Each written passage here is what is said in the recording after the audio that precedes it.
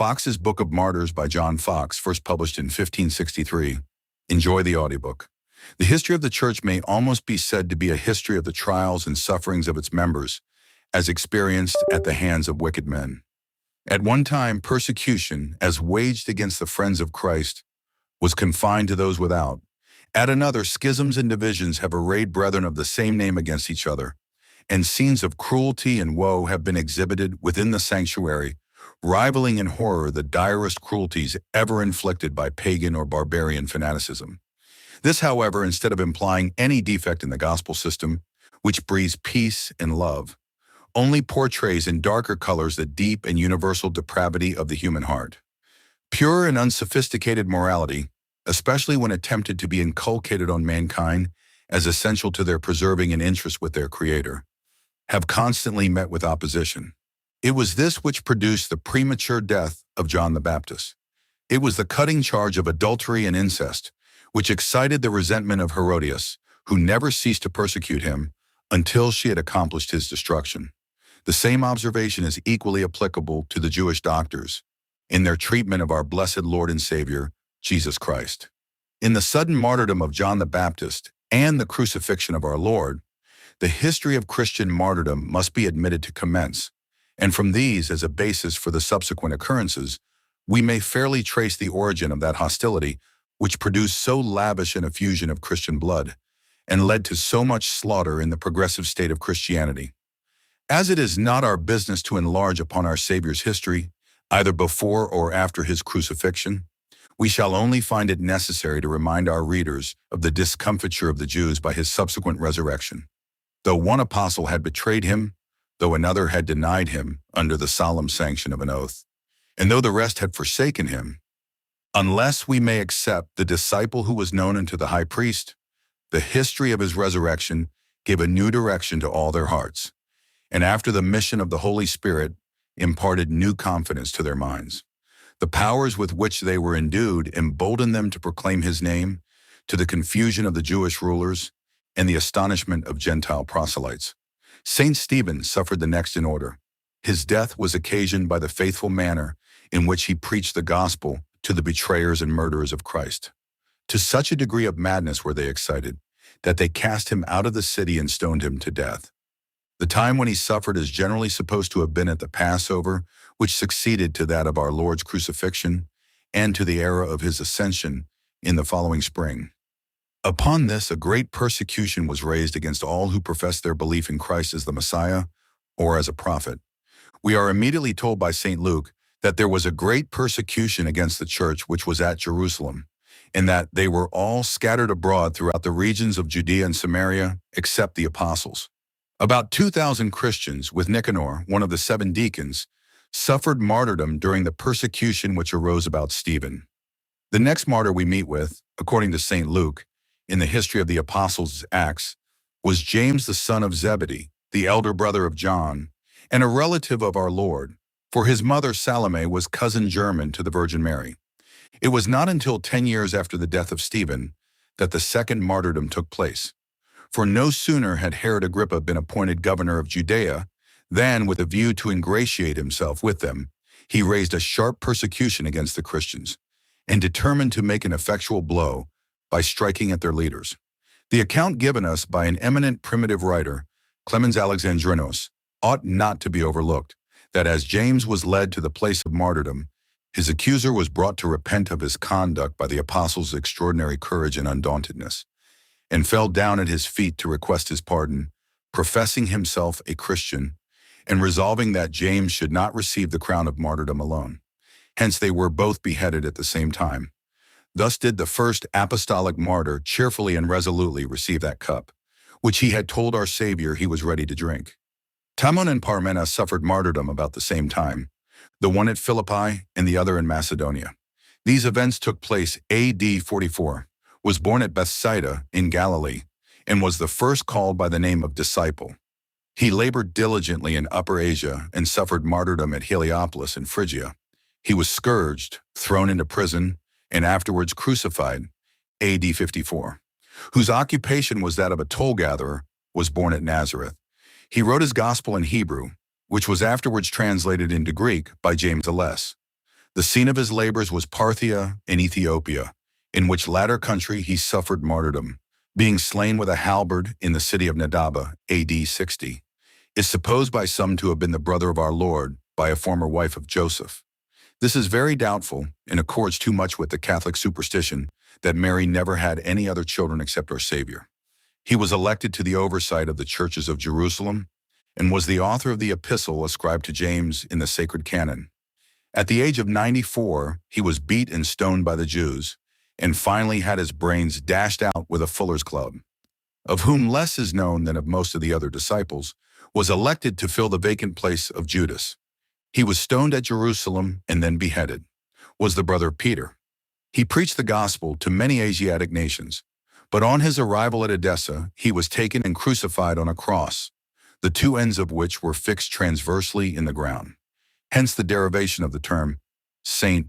Andrew's Cross. Was born of Jewish parents of the tribe of Levi. He is supposed to have been converted to Christianity by Peter, whom he served as an amanuensis, and under whose inspection he wrote his gospel in the Greek language. Mark was dragged to pieces by the people of Alexandria, at the great solemnity of Serapis their idol, ending his life under their merciless hands, was born at Bethsaida in Galilee. He was by occupation a fisherman. Christ gave him a name which in Syriac implies a rock. Peter is supposed to have suffered martyrdom at Rome during the reign of the Emperor Nero, being crucified with his head downward at his own request. It is, however, very uncertain whether Peter ever visited Rome at all, the evidence rather favoring the supposition that he ended his days in some other country. Edeb. The great apostle of the Gentiles was a Jew of the tribe of Benjamin, a native of Tarsus in Cilicia, and before his conversion was called Saul. After suffering various persecutions at Jerusalem, Iconium, Lystra, Philippi, and Thessalonica, he was carried prisoner to Rome, where he continued for 2 years and was then released. He afterwards visited the churches of Greece and Rome and preached the gospel in Spain and France, but returning to Rome, he was apprehended by order of Nero and beheaded. The brother of James was commonly called Thaddeus. He was crucified at Edessa, AD 72, preached in several countries, and having translated the Gospel of Matthew into the language of India, he propagated it in that country. He was at length cruelly beaten and then crucified by the impatient idolaters. Called Didymus, preached the gospel in Parthia in India, where, exciting the rage of the pagan priests, he was martyred by being thrust through with a spear. The evangelist was the author of the gospel, which goes under his name. He traveled with Paul through various countries and is supposed to have been hanged on an olive tree by the idolatrous priests of Greece. Surnamed Zelotes, preached the gospel in Mauritania, Africa, and even in Britain, which latter country he was crucified, AD 74. The beloved disciple was brother to James the Great. The churches of Smyrna, Pergamos, Sardis, Philadelphia, Laodicea, and Thyatira were founded by him. From Ephesus he was ordered to be sent to Rome, where it is affirmed he was cast into a cauldron of boiling oil. He escaped by miracle without injury. Domitian afterwards banished him to the Isle of Patmos, where he wrote the Book of Revelation. Nerva, the successor of Domitian, recalled him. He was the only apostle who escaped a violent death. Was of Cyprus, but of Jewish descent. His death is supposed to have taken place about AD 73. The first persecution of the church took place in the year 67 under Nero, the sixth emperor of Rome. This monarch reigned for the space of 5 years, with tolerable credit to himself, but then gave way to the greatest extravagancy of temper and to the most atrocious barbarities. Among other diabolical whims, he ordered that the city of Rome should be set on fire, which order was executed by his officers, guards, and servants. While the imperial city was in flames, he went up to the tower of Mechanus, played upon his harp, sung the song of the burning of Troy, and openly declared that he wished the ruin of all things before his death. Besides the noble pile, called the circus, many other palaces and houses were consumed. Several thousands perished in the flames, were smothered in the smoke, or buried beneath the ruins. This dreadful conflagration continued 9 days, when Nero, finding that his conduct was greatly blamed and a severe odium cast upon him, determined to lay the whole upon the Christians, at once to excuse himself, and have an opportunity of glutting his sight with new cruelties. This was the occasion of the first persecution, and the barbarities exercised on the Christians were such as even excited the commiseration of the Romans themselves. Nero even refined upon cruelty, and contrived all manner of punishments for the Christians that the most infernal imagination could design. In particular, he had some sewed up in the skins of wild beasts, and then worried by dogs till they expired, and others dressed in shirts made stiff with wax, fixed to axle trees, and set on fire in his gardens, in order to illuminate them. This persecution was general throughout the whole Roman Empire, but it rather increased than diminished the spirit of Christianity. In the course of it, St. Paul and St. Peter were martyred. To their names may be added Erastus, Chamberlain of Corinth, Aristarchus the Macedonian, and Trophimus, an Ephesian, converted by St. Paul and fellow laborer with him, Joseph, commonly called Barsabbas, and Ananias, bishop of Damascus, each of the 70. The Emperor Domitian, who was naturally inclined to cruelty, first slew his brother and then raised the second persecution against the Christians. In his rage, he put to death some of the Roman senators, some through malice, and others to confiscate their estates. He then commanded all the lineage of David to be put to death. Among the numerous martyrs that suffered during this persecution was Simeon, bishop of Jerusalem, who was crucified, and St. John, who was boiled in oil, and afterward banished to Patmos. Flavia, the daughter of a Roman senator, was likewise banished to Pontus, and a law was made that no Christian, once brought before the tribunal, should be exempted from punishment without renouncing his religion. A variety of fabricated tales were, during this reign, composed in order to injure the Christians. Such was the infatuation of the pagans that, if famine, pestilence, or earthquakes afflicted any of the Roman provinces, it was laid upon the Christians. These persecutions among the Christians increased the number of informers, and many, for the sake of gain, swore away the lives of the innocent. Another hardship was that when any Christians were brought before the magistrates, a test oath was proposed, when, if they refused to take it, death was pronounced against them. And if they confessed themselves Christians, the sentence was the same. The following were the most remarkable among the numerous martyrs who suffered during this persecution. Dionysius the Areopagite was an Athenian by birth and educated in all the useful and ornamental literature of Greece. He then traveled to Egypt to study astronomy and made very particular observations on the great and supernatural eclipse, which happened at the time of our Savior's crucifixion. The sanctity of his conversation and the purity of his manners recommended him so strongly to the Christians in general that he was appointed Bishop of Athens. Nicodemus, a benevolent Christian of some distinction, suffered at Rome during the rage of Domitian's persecution. Protasius and Gervasius were martyred at Milan. Timothy was the celebrated disciple of St. Paul and Bishop of Ephesus, where he zealously governed the church till AD 97. At this period, as the pagans were about to celebrate a feast called Catagogion, Timothy, meeting the procession, severely reproved them for their ridiculous idolatry, which so exasperated the people that they fell upon him with their clubs and beat him in so dreadful a manner that he expired of the bruises 2 days after.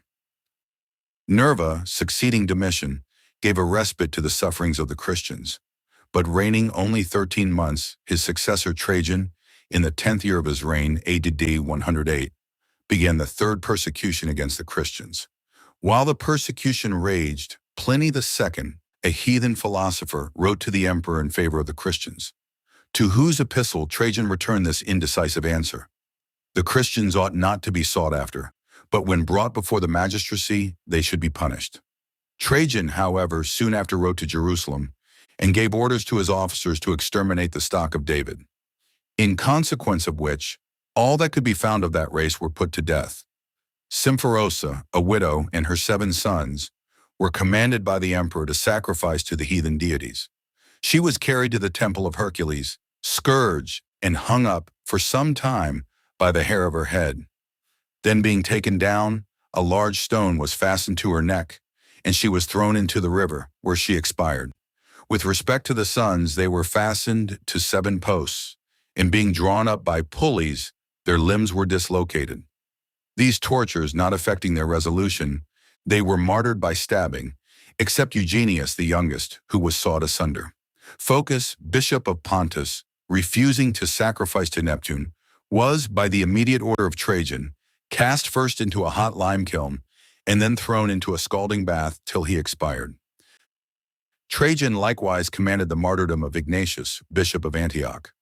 This holy man was the person whom, when an infant, Christ took into his arms and showed to his disciples as one that would be a pattern of humility and innocence. He received the gospel afterward from St. John the Evangelist and was exceedingly zealous in his mission. He boldly vindicated the faith of Christ before the emperor, for which he was cast into prison and tormented in a most cruel manner. After being dreadfully scourged, he was compelled to hold fire in his hands, and at the same time papers clipped in oil were put to his sides and set on fire. His flesh was then torn with red-hot pincers, and at last he was dispatched by being torn to pieces by wild beasts. Trajan being succeeded by Adrian, the latter continued this third persecution with as much severity as his predecessor. About this time Alexander, bishop of Rome with his 2 deacons, were martyred, as were Quirinus and Herns with their families, Zenon, a Roman nobleman, and about 10,000 other Christians. In Mount Ararat many were crucified, crowned with thorns, and spears run into their sides in imitation of Christ's passion. Eustathius, a brave and successful Roman commander, was by the emperor ordered to join in an idolatrous sacrifice to celebrate some of his own victories. But his faith, being a Christian in his heart, was so much greater than his vanity that he nobly refused it. Enraged at the denial, the ungrateful emperor forgot the service of this skillful commander and ordered him and his whole family to be martyred. At the martyrdom of Faustinus and Jovita, brothers and citizens of Brescia, their torments were so many and their patience so great that Calicerius, a pagan, beholding them, was struck with admiration and exclaimed in a kind of ecstasy, "Great is the God of the Christians," for which he was apprehended and suffered a similar fate. Many other similar cruelties and rigors were exercised against the Christians until Quadratus, bishop of Athens, made a learned apology in their favor before the emperor, who happened to be there, and Aristides, a philosopher of the same city, wrote an elegant epistle which caused Adrian to relax in his severities and relent in their favor. Adrian dying. AD 138 was succeeded by Antoninus Pius, one of the most amiable monarchs that ever reigned, and who stayed the persecution against the Christians. This commenced AD 162 under Marcus Aurelius Antoninus Philosophus, a strong pagan. The cruelties used in this persecution were such that many of the spectators shuddered with horror at the sight and were astonished at the intrepidity of the sufferers. Some of the martyrs were obliged to pass, with their already wounded feet, over thorns, nails, sharp shells, etc. upon their points. Others were scourged till their sinews and veins lay bare, and after suffering the most excruciating tortures that could be devised, they were destroyed by the most terrible deaths. Germanicus, a young man, but a true Christian, being delivered to the wild beasts on account of his faith, behaved with such astonishing courage that several pagans became converts to a faith which inspired such fortitude. Polycarp, the venerable bishop of Smyrna, hearing that persons were seeking for him, escaped, but was discovered by a child. After feasting the guards who apprehended him, he desired an hour in prayer, which being allowed, he prayed with such fervency that his guards repented that they had been instrumental in taking him. He was, however, carried before the proconsul, condemned, and burnt in the marketplace. 12 other Christians, who had been intimate with Polycarp, were soon after martyred. The circumstances attending the execution of this venerable old man, as they were of no common nature, so it would be injurious to the credit of our professed history of martyrdom to pass them over in silence.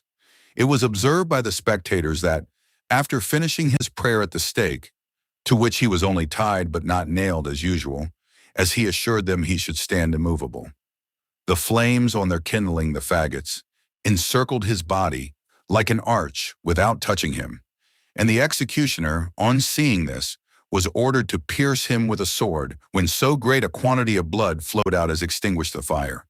But his body, at the instigation of the enemies of the gospel, especially Jews, was ordered to be consumed in the pile, and the request of his friends who wished to give it Christian burial rejected.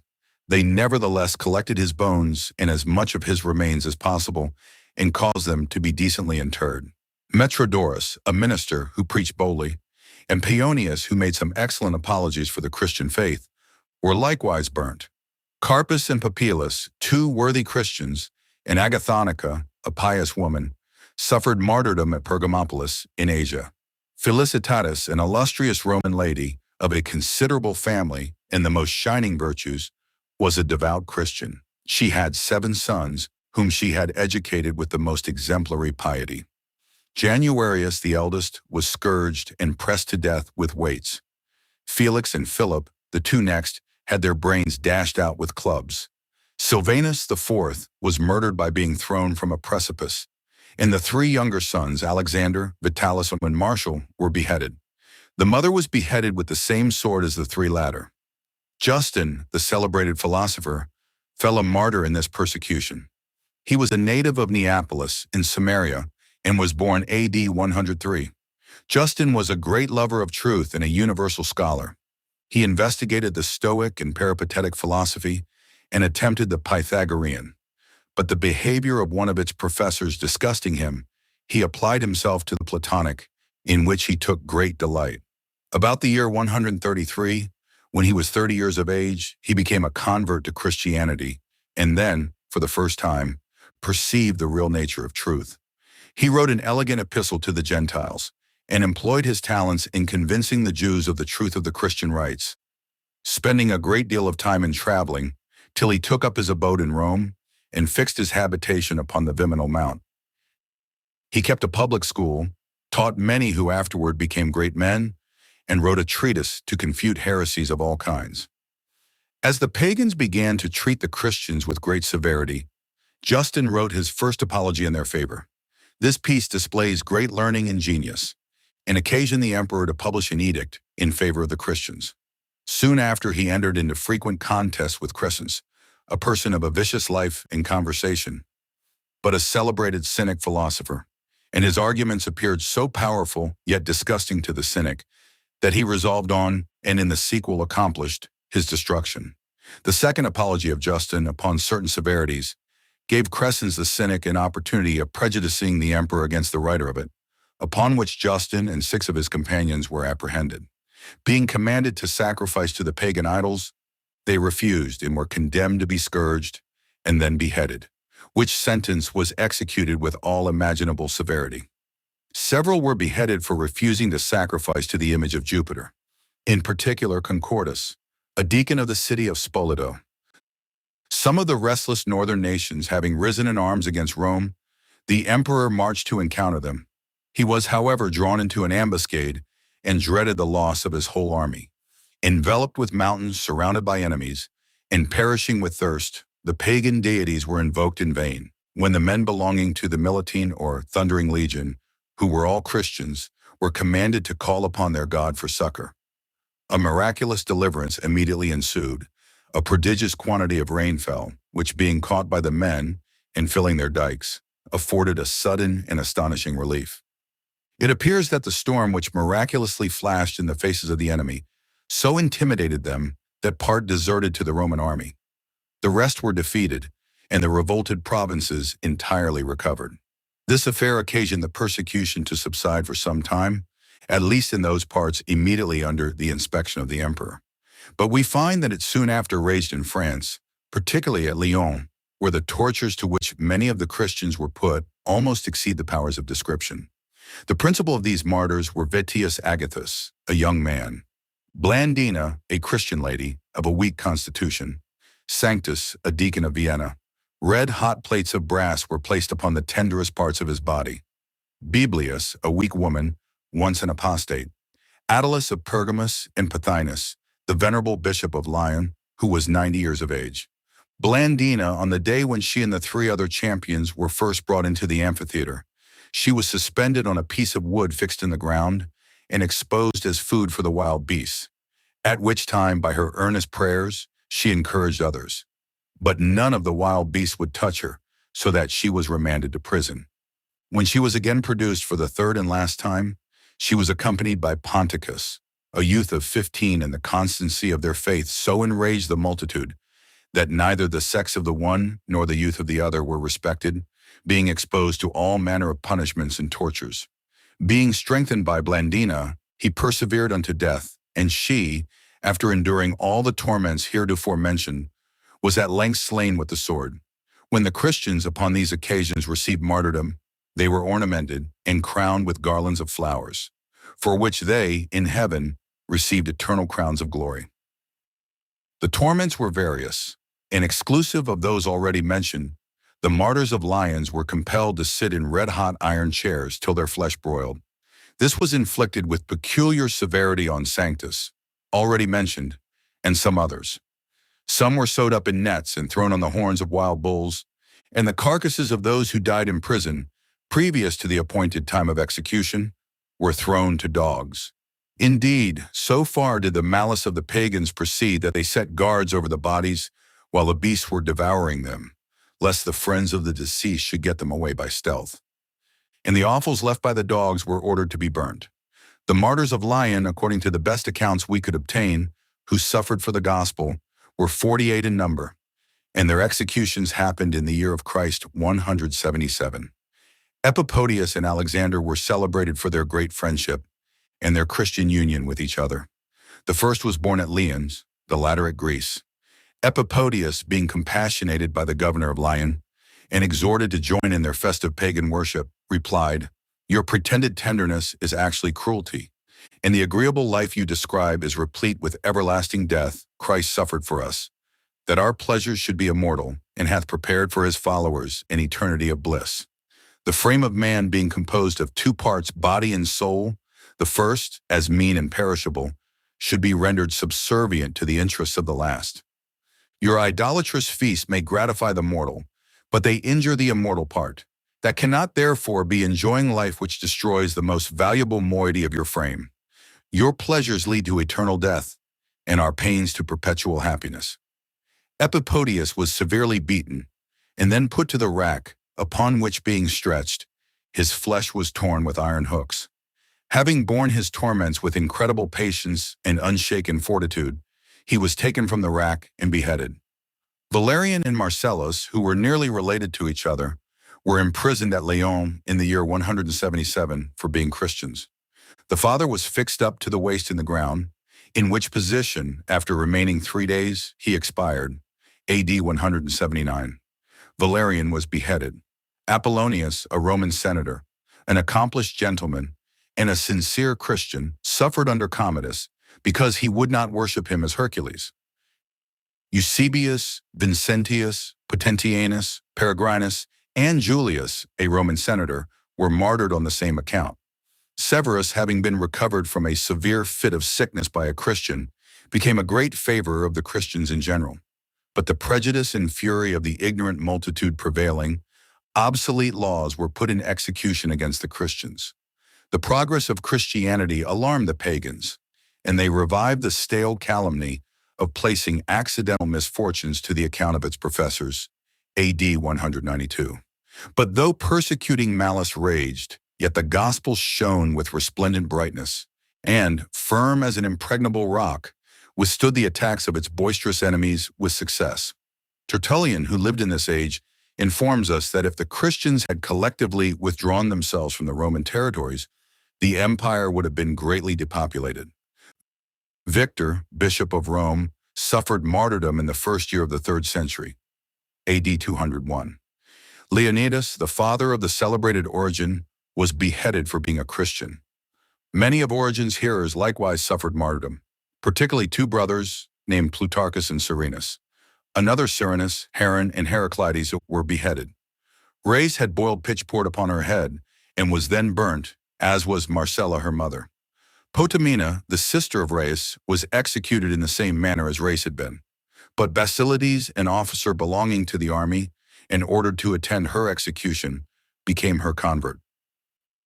Basilides, being as an officer required to take a certain oath, refused, saying that he could not swear by the Roman idols, as he was a Christian. Struck with surprise, the people could not at first believe what they heard, but he had no sooner confirmed the same than he was dragged before the judge, committed to prison, and speedily afterward beheaded. Irenaeus, Bishop of Lyon, was born in Greece and received both a polite and a Christian education. It is generally supposed that the account of the persecutions at Lyon was written by himself. He succeeded the martyr Pothinus as Bishop of Lyon and ruled his diocese with great propriety. He was a zealous opposer of heresies in general. In about AD 187, he wrote a celebrated tract against heresy.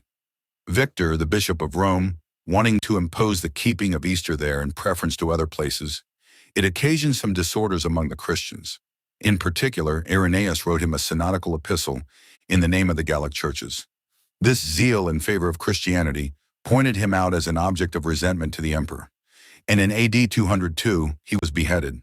The persecutions now extending to Africa, many were martyred in that quarter of the globe, the most particular of whom we shall mention. Perpetua, a married lady of about 22 years. Those who suffered with her were Felicitas, a married lady, big with child at the time of her being apprehended, and Revocatus, catechumen of Carthage, and a slave. The names of the other prisoners, destined to suffer upon this occasion, were Saturnus, Secundulus, and Satur. On the day appointed for their execution, they were led to the amphitheater. Satur, Saturninus, and Revocatus were ordered to run the gauntlet between the hunters, or such as had the care of the wild beasts. The hunters being drawn up in two ranks, they ran between, and were severely lashed as they passed. Felicitas and Perpetua were stripped in order to be thrown to a mad bull, which made his first attack upon Perpetua, and stunned her. He then darted at Felicitas and gored her dreadfully, but not killing them, the executioner did that office with a sword. Revocatus and Satur were destroyed by wild beasts. Saturninus was beheaded, and Secundulus died in prison. These executions were in the year 205, on the 8th day of March. Spiritus and 12 others were likewise beheaded, as was Andocles in France. Asclepiades, Bishop of Antioch, suffered many tortures, but his life was spared. Cecilia, a young lady of good family in Rome, was married to a gentleman named Valerian. She converted her husband and brother, who were beheaded, and the Maximus, or officer, who led them to execution, becoming their convert, suffered the same fate. The lady was placed naked in a scalding bath, and having continued there a considerable time, her head was struck off with a sword. AD 222. Callistus, Bishop of Rome, was martyred. AD 224, but the manner of his death is not recorded, and Urban, Bishop of Rome, met the same fate AD 232. AD 235 was in the time of Maximinus. In Cappadocia, the president Cerimianus did all he could to exterminate the Christians from that province. The principal persons who perished under this reign were Pontianus, Bishop of Rome, and Teros, a Grecian, his successor, who gave offense to the government by collecting the acts of the martyrs, Pamachius and Quiritus, Roman senators with all their families, and many other Christians. Simplicius, senator, Calipodius, a Christian minister, thrown into the Tiber, Martina, a noble and beautiful virgin, and Hippolytus, a Christian prelate, tied to a wild horse and dragged till he expired. During this persecution, raised by Maximinus, numberless Christians were slain without trial and buried indiscriminately in heaps, sometimes 50 or 60 being cast into a pit together, without the least decency. The tyrant Maximinus dying, AD 238, was succeeded by Gordian, during whose reign, and that of his successor Philip, the church was free from persecution for the space of more than 10 years.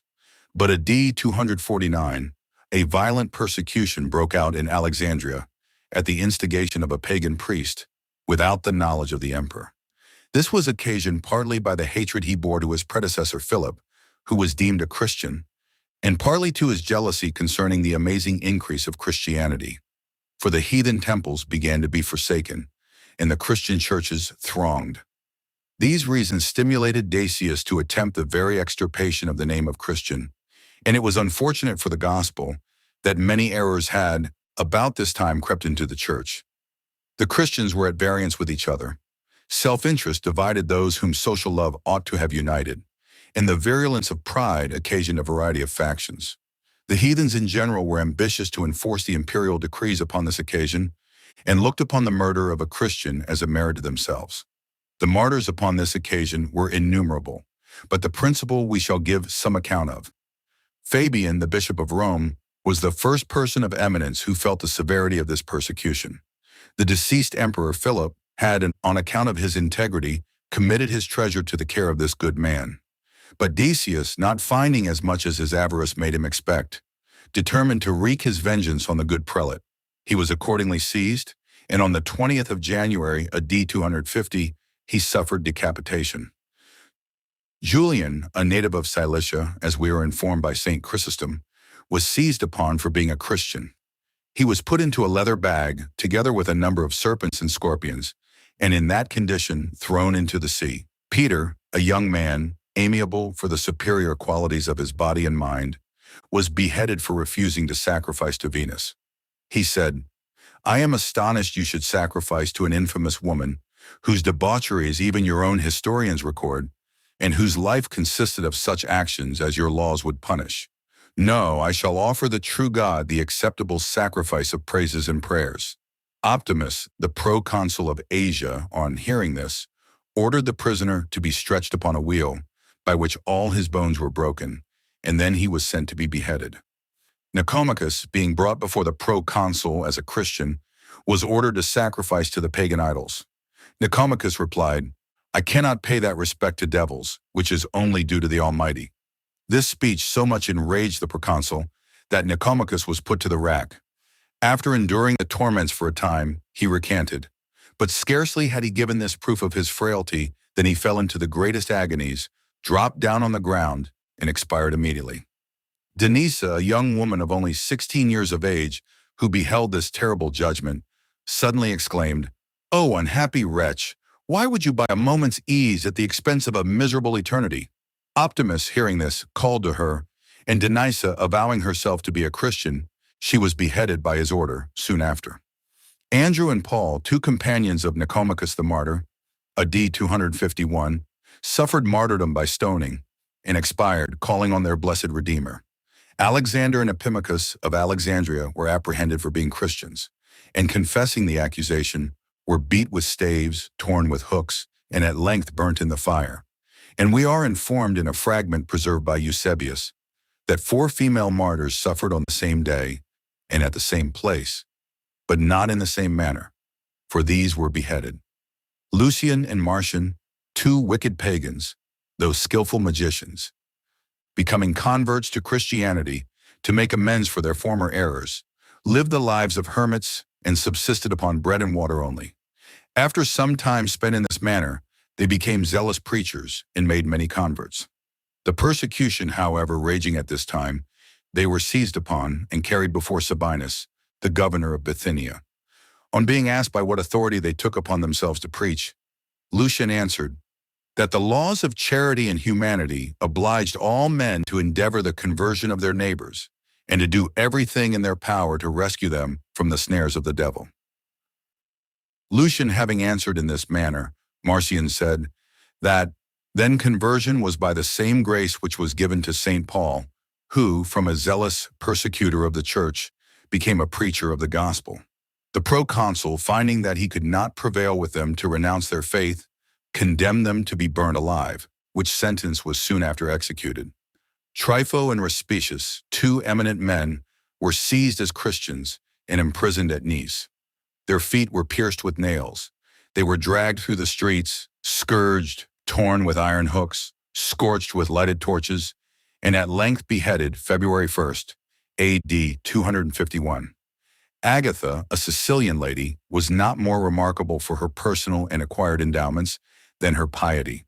Her beauty was such that Quintian, governor of Sicily, became enamored of her, and made many attempts upon her chastity without success.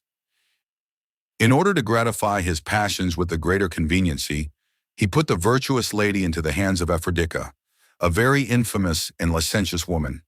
This wretch tried every artifice to win her to the desired prostitution, but found all her efforts were vain, for her chastity was impregnable, and she well knew that virtue alone could procure true happiness. Aphrodite acquainted Quintian with the inefficacy of her endeavors, who, enraged to be foiled in his designs, changed his lust into resentment.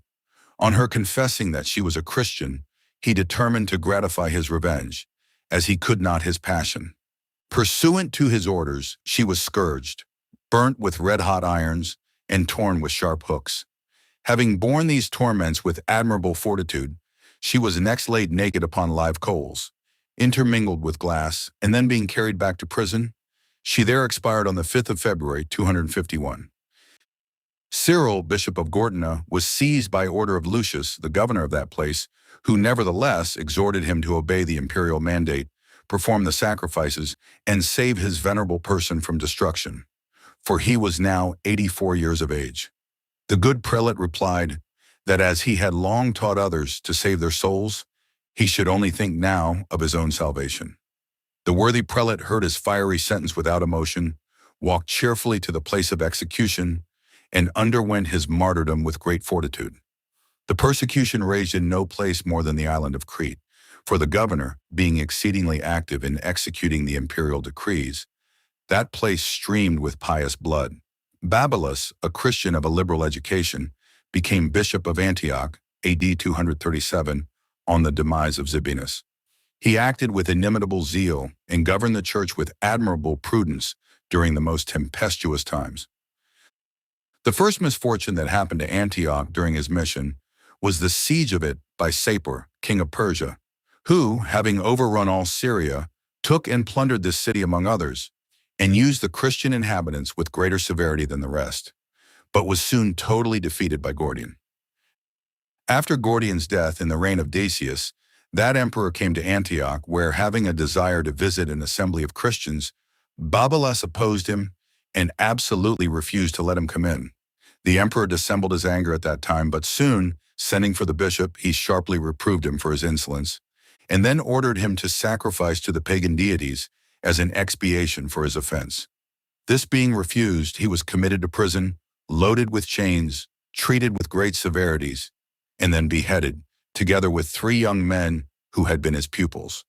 AD 251. Alexander, Bishop of Jerusalem, about this time was cast into prison on account of his religion, where he died through the severity of his confinement. Julianus, an old man, lame with the gout, and Cronion, another Christian, were bound on the backs of camels, severely scourged, and then thrown into a fire and consumed. Also 40 virgins at Antioch, after being imprisoned and scourged, were burnt. In the year of our Lord 251, the Emperor Decius, having erected a pagan temple at Ephesus, he commanded all who were in that city to sacrifice to the idols. This order was nobly refused by 7 of his own soldiers, viz., Maximianus, Martianus, Joannes, Malchus, Dionysius, Sarion, and Constantinus. The emperor, wishing to win these soldiers to renounce their faith by his entreaties and lenity, gave them a considerable respite till he returned from an expedition.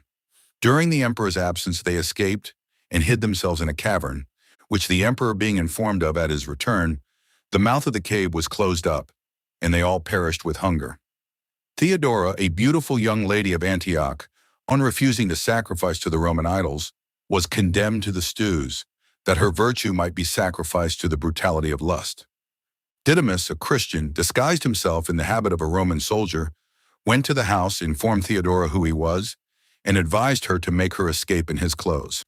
This being effected, and a man found in the brothel instead of a beautiful lady, Didymus was taken before the president, to whom, confessing the truth, and owning that he was a Christian, the sentence of death was immediately pronounced against him. Theodora, hearing that her deliverer was likely to suffer, came to the judge, threw herself at his feet, and begged that the sentence might fall on her as the guilty person. But, deaf to the cries of the innocent and insensible to the calls of justice, the inflexible judge condemned both when they were executed accordingly, being first beheaded and their bodies afterward burnt. Secundianus, having been accused as a Christian, was conveyed to prison by some soldiers. On the way, Varianus and Marcellinus said, "Where are you carrying the innocent?" This interrogatory occasioned them to be seized, and all 3, after having been tortured, were hanged and decapitated. Origen, the celebrated presbyter and catechist of Alexandria, at the age of 64, was seized, thrown into a loathsome prison, laden with fetters, his feet placed in the stocks, and his legs extended to the utmost for several successive days. He was threatened with fire and tormented by every lingering means the most infernal imaginations could suggest. During thus cruel temporizing, the Emperor Decius died, and Gallus, who succeeded him, engaging in a war with the Goths. The Christians met with a respite. In this interim, Origen obtained his enlargement, and retiring to Tyre, he there remained till his death, which happened when he was in the 69th year of his age. Gallus, the emperor, having concluded his wars, a plague broke out in the empire. Sacrifices to the pagan deities were ordered by the emperor, and persecution spread from the interior to the extreme parts of the empire, and many fell martyrs to the impetuosity of the rabble, as well as the prejudice of the magistrates. Among these were Cornelius, the Christian bishop of Rome, and Lucius, his successor, in 253. Most of the errors which crept into the church at this time arose from placing human reason in competition with revelation.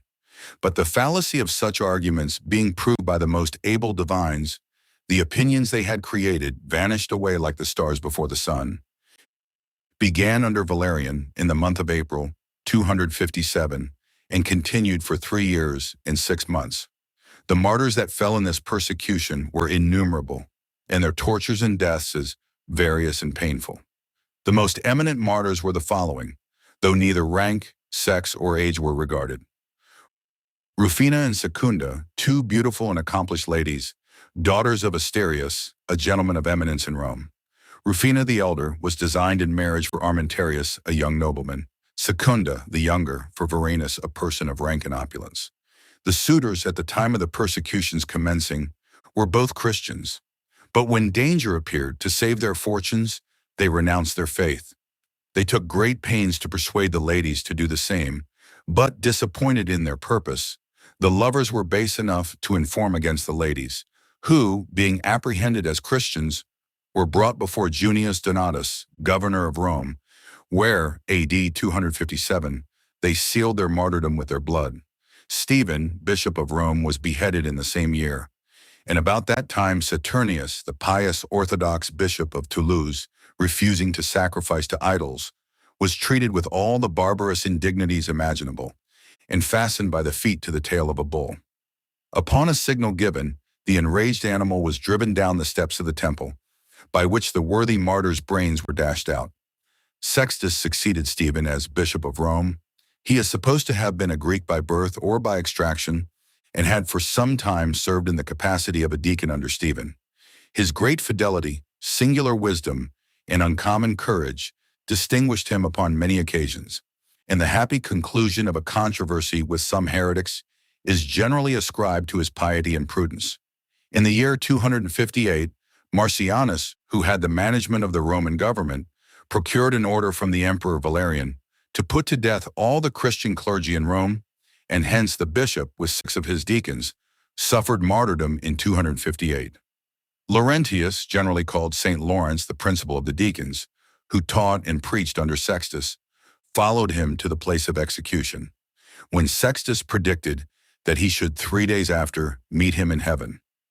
Laurentius, looking upon this as a certain indication of his own approaching martyrdom, at his return gathered together all the Christian poor and distributed the treasures of the church, which had been committed to his care among them.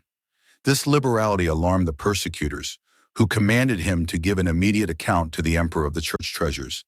This he promised to do in 3 days, during which interval he collected together a great number of aged, helpless, and impotent poor. He repaired to the magistrate, and presenting them to him said, "These are the true treasures of the church." Incensed at the disappointment, and fancying the matter meant in ridicule, the governor ordered him to be immediately scourged. He was then beaten with iron rods, set upon a wooden horse, and had his limbs dislocated. These tortures he endured with fortitude and perseverance, when he was ordered to be fastened to a large gridiron, with a slow fire under it, that his death might be the more lingering. His astonishing constancy during these trials, and serenity of countenance while under such excruciating torments, gave the spectators so exalted an idea of the dignity and truth of the Christian religion, that many became converts upon the occasion, of whom was Romanus, a soldier. In Africa, the persecution raged with peculiar violence. Many thousands received the crown of martyrdom, among whom the following were the most distinguished characters: Cyprian, Bishop of Carthage, an eminent prelate and a pious ornament of the church. The brightness of his genius was tempered by the solidity of his judgment, and with all the accomplishments of the gentleman, he blended the virtues of a Christian. His doctrines were orthodox and pure, his language easy and elegant, and his manners graceful and winning. In fine, he was both a pious and polite preacher. In his youth, he was educated in the principles of gentilism, and having a considerable fortune, he lived in the very extravagance of splendor and all the dignity of pomp. About the year 246, Quicilius, a Christian minister of Carthage, became the happy instrument of Cyprian's conversion, on which account, and for the great love that he always afterwards bore for the author of his conversion, he was termed Quicilius Cyprian.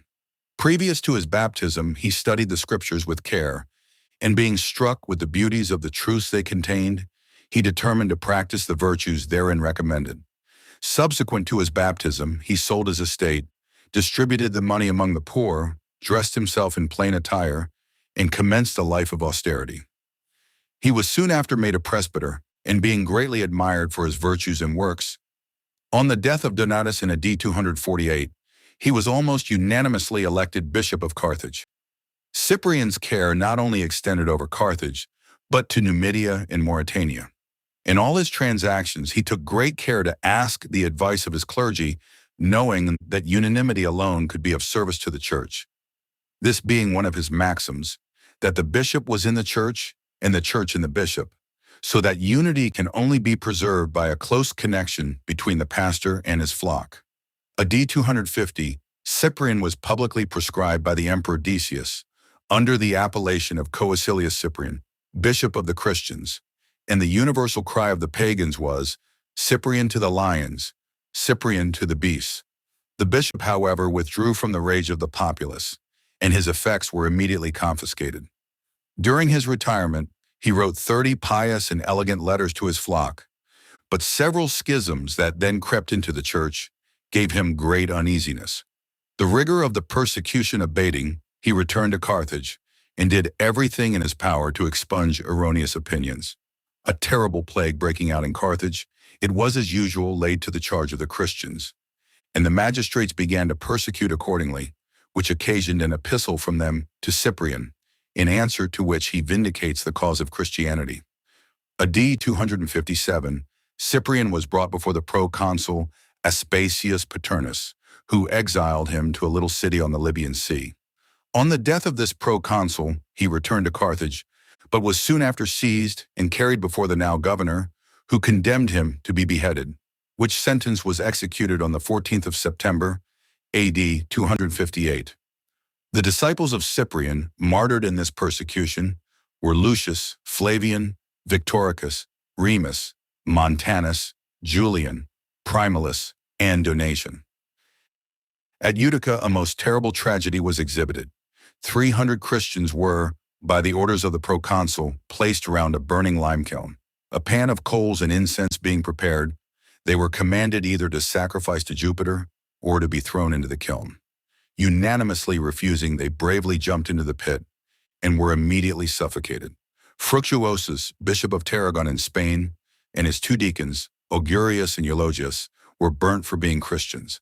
Alexander, Malchus, and Priscus, 3 Christians of Palestine, with a woman of the same place, voluntarily accused themselves of being Christians, on which account they were sentenced to be devoured by tigers, which sentence was executed accordingly.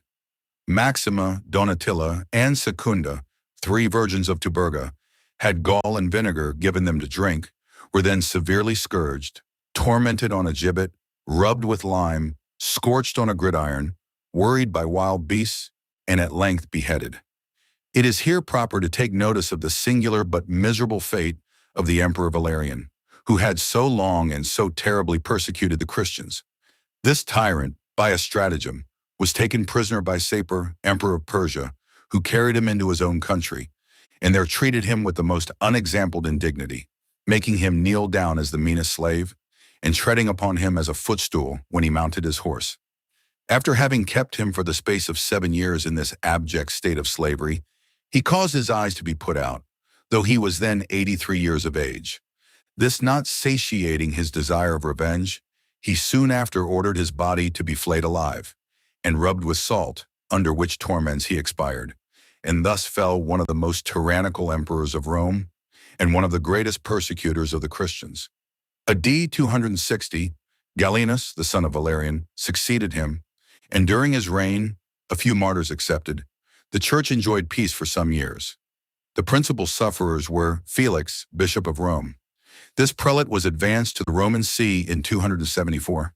He was the first martyr to Aurelian's petulancy, being beheaded on the 22nd of December in the same year.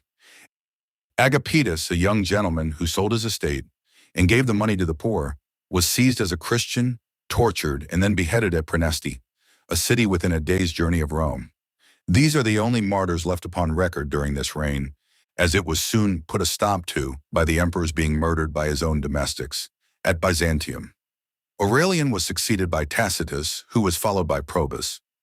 As the latter was by Carus, this emperor being killed by a thunderstorm, his sons Carneus and Numerian succeeded him, and during all these reigns the church had peace. Diocletian mounted the imperial throne, AD 284. At first he showed great favor to the Christians.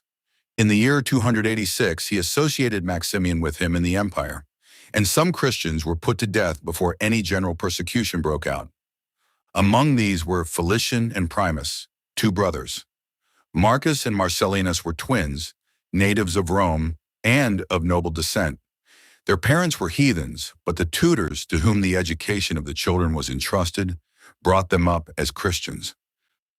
Their constancy at length subdued those who wished them to become pagans, and their parents and whole family became converts to a faith they had before reprobated. They were martyred by being tied to posts and having their feet pierced with nails. After remaining in this situation for a day and a night, their sufferings were put an end to by thrusting lances through their bodies.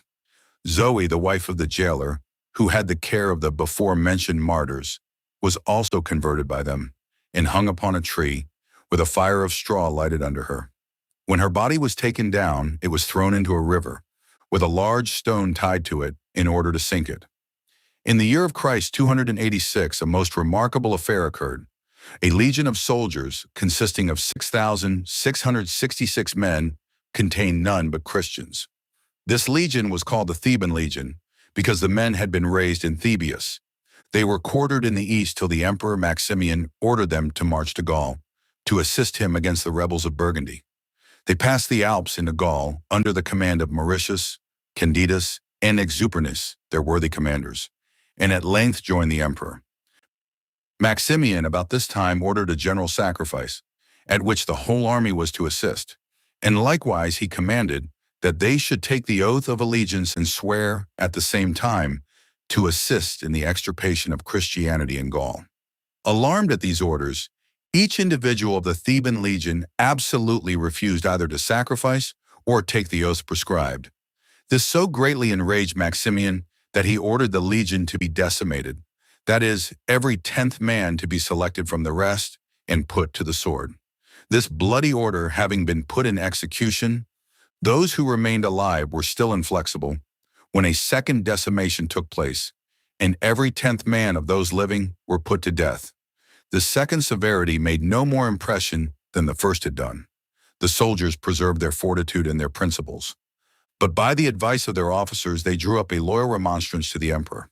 This, it might have been presumed, would have softened the emperor, but it had a contrary effect, for enraged at their perseverance and unanimity, he commanded that the whole legion should be put to death, which was accordingly executed by the other troops, who cut them to pieces with their swords, September 22nd, 286. Alban, from whom St. Albans in Hertfordshire received its name, was the first British martyr. Great Britain had received the gospel of Christ from Lucius, the first Christian king, but did not suffer from the rage of persecution for many years after. He was originally a pagan, but converted by a Christian ecclesiastic named Amphibolus, whom he sheltered on account of his religion. The enemies of Amphibolus, having intelligence of the place where he was secreted, came to the house of Alban. In order to facilitate his escape, when the soldiers came, He offered himself up as the person they were seeking for. The deceit being detected, the governor ordered him to be scourged, and then he was sentenced to be beheaded. June 22nd, AD 287. The Venerable Bede assures us that upon this occasion, the executioner suddenly became a convert to Christianity and entreated permission to die for Alban or with him. Obtaining the latter request, they were beheaded by a soldier who voluntarily undertook the task of executioner. This happened on the 22nd of June, AD 287, at Verulam, now St. Albans in Hertfordshire, where a magnificent church was erected to his memory about the time of Constantine the Great. This edifice, being destroyed in the Saxon Wars, was rebuilt by Offa, king of Mercia, and a monastery erected adjoining to it, some remains of which are still visible, and the church is a noble Gothic structure. Faith, a Christian female of Aquitaine, France, was ordered to be broiled upon a gridiron and then beheaded. AD 287. Quintin was a Christian and a native of Rome, but determined to attempt the propagation of the gospel in Gaul. With one Lucian, they preached together in Amiens, after which Lucian went to Beaumaris, where he was martyred. Quintin remained in Picardy and was very zealous in his ministry. Being seized upon as a Christian, he was stretched with pulleys till his joints were dislocated. His body was then torn with wire scourges, and boiling oil and pitch poured on his naked flesh. Lighted torches were applied to his sides and armpits, and after he had been thus tortured, he was remanded back to prison and died of the barbarities he had suffered. October 31st, AD 287. His body was sunk in the Somme under the Roman emperors, commonly called the era of the martyrs, was occasioned partly by the increasing numbers and luxury of the Christians, and the hatred of Galerius, the adopted son of Diocletian, who, being stimulated by his mother, a bigoted pagan, never ceased persuading the emperor to enter upon the persecution till he had accomplished his purpose. The fatal day fixed upon to commence the bloody work was the 23rd of February, AD 303, that being the day in which the Terminalia were celebrated, and on which, as the cruel pagans boasted, they hoped to put a termination to Christianity. On the appointed day, the persecution began in Nicomedia, on the morning of which the prefect of that city repaired, with a great number of officers and assistants, to the church of the Christians, where, having forced open the doors, they seized upon all the sacred books and committed them to the flames. The whole of this transaction was in the presence of Diocletian and Galerius, who, not contented with burning the books, had the church leveled with the ground. This was followed by a severe edict commanding the destruction of all other Christian churches and books, and an order soon succeeded to render Christians of all denominations outlaws. The publication of this edict occasioned an immediate martyrdom for a bold Christian, not only tore it down from the place to which it was affixed, but execrated the name of the emperor for his injustice. A provocation like this was sufficient to call down pagan vengeance upon his head. He was accordingly seized, severely tortured, and then burned alive. All the Christians were apprehended and imprisoned, and Galerius privately ordered the imperial palace to be set on fire, that the Christians might be charged as the incendiaries, and a plausible pretense given for carrying on the persecution with the greatest severities.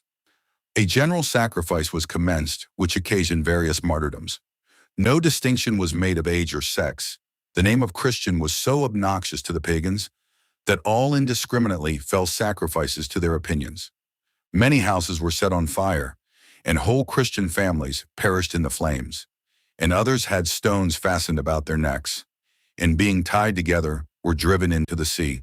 The persecution became general in all the Roman provinces, but more particularly in the East. And as it lasted 10 years, it is impossible to ascertain the numbers martyred or to enumerate the various modes of martyrdom.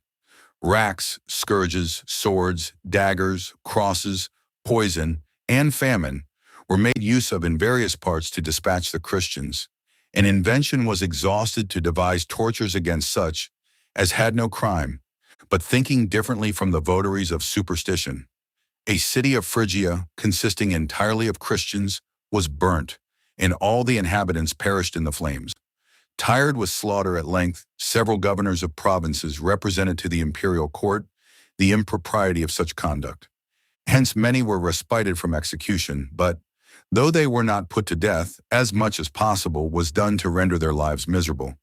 many of them having their ears cut off, their noses slit, their right eyes put out, their limbs rendered useless by dreadful dislocations, and their flesh seared in conspicuous places with red-hot irons.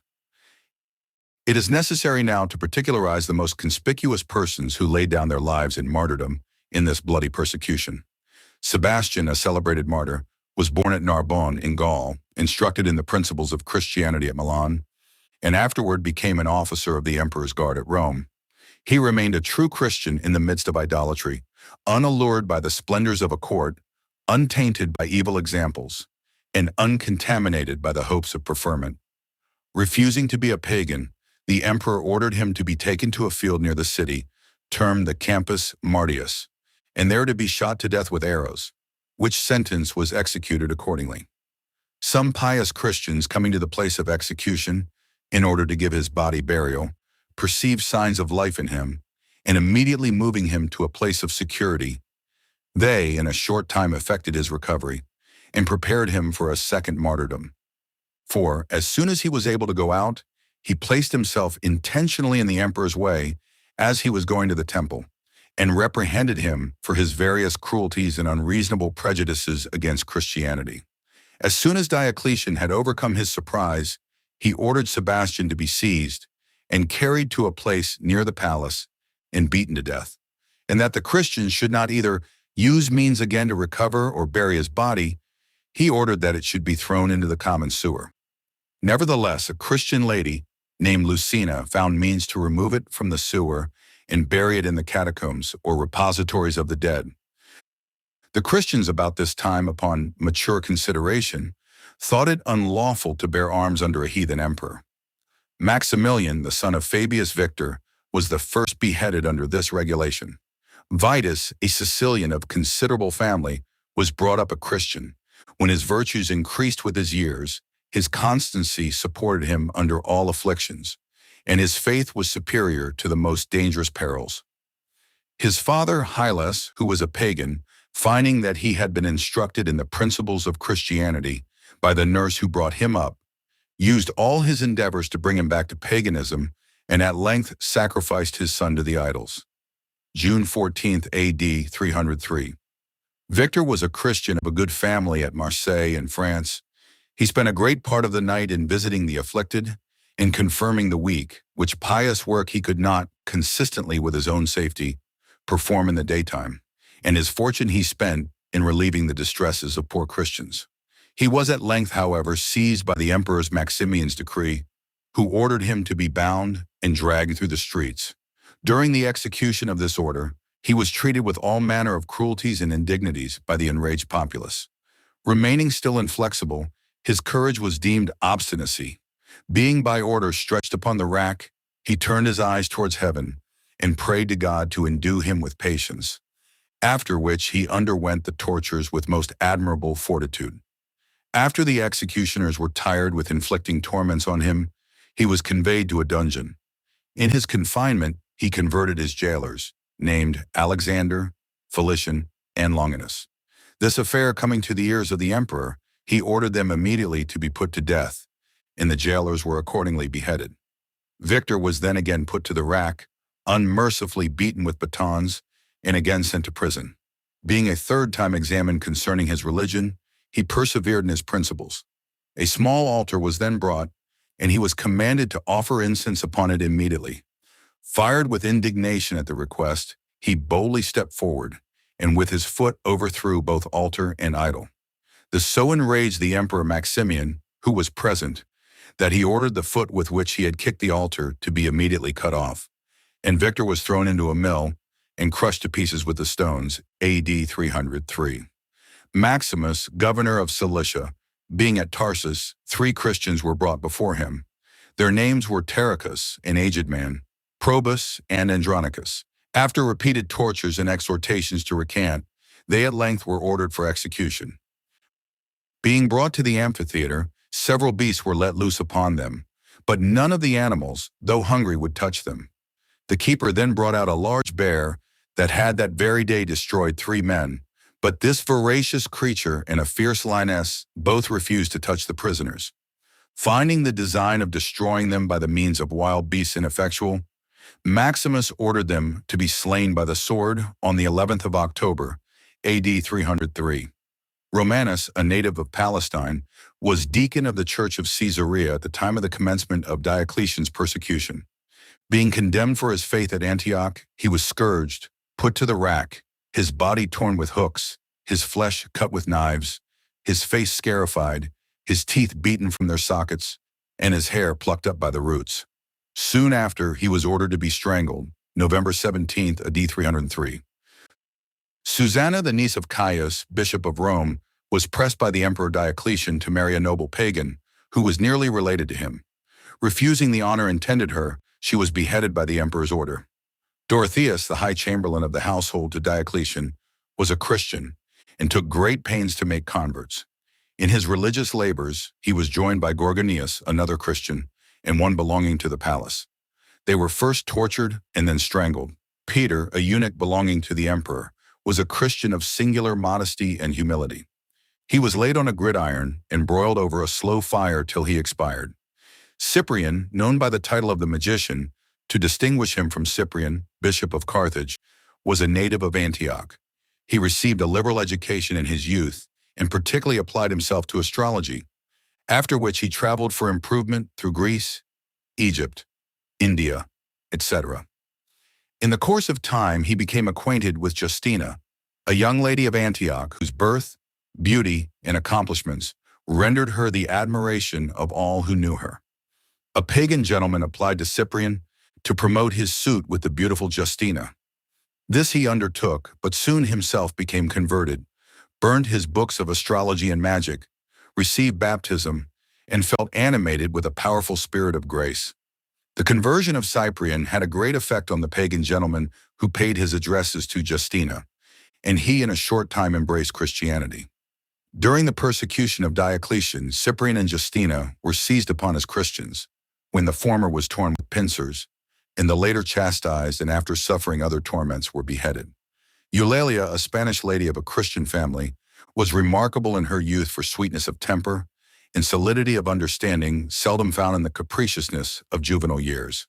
Being apprehended as a Christian, the magistrate attempted by the mildest means to bring her over to paganism, but she ridiculed the pagan deities with such asperity that the judge, incensed at her behavior, ordered her to be tortured.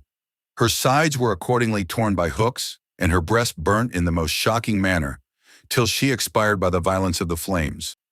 December AD 303.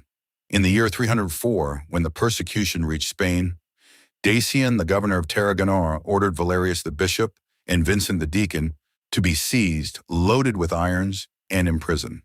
The prisoners being firm in their resolution, Valerius was banished, and Vincent was racked, and his limbs dislocated, his flesh torn with hooks, and was laid on a gridiron, which had not only a fire placed under it, but spikes at the top which ran into his flesh. These torments neither destroying him nor changing his resolutions, he was remanded to prison and confined in a small, loathsome, dark dungeon strewed with sharp flints and pieces of broken glass, where he died January 22nd, 304. His body was thrown into the river. The persecution of Diocletian began particularly to rage in AD 304, when many Christians were put to cruel tortures, and the most painful and ignominious deaths, the most eminent in particular of whom we shall enumerate. Saturninus, a priest of Albatina, a town of Africa, after being tortured, was remanded to prison and there starved to death. His 4 children, after being variously tormented, shared the same fate with their father. Dativus, a noble Roman senator, Thelico, a pious Christian, Victoria, a young lady of considerable family and fortune, with some others of less consideration, all auditors of Saturninus, were tortured in a similar manner, and perished by the same means.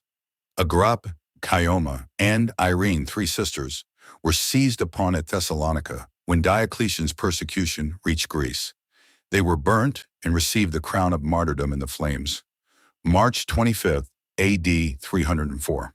The governor, finding that he could make no impression on Irene, ordered her to be exposed naked in the streets, which shameful order having been executed, she was burnt April 1st, AD 304, at the same place where her sisters suffered.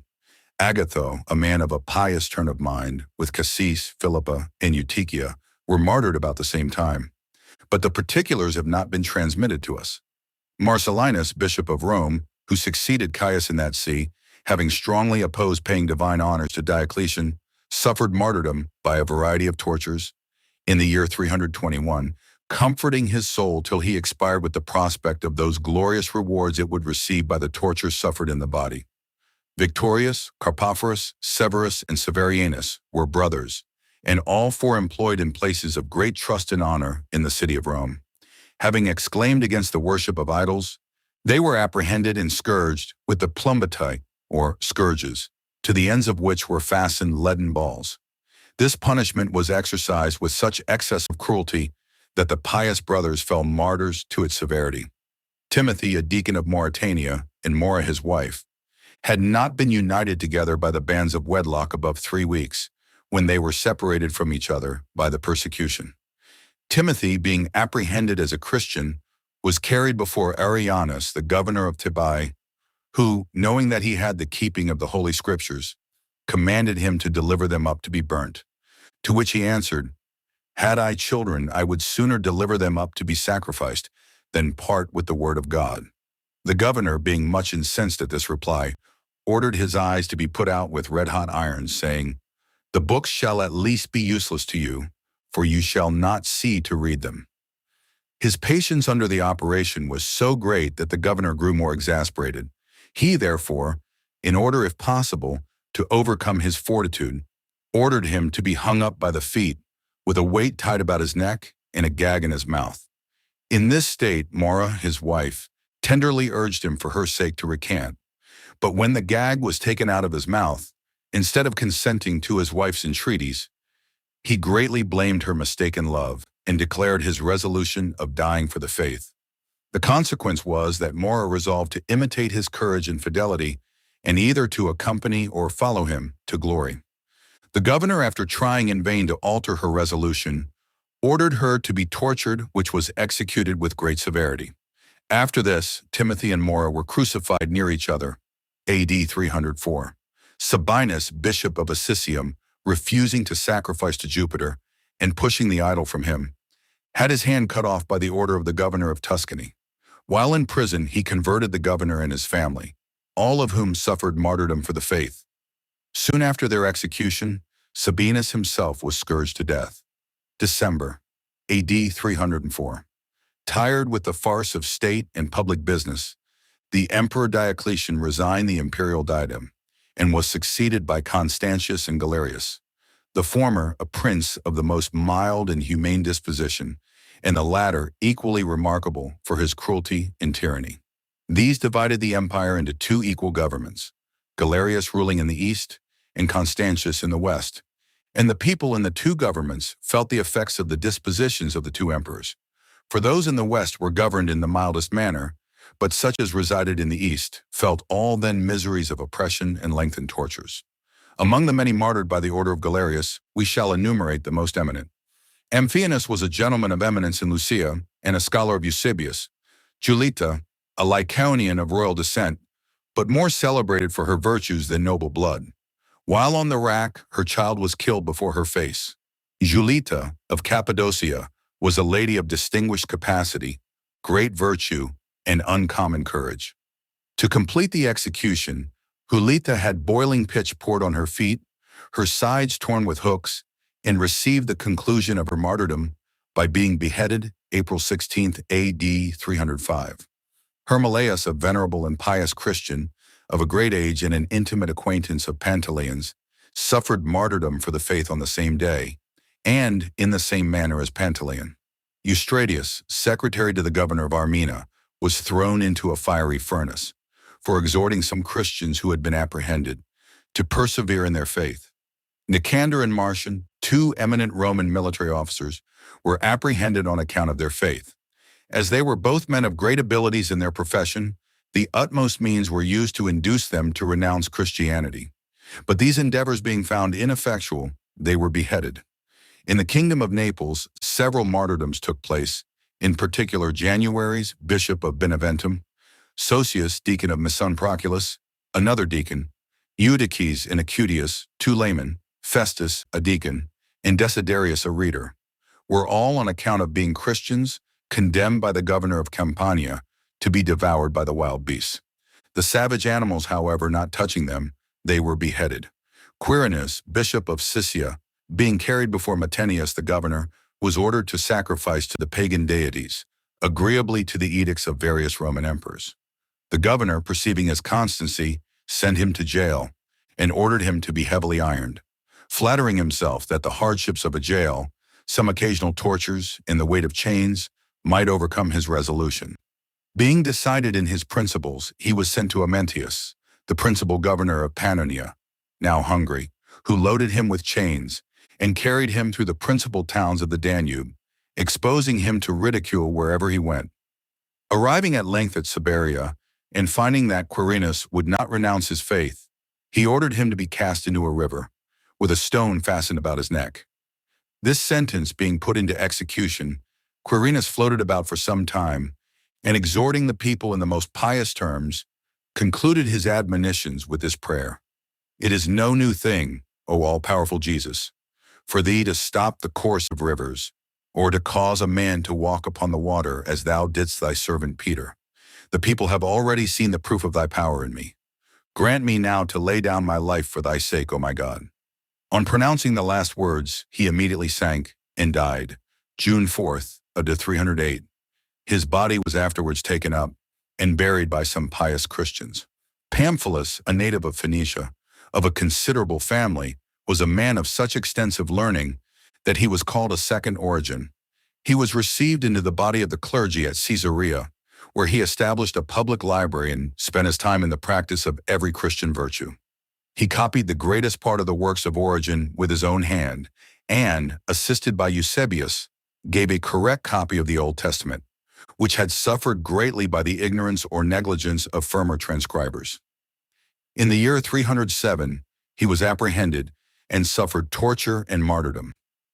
Marcellus, bishop of Rome, being banished on account of his faith, fell a martyr to the miseries he suffered in exile, January 16th, AD 310. Peter, the 16th bishop of Alexandria, was martyred November 25th, AD 311, by order of Maximus Caesar, who reigned in the East.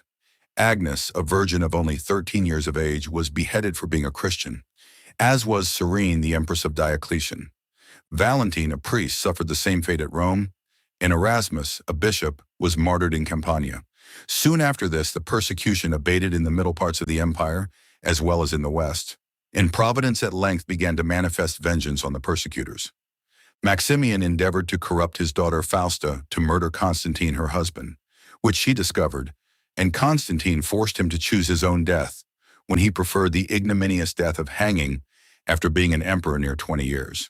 Galerius was visited by an incurable and intolerable disease, which began with an ulcer in his secret parts and a fistula in ano that spread progressively to his inmost bowels and baffled all the skill of physicians and surgeons. Untried medicines of some daring professors drove the evil through his bones to the very marrow, and worms began to breed in his entrails, and the stench was so preponderant as to be perceived in the city, all the passages separating the passages of the urine, and excrements being corroded and destroyed. The whole mass of his body was turned unto universal rottenness, and though living creatures and boiled animals were applied with the design of drawing out the vermin by the heat, by which a vast hive was opened, a second impostum discovered a more prodigious swarm, as if his whole body was resolved into worms.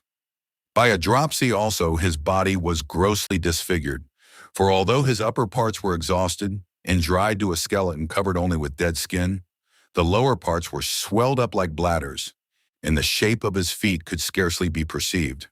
Torments and pains insupportable, greater than those he had inflicted upon the Christians, accompanied these visitations, and he bellowed out like a wounded bull, often endeavoring to kill himself and destroying several physicians for the inefficacy of their medicines. These torments kept him in a languishing state a full year, and his conscience was awakened at length, so that he was compelled to acknowledge the God of the Christians, and to promise, in the intervals of his paroxysms, that he would rebuild the churches and repair the mischief done to them. An edict in his last agonies was published in his name and the joint names of Constantine and Licinius to permit the Christians to have the free use of religion and to supplicate their God for his health and the good of the empire, on which many prisoners in Nicomedia were liberated, and amongst others, Donatus. At length, Constantine the Great determined to redress the grievances of the Christians, for which purpose he raised an army of 30,000 foot and 8,000 horse, which he marched towards Rome against Maxentius the emperor, defeated him, and entered the city of Rome in triumph. A law was now published in favor of the Christians, in which Licinius was joined by Constantine, and a copy of it was sent to Maximus in the east. Maximus, who was a bigoted pagan, greatly disliked the edict, but being afraid of Constantine, did not openly avow his disapprobation. Maximus at length invaded the territories of Licinius, but, being defeated, put an end to his life by poison. Licinius afterwards persecuting the Christians, Constantine the Great marched against him and defeated him. He was afterwards slain by his own soldiers. We shall conclude our account of the 10th and last general persecution with the death of St. George, the titular saint and patron of England. St. George was born in Cappadocia of Christian parents, and giving proofs of his courage, was promoted in the army of the Emperor Diocletian. During the persecution, St. George threw up his command, went boldly to the Senate House, and avowed his being a Christian, taking occasion at the same time to remonstrate against paganism and point out the absurdity of worshiping idols. This freedom so greatly provoked the Senate that St. George was ordered to be tortured, and by the emperor's orders was dragged through the streets and beheaded the next day. The gospel having spread itself into Persia, the pagan priests who worshipped the sun were greatly alarmed and dreaded the loss of that influence they had hitherto maintained over the people's minds and properties. Hence they thought it expedient to complain to the emperor that the Christians were enemies to the state and held a treasonable correspondence with the Romans, the great enemies of Persia. The Emperor Sepphoris, being naturally averse to Christianity, easily believed what was said against the Christians and gave orders to persecute them in all parts of his empire. On account of this mandate, many eminent persons in the church and state fell martyrs to the ignorance and ferocity of the pagans. Constantine the Great, being informed of the persecutions in Persia, wrote a long letter to the Persian monarch in which he recounts the vengeance that had fallen on persecutors and the great success that had attended those who had refrained from persecuting the Christians. The persecution by this means ended during the life of Sepphoris, but it was again renewed under the lives of his successors. The author of the Arian heresy was Arius, a native of Libya, and a priest of Alexandria who, in AD 318, began to publish his errors. He was condemned by a council of Libyan and Egyptian bishops, and that sentence was confirmed by the Council of Nice, AD 325. After the death of Constantine the Great, the Arians found means to ingratiate themselves into the favor of the Emperor Constantinus, his son and successor in the East, and hence a persecution was raised against the Orthodox bishops and clergy. The celebrated Athanasius and other bishops were banished, and their sees filled with Arians. In Egypt and Libya, 30 bishops were martyred, and many other Christians cruelly tormented. And, AD 386, George, the Arian bishop of Alexandria, under the authority of the emperor, began a persecution in that city and its environs, and carried it on with the most infernal severity.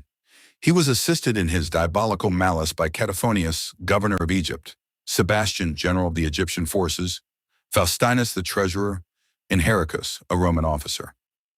The persecution now raged in such a manner that the clergy were driven from Alexandria, their churches were shut, and the severities practiced by the Arian heretics were as great as those that had been practiced by the pagan idolaters. If a man accused of being a Christian made his escape, then his whole family were massacred and his effects confiscated. This emperor was the son of Julius Constantius and the nephew of Constantine the Great. He studied the rudiments of grammar under the inspection of Mardomus, a eunuch, and a heathen of Constantinople. His father sent him some time after to Nicomedia to be instructed in the Christian religion by the bishop of Eusebius, his kinsman, but his principles were corrupted by the pernicious doctrines of Eusebius the rhetorician and Maximus the magician. Constantius dying in the year 361, Julian succeeded him, and had no sooner attained the imperial dignity than he renounced Christianity and embraced paganism, which had for some years fallen into great disrepute.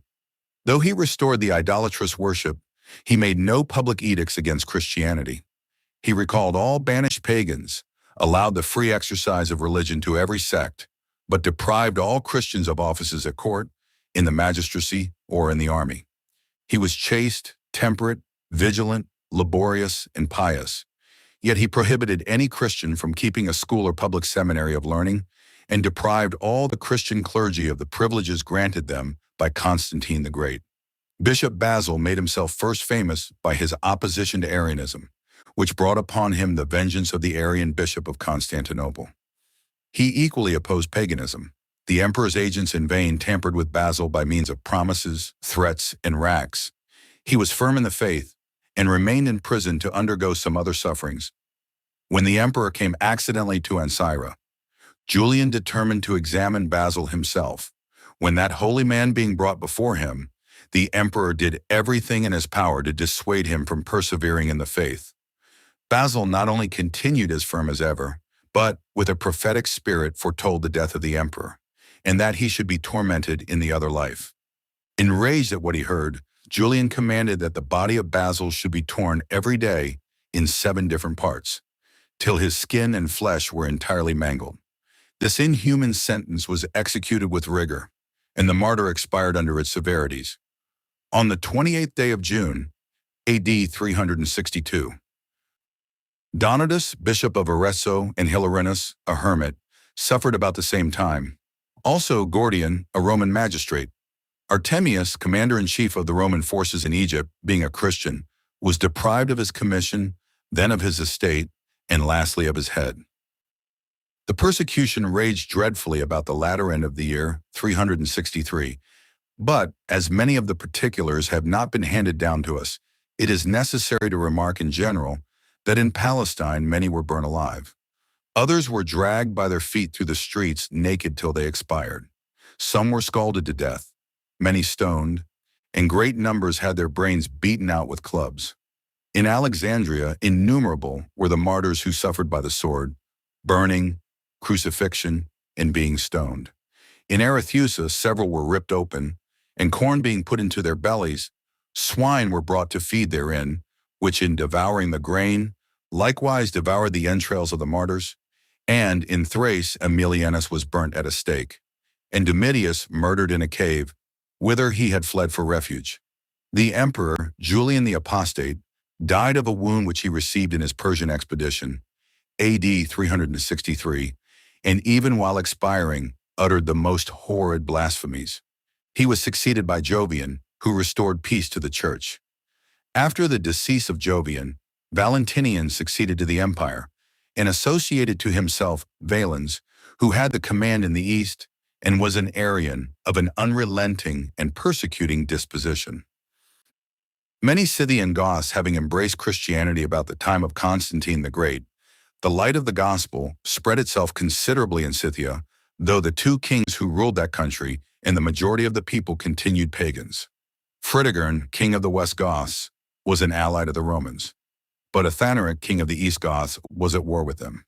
The Christians in the dominions of the former lived unmolested, but the latter, having been defeated by the Romans, wreaked his vengeance on his Christian subjects, commencing his pagan injunctions in the year 370.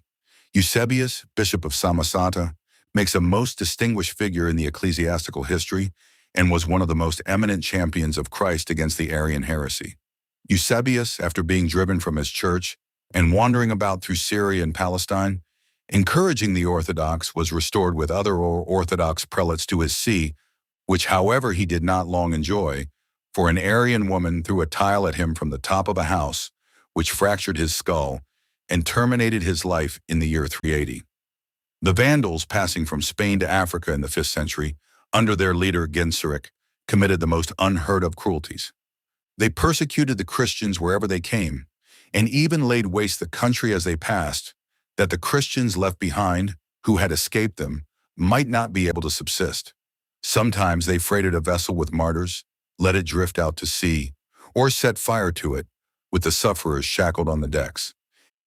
Having seized and plundered the city of Carthage, they put the bishop and the clergy into a leaky ship and committed it to the mercy of the waves, thinking that they must all perish, of course.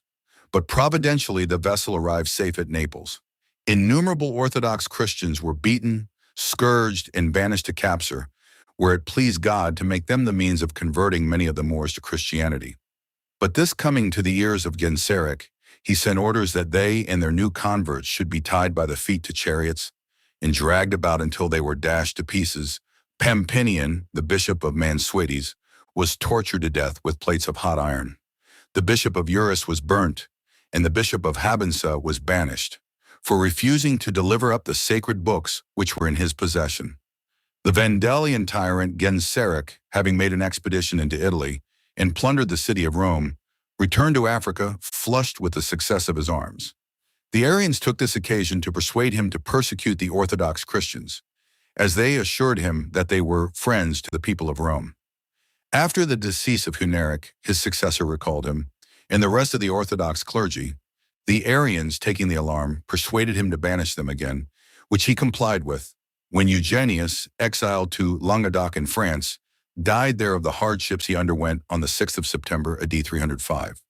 Praetorius was made a priest by Cyril, bishop of Alexandria, who was well acquainted with his virtues before he appointed him to preach. On the death of Cyril, the see of Alexandria was filled by Dioscorus, an inveterate enemy to the memory and family of his predecessor. Being condemned by the Council of Chalcedon for having embraced the errors of Eutyches, he was deposed, and Praetorius chosen to fill the vacant see, who was approved of by the emperor. This occasioned a dangerous insurrection, for the city of Alexandria was divided into two factions, the one to espouse the cause of the old, and the other of the new prelate. In one of the commotions, the Eutychians determined to wreak their vengeance on Praetorius, who fled to the church for sanctuary. But on Good Friday AD 457, a large body of them rushed into the church and barbarously murdered the prelate, after which they dragged the body through the streets, insulted it, cut it to pieces, burnt it, and scattered the ashes in the air. Hermenegildus, a Gothic prince, was the eldest son of Leovigildus, a king of the Goths in Spain. This prince, who was originally an Arian, became a convert to the Orthodox faith by means of his wife Inganda. When the king heard that his son had changed his religious sentiments, he stripped him of the command at Seville, where he was governor, and threatened to put him to death unless he renounced the faith he had newly embraced. The prince, in order to prevent the execution of his father's menaces, began to put himself into a posture of defense, and many of the Orthodox persuasion in Spain declared for him. The king, exasperated at this act of rebellion, began to punish all the Orthodox Christians who could be seized by his troops, and thus a very severe persecution commenced. He likewise marched against his son at the head of a very powerful army. The prince took refuge in Seville, from which he fled, and was at length besieged and taken at Asieta. Loaded with chains, he was sent to Seville, and at the feast of Easter, refusing to receive the Eucharist from an Arian bishop, the enraged king ordered his guards to cut the prince to pieces, which they punctually performed, April 13th, AD 586. Martin, bishop of Rome, was born at Todi in Italy. He was naturally inclined to virtue, and his parents bestowed on him an admirable education. He opposed the heretics called Monothotelites, who were patronized by the emperor Heraclius. Martin was condemned at Constantinople, where he was exposed in the most public places to the ridicule of the people, divested of all episcopal marks of distinction, and treated with the greatest scorn and severity. After lying some months in prison, Martin was sent to an island at some distance, and there cut to pieces, AD 655. John, bishop of Bergamo in Lombardy, was a learned man and a good Christian. He did his utmost endeavors to clear the church from the errors of Arianism, and joining in this holy work with John, bishop of Milan, he was very successful against the heretics, on which account he was assassinated on July 11, AD 683. Kilian was born in Ireland and received from his parents a pious and Christian education. He obtained the Roman pontiff's license to preach to the pagans in Franconia in Germany. At Würzburg, he converted Gosbert, the governor, whose example was followed by the greater part of the people in 2 years after. Persuading Gosbert that his marriage with his brother's widow was sinful, the latter had him beheaded, AD 689. Boniface, Archbishop of Mentz and father of the German Church, was an Englishman and is, in ecclesiastical history, looked upon as one of the brightest ornaments of this nation. Originally, his name was Winfrid, or Winfrith, and he was born at Curtin in Devonshire, then part of the West Saxon kingdom. When he was only about 6 years of age, he began to discover a propensity to reflection and seemed solicitous to gain information on religious subjects. Wulfrid, the abbot, finding that he possessed a bright genius as well as a strong inclination to study, had him removed to Nutshell, a seminary of learning in the Diocese of Winchester, where he would have a much greater opportunity of attaining improvement than at Exeter. After due study, the abbot, seeing him qualified for the priesthood, obliged him to receive that holy order when he was about 30 years old, from which time he began to preach and labor for the salvation of his fellow creatures. He was released to attend a synod of bishops in the kingdom of West Saxons. He afterwards, in 719, went to Rome, where Gregory II, who then sat in Peter's chair, received him with great friendship, and finding him full of all the virtues that compose the character of an apostolic missionary, dismissed him with commission at large to preach the gospel to the pagans wherever he found them. Passing through Lombardy and Bavaria, he came to Thuringia, which country had before received the light of the gospel. He next visited Utrecht, and then proceeded to Saxony, where he converted some thousands to Christianity. During the ministry of this meek prelate, Pepin was declared King of France. It was that prince's ambition to be crowned by the most holy prelate he could find, and Boniface was pitched on to perform that ceremony, which he did at Soissons in 752. The next year, his great age and many infirmities lay so heavy on him that, with the consent of the new king, the bishops, etc. of his diocese, he consecrated Lullus, his countryman and faithful disciple, and placed him in the see of Mentz. When he had thus eased himself of his charge, he recommended the church of Mentz to the care of the new bishop in very strong terms, desired he would finish the church at Fulda, and see him buried in it, for his end was near. Having left these orders, he took boat to the Rhine and went to Friesland, where he converted and baptized several thousands of barbarous natives, demolished the temples, and raised churches on the ruins of those superstitious structures. A day being appointed for confirming a great number of new converts, he ordered them to assemble in a new open plain near the river Borde.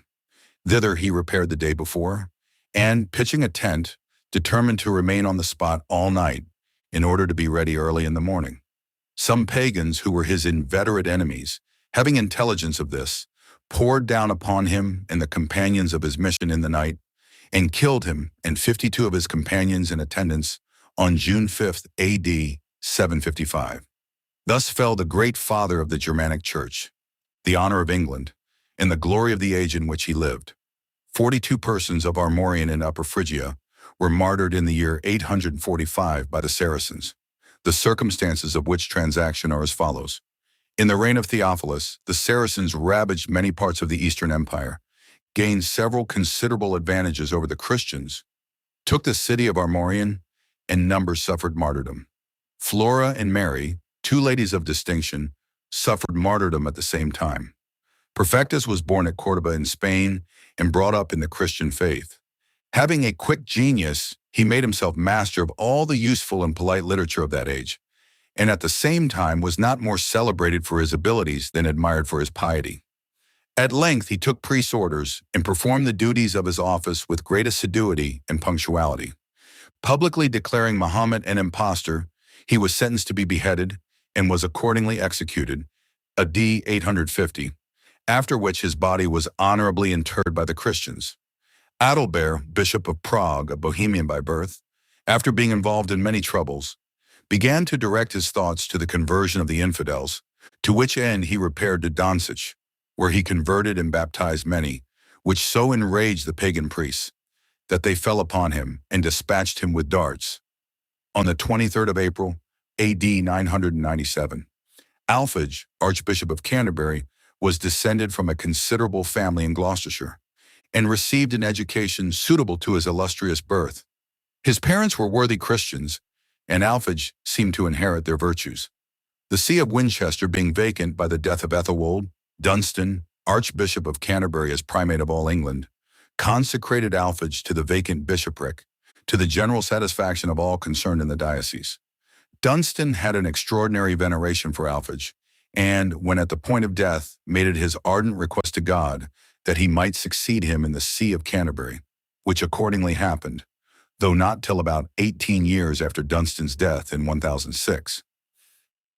After Alphege had governed the See of Canterbury about 4 years, with great reputation to himself and benefit to his people, the Danes made an incursion into England and laid siege to Canterbury.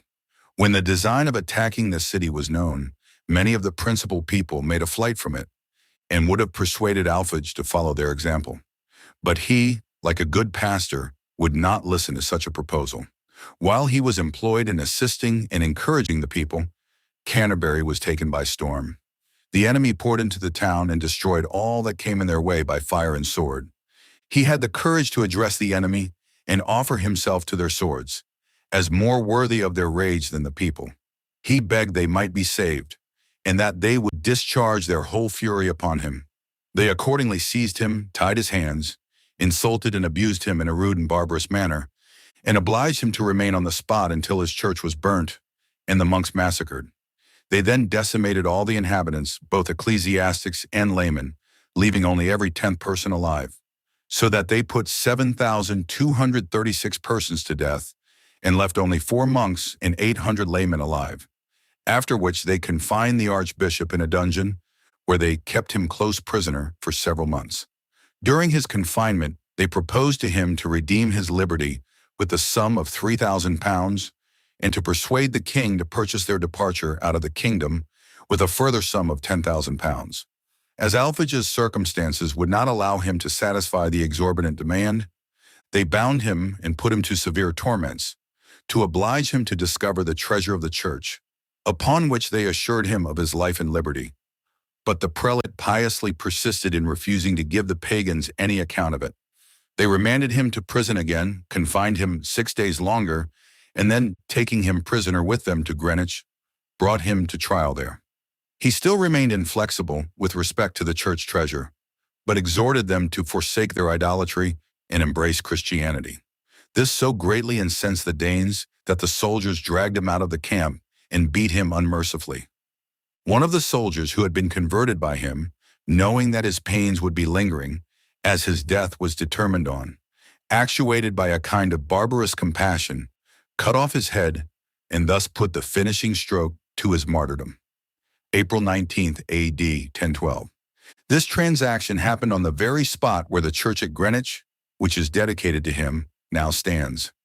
After his death, his body was thrown into the Thames, but being found the next day, it was buried in the Cathedral of St. Paul's by the bishops of London and Lincoln, from whence it was, in 1023, removed to Canterbury by Ethelmeth, the archbishop of that province. Gerard of Venetian devoted himself to the service of God from his tender years, entered into a religious house for some time, and then determined to visit the Holy Land. Going into Hungary, he became acquainted with Stephen, the king of that country, who made him bishop of Schoned. Uvo and Peter, successors of Stephen, being deposed, Andrew, son of Ladislaus, cousin-yeoman to Stephen, had then a tender of the crown made him upon condition that he would employ his authority in extirpating the Christian religion out of Hungary. The ambitious prince came into the proposal, but Gerard, being informed of his impious bargain, thought it his duty to remonstrate against the enormity of Andrew's crime and persuade him to withdraw his promise. In this view, he undertook to go to that prince, attended by 3 prelates, full of like zeal for religion. The new king was at Alba Regalis, but as the 4 bishops were going across the Danube, they were stopped by a party of soldiers posted there. They bore an attack of a shower of stones patiently, when the soldiers beat them unmercifully, and at length dispatched them with lances. Their martyrdoms happened in the year 1045. Stanislaus, bishop of Krakow, was descended from an illustrious Polish family. The piety of his parents was equal to their opulence, and the latter they rendered subservient to all the purposes of charity and benevolence. Stanislaus remained for some time undetermined whether he should embrace a monastic life or engage among the secular clergy. He was at length persuaded to the latter by Lambert Zula, bishop of Krakow, who gave him holy orders and made him a canon of his cathedral. Lambert died on November 25, 1071, when all concerned in the choice of a successor declared for Stanislaus, and he succeeded to the prelacy. Boleslaus, the second king of Poland, had by nature many good qualities, but giving way to his passions he ran into many enormities, and at length had the appellation of cruel bestowed upon him. Stanislaus alone had the courage to tell him of his faults. When taking a private opportunity, he freely displayed to him the enormities of his crimes. The king, greatly exasperated at his repeated freedoms, at length determined, at any rate, to get the better of a prelate who was so extremely faithful. Hearing one day that the bishop was by himself in the chapel of St. Michael, at a small distance from the town, he dispatched some soldiers to murder him. The soldiers readily undertook the bloody task. But when they came into the presence of Stanislaus, the venerable aspect of the prelate struck them with such awe that they could not perform what they had promised. On their return, the king, finding that they had not obeyed his orders, stormed at them violently, snatched a dagger from one of them, and ran furiously to the chapel, where, finding Stanislaus at the altar, he plunged the weapon into his heart.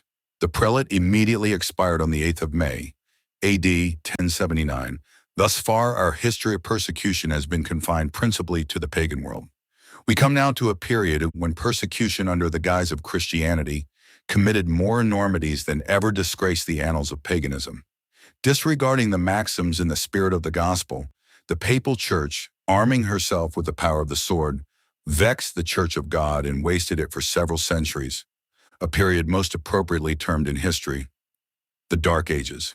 The kings of the earth gave their power to the beast and submitted to be trodden on by the miserable vermin that often filled the papal chair, as in the case of Henry, Emperor of Germany. The storm of papal persecution first burst upon the Waldenses in France. Popery, having brought various innovations into the church and overspread the Christian world with darkness and superstition, some few who plainly perceived the pernicious tendency of such errors determined to show the light of the gospel in its real purity, and to disperse those clouds which artful priests had raised about it in order to blind the people and obscure its real brightness. The principal among these was Berengarius, who, about the year 1000, boldly preached gospel truths according to their primitive purity. Many from conviction assented to his doctrine and were on that account called Berengarians. To Berengarius succeeded Peter Bruus, who preached at Toulouse under the protection of an earl named Ildefonsus, and the whole tenets of the Reformers, with the reasons of their separation from the Church of Rome, were published in a book written by Bruus under the title of Antichrist. By the year of Christ 1140, the number of the Reformed was very great, and the probability of its increasing alarmed the Pope, who wrote to several princes to banish them from their dominions and employed many learned men to write against their doctrines. A.D. 1147, Henry of Toulouse being deemed their most eminent preacher, they were called Henricians, and as they would not admit of any proofs relative to religion, but what could be deduced from the scriptures themselves, the popish party gave them the name of Apostolics. At length, Peter Waldo, or Valdo, a native of Lyon, eminent for his piety and learning, became a strenuous opposer of popery, and from him the Reformed at that time received the appellation of Waldenses or Waldois. Pope Alexander III, being informed by the Bishop of Lyon of these transactions, excommunicated Waldo and his adherents, and commanded the bishop to exterminate them, if possible, from the face of the earth, and hence began the papal persecutions against the Waldenses. The proceedings of Waldo and the Reformed occasioned the first rise of the inquisitors, for Pope Innocent III authorized certain monks as inquisitors to inquire for and deliver over the Reformed to the secular power. The process was short, as an accusation was deemed adequate to guilt, and a candid trial was never granted to the accused. The Pope, finding that these cruel means had not the intended effect, sent several learned monks to preach among the Waldenses and to endeavor to argue them out of their opinions. Among these monks was one Dominic, who appeared extremely zealous in the cause of popery. This Dominic instituted an order, which from him was called the Order of Dominican Friars, and the members of this order have ever since been the principal inquisitors in the various inquisitions in the world. The power of the inquisitors was unlimited. They proceeded against whom they pleased, without any consideration of age, sex, or rank. Let the accusers be ever so infamous, the accusation was deemed valid, and even anonymous information sent by letter were thought sufficient evidence. To be rich was a crime equal to heresy. Therefore, many who had money were accused of heresy or of being favorers of heretics, that they might be obliged to pay for their opinions. The dearest friends or nearest kindred could not, without danger, serve anyone who was imprisoned on account of religion. To convey to those who were confined a little straw or give them a cup of water was called favoring of the heretics, and they were prosecuted accordingly. No lawyer dared to plead for his own brother, and their malice even extended beyond the grave. Hence the bones of many were dug up and burnt as examples to the living. If a man on his deathbed was accused of being a follower of Waldo, his estates were confiscated, and the heir to them defrauded of his inheritance. And some were sent to the Holy Land, while the Dominicans took possession of their houses and properties, and when the owners returned, would often pretend not to know them. These persecutions were continued for several centuries under different popes and other great dignitaries of the Catholic Church. The Albigenses were a people of the Reformed religion who inhabited the country of Albi. They were condemned on the score of religion in the Council of Lateran by order of Pope Alexander III. Nevertheless, they increased so prodigiously that many cities were inhabited by persons only of their persuasion, and several eminent noblemen embraced their doctrines. Among the latter were Raymond Earl of Toulouse, Raymond Earl of Foix, the Earl of Béziers, etc. A friar named Peter, having been murdered in the dominions of the Earl of Toulouse, the Pope made the murder a pretense to persecute that nobleman and his subjects. To effect this, he sent persons throughout all Europe in order to raise forces to act coercively against the Albigenses, and promised paradise to all that would come to this war, which he termed a holy war, and bear arms for 40 days. The same indulgences were likewise held out to all who entered themselves for the purpose, as to such as engaged in crusades to the Holy Land. The brave Earl defended Toulouse and other places with the most heroic bravery and various success against the Pope's legates and Simon Earl of Montfort, a bigoted Catholic nobleman. Unable to subdue the Earl of Toulouse openly, the King of France and Queen Mother and 3 archbishops raised another formidable army and had the art to persuade the Earl of Toulouse to come to a conference, when he was treacherously seized upon, made a prisoner, forced to appear barefooted and bareheaded before his enemies, and compelled to subscribe an abject recantation. This was followed by a severe persecution against the Albigenses, and express orders that the laity should not be permitted to read the sacred scriptures. In the year 1620, also, the persecution against the Albigenses was very severe. In 1648, a heavy persecution raged throughout Lithuania and Poland.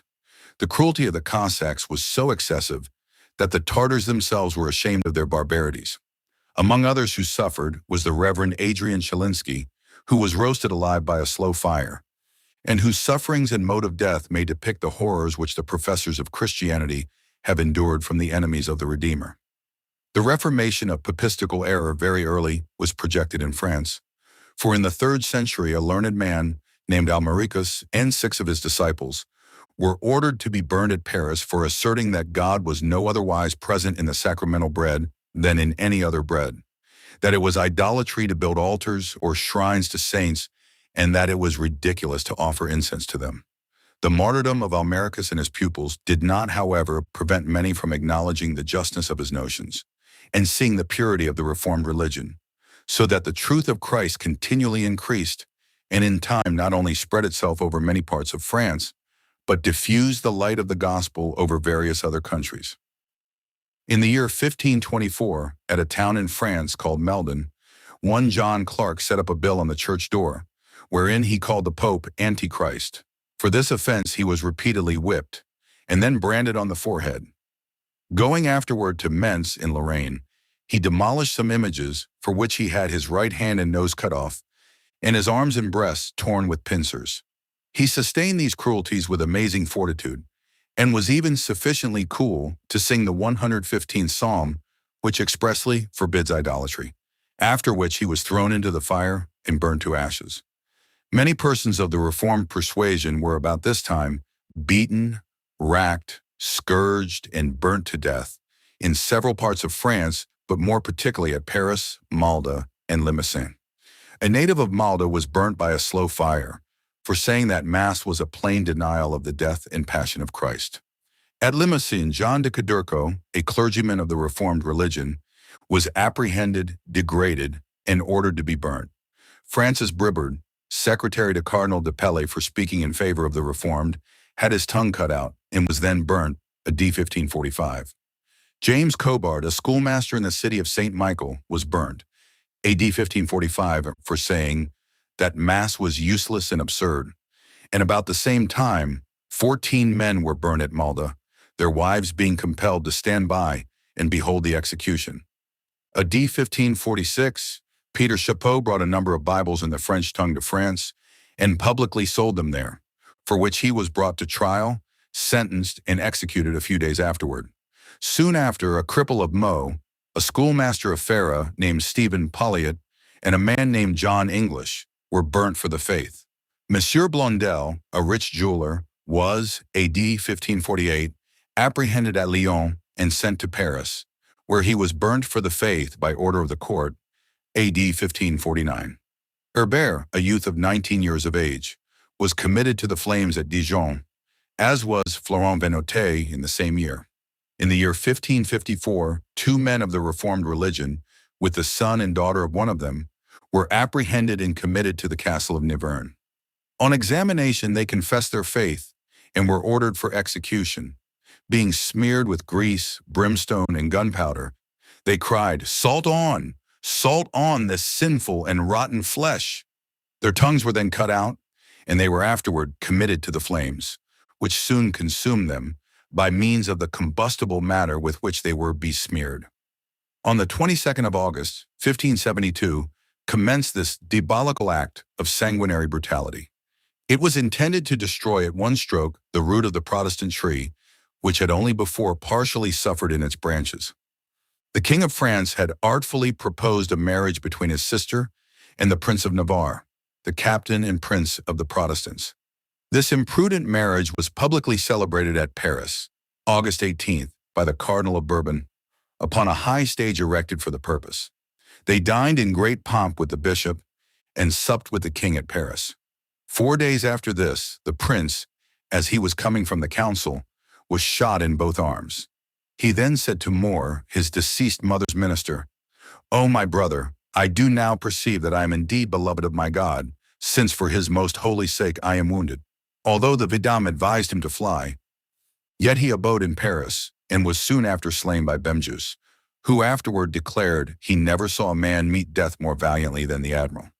The soldiers were appointed at a certain signal to burst out instantly to the slaughter in all parts of the city. When they had killed the admiral, they threw him out at a window into the street, where his head was cut off and sent to the Pope. The savage papists, still raging against him, cut off his arms and private members, and after dragging him 3 days through the streets, hung him up by the heels without the city. After him they slew many great and honorable persons who were Protestants, as Count Roquefoucauld, Telinius, the admiral's son-in-law, Antonius Claremontis, Marquis of Ravelli, Louis Bucius, Bandinius, Pluvialius, Bernius, etc., etc., and falling upon the common people, they continued the slaughter for many days. In the 3 first, they slew of all ranks and conditions to the number of 10,000. The bodies were thrown into the rivers, and blood ran through the streets with a strong current, and the river appeared presently like a stream of blood. So furious was their hellish rage that they slew all papists whom they suspected to be not very staunch to their diabolical religion. From Paris the destruction spread to all quarters of the realm. At Orleans, 1,000 were slain of men, women, and children, and 6,000 at Rouen. At Meldeth 200 were put into prison and brought out by units and cruelly murdered. At Lyon 800 were massacred. Here children hanging about their parents and parents affectionately embracing their children were pleasant food for the swords and bloodthirsty minds of those who call themselves the Catholic Church. Here 300 were slain only in the bishop's house, and the impious monks would suffer none to be buried. At Augustobona, on the people hearing of the massacre at Paris, they shut their gates that no Protestants might escape, and searching diligently for every individual of the Reformed Church, imprisoned and then barbarously murdered them. The same cruelty they practiced at Avaricum, at Troyes, at Toulouse, Rouen, and many other places, running from city to city, towns and villages through the kingdom.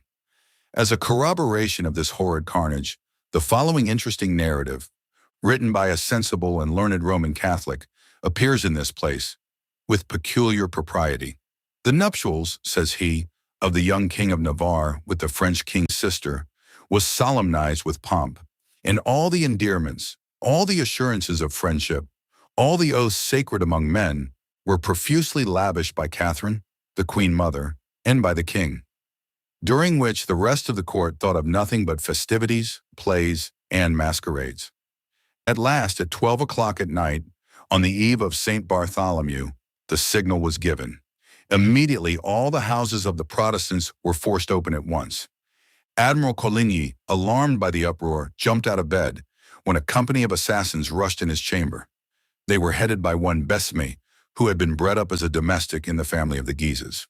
This wretch thrust his sword into the admiral's breast and also cut him in the face.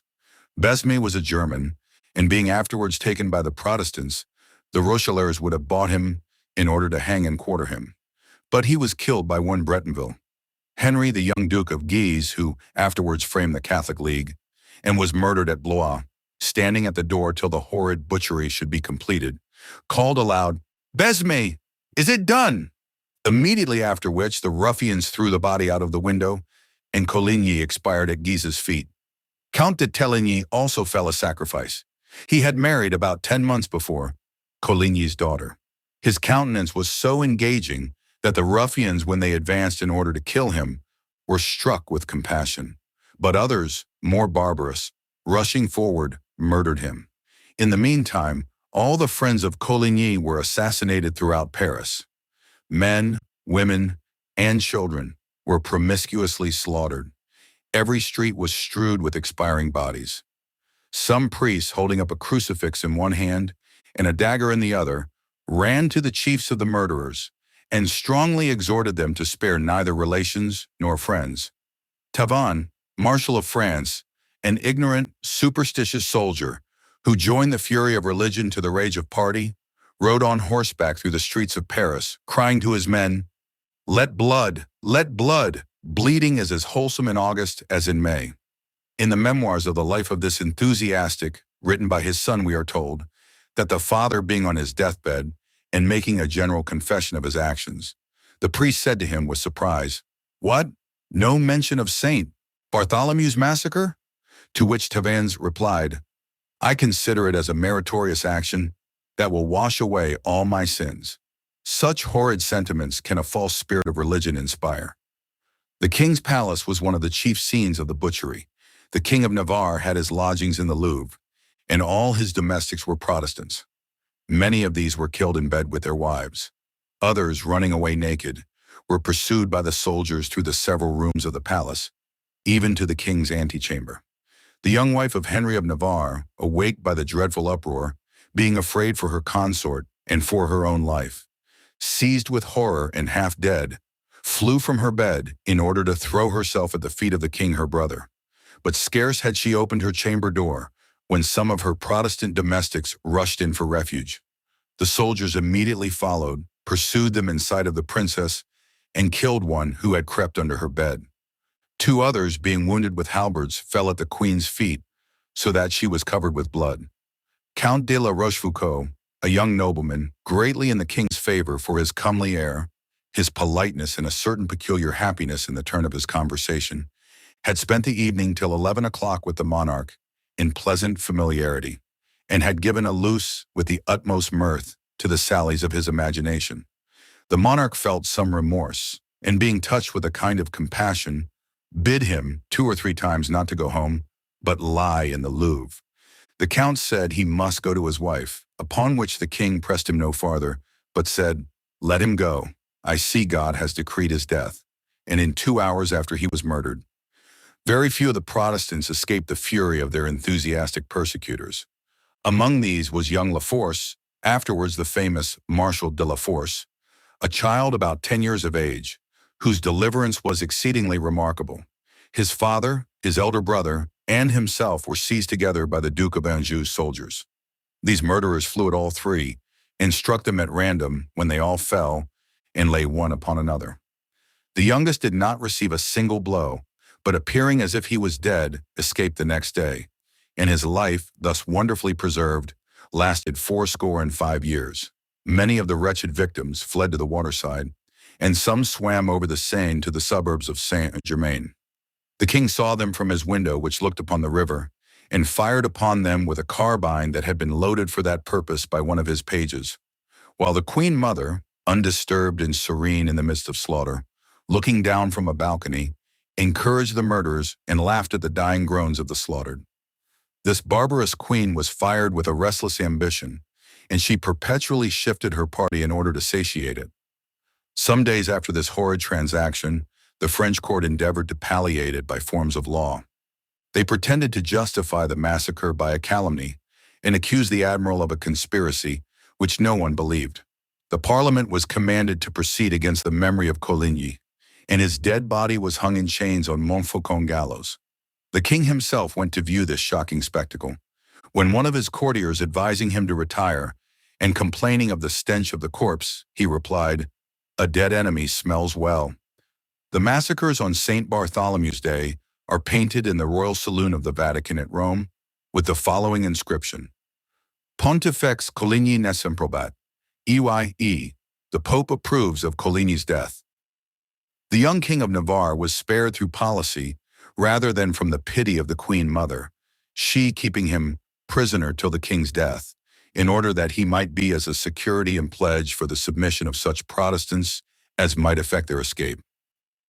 This horrid butchery was not confined merely to the city of Paris. The like orders were issued from court to the governors of all the provinces in France, so that, in a week's time, about 100,000 Protestants were cut to pieces in different parts of the kingdom. 2 or 3 governors only refused to obey the king's orders.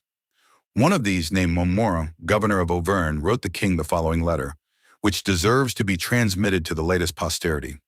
"Sire, I have received an order under your majesty's seal to put to death all the Protestants in my province. I have too much respect for your majesty not to believe the letter a forgery. But if, which God forbid, the order should be genuine, I have too much respect for your majesty to obey it." At Rome, the horrid joy was so great that they appointed a day of high festival and a jubilee, with great indulgence to all who kept it, and showed every expression of gladness they could devise. And the man who first carried the news received 1,000 crowns of the Cardinal of Lorraine for his ungodly message. The king also commanded the day to be kept with every demonstration of joy, concluding now that the whole race of Huguenots was extinct. Many who gave great sums of money for their ransom were immediately after slain, and several towns which were under the king's promise of protection and safety were cut off as soon as they delivered themselves up, on those promises, to his generals or captains. At Bordeaux, at the instigation of a villainous monk who used to urge the papists to slaughter in his sermons, 264 were cruelly murdered, some of them senators. Another of the same pious fraternity produced a similar slaughter at Agendicum in Maine, where the populace, at the Holy Inquisitor's satanical suggestion, ran upon the Protestants, slew them, plundered their houses, and pulled down their church. The Duke of Guise, entering into Blois, suffered his soldiers to fly upon the spoil and slay or drown all the Protestants they could find. In this they spared neither age nor sex, defiling the women and then murdering them, from whence he went to Maire and committed the same outrages for many days together.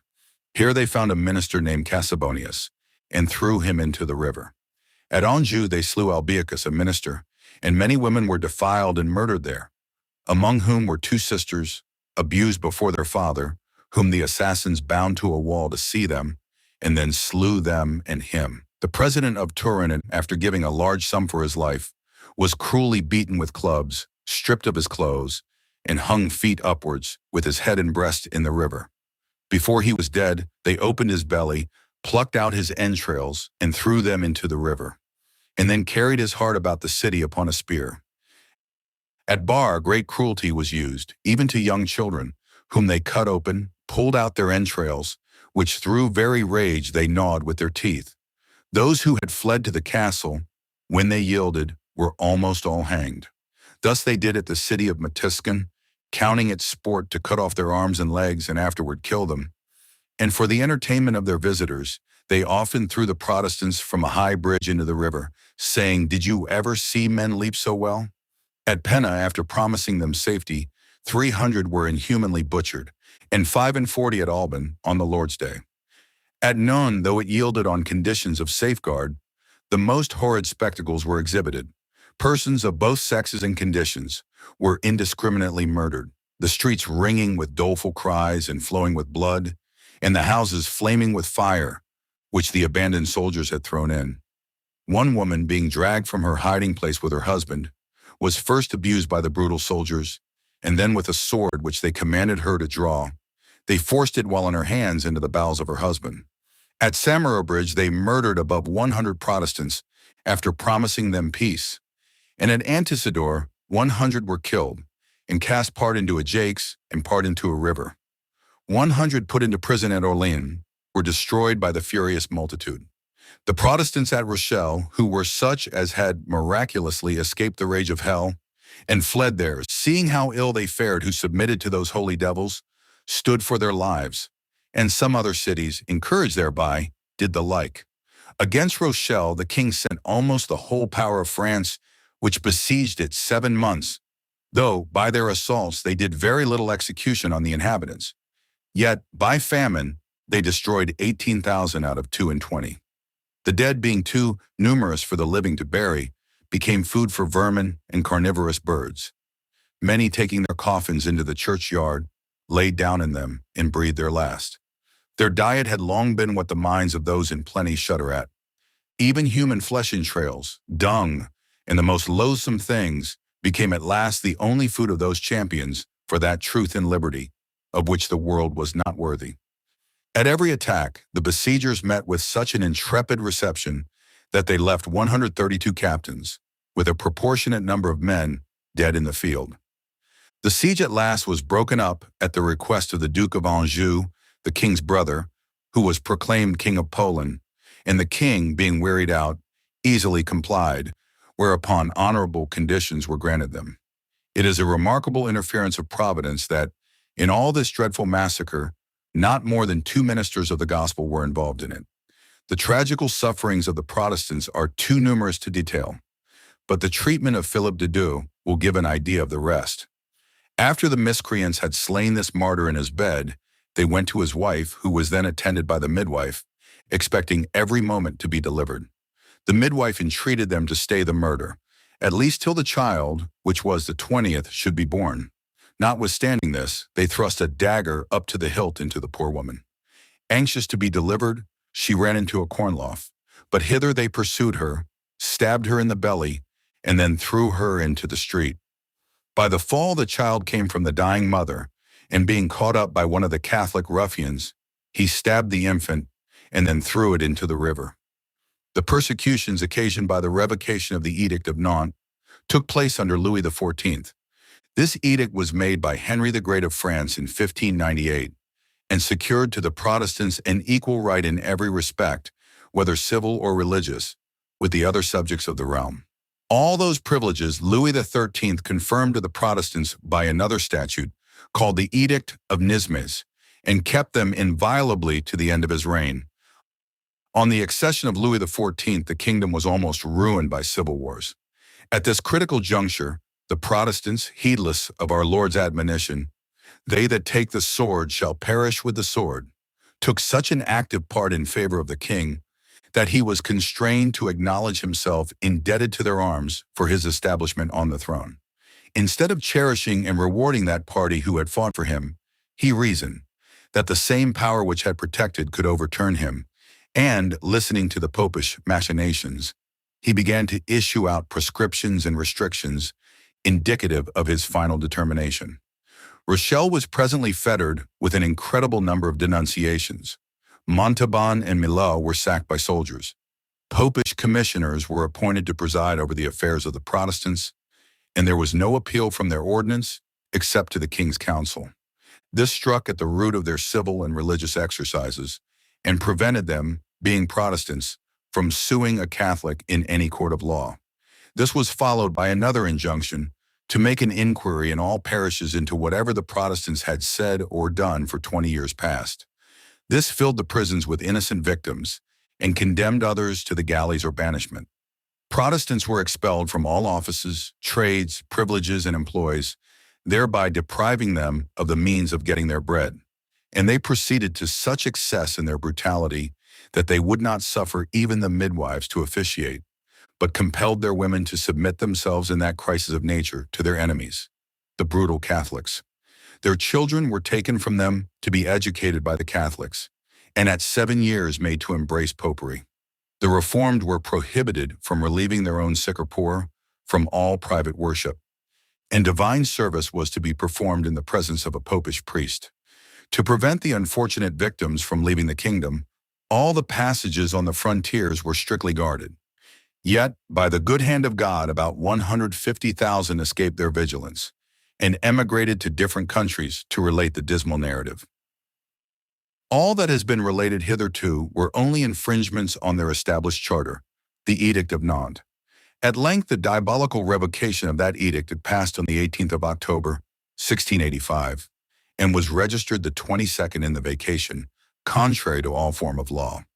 Instantly, the dragoons were quartered upon the Protestants throughout the realm and filled all France with the like news that the king would no longer suffer any Huguenots in his kingdom, and therefore they must resolve to change their religion. Hereupon the intendants in every parish, which were popish governors and spies set over the Protestants, assembled the reformed inhabitants, and told them they must without delay turn Catholics, either freely or by force. The Protestants replied, they were ready to sacrifice their lives and estates to the king, but their consciences being God's, they could not so dispose of them. Instantly the troops seized the gates and avenues of the cities, and placing guards in all the passages, entered with sword in hand, crying, "Die or be Catholics!"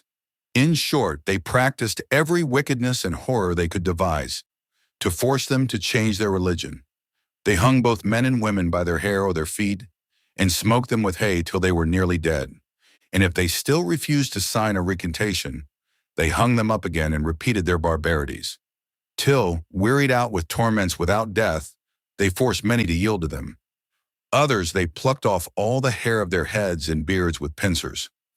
Others they threw on great fires and pulled them out again, repeating it till they extorted a promise to recant. Some they stripped naked, and after offering them the most infamous insults, they stuck them with pins from head to foot, and lanced them with penknives. And sometimes with red-hot pincers, they dragged them by the nose till they promised to turn. Sometimes they tied fathers and husbands, while they ravished their wives and daughters before their eyes. Multitudes they imprisoned in the most noisome dungeons, where they practiced all sorts of torments in secret. Their wives and children they shut up in monasteries. Such as endeavored to escape by flight were pursued in the woods and hunted in the fields, and shot at like wild beasts, nor did any condition or quality screen them from the ferocity of these infernal dragoons. Even the members of Parliament and military officers, though on actual service, were ordered to quit their posts and repair directly to their houses to suffer the like storm. Such as complained to the king were sent to the Bastille, where they drank of the same cup. The bishops and the intendants marched at the head of the dragoons, with a troop of missionaries, monks, and other ecclesiastics, to animate the soldiers to an execution so agreeable to their holy church, and so glorious to their demon god and their tyrant king. In forming the edict to repeal the Edict of Nantes, the council were divided. Some would have all the ministers detained and forced into popery, as well as the laity. Others were for banishing them, because their presence would strengthen the Protestants in perseverance. And if they were forced to turn, they would ever be secret and powerful enemies in the bosom of the Church, by their great knowledge and experience in controversial matters. This reason prevailing, they were sentenced to banishment, and only 15 days allowed them to depart the kingdom. The same day the edict for revoking the Protestants' charter was published, they demolished their churches and banished their ministers, whom they allowed but 24 hours to leave Paris. The papists would not suffer them to dispose of their effects, and threw every obstacle in their way to delay their escape till the limited time was expired which subjected them to condemnation for life to the galleys. The guards were doubled at the seaports, and the prisons were filled with the victims, who endured torments and wants at which human nature must shudder. The sufferings of the ministers and others, who were sent to the galleys, seemed to exceed all. Chained to the oar, they were exposed to the open air night and day, at all seasons, and in all weathers. And when through weakness of body they fainted under the oar, instead of a cordial to revive them, or viands to refresh them, they received only the lashes of a scourge, or the blows of a cane or rope's end. For the want of sufficient clothing and necessary cleanliness, they were most grievously tormented with vermin, and cruelly pinched with the cold, which removed by night the executioners, who beat and tormented them by day. Instead of a bed, they were allowed, sick or well, only a hardboard, 18 inches broad, to sleep on, without any covering but their wretched apparel, which was a shirt of the coarsest canvas, a little jerkin of red serge slit up each side up to the armholes, with open sleeves that reached not to the elbow. And once in 3 years they had a coarse frock, and a little cap to cover their heads, which were always kept close-shaved as a mark of their infamy. The allowance of provision was as narrow as the sentiments of those who condemned them to such miseries, and their treatment when sick is too shocking to relate. Doomed to die upon the boards of a dark hold, covered with vermin, and without the least convenience for the calls of nature. Nor was it among the least of the horrors they endured that, as ministers of Christ and honest men, they were chained side by side to felons and the most execrable villains, whose blasphemous tongues were never idle. If they refused to hear Mass, they were sentenced to the bastinado, of which dreadful punishment the following is a description. Preparatory to it, the chains are taken off, and the victims delivered into the hands of the Turks that preside at the oars, who strip them quite naked, and stretching them upon a great gun, they are held so that they cannot stir, during which there reigns an awful silence throughout the galley. The Turk who is appointed the executioner, and who thinks the sacrifice acceptable to his prophet Mahomet, most cruelly beats the wretched victim with a rough cudgel or a knotty rope's end till the skin is flayed off his bones, and he is near the point of expiring. Then they apply a most tormenting mixture of vinegar and salt, and consign him to that most intolerable hospital where thousands under their cruelties have expired.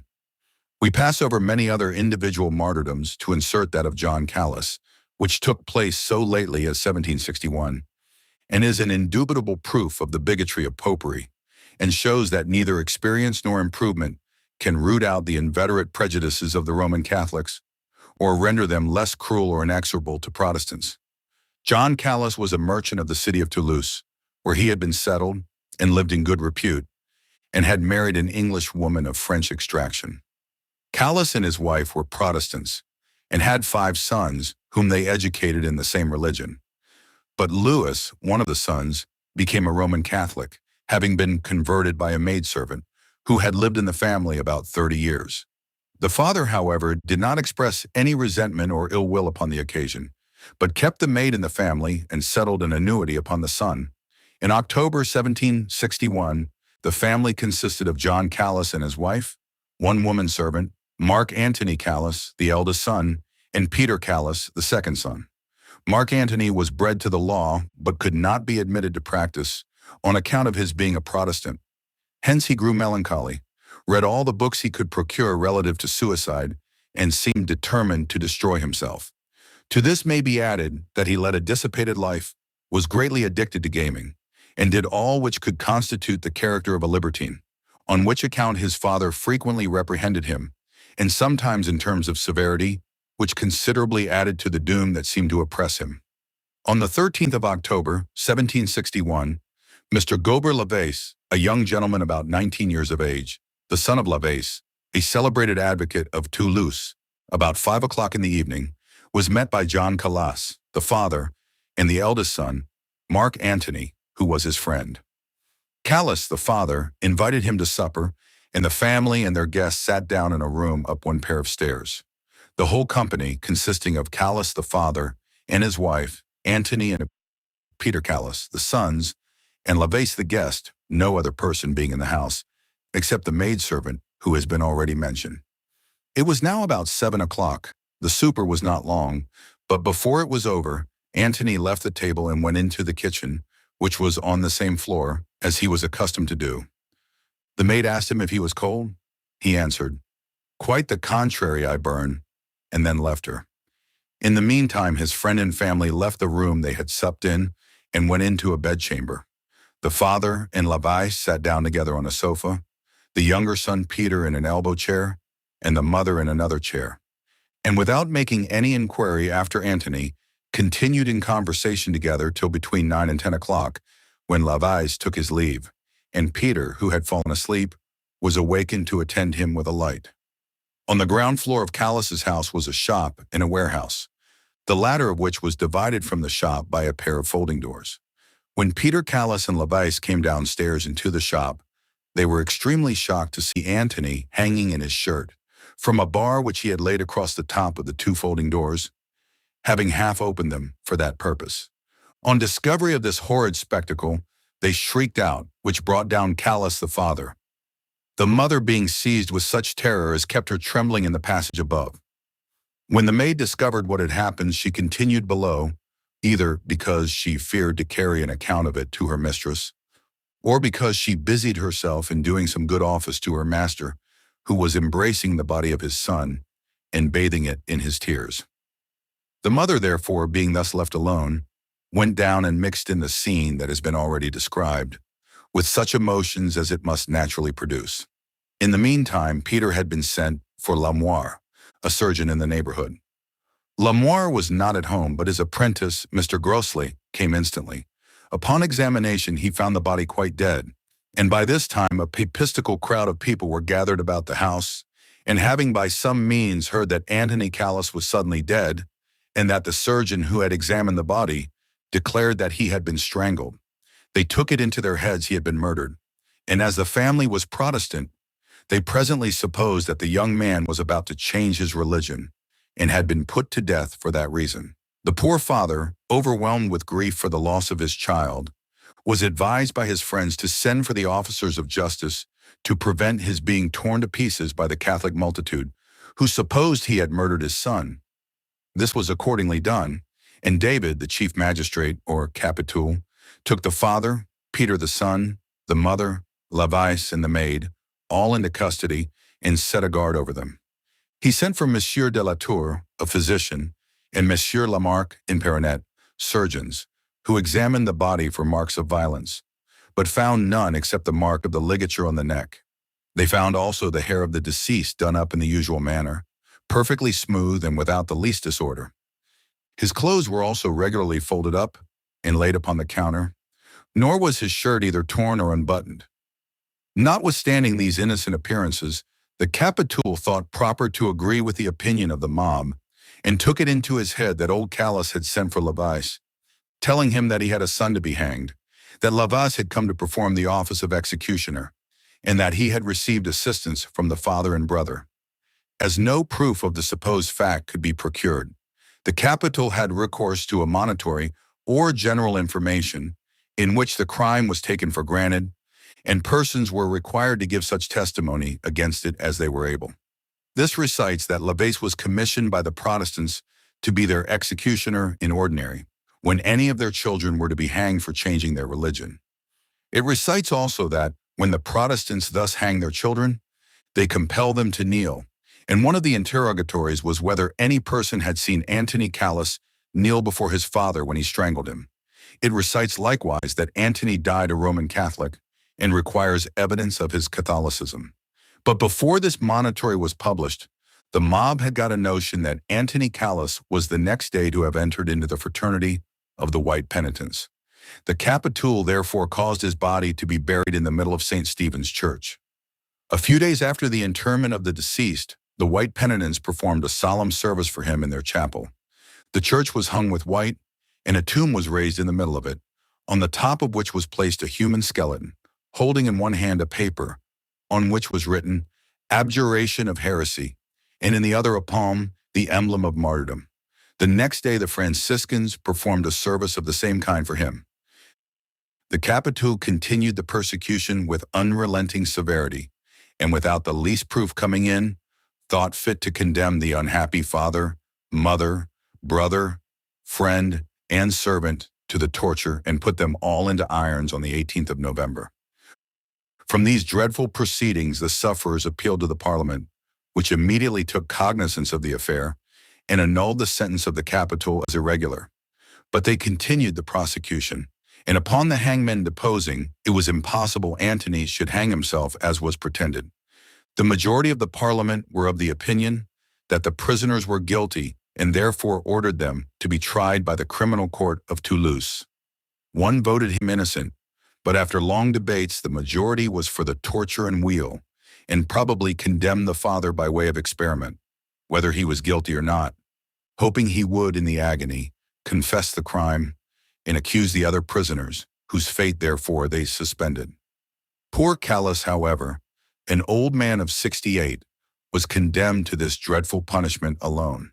He suffered the torture with great constancy and was led to execution in a frame of mind which excited the admiration of all that saw him, and particularly of the two Dominicans, Father Bourges and Father Coldaigues, who attended him in his last moments and declared that they thought him not only innocent of the crime laid to his charge, but an exemplary instance of true Christian patience, fortitude, and charity.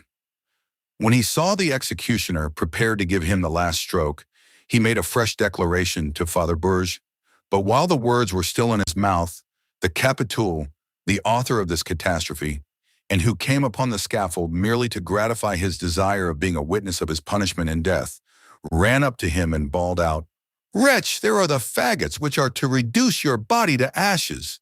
Speak the truth." Monsieur Callus made no reply, but turned his head a little aside, and that moment the executioner did his office. The popular outcry against this family was so violent in Languedoc that everybody expected to see the children of Callus broke upon the wheel and the mother burned alive. Young Donat Callus was advised to fly into Switzerland. He went and found a gentleman who, at first, could only pity and relieve him, without daring to judge of the rigor exercised against the father, mother, and brothers. Soon after, one of the brothers, who was only banished, likewise threw himself into the arms of the same person, who, for more than a month, took every possible precaution to be assured of the innocence of the family. Once convinced, he thought himself obliged, in conscience, to employ his friends, his purse, his pen, and his credit, to repair the fatal mistake of the 7 judges of Toulouse, and to have the proceedings revised by the King's Council. This revision lasted 3 years, and it is well known what honor Messrs. de Grony and Baquancourt acquired by investigating this memorable cause.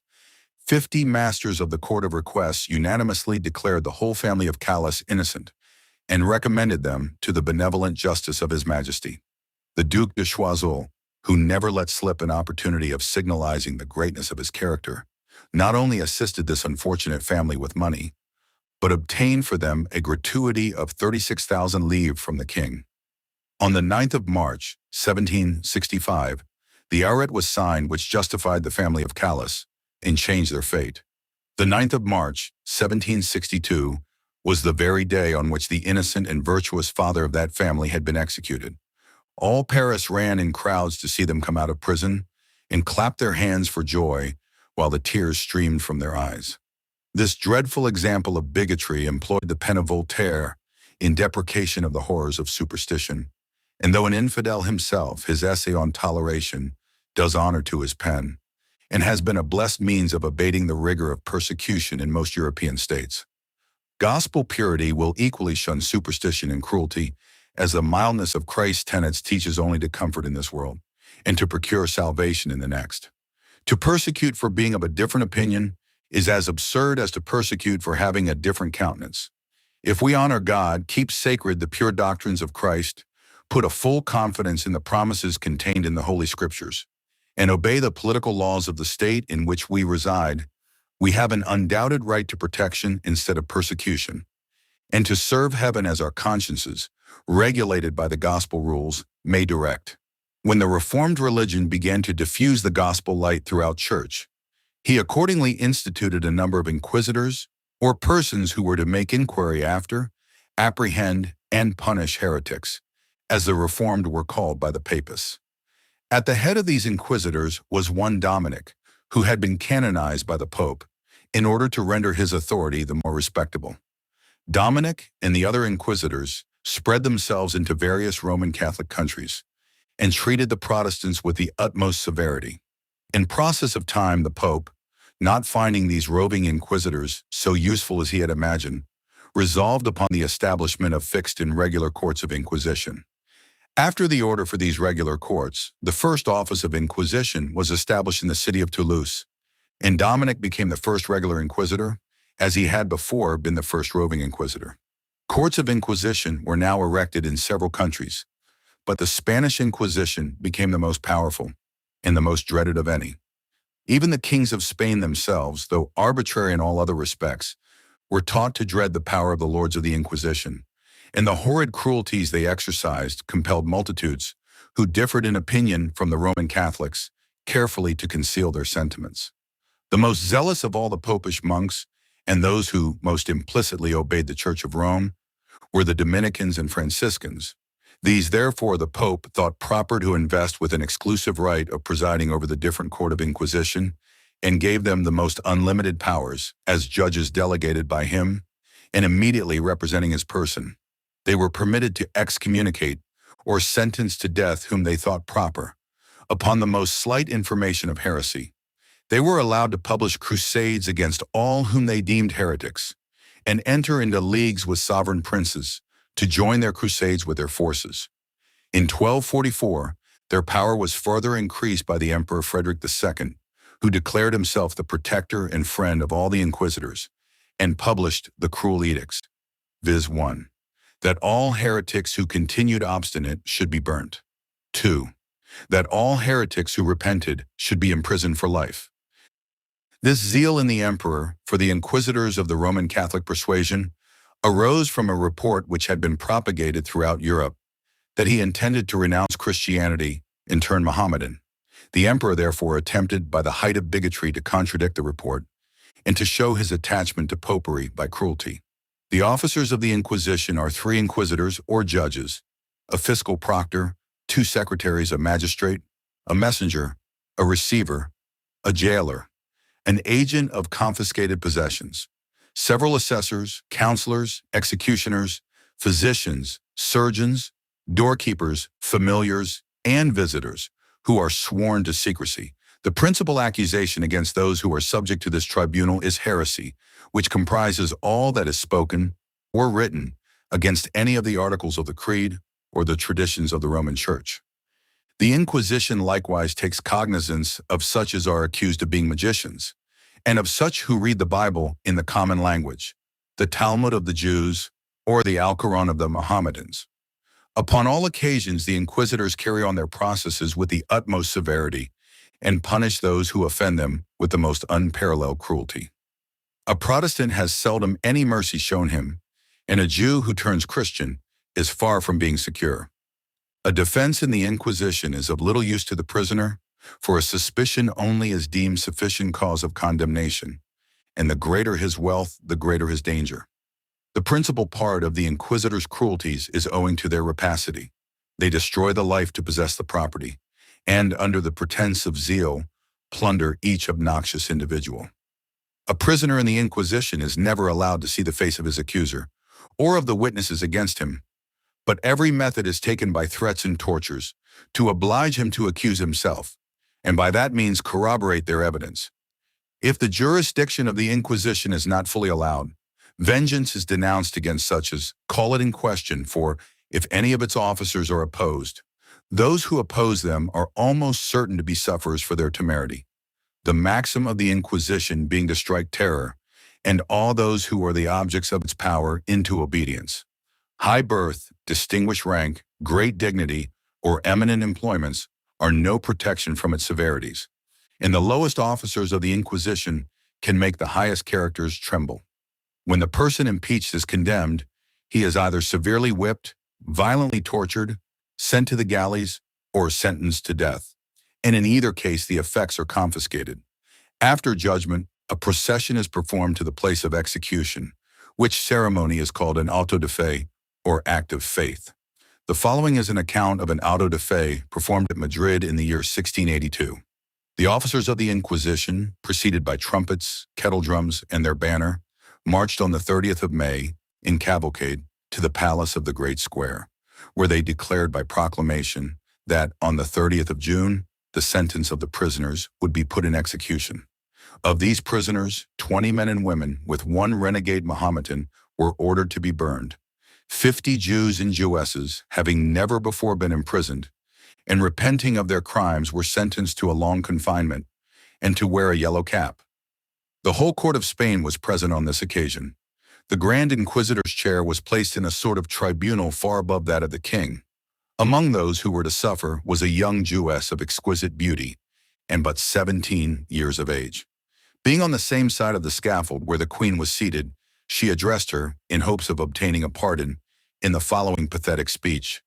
"Great Queen, will not your royal presence be of some service in my miserable condition? Have regard to my youth, and consider that I am about to die for professing a religion imbibed from my earliest infancy." Her Majesty seemed greatly to pity her distress, but turned away her eyes, as she did not dare to speak a word in behalf of a person who had been declared a heretic. Now Mass began, in the midst of which the priest came from the altar, placed himself near the scaffold, and seated himself in a chair prepared for that purpose. The chief inquisitor then descended from the amphitheater, dressed in his cope, and having a mitre on his head. After having bowed to the altar, he advanced towards the king's balcony and went up to it, attended by some of his officers, carrying a cross and the Gospels, with a book containing the oath by which the kings of Spain oblige themselves to protect the Catholic faith, to extirpate heretics, and to support with all their power and force the prosecutions and decrees of the Inquisition. A like oath was administered to the councillors and whole assembly. The Mass was begun about 12 at noon, and did not end till 9 in the evening, being protracted by a proclamation of the sentences of the several criminals, which were already separately rehearsed aloud one after the other. After this followed the burning of the 21 men and women, whose intrepidity in suffering that horrid death was truly astonishing. The king's near situation to the criminals rendered their dying groans very audible to him. He could not, however, be absent from this dreadful scene, as it is esteemed a religious one, and his coronation oath obliges him to give a sanction by his presence to all the acts of the tribunal. What we have already said may be applied to inquisitions in general, as well as to that of Spain in particular. The Inquisition belonging to Portugal is exactly upon a similar plan to that of Spain, having been instituted much about the same time, and put under the same regulations. The inquisitors allow the torture to be used only 3 times, but during those times it is so severely inflicted that the prisoner either dies under it or continues always after a cripple, and suffers the severest pains upon every change of weather. We shall give an ample description of the severe torments occasioned by the torture, from the account of one who suffered it the 3 respective times, but happily survived the cruelties he underwent. At the first time of torturing, 6 executioners entered, stripped him naked to his drawers, and laid him upon his back on a kind of stand, elevated a few feet from the floor. The operation commenced by putting an iron collar round his neck and a ring to each foot, which fastened him to the stand. His limbs being thus stretched out, they wound 2 ropes round each thigh, which ropes being passed under the scaffold, through holes made for that purpose, were all drawn tight at the same instant of time by 4 of the men on a given signal. It is easy to conceive that the pains which immediately succeeded were intolerable. The ropes, which were of a small size, cut through the prisoner's flesh to the bone, making the blood to gush out at 8 different places, thus bound at a time. As the prisoner persisted in not making any confession of what the inquisitors required, the ropes were drawn in this manner 4 times successively. The manner of inflicting the second torture was as follows. They forced his arms backwards so that the palms of his hands were turned outward behind him, when, by means of a rope that fastened them together at the wrists, and which was turned by an engine, they drew them by degrees nearer each other, in such a manner that the back of each hand touched, and stood exactly parallel to each other. In consequence of this violent contortion, both his shoulders became dislocated, and a considerable quantity of blood issued from his mouth. This torture was repeated thrice, after which he was again taken to the dungeon, and the surgeon set the dislocated bones. 2 months after the second torture, The prisoner, being a little recovered, was again ordered to the torture room, and there, for the last time, made to undergo another kind of punishment, which was inflicted twice without any intermission. The executioners fastened a thick iron chain round his body, which, crossing at the breast, terminated at the wrists. They then placed him with his back against a thick board, at each extremity whereof was a pulley, through which there ran a rope that caught the end of the chain at his wrists. The executioner then, stretching the end of this rope by means of a roller, placed at a distance behind him, pressed or bruised his stomach in proportion as the ends of the chains were drawn tighter. They tortured him in this manner to such a degree that his wrists as well as his shoulders were quite dislocated. They were, however, soon set by the surgeons, but the barbarians, not yet satisfied with this species of cruelty, made him immediately undergo the like torture a second time, which he sustained, though, if possible, attended with keener pains, with equal constancy and resolution. After this he was again remanded to his dungeon, attended by the surgeon to dress his bruises and adjust the part dislocated, and here he continued till their auto da fe, or jail delivery, when he was discharged, crippled and diseased for life.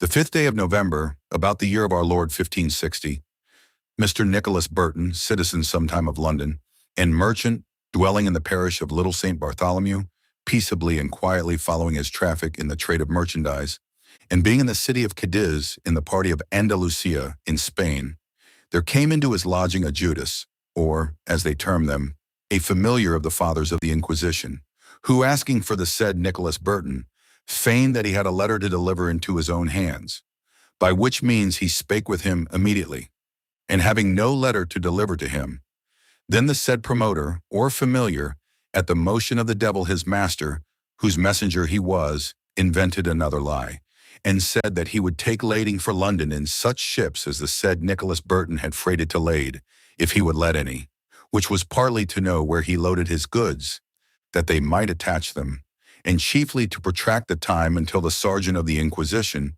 might come and apprehend the body of the said Nicholas Burton, which they did incontinently.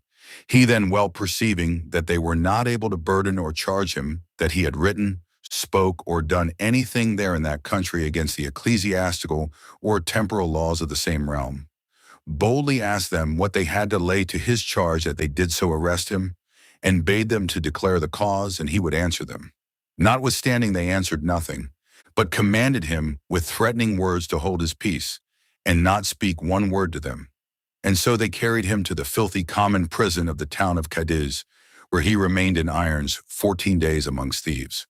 All which time he so instructed the poor prisoners in the word of God, according to the good talent which God had given him in that behalf, and also in the Spanish tongue to utter the same, that in that short space he had well reclaimed several of those superstitious and ignorant Spaniards to embrace the word of God, and to reject their popish traditions, which being known unto the officers of the Inquisition, they conveyed him laden with irons from thence to a city called Seville, into a more cruel and straiter prison called Triana, where the said fathers of the Inquisition proceeded against him secretly according to their accustomed cruel tyranny, that never after he could be suffered to write or speak to any of his nation, so that to this day it is unknown who was his accuser. Afterward, the 20th of December, they brought the said Nicholas Burton with a great number of other prisoners for professing the true Christian religion into the city of Seville, to a place where the said inquisitors sat in judgment, which they called auto, with a canvas coat, whereupon in divers parts was painted the figure of a huge devil, tormenting a soul in a flame of fire, and on his head a coping tank of the same work. His tongue was forced out of his mouth with a cloven stick fastened upon it, that he should not utter his conscience and faith to the people. And so he was set with another Englishman of Southampton, and divers other condemned men for religion, as well Frenchmen as Spaniards, upon a scaffold over against the said Inquisition, where their sentences and judgments were read and pronounced against them. And immediately after the said sentences given, they were carried from thence to the place of execution without the city, where they most cruelly burned them, for whose constant faith God be praised. This Nicholas Burton, by the way, and in the flames of Bartmoor, had so cheerful a countenance, embracing death with all patience and gladness, that the tormentors and enemies which stood by said that the devil had his soul before he came to the fire, and therefore they said his senses of feeling were past him. It happened that after the arrest of Nicholas Burton aforesaid, immediately all the goods and merchandise which he brought with him into Spain by the way of traffic were, according to their common usage, seized and taken into the sequester, among which they also rolled up much that appertained to another English merchant, wherewith he was credited as factor. Whereof so soon as news was brought to the merchant, as well of the imprisonment of his factor, as of the arrest made upon his goods, he sent his attorney into Spain, with authority from him to make claim to his goods, and to demand them, whose name was John Foxe, citizen of Bristol. When his attorney was landed at Seville, and had shown all his letters and writings to the Holy House, requiring them that such goods might be delivered into his possession, answer was made to him that he must sue by bill and retain an advocate, but all was doubtless to delay him.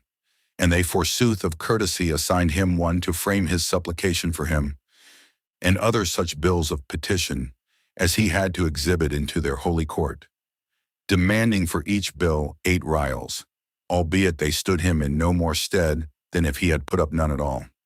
And for the space of 3 or 4 months this fellow missed not twice a day, attending every morning and afternoon at the Inquisitor's palace, suing unto them upon his knees for his dispatch, but especially to the Bishop of Tarragona, who was at that very time chief in the Inquisition at Seville, that he of his absolute authority would command restitution to be made thereof.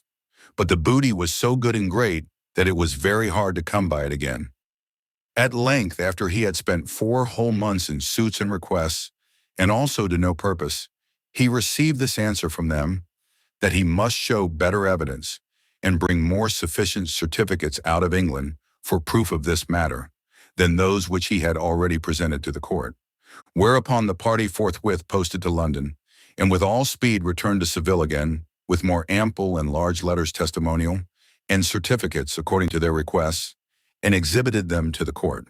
Notwithstanding, the inquisitors still shifted him off, excusing themselves by lack of leisure, and for that they were occupied in more weighty affairs, and with such answers put him off 4 months after. At last, when the party had well nigh spent all his money, and therefore sued the more earnestly for his dispatch, they referred the matter wholly to the bishop, of whom, when he repaired unto him, he made this answer, that for himself he knew what he had to do, howbeit he was but one man, and the determination appertained to the other commissioners as well as unto him. And thus by posting and passing it from one to another, the party could obtain no end of his suit. Yet for his importunity's sake, they were resolved to dispatch him. It was on this sort: one of the inquisitors, called Gasco, a man very well experienced in these practices, willed the party to resort unto him after dinner. The fellow being glad to hear this news, and supposing that his goods should be restored unto him, and that he was called in for that purpose to talk with the other that was in prison to confer with him about their accounts, rather through a little misunderstanding, hearing the inquisitors cast out a word that it should be needful for him to talk with the prisoner, and being thereupon more than half persuaded that at length they meant good faith, did so, and repaired thither about the evening. Immediately upon his coming, the jailer was forthwith charged with him to shut him up close in such a prison where they appointed him. The party, hoping at the first that he had been called for about some other matter, and seeing himself, contrary to his expectation, cast into a dark dungeon, perceived at length that the world went with him far otherwise than he supposed it would have done. But within 2 or 3 days after, he was brought into the court where he began to demand his goods. And because it was a device that well served their turn without any more circumstance, they bid him say his Ave Maria, gratia plena, Dominus tecum, benedicta tu in mulieribus, et benedictus fructus ventris tui, Jesus. Amen. The same was written word by word as he spake it, and without any more talk of claiming his goods, because it was needless, they commanded him to prison again, and entered an action against him as a heretic, forasmuch as he did not say his Ave Maria after the Romish fashion, but ended it very suspiciously, for he should have added moreover, Sancta Maria Mater Dei, ora pro nobis peccatoribus. By abbreviating whereof it was evident enough, said they, that he did not allow the mediation of saints. Thus they picked a quarrel to detain him in prison a longer season, and afterward brought him forth upon their stage disguised after their manner.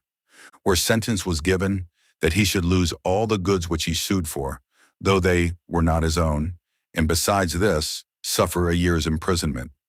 Mark Bruce, an Englishman, master of an English ship called the Minion, was burnt in a city in Portugal. William Hoker, a young man about the age of 16 years, being an Englishman, was stoned to death by certain young men in the city of Seville for the same righteous cause. When the crown of Spain was contested for in the beginning of the present century by two princes who equally pretended to the sovereignty, France espoused the cause of one competitor and England of the other. The Duke of Berwick, a natural son of James II who abdicated England, commanded the Spanish and French forces and defeated the English at the celebrated Battle of Almanza. The army was then divided into two parts, the one consisting of Spaniards and French, headed by the Duke of Berwick, advanced towards Catalonia. The other body, consisting of French troops only, commanded by the Duke of Orleans, proceeded to the conquest of Aragon. As the troops drew nearer to the city of Aragon, the magistrates came to offer the keys to the Duke of Orleans. But he told them haughtily they were rebels and that he would not accept the keys, for he had orders to enter the city through a breach. He accordingly made a breach in the walls with his cannon, and then entered the city through it, together with his whole army. When he had made every necessary regulation here, he departed to subdue other places, leaving a strong garrison at once to overawe and defend under the command of his Lieutenant General, Monsieur de Legal. This gentleman, though brought up a Roman Catholic, was totally free from superstition. He united great talents with great bravery, and was at once the skillful officer and accomplished gentleman. The Duke, before his departure, had ordered that heavy contributions should be levied upon the city to the following manner. 1. That the magistrates and principal inhabitants should pay 1,000 crowns per month for the Duke's table. 2. That every house should pay 1 pistole, which would monthly amount to 18,000 pistoles. 3. That every convent and monastery should pay a donative, proportionable to its riches and rents. The 2 last contributions to be appropriated to the maintenance of the army. The money levied upon the magistrates and principal inhabitants, and upon every house was paid as soon as demanded. But when the proper persons applied to the heads of convents and monasteries, they found that the ecclesiastics were not so willing as other people to part with their cash. Of the donatives to be raised by the clergy, Monsieur de Legal sent to the Jesuits a peremptory order to pay the money immediately. The superior of the Jesuits returned for answer that for the clergy to pay money for the army was against all ecclesiastical immunities, and that he knew of no argument which could authorize such a procedure. Monsieur de Legal then sent 4 companies of dragoons to quarter themselves in the college, with this sarcastic message: "To convince you of the necessity of paying the money, I have sent 4 substantial arguments to your college, drawn from the system of military logic, and therefore hope you will not need any further admonition to direct your conduct." These proceedings greatly perplexed the Jesuits, who dispatched and expressed accord to the king's confessor, who was of their order. But the dragoons were much more expeditious in plundering and doing mischief than the courier in his journey, so that the Jesuits, seeing everything going to wreck and ruin, thought proper to adjust the matter amicably, and paid the money before the return of their messenger. The Augustins and Carmelites, taking warning by what had happened to the Jesuits, prudently went and paid the money, and by that means escaped the study of military arguments and of being taught logic by dragoons. But the Dominicans, who were all familiars of, or agents dependent on, the Inquisition, imagined that that very circumstance would be their protection. But they were mistaken, for Monsieur de Legal neither feared nor respected the Inquisition. The chief of the Dominicans sent word to the military commander that his order was poor and had not any money whatever to pay the donative. "For," says he, "the whole wealth of the Dominicans consists only in the silver images of the apostles and saints as large as life, which are placed in our church, and which it would be sacrilege to remove." This insinuation was meant to terrify the French commander, whom the inquisitors imagined would not dare to be so profane as to wish for the possession of the precious idols. He, however, sent word that the silver images would make admirable substitutes for money, and would be more in character in his possession than in that of the Dominicans themselves. "For," said he, "while you possess them in the manner you do at present, they stand up in niches, useless and motionless, without being of the least benefit to mankind in general, or even to yourselves. But when they come into my possession, they shall be useful. I will put them in motion, for I intend to have them coined when they may travel like the apostles, be beneficial in various places, and circulate for the universal service of mankind. The inquisitors were astonished at this treatment, which they never expected to receive, even from crowned heads. They therefore determined to deliver their precious images in a solemn procession, that they might excite the people to an insurrection. The Dominican friars were accordingly ordered to march to de Legal's house with the silver apostles and saints in a mournful manner, having lighted tapers with them, and bitterly crying all the way, "Heresy, heresy." Monsieur de Legal, hearing these proceedings, ordered 4 companies of grenadiers to line the street which led to his house. Each grenadier was ordered to have his loaded fusee in one hand and a lighted taper in the other, so that the troops might either repel force with force or do honor to the farcical solemnity. The friars did all they could to raise the tumult, but the common people were too much afraid of the troops under arms to obey them. The silver images were, therefore, of necessity, delivered up to Monsieur de Legal, who sent them to the mint and ordered them to be coined immediately. The project of raising an insurrection having failed, the inquisitors determined to excommunicate Monsieur de Legal, unless he would release their precious silver saints from imprisonment in the mint before they were melted down or otherwise mutilated.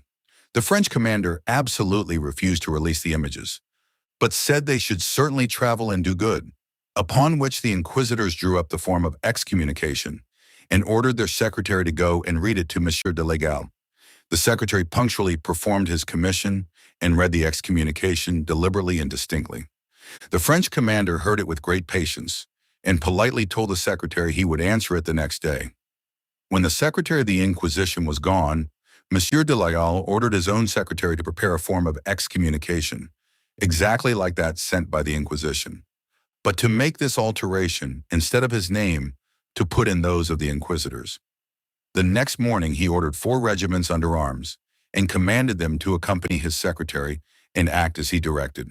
The secretary went to the Inquisition and insisted upon admittance, which after a great deal of altercation was granted. As soon as he entered, he read in an audible voice the excommunication sent by Monsieur de Legal against the inquisitors. The inquisitors were all present and heard it with astonishment, never having before met with any individual who dared behave so boldly. They loudly cried out against de Legal as a heretic and said this was a most daring insult against the Catholic faith. But, to surprise them still more, the French secretary told them they must remove from their present lodgings, for the French commander wanted to quarter the troops in the Inquisition, as it was the most commodious place in the whole city. The inquisitors exclaimed loudly upon this occasion, when the secretary put them under a strong guard and sent them to a place appointed by Monsieur de Legal to receive them. The inquisitors, finding how things went, begged that they might be permitted to take their private property, which was granted, and they immediately set out for Madrid, where they made the most bitter complaints to the king.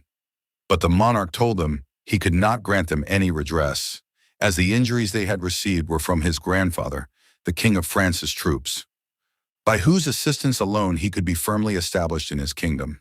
Had it been my own troops, said he, I would have punished them, but as it is, I cannot pretend to exert any authority.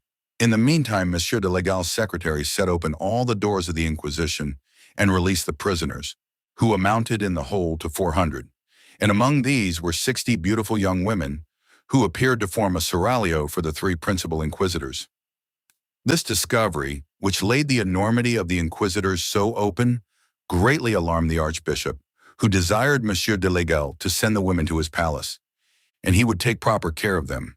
And at the same time he published an ecclesiastical censure against all such as should ridicule or blame the holy office of the Inquisition. The French commander sent word to the archbishop that the prisoners had either run away or were so securely concealed by their friends, or even by his own officers, that it was impossible for him to send them back again. And therefore the Inquisition, having committed such atrocious actions, must now put up with their exposure. One of the ladies thus happily delivered from captivity was afterward married to the very French officer who opened the door of her dungeon and released her from confinement. The lady related the following circumstances to her husband and to Monsieur Gavin, author of the Master Key to Popery, from the latter of whom we have selected the most material particulars. I went one day, says the lady with my mother, to visit the Countess Ateras, and I met there Don Francisco Tiragon, her confessor and second inquisitor of the Holy Office.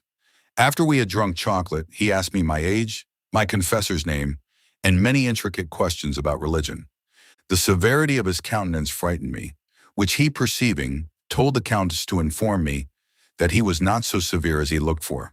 He then caressed me in a most obliging manner, presented his hand, which I kissed with great reverence and modesty, and as he went away, he made use of this remarkable expression: "My dear child, I shall remember you till the next time." I did not at the time mark the sense of the words, for I was inexperienced in matters of gallantry, being at that time but 15 years old. Indeed, he unfortunately did remember me, for the very same night, when our whole family were in bed, we heard a great knocking at the door. The maid, who laid in the same room with me, went to the window and inquired who was there. The answer was, the Holy Inquisition. On hearing this, I screamed out, "Father, father, dear father, I am ruined forever." My father got up and came to me to know the occasion of my crying out. I told him the inquisitors were at the door. On hearing this, instead of protecting me, he hurried downstairs as fast as possible, and lest the maid should be too slow, opened the street door himself. Under such abject and slavish fears are bigoted minds. As soon as he knew they came for me, he fetched me with great solemnity and delivered me to the officers with much submission. I was hurried into a coach with no other clothing than a petticoat and a mantle, for they would not let me stay to take anything else. My fright was so great, I expected to die that very night. But judge my surprise when I was ushered into an apartment, decorated with all the elegance that taste, united with opulence, could bestow. Soon after the officers left me, a maidservant appeared with a silver salver, on which were sweetmeats and cinnamon water. She desired me to take some refreshment before I went to bed. I told her I could not, but should be glad if she could inform me whether I was to be put to death that night or not. "To be put to death!" exclaimed she. "You do not come here to be put to death, but to live like a princess, and you shall want for nothing in the world but the liberty of going out. So pray don't be afraid, but go to bed and sleep easy, for tomorrow you shall see wonders within this house. And as I am chosen to be your waiting maid, I hope you'll be very kind to me." I was going to ask some questions, but she told me she must not answer anything more till the next day, but assured me that nobody would come to disturb me. "I am going," she said, "about a little business, but I will come back presently, for my bed is in the closet next yours." So she left me for about a quarter of an hour and then returned. She then said, "Madam, pray let me know when you will be pleased. Have your chocolate ready in the morning." This greatly surprised me, so that without replying to her question, I asked her name. She said, "My name is Mary." "Mary, then," said I, "for heaven's sake, tell me whether I am brought here to die or not." "I have told you already," replied she, "that you came here to be one of the happiest ladies in the world." We went to bed, but the fear of death prevented me from sleeping the whole night. Mary waked. She was surprised to find me up, but she soon rose, and after leaving me for about half an hour, she brought in 2 cups of chocolate and some biscuit on a silver plate. I drank 1 cup of chocolate and desired her to drink the other, which she did. When we had done, I said, "Well, Mary, can you give me any account of the reasons for my being brought here?" To which she answered, "Not yet, madam, you must have patience," and immediately slipped out of the room. About half an hour after, she brought a great quantity of elegant clothes, suitable to a lady of the highest rank, and told me I must dress myself. Among several trinkets which accompanied the clothes, I observed with surprise a snuff box in the lid of which was a picture of Don Francisco Tiragon. This unraveled to me the mystery of my confinement, and at the same time roused my imagination to contrive how to evade receiving the present. If I absolutely refused it, I thought immediate death must ensue, and to accept it was giving him too much encouragement against my honor. At length I hit upon a medium and said to Mary, "Pray present my respects to Don Francisco Tiragon, and tell him that, as I could not bring my clothes along with me last night, modesty permits me to accept of these garments, which are requisite to keep me decent." But since I do not take snuff, I hope his lordship will excuse me in not accepting his box." Mary went with my answer, and soon returned with Don Francisco's portrait elegantly set in gold and richly embellished with diamonds. This message accompanied it, that his lordship had made a mistake, his intent not being to send me a snuff box, but his portrait. I was at a great loss what to do, when Mary said, "Pray, madam, take my poor advice, accept of the portrait and everything else that his lordship sends you. For if you do not, he can compel you to do what he pleases, and put you to death when he thinks proper, without anybody being able to defend you. But if you are obliging to him," continued she, "he will be very kind, and you will be as happy as a queen. You will have elegant apartments to live in, beautiful gardens to range in, and agreeable ladies to visit you. Therefore I advise you to send a civil answer, or even not to deny a visit from his lordship. Or perhaps you may repent of your disrespect." "Oh my God," exclaimed I, "must I sacrifice my honor to my fears, and give up my virtue to his despotic power? Alas, what can I do? To resist is vain. If I oppose his desires, force will obtain what chastity refuses." I now fell into the greatest agonies and told Mary to return what answer she thought proper. She said she was glad of my humble submission, and ran to acquaint Don Francisco with it. In a few minutes she returned, with joy in her countenance, telling me his lordship would honor me with his company to supper. "And now give me leave, madam," said she, "to call you mistress, for I am to wait upon you. I have been in a holy office 14 years, and know all the customs perfectly well. But as silence is imposed upon me, under pain of death, I can only answer such questions as immediately relate to your own person.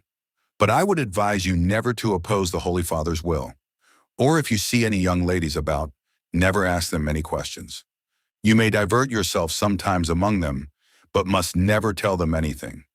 3 days hence you will dine with them, and at all times you may have music and other recreations. In fine, you will be so happy that you will not wish to go abroad. And when your time is expired, the Holy Fathers will send you out of this country and marry you to some nobleman." After saying these words, she left me overwhelmed with astonishment, and scarce knowing what to think. As soon as I recovered myself, I began to look about, and finding a closet, I opened it, and perceived that it was filled with books.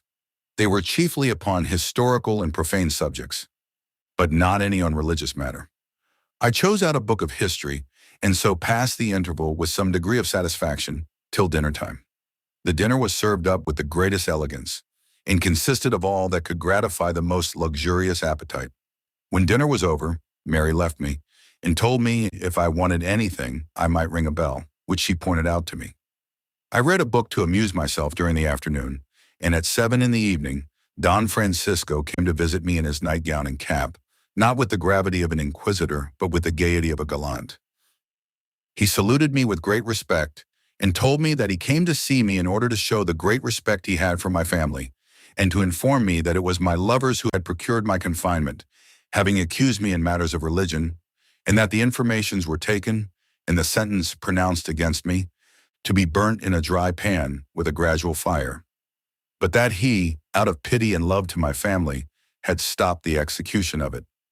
These words were like daggers to my heart. I dropped at his feet and said, "Ah, my lord, have you stopped the execution forever?" He replied, "That belongs to yourself only," and abruptly wished me good night.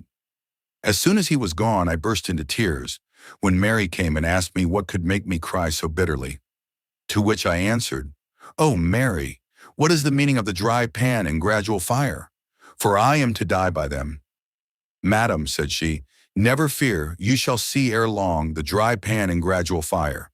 But they are made for those who oppose the Holy Father's will, not for you who are so good as to obey it. But pray," says she, "was Don Francisco very obliging?"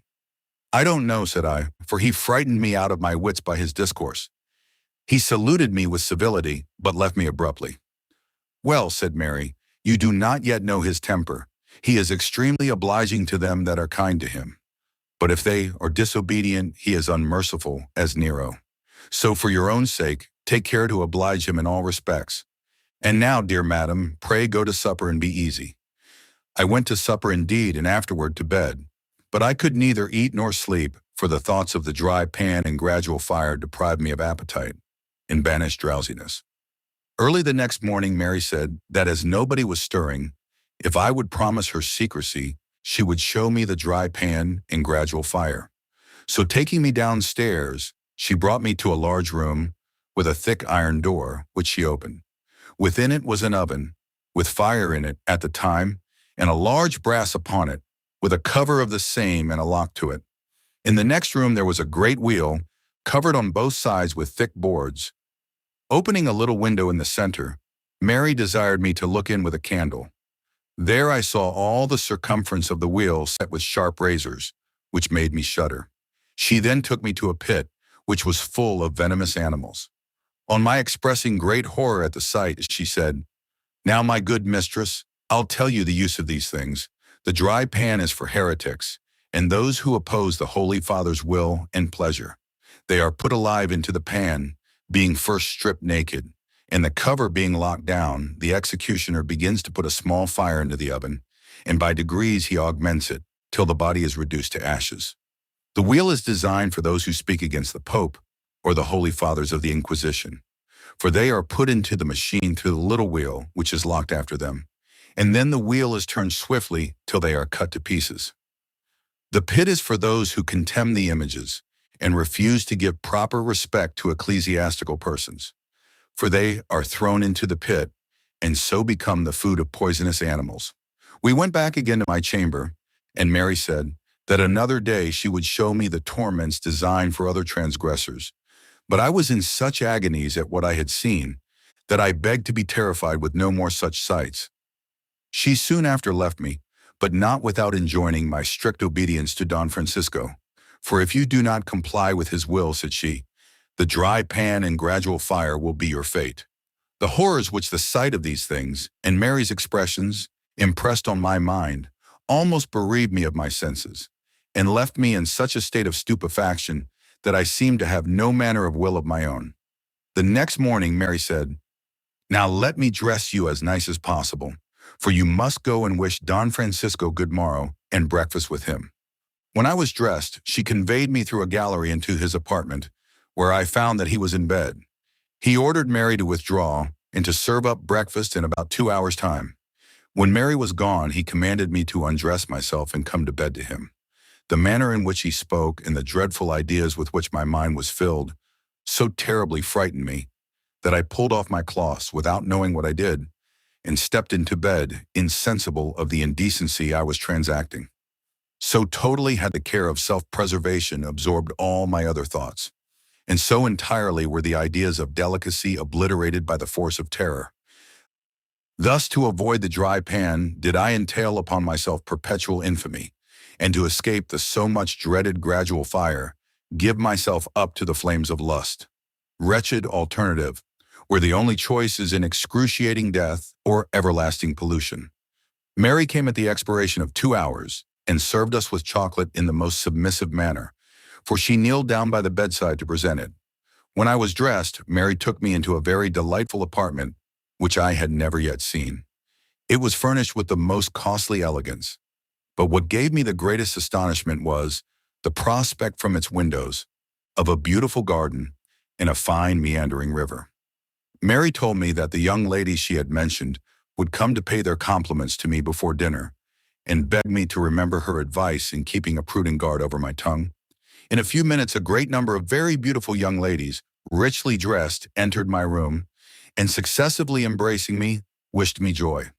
I was so surprised that I was unable to answer their compliments, which one of the ladies perceiving said, "Madam, the solitude of this place will affect you in the beginning, but whenever you begin to feel the pleasures and amusements you may enjoy, you will quit those pensive thoughts.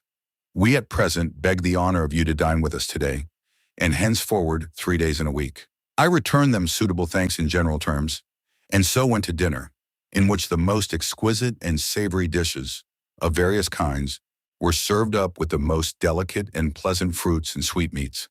The room was long, with 2 tables on each side and a third in the front. I reckoned 52 young ladies, the eldest not exceeding 24 years of age. There were 5 maidservants besides Mary to wait upon us, but Mary confined her attention to me alone. After dinner, we retired to a capacious gallery, where they played on musical instruments. A few diverted themselves with cards, and the rest amused themselves with walking about.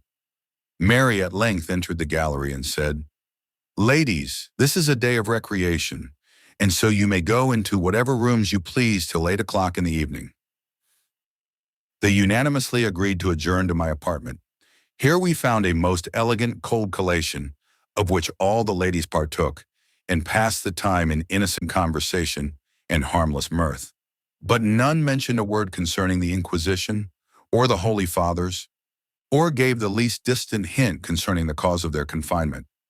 At 8 o'clock, Mary rang a bell, which was a signal for all to retire to their respective apartments, and I was conducted to the chamber of Don Francisco, where I slept. The next morning, Mary brought me a richer dress than any I had yet had, and as soon as I retired to my apartment, all the ladies came to wish me good morning, dressed much richer than the preceding day.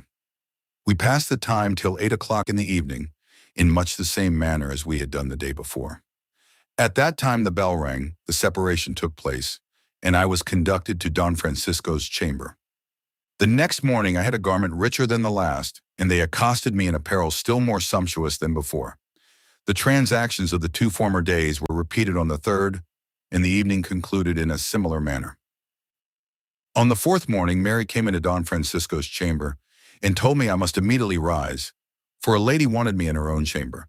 She spoke with a kind of authority which surprised me, but as Don Francisco did not speak a syllable, I got up and obeyed. Mary then conveyed me into a dismal dungeon, not 8 feet in length, and said sternly to me, "This is your room, and this lady your bedfellow and companion." At which words she bounced out of the room and left me in the utmost consternation. After remaining a considerable time in the most dreadful agonies, tears came to my relief, and I exclaimed, "What is this place, dear lady? Is it a scene of enchantment, or is it a hell upon earth? Alas, I have lost my honor and my soul forever."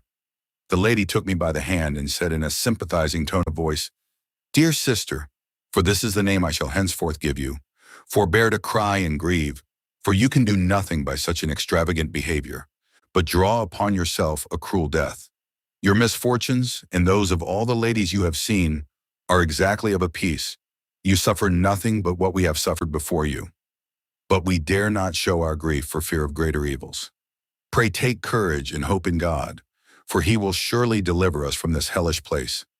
But be sure you discover no uneasiness before Mary, who is the only instrument either of our torments or comfort. Have patience until we go to bed, and then I will venture to tell you more of the matter." My perplexity and vexation were inexpressible, but my new companion, whose name was Leonora, prevailed on me to disguise my uneasiness from Mary. I dissembled tolerably well when she came to bring our dinners, but could not help remarking in my own mind the difference between this repast and those I had before partook of. This consisted only of plain, common food, and of that a scanty allowance, with 1 plate and 1 knife and fork for us both, which she took away as soon as we had dined. When we were in bed, Leonora was as good as her word, and upon my solemn promise of secrecy, thus began to open her mind to me. "My dear sister, you think your case very hard, but I assure you all the ladies in the house have gone through the same. In time you will know all their stories, as they hope to know yours. I suppose Mary has been the chief instrument of your fright, as she has been of ours, and I warrant she has shown you some horrible places, though not all, and that at the very thought of them you were so terrified that you chose the same way we have done to redeem yourself from death. By what hath happened to us, we know that Don Francisco hath been your Nero, your tyrant, for the 3 colors of our clothes are the distinguishing tokens of the 3 Holy Fathers. The red silk belongs to Don Francisco, the blue to Don Guerrero, and the green to Don Alaga, and they always give those colors after the farce of changing garments and the short-lived recreations are over, to those ladies whom they bring here for their respective uses. We are strictly commanded to express all the demonstrations of joy, and to be very merry for 3 days, when a young lady first comes amongst us, as we did with you, and as you must now do with others. But afterward we lived like the most wretched prisoners, without seeing anybody but Mary and the other maidservants, over whom Mary hath a kind of superiority, for she acts as housekeeper. We all dine in the great hall 3 days in a week, and when any one of the inquisitors hath a mind for one of his slaves, Mary comes about 9 o'clock and leads her to his apartment. Some nights Mary leaves the doors of our chambers open, and that is a token that one of the inquisitors hath a mind to come that night. But he comes so silent that we are ignorant whether he is our patron or not. If one of us happens to be with child, she is removed into a better chamber till she is delivered. But during the whole of her pregnancy, she never sees anybody but the person appointed to attend her. As soon as the child is born, it is taken away and carried we know not whither, for we never hear a syllable mentioned about it afterward. I have been in this house 6 years, was not 14 when the officers took me from my father's house, and have had one child. There are at this present time 52 young ladies in the house, but we annually lose 6 or 8, though we know not what becomes of them or whither they are sent. This, however, does not diminish our number, for new ones are always brought in to supply the place of those who are removed from hence, and I remember at one time to have seen 73 ladies here together. Our continual torment is to reflect that when they are tired of any of the ladies, they certainly put to death those they pretend to send away. For it is natural to think that they have too much policy to suffer their atrocious and infernal villainies to be discovered by enlarging them. Hence our situation is miserable indeed, and we have only to pray that the Almighty will pardon those crimes which we are compelled to commit. Therefore, my dear sister, arm yourself with patience, for that is the only palliative to give you comfort, and put a firm confidence in the providence of Almighty God. This discourse of Leonora greatly affected me, but I found everything to be as she told me in the course of time, and I took care to appear as cheerful as possible before Mary. In this manner I continued 18 months, during which time 11 ladies were taken from the house, but in lieu of them we got 19 new ones, which made our number just 60. At the time we were so happily relieved by the French officers, and providentially restored to the joys of society and to the arms of our parents and friends. On that happy day, the door of my dungeon was opened by the gentleman who is now my husband, and who with the utmost expedition sent both Leonora and me to his father's, and, soon after the campaign was over, when he returned home, he thought proper to make me his wife, in which situation I enjoy a recompense for all the miseries I before suffered. From the foregoing narrative it is evident that the inquisitors are a set of libidinous villains, lost to every just idea of religion, and totally destitute of humanity. Those who possess wealth, beauty, or liberal sentiments are sure to find enemies in them. Avarice, lust, and prejudice are their ruling passions, and they sacrifice every law, human and divine, to gratify their predominant desire. Their supposed piety is affectation, their pretended compassion hypocrisy. Their justice depends on their will, and their equitable punishments are founded on their prejudices. None are secure from them. All ranks fall equally victims to their pride, their power, their avarice, or their aversion. Some may suggest that it is strange crowned heads and eminent nobles have not attempted to crush the power of the Inquisition and reduce the authority of those ecclesiastical tyrants from whose merciless fangs neither their families nor themselves are secure. But astonishing as it is, superstition hath, in this case, always overcome common sense, and custom operated against reason. One prince indeed intended to abolish the Inquisition, but he lost his life before he became king, and consequently before he had the power so to do. For the very intimation of his design procured his destruction. This was that amiable Prince Don Carlos, son of Philip II, King of Spain, and grandson of the celebrated Emperor Charles V. Don Carlos possessed all the good qualities of his grandfather without any of the bad ones of his father, and was a prince of great vivacity, admirable learning, and the most amiable disposition. He had sense enough to see into the errors of popery and abhorred the very name of the Inquisition.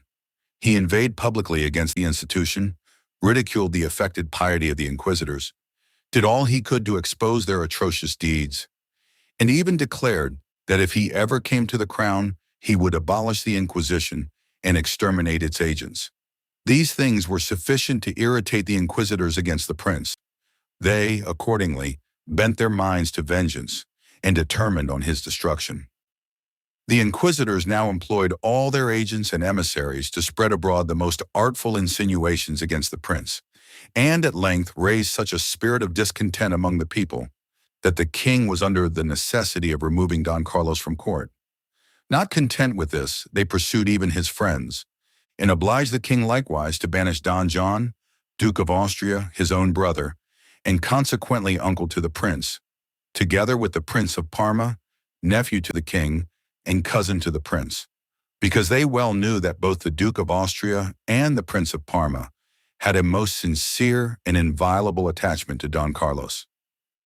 Some few years after, the prince having shown great lenity in favor to the Protestants in the Netherlands, the Inquisition loudly exclaimed against him, declaring that as the persons in question were heretics, the prince himself must necessarily be one, since he gave them countenance. In short, they gained so great an ascendancy over the mind of the king, who was absolutely a slave to superstition, that, shocking to relate, he sacrificed the feelings of nature to the force of bigotry, and, for fear of incurring the anger of the Inquisition, gave up his only son, passing the sentence of death on him himself. The prince indeed had what was termed an indulgence. That is, he was permitted to choose the manner of his death. Roman-like, the unfortunate young hero chose bleeding in the hot bath, when the veins of his arms and legs being opened, he expired gradually, falling a martyr to the malice of the inquisitors and the stupid bigotry of his father. Dr. Egidio was educated at the University of Alcala, where he took his several degrees, and particularly applied himself to the study of the sacred scriptures and school divinity. The professor of theology dying, he was elected into his place, and acted so much to the satisfaction of everyone that his reputation for learning and piety was circulated throughout Europe. Egidio, however, had his enemies, and these laid a complaint against him to the inquisitors, who sent him a citation, and when he appeared to it, cast him into a dungeon.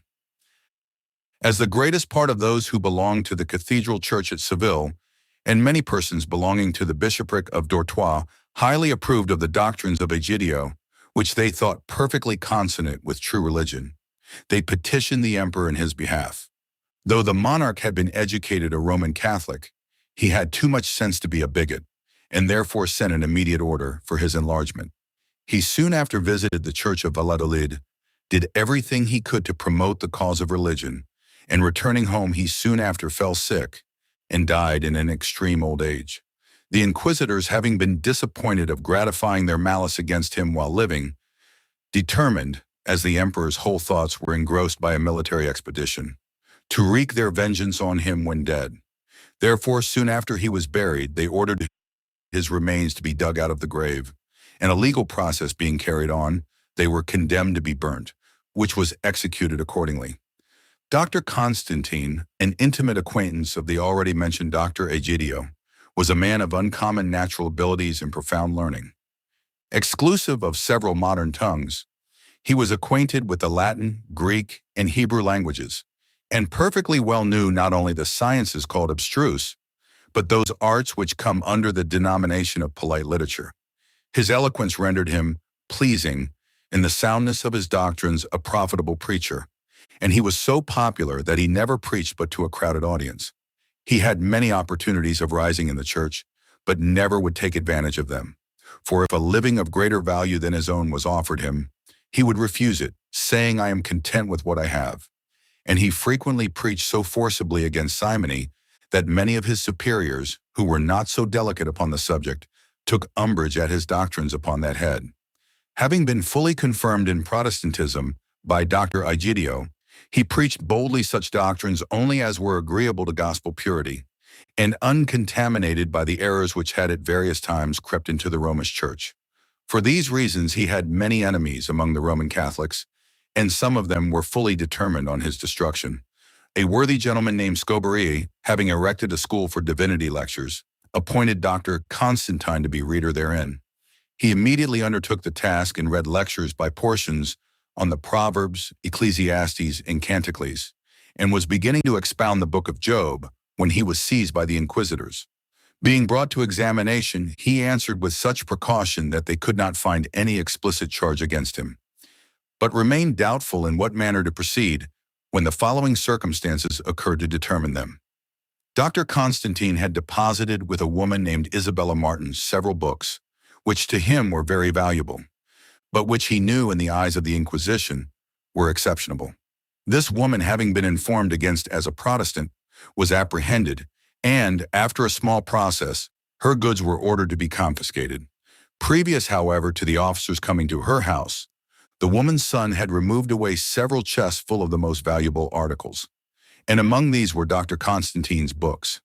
A treacherous servant giving intelligence of this to the inquisitors, an officer was dispatched to the son to demand the chests. The son, supposing the officer only came for Constantine's books, said, "I know what you come for, and I will fetch them to you immediately."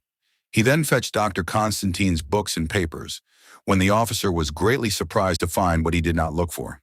He, however, told the young man that he was glad these books and papers were produced, but nevertheless he must fulfill the end of his commission, which was to carry him and the goods he had embezzled before the inquisitors, which he did accordingly, for the young man knew it would be in vain to expostulate or resist, and therefore quietly submitted to his fate. The inquisitors, being thus possessed of Constantine's books and writings, now found matter sufficient to form charges against him. When he was brought to a re-examination, they presented one of his papers and asked him if he knew the handwriting. Perceiving it was his own, he guessed the whole matter, confessed the writing, and justified the doctrine it contained, saying, "In that and all my other writings, I have never departed from the truth of the gospel, but have always kept in view the pure precepts of Christ, as he delivered them to mankind." After being detained upwards of 2 years in prison, Dr. Constantine was seized with a bloody flux, which put an end to his miseries in this world. The process, however, was carried on against his body, which at the ensuing auto de fe was publicly burnt.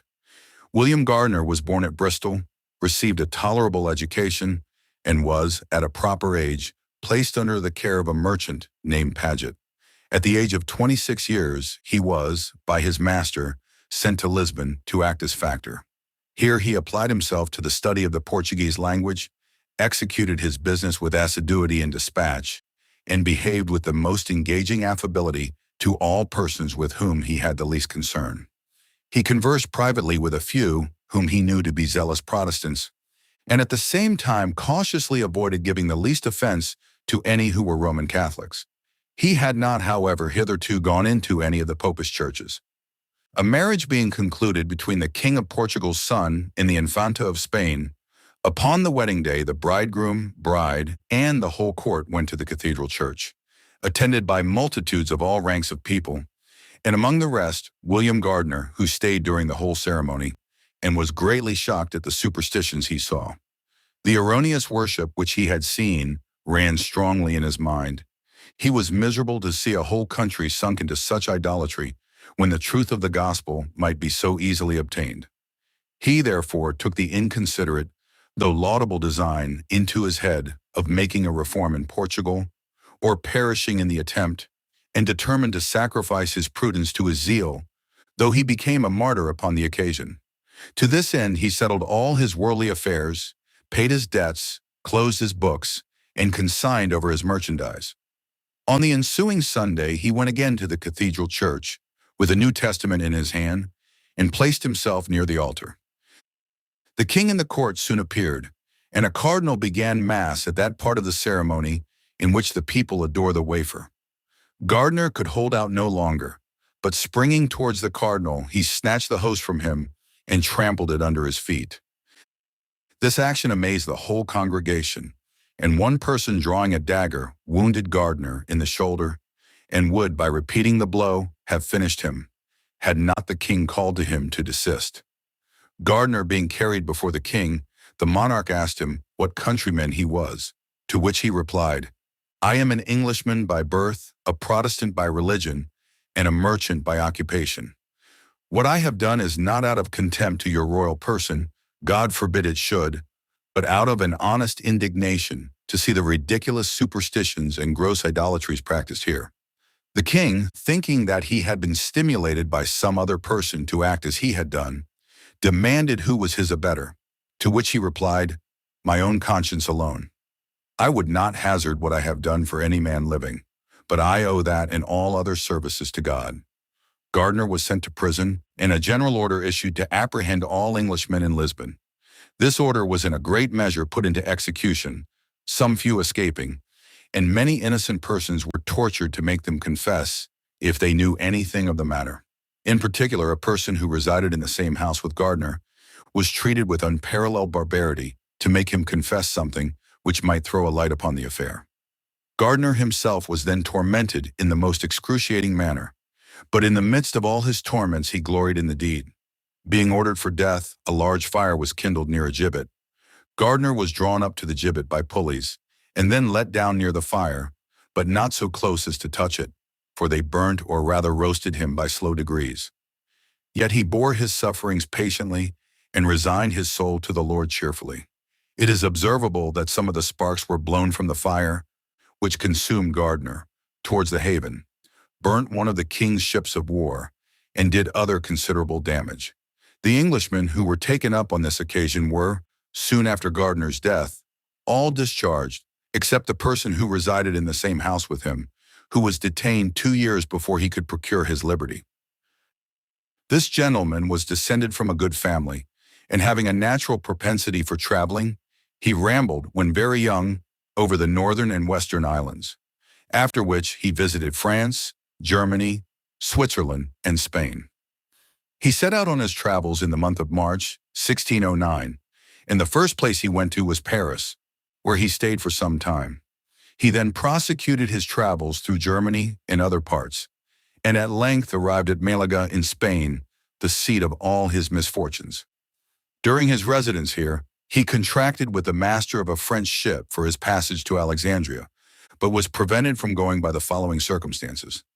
In the evening of the 17th of October, 1620, the English fleet, at that time on a cruise against the Algerine rovers, came to anchor before Malaga, which threw the people of the town into the greatest consternation, as they imagined them to be Turks. The morning, however, discovered the mistake, and the governor of Malaga, perceiving the cross of England in their colors, went on board Sir Robert Mansell's ship, who commanded on that expedition, and after staying some time returned and silenced the fears of the people. The next day, many persons from on board the fleet came ashore. Among these were several well known by Mr. Lithgow, who, after reciprocal compliments, spent some days together in festivity and the amusements of the town. They then invited Mr. Lithgow to go on board and pay his respects to the admiral. He accordingly accepted the invitation, was kindly received by him, and detained till the next day, when the fleet sailed. The admiral would willingly have taken Mr. Lithgow with him to Algiers, but having contracted for his passage to Alexandria and his baggage, etc., being in the town, he could not accept the offer. As soon as Mr. Lithgow got on shore, he proceeded towards his lodgings by a private way, being to embark the same night for Alexandria, when, in passing through a narrow, uninhabited street, he found himself suddenly surrounded by 9 sergeants or officers, who threw a black cloak over him and forcibly conducted him to the governor's house. After some little time, the governor appeared, when Mr. Lithgow earnestly begged he might be informed of the cause of such violent treatment. The governor only answered by shaking his head, and gave orders that the prisoner should be strictly watched till he, the governor, returned from his devotions, directing at the same time that the captain of the town, the alcalde major, and town notary should be summoned to appear at his examination, and that all this should be done with the greatest secrecy, to prevent the knowledge thereof reaching the ears of the English merchants then residing in the town. These orders were strictly discharged, and on the governor's return, he, with the officers, having seated themselves, Mr. Lithgow was brought before them for examination. The governor began by asking several questions, namely, of what country he was, whither bound, and how long he had been in Spain. The prisoner, after answering these and other questions, was conducted to a closet, where, in a short space of time, he was visited by the town captain, who inquired whether he had ever been at Seville, or was lately come from thence, and patting his cheeks with an air of friendship, conjured him to tell the truth. "For," said he, "your very countenance shows there is some hidden matter in your mind, which prudence should direct you to disclose. Finding himself, however, unable to extort anything from the prisoner, he left him and reported the same to the governor and the other officers. On which Mr. Lithgow was again brought before them. A general accusation was laid against him, and he was compelled to swear that he would give true answers to such questions as should be asked him. The governor proceeded to inquire the quality of the English commander. In the prisoner's opinion, what were the motives that prevented his accepting an invitation from him to come on shore? He demanded likewise the names of the English captains in the squadron, and what knowledge he had of the embarkation or preparation for it before his departure from England. The answers given to the several questions asked were set down in writing by the notary, but the junto seemed surprised at his denying any knowledge of the fitting out of the fleet, particularly the governor, who said he lied that he was a traitor and a spy, and came directly from England to favor and assist the designs that were projected against Spain, and that he had been for that purpose 9 months in Seville, in order to procure intelligence of the time the Spanish Navy was expected from the Indies. They exclaimed against his familiarity with the officers of the fleet and many other English gentlemen, between whom, they said, unusual civilities had passed, but all these transactions had been carefully noticed. Besides, to sum up the whole and put the truth past all doubt, they said he came from a council of war, held that morning on board the admiral's ship, in order to put in execution the orders assigned him. They upbraided him with being accessory to the burning of the island of St. Thomas in the West Indies. Wherefore, said they, these Lutherans and sons of the devil ought to have no credit given to what they say or swear. In vain did Mr. Lithgow endeavor to obviate every accusation laid against him, and to obtain belief from his prejudiced judges. He begged permission to send for his cloak bag, which contained his papers, and might serve to show his innocence. This request they complied with, thinking it would discover some things of which they were ignorant. The cloak bag was accordingly brought, and being opened among other things, was found a license from King James I, under the sign manual, setting forth the bearer's intention to travel into Egypt, which was treated by the haughty Spaniards with great contempt. The other papers consisted of passports, testimonials, etc. of persons of quality.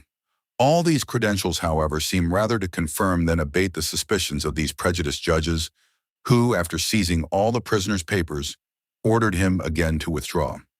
In the meantime, a consultation was held to fix the place where the prisoner should be confined.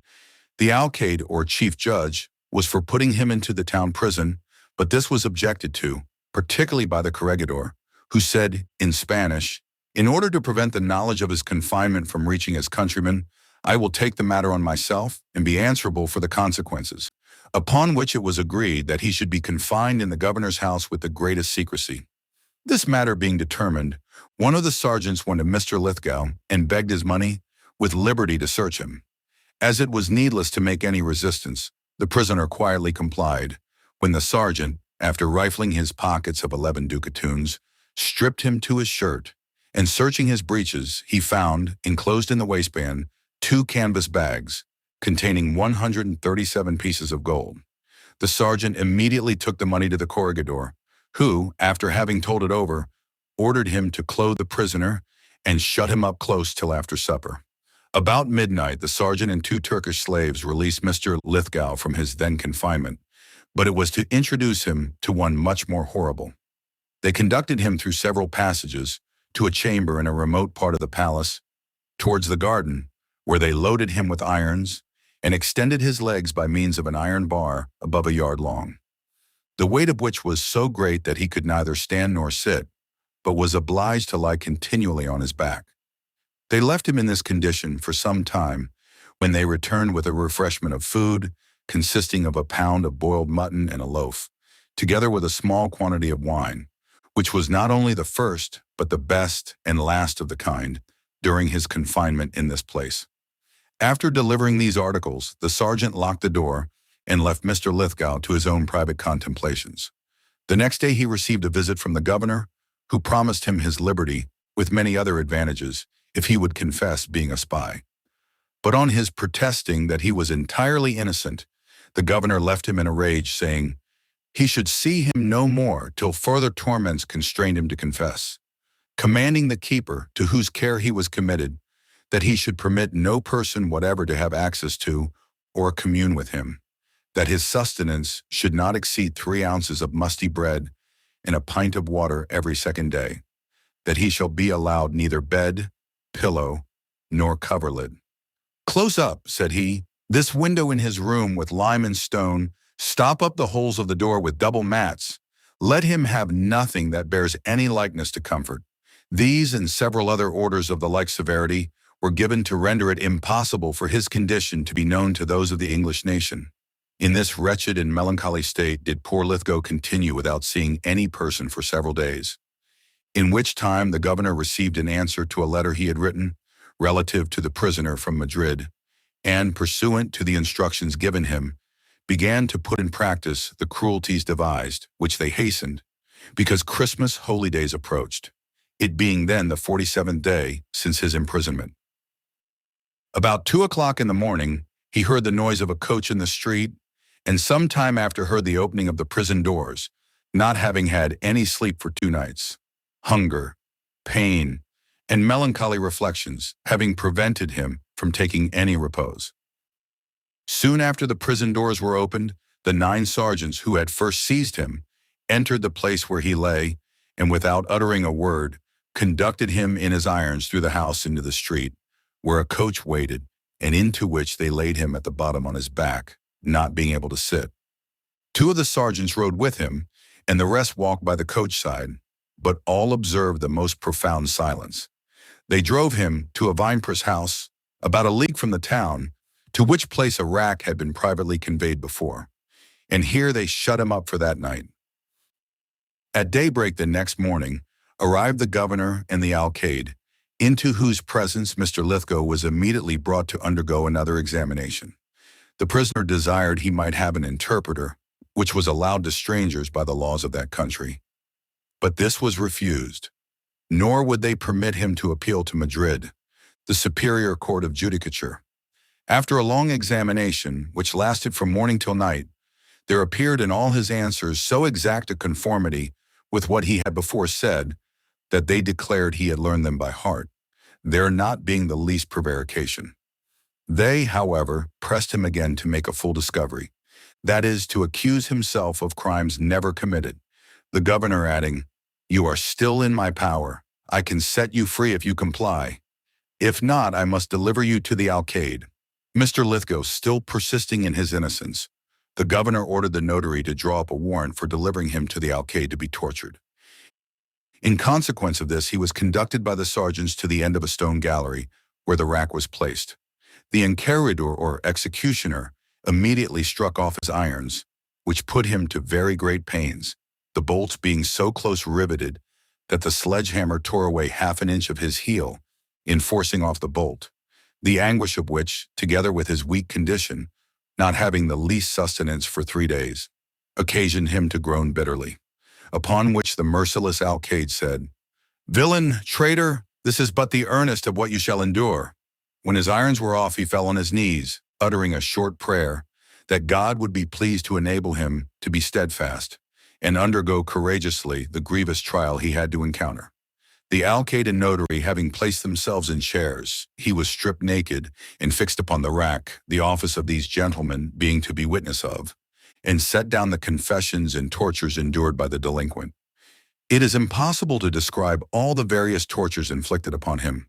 Suffice it to say that he lay on the rack for above 5 hours, during which time he received above 60 different tortures of the most hellish nature, and had they continued them a few minutes longer, he must have inevitably perished.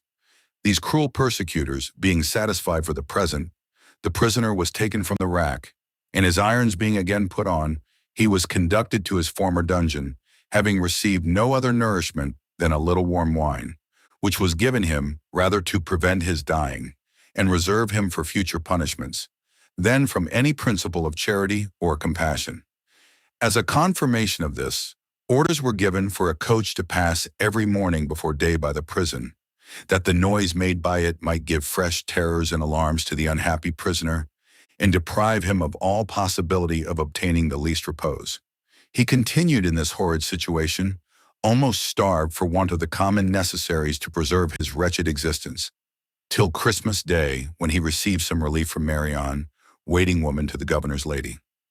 This woman, having obtained leave to visit him, carried with her some refreshments consisting of honey, sugar, raisins, and other articles, and so affected was she at beholding his situation that she wept bitterly, and at her departure expressed the greatest concern at not being able to give him further assistance. In this loathsome prison was poor Mr. Lithgow, kept till he was almost devoured by vermin. They crawled about his beard, lips, eyebrows, etc., so that he could scarce open his eyes, and his mortification was increased by not having the use of his hands or legs to defend himself, from his being so miserably maimed by the tortures. So cruel was the governor that he even ordered the vermin to be swept on him twice in every 8 days.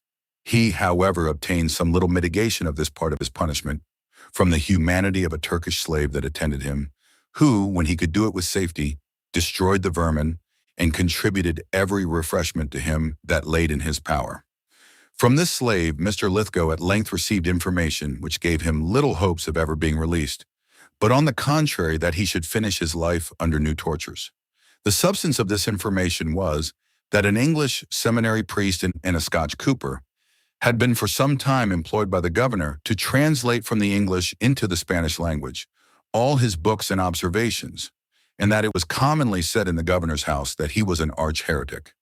This information greatly alarmed him, and he began, not without reason, to fear that they would soon finish him, more especially as they could neither by torture or any other means bring him to vary from what he had all along said at his different examinations.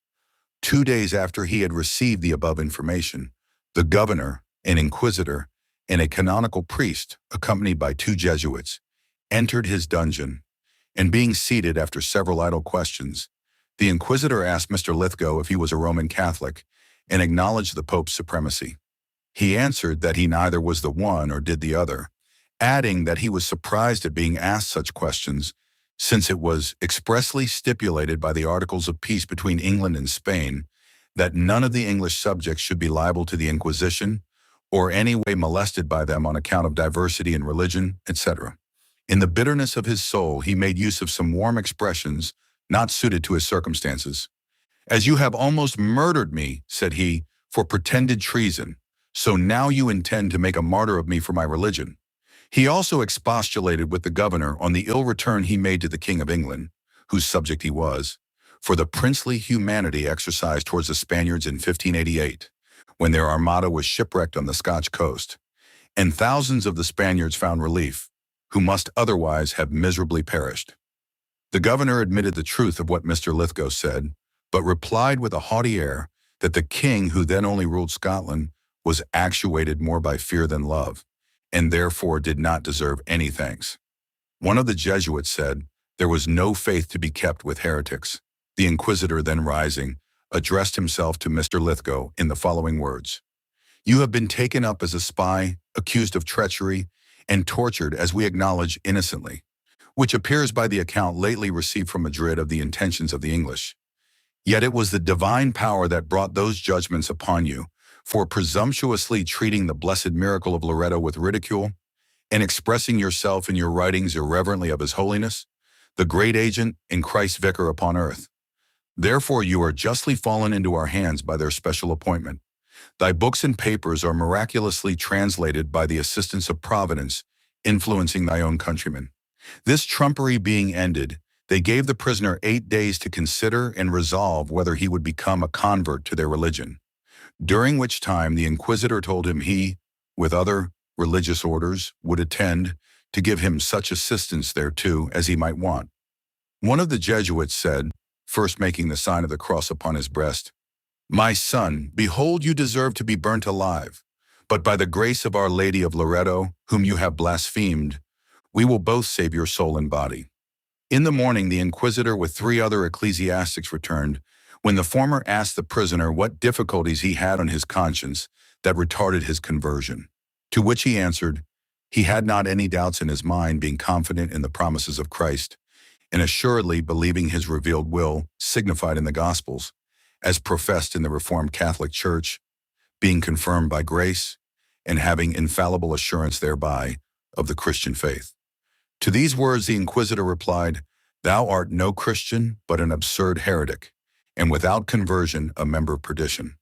The prisoner then told him it was not consistent with the nature and essence of religion and charity to convince by opprobrious speeches, racks, and torments, but by arguments deduced from the Scriptures, and that all other methods would with him be totally ineffectual.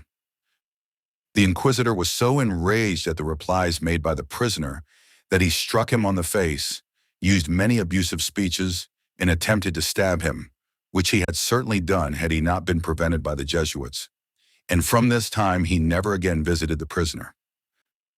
The next day the two Jesuits returned, and putting on a very grave, supercilious air, the superior asked him what resolution he had taken, to which Mr. Lithgow replied that he was already resolved, unless he could show substantial reasons to make him alter his opinion. The superior, after a pedantic display of their 7 sacraments, the intercession of saints, transubstantiation, etc., boasted greatly of their church, her antiquity, universality, and uniformity, all which Mr. Lithgow denied. "For," said he, "the profession of the faith I hold hath been ever since the first days of the apostles, and Christ had ever his own church, however obscure, in the greatest time of your darkness." The Jesuits, finding their arguments had not the desired effect, that torments could not shake his constancy, nor even the fear of the cruel sentence he had reason to expect would be pronounced and executed on him, after severe menaces left him. On the 8th day after being the last of their inquisition, when sentence is pronounced, they returned again, but quite altered both in their words and behavior after repeating much of the same kind of arguments as before. They, with seeming tears in their eyes, pretended they were sorry from their heart he must be obliged to undergo a terrible death, but above all, for the loss of his most precious soul, and falling on their knees, cried out, "Convert, convert, O dear brother, for our blessed Lady's sake convert." To which he answered, "I fear neither death nor fire," being prepared for both. The first effects Mr. Lithgow felt of the determination of this bloody tribunal was a sentence to receive that night 11 different tortures, and if he did not die in the execution of them, which might be reasonably expected from the maimed and disjointed condition he was in, he was, after Easter holidays, to be carried to Grenada, and there burnt to ashes. The first part of this sentence was executed with great barbarity that night, and it pleased God to give him strength both of body and mind, to stand fast to the truth, and to survive the horrid punishments inflicted on him. After these barbarians had glutted themselves for the present, with exercising on the unhappy prisoner the most distinguished cruelties, they again put irons on, and conveyed him to his former dungeon. The next morning he received some little comfort from the Turkish slave, before mentioned, who secretly brought him, in his shirt sleeve, some raisins and figs, which he licked up in the best manner his strength would permit with his tongue. It was to this slave Mr. Lithgow attributed his surviving so long in such a wretched situation, for he found means to convey some of these fruits to him twice every week. It is very extraordinary and worthy of note that this poor slave, bred up from his infancy, according to the maxims of his prophet and parents, in the greatest detestation of Christians, should be so affected at the miserable situation of Mr. Lithgow that he fell ill and continued so for upwards of 40 days. During this period, Mr. Lithgow was attended by a Negro woman, a slave, who found means to furnish him with refreshments still more amply than the Turk, being conversant in the house and family. She brought him every day some victuals, and with it some wine in a bottle. The time was now so far elapsed, and the horrid situation so truly loathsome, that Mr. Lithgow waited with anxious expectation for the day, which by putting an end to his life would also end his torments. But his melancholy expectations were, by the interposition of Providence, happily rendered abortive, and his deliverance obtained from the following circumstances.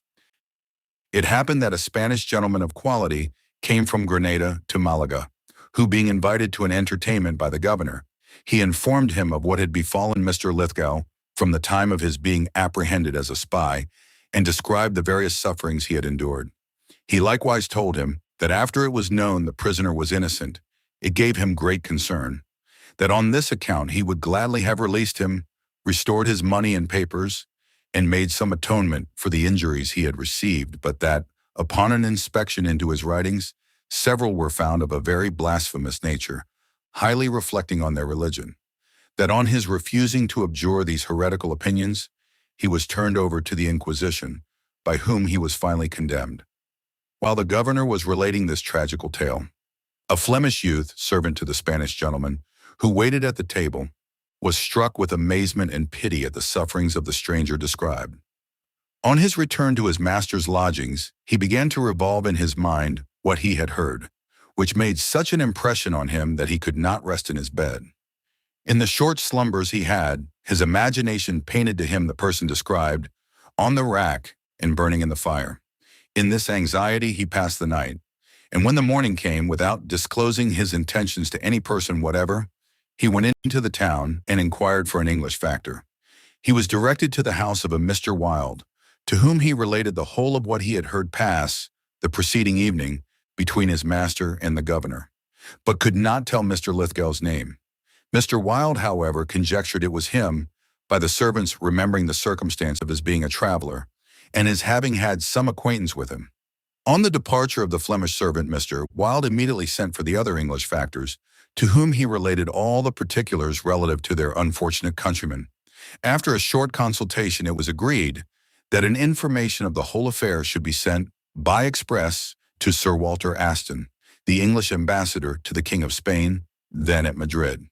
This was accordingly done, and the ambassador having presented a memorial to the King and Council of Spain, he obtained an order for Mr. Lithgow's enlargement and his delivery to the English factory. This order was directed to the governor of Malaga and was received with great dislike and surprise by the whole assembly of the Bloody Inquisition. Mr. Lithgow was released from his confinement on the eve of Easter Sunday, when he was carried from his dungeon on the back of the slave who had attended him to the house of one Mr. Bospich, where all proper comforts were given him. It fortunately happened that there was at this time a squadron of English ships in the road, commanded by Sir Richard Hawkins, who, being informed of the past sufferings and present situation of Mr. Lithgow, came the next day ashore with a proper guard and received him from the merchants. He was instantly carried in blankets on board the Vanguard, and 3 days after was removed to another ship by direction of the General Sir Robert Mansell, who ordered that he should have proper care taken of him. The factory presented him with clothes and all necessary provisions, besides which they gave him 200 reals in silver, and Sir Richard Hawkins sent him 2 double pistoles. Before his departure from the Spanish coast, Sir Richard Hawkins demanded the delivery of his papers, money, books, etc., but could not obtain any satisfactory answer on that head. We cannot help making a pause here to reflect how manifestly Providence interfered in behalf of this poor man when he was just on the brink of destruction. For by his sentence, from which there was no appeal, he would have been taken in a few days to Grenada and burnt to ashes, and that a poor ordinary servant, who had not the least knowledge of him, nor was anyways interested in his preservation, should risk the displeasure of his master and hazard his own life. To disclose a thing of so momentous and perilous a nature to a strange gentleman on whose secrecy depended his own existence. By such secondary means does Providence frequently interfere in behalf of the virtuous and oppressed, of which this is a most distinguished example. After lying 12 days in the road, the ship weighed anchor, and in about 2 months arrived safe at Deptford. The next morning, Mr. Lithgow was carried on a feather bed to Theobald's in Hertfordshire, where at that time was the king and royal family. His Majesty happened to be that day engaged in hunting, but on his return in the evening, Mr. Lithgow was presented to him and related the particulars of his sufferings and his happy delivery. The king was so affected at the narrative that he expressed the deepest concern and gave orders that he should be sent to Bath, and his wants properly supplied from his royal munificence. By these means, under God, after some time, Mr. Lithgow was restored from the most wretched spectacle to a great share of health and strength, but he lost the use of his left arm, and several of the smaller bones were so crushed and broken as to be ever after rendered useless. Notwithstanding every effort was used, Mr. Lithgow could never obtain any part of his money or effects, though his Majesty and the ministers of state interested themselves in his behalf. Gondomar, the Spanish ambassador, indeed promised that all his effects should be restored, with the addition of £1,000 English money, as some atonement for the tortures he had undergone, which last was to be paid him by the governor of Malaga. These engagements, however, were but mere promises, and though the king was a kind of guarantee for the well-performance of them, the cunning Spaniard found means to elude the same. He had indeed too great a share of influence in the English council during the time of that Pacific reign, when England suffered herself to be bullied into slavish compliance by most of the states and kings in Europe. We shall conclude this chapter with the subjoined extract from the New Interpretation of the Apocalypse by the Reverend George Crowley. In our fortunate country, the power of the Romish Church has so long perished that we find some difficulty in conceiving the nature, and still more in believing the tyranny of its dominion. The influence of the monks and the murders of the Inquisition have passed into a nursery tale, and we turn with a generous, yet rash and most unjustifiable skepticism from the history of Romish authority. Through almost the entire of Italy, through the Flemish dominions of Germany, through a large portion of France, and through the entire of Spain, a great monastic body was established, which, professing a secondary and trivial obedience to the sovereign, gave its first and real obedience to the Pope. The name of spiritual homage cloaked the high treason of an oath of allegiance to a foreign monarch, and whoever might be king of France or Spain, the Pope was king of the Dominicans. All the other monastic orders were so many papal outposts, but the great Dominican order, immensely opulent in its pretended poverty, formidably powerful in its hypocritical disdain of earthly influence, and remorselessly ambitious, turbulent, and cruel in its primitive zeal, was an actual lodgment and province of the papacy, an inferior Rome, in the chief European kingdoms. In the closest imitation of Rome, this spiritual power had fiercely assumed the temporal sword. The Inquisition was army, revenues, and throne in one, with the racks and fires of a tribunal worthy of the gulf of darkness and guilt from which it rose. The Dominicans bore popery in triumph through Christendom, crushing every vestige of religion under the wheels of its colossal idol. The subjugation of the Albigenses in 1229 had scattered the church. The shock of the great military masses was past. A subtler and more active force was required to destroy the wandering people of God, and the Inquisition multiplied itself for the work of death. This terrible tribunal set every principle, and even every form of justice, at defiance. Secrecy that confounds innocence with guilt was the spirit of its whole proceeding. All its steps were in darkness. The suspected revolter from popery was seized in secret, tried in secret, never suffered to see the face of accuser, witness, advocate, or friend, was kept unacquainted with the charge, was urged to criminate himself. If tardy, was compelled to this self-murder by the rack. If terrified, was only the more speedily murdered for the sport of the multitude. From the hour of his seizure, he never saw the face of day, until he was brought out as a public show, a loyal and festal sacrifice, to do honor to the entrance of some traveling viceroy, some new married princess, or, on more fortunate occasions, to the presence of the sovereign. The dungeons were then drained, the human wreck of the torture and scourge were gathered out of darkness, groups of misery and exhaustion with wasted forms and broken limbs, and countenances subdued by pain and famine into idiotism and despair and madness, to feed the fires round which the Dominicans were chanting the glories of popery and exulting in the destruction of the body for the good of the soul. In the original establishment of the Inquisition in 1198, it had raged against the Vaudois and their converts, but the victims were exhausted, or not worth the pursuit of a tribunal which looked to the wealth as keenly as to the faith of the persecuted. Opulence and heresy were at length to be found only to Spain, and there the Inquisition turned with a gigantic step. In the early disturbances of the peninsula, the Jews, by those habits of trade and mutual communion, which still make them the lords of commerce, had acquired the chief wealth of the country. The close of the Moorish War in the 15th century had left the Spanish monarch at leisure for extortion, and he grasped at the Jewish gains in the spirit of a robber, as he pursued his plunder with the cruelty of a barbarian. The Inquisition was the great machine, the comprehensive torturer, ready to squeeze out alike the heart and the gold. In 1481, an edict was issued against the Jews. Before the end of the year, in the single diocese of Cadiz, 2,000 Jews were burned alive. The fall of the Kingdom of Granada in 1492 threw the whole of the Spanish Moors into the hands of the king. They were cast into the same furnace of plunder and torture. Desperate rebellions followed. They were defeated and in 1609 were finally exiled. In the space of 129 years, the Inquisition deprived Spain of 3 million of inhabitants.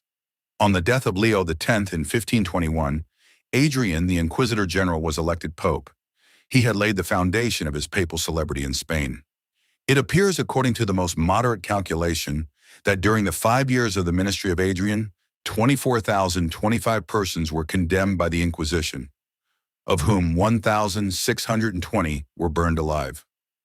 It is the constant sophism of those who would cast Christianity bound hand and foot at the mercy of her enemies, that the Pope desires to exercise no interference in the internal concerns of kingdoms, that if he had the desire, he has not the power, and that if he possessed the power, he would be resisted by the whole body of the national clergy.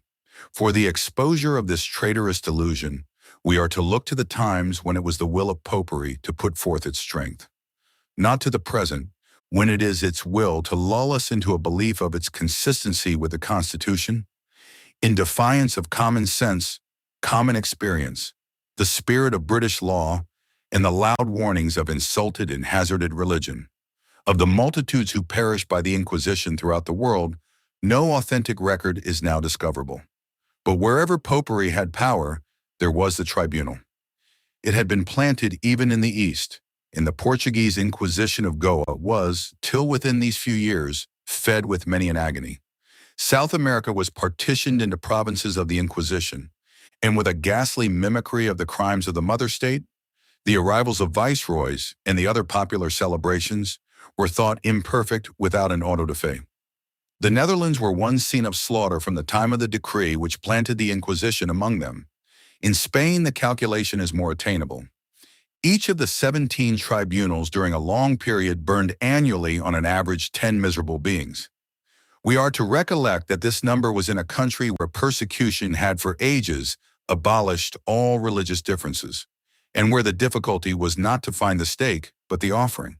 Yet even in Spain, thus gleaned of all heresy, the Inquisition could still swell its list of murders to 32,000.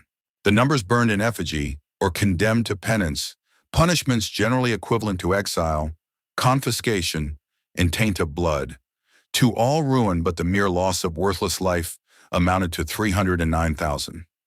But the crowds who perished in dungeons, of the torture, of confinement, and of broken hearts, the millions of dependent lives made utterly helpless, or hurried to the grave by the death of the victims, are beyond all register, or recorded only before him, who has sworn that he who leadeth into captivity shall go into captivity, and he that killeth with the sword shall be killed by the sword. Such was the Inquisition, declared by the Spirit of God to be at once the offspring and the image of the popedom. To feel the force of the parentage, we must look to the time. In the 13th century, the popedom was at the summit of mortal dominion. It was independent of all kingdoms. It ruled with a rank of influence never before or since possessed by a human scepter. It was the acknowledged sovereign of body and soul. To all earthly intents, its power was immeasurable for good or evil. It might have spread literature, peace, freedom, and Christianity to the ends of Europe or the world. But its nature was hostile.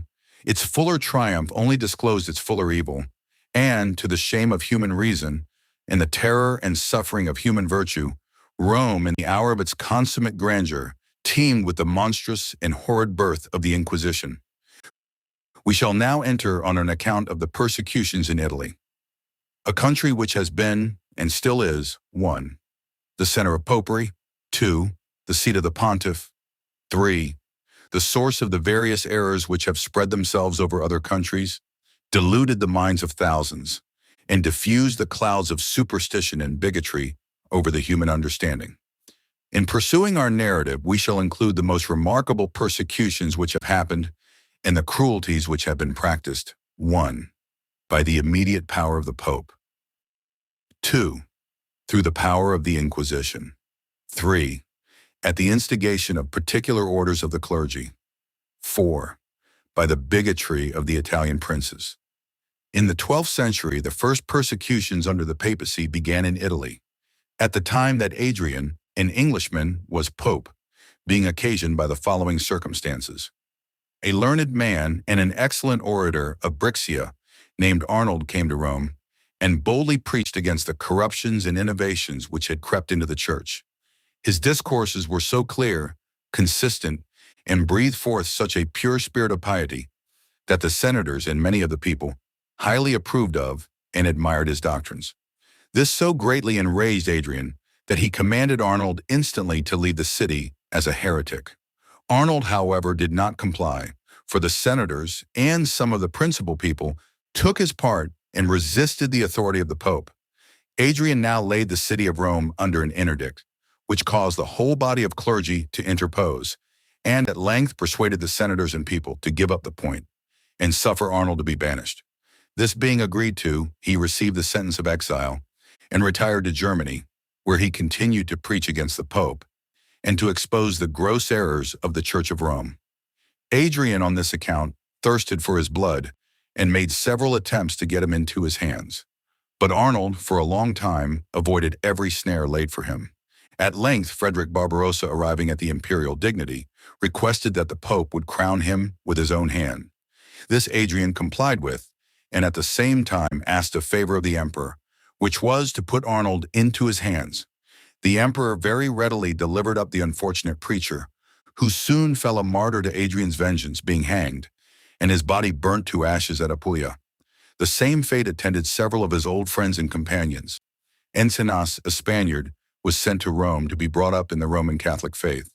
But having conversed with some of the Reformed and read several treatises which they had put into his hands, he became a Protestant.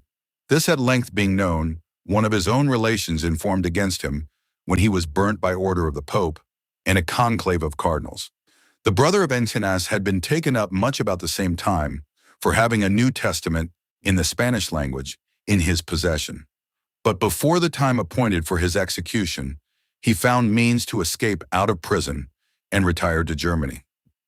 Faninus, a learned layman, by reading controversial books, became of the Reformed religion. And information being exhibited against him to the Pope, he was apprehended and cast into prison. His wife, children, relations, and friends visited him in his confinement, and so far wrought upon his mind that he renounced his faith and obtained his release.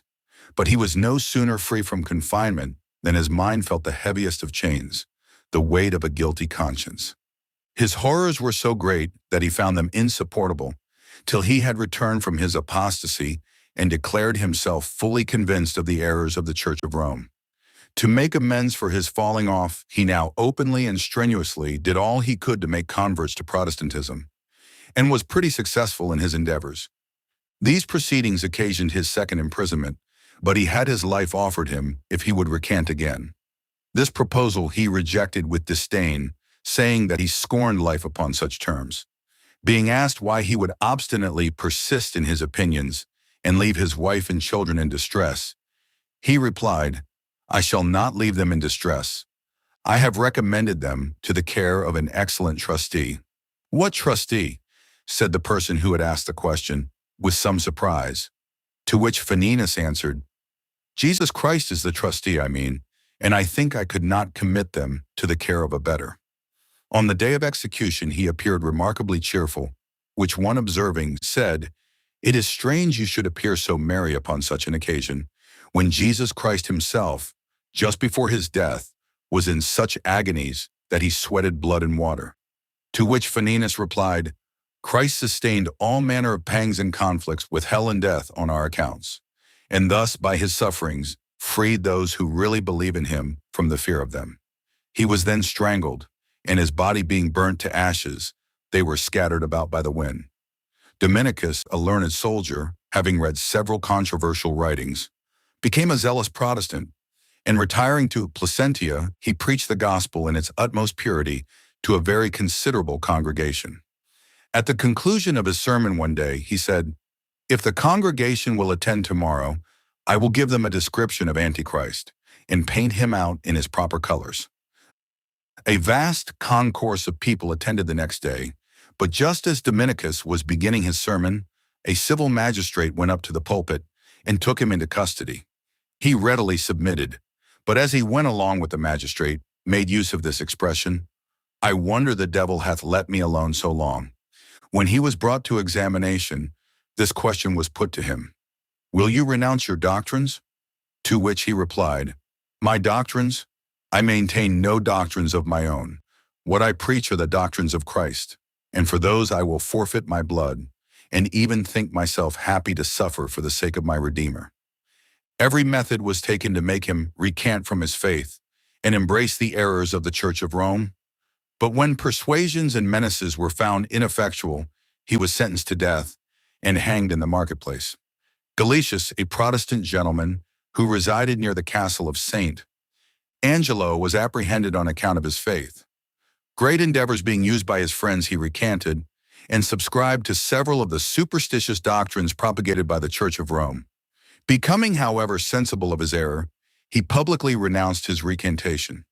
Being apprehended for this, he was condemned to be burnt, and agreeable to the order, was chained to a stake where he was left several hours before the fire was put to the faggots, in order that his wife, relations, and friends who surrounded him might induce him to give up his opinions. Gelasius, however, retained his constancy of mind and entreated the executioner to put fire to the wood that was to burn him. This at length he did, and Gelasius was soon consumed in the flames, which burnt with amazing rapidity and deprived him of sensation in a few minutes. Soon after this gentleman's death, a great number of Protestants were put to death in various parts of Italy on account of their faith, giving a sure proof of their sincerity in their martyrdoms. In the 14th century, many of the Waldenses of Praguela and Dauphiny emigrated to Calabria, and settling some wastelands, by the permission of the nobles of that country, they soon, by the most industrious cultivation, made several wild and barren spots appear with all the beauties of verdure and fertility. The Calabrian lords were highly pleased with their new subjects and tenants, as they were honest, quiet, and industrious. But the priests of the country exhibited several negative complaints against them. For not being able to accuse them of anything bad which they did do, they founded accusations on what they did not do and charged them with not being Roman Catholics, with not making any of their boys priests, with not making any of their girls nuns, with not going to Mass, with not giving wax tapers to their priests as offerings, with not going on pilgrimages, with not bowing to images. The Calabrian lords, however, quieted the priests by telling them that these people were extremely harmless, that they gave no offense to the Roman Catholics, and cheerfully paid the tithes to the priests whose revenues were considerably increased by their coming into the country, and who, of consequence, ought to be the last persons to complain of them. Things went on tolerably well after this for a few years, during which the Waldenses formed themselves into 2 corporate towns, annexing several villages to the jurisdiction of them. At length they sent to Geneva for 2 clergymen, one to preach in each town, as they determined to make a public profession of their faith. Intelligence of this affair being carried to the Pope, Pius IV, he determined to exterminate them from Calabria. To this end he sent Cardinal Alexandrino, a man of very violent temper and a furious bigot, together with 2 monks, to Calabria, where they were to act as inquisitors. These authorized persons came to Saint-Just, one of the towns built by the Waldenses, and having assembled the people, told them that they should receive no injury or violence if they would accept of preachers appointed by the Pope, but if they would not, they should be deprived both of their properties and lives, and that their intentions might be known. Mass should be publicly said that afternoon, at which they were ordered to attend. The people of Saint-Just, instead of attending Mass, fled into the woods with their families, and thus disappointed the cardinal and his coadjutors. The cardinal then proceeded to Lagarde, the other town belonging to the Waldenses, where, not to be served as he had been at Saint-Just, he ordered the gates to be locked and all avenues guarded. The same proposals were then made to the inhabitants of Lagarde as had previously been offered to those of Saint-Just. But with this additional piece of artifice, the cardinal assured them that the inhabitants of Saint-Just had immediately come into his proposals and agreed that the Pope should appoint them preachers. This falsehood succeeded, for the people of Lagarde, thinking what the cardinal had told them to be the truth, said they would exactly follow the example of their brethren at Saint-Just. The cardinal, having gained his point by deluding the people of one town, sent for troops of soldiers, with a view to murder those of the other. He, accordingly, dispatched the soldiers into the woods to hunt down the inhabitants of Saint-Just like wild beasts, and gave them strict orders to spare neither age nor sex, but to kill all they came near. The troops entered the woods, and many fell a prey to their ferocity before the Waldenses were properly apprised of their design. At length, however, they determined to sell their lives as dear as possible, when several conflicts happened, in which the half-armed Waldenses performed prodigies of valor, and many were slain on both sides. The greatest part of the troops being killed in the different rencontres, the rest were compelled to retreat, which so enraged the cardinal that he wrote to the Viceroy of Naples for reinforcements. The Viceroy immediately ordered a proclamation be made throughout all the Neapolitan territories that all outlaws, deserters, and other proscribed persons should be surely pardoned for their respective offenses, on condition of making a campaign against the inhabitants of Saint-Just, and continuing under arms till those people were exterminated. Many persons of desperate fortunes came in upon this proclamation, and being formed into light companies, were sent to scour the woods, and put to death all they could meet with of the Reformed religion. The Viceroy himself likewise joined the cardinal, at the head of a body of regular forces, and in conjunction, they did all they could to harass the poor people in the woods. Some they caught and hanged up upon trees, cut down boughs and burnt them, or ripped them open and left their bodies to be devoured by wild beasts or birds of prey. Many they shot at a distance, but the greatest number they hunted down by way of sport. A few hid themselves in caves, but famine destroyed them in their retreat, and thus all these poor people perished by various means, to glut the bigoted malice of their merciless persecutors. The inhabitants of Saint-Just were no sooner exterminated than those of Lagarde engaged the attention of the cardinal and viceroy.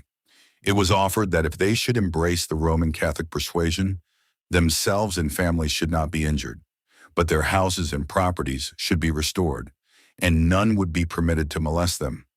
But on the contrary, if they refused this mercy, as it was termed, the utmost extremities would be used, and the most cruel deaths, the certain consequence of their non-compliance. Notwithstanding the promises on one side and menaces on the other, these worthy people unanimously refused to renounce their religion or embrace the errors of popery. This exasperated the cardinal and viceroy so much that 30 of them were ordered to be put immediately to the rack as a terror to the rest. Those who were put to the rack were treated with such severity that several died under the tortures. One Charlatan in particular was so cruelly used that his belly burst, his bowels came out, and he expired in the greatest agonies. These barbarities, however, did not answer the purposes for which they were intended. For those who remained alive after the rack, and those who had not felt the rack, remained equally constant in their faith and boldly declared that no tortures of body or terrors of mind should ever induce them to renounce their God or worship images. Several were then, by the cardinal's order, stripped stark naked and whipped to death with iron rods, and some were hacked to pieces with large knives. Others were thrown down from the top of a large tower, and many were covered over with pitch and burned alive. One of the monks who attended the cardinal, being naturally of a savage and cruel disposition, requested of him that he might shed some of the blood of these poor people with his own hands. When his request being granted, the barbarous man took a large sharp knife and cut the throats of 80 men, women, and children, with as little remorse as a butcher would have killed so many sheep. Every one of these bodies were then ordered to be quartered, the quarters placed upon stakes, and then fixed in different parts of the country within a circuit of 30 miles. The 4 principal men of Lagarde were hanged, and the clergyman was thrown from the top of his church steeple. He was terribly mangled, but not quite killed by the fall, at which time the viceroy passing by said, "Is the dog yet living? Take him up and give him to the hogs," when, brutal as this sentence may appear, it was executed accordingly. 60 women were racked so violently that the cords pierced their arms and legs quite to the bone, when, being remanded to prison, their wounds mortified, and they died in the most miserable manner. Many others were put to death by various cruel means. And if any Roman Catholic, more compassionate than the rest, interceded for any of the Reformed, he was immediately apprehended and shared the same fate as a favor of heretics. the viceroy being obliged to march back to Naples on some affairs of moment which required his presence, and the cardinal being recalled to Rome, the Marquis of Boutain was ordered to put the finishing stroke to what they had begun, which he at length effected by acting with such barbarous rigor that there was not a single person of the Reformed religion left living in all Calabria. Thus were a great number of inoffensive and harmless people deprived of their possessions, robbed of their property, driven from their homes, and at length murdered by various means, only because they would not sacrifice their consciences to the superstitions of others, embrace idolatrous doctrines which they abhorred, and accept of teachers whom they could not believe. Tyranny is of three kinds, viz., that which enslaves the person, that which seizes the property, and that which prescribes and dictates to the mind. The two first sorts may be termed civil tyranny and have been practiced by arbitrary sovereigns in all ages, who have delighted in tormenting the persons and stealing the properties of their unhappy subjects. But the third sort, viz., prescribing and dictating to the mind, may be called ecclesiastical tyranny. And this is the worst kind of tyranny, as it includes the other two sorts. For the Romish clergy not only do torture the bodies and seize the effects of those they persecute, but take the lives, torment the minds, and, if possible, would tyrannize over the souls of the unhappy victims.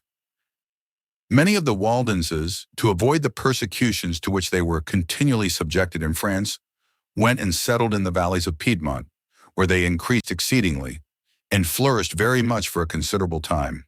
Though they were harmless in their behavior, inoffensive in their conversation, and paid tithes to the Roman clergy, yet the latter could not be contented, but wished to give them some disturbance.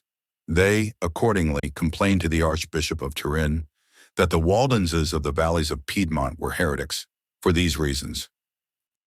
1. That they did not believe in the doctrines of the Church of Rome. 2.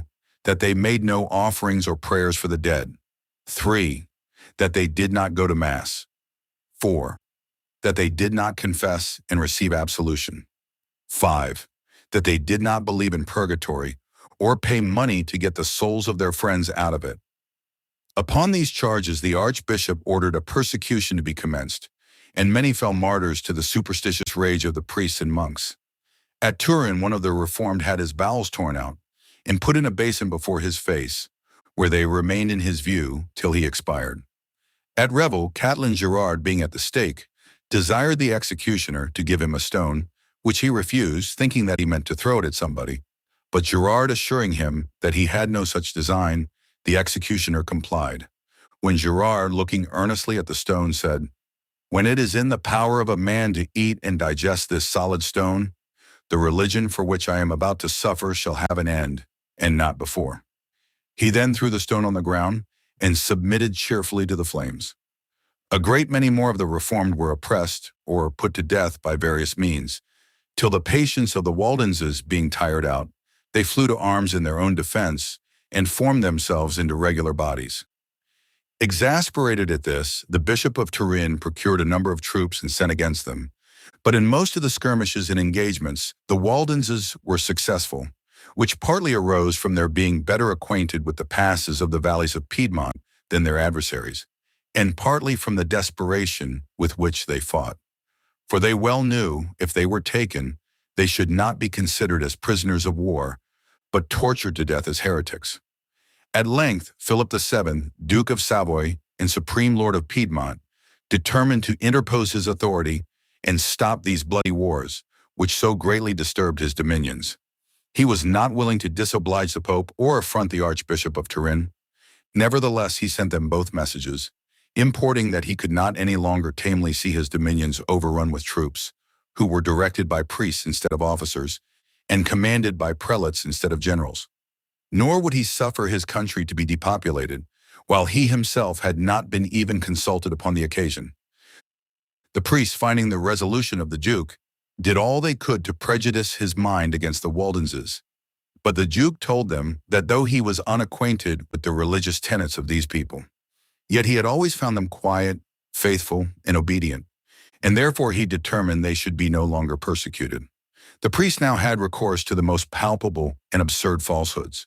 They assured the Duke that he was mistaken in the Waldenses, for they were a wicked set of people, and highly addicted to intemperance, uncleanness, blasphemy, adultery, incest, and many other abominable crimes, and that they were even monsters in nature, for their children were born with black throats, with 4 rows of teeth, and bodies all over hairy.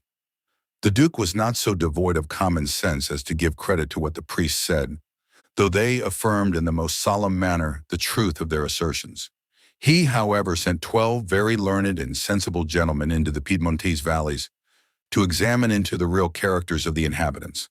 These gentlemen, after traveling through all their towns and villages, and conversing with people of every rank among the Waldenses, returned to the Duke, and gave him the most favorable account of those people, affirming before the faces of the priests who vilified them that they were harmless, inoffensive, loyal, friendly, industrious, and pious, that they abhorred the crimes of which they were accused, and that, should an individual, through his depravity, fall into any of those crimes, he would, by their laws, be punished in the most exemplary manner. With respect to the children, the gentleman said, the priests had told the most gross and ridiculous falsities, for they were neither born with black throats, teeth in their mouths, nor hair on their bodies, but were as fine children as could be seen. And to convince your highness of what we have said, continued one of the gentlemen, we have brought 12 of the principal male inhabitants who are come to ask pardon in the name of the rest, for having taken up arms without your leave, though even in their own defense, and to preserve their lives from their merciless enemies. And we have likewise brought several women with children of various ages, that your highness may have an opportunity of personally examining them as much as you please. The Duke, after accepting the apology of the 12 delegates, conversing with the women and examining the children, graciously dismissed them. He then commanded the priests who had attempted to mislead him immediately to leave the court, and gave strict orders that the persecution should cease throughout his dominions. The Waldenses had enjoyed peace many years, when Philip, the 7th Duke of Savoy, died, and his successor happened to be a very bigoted papist. About the same time, some of the principal Waldenses proposed that their clergy should preach in public, that everyone might know the purity of their doctrines. For hitherto they had preached only in private, and to such congregations as they well knew, to consist of none but persons of the Reformed religion.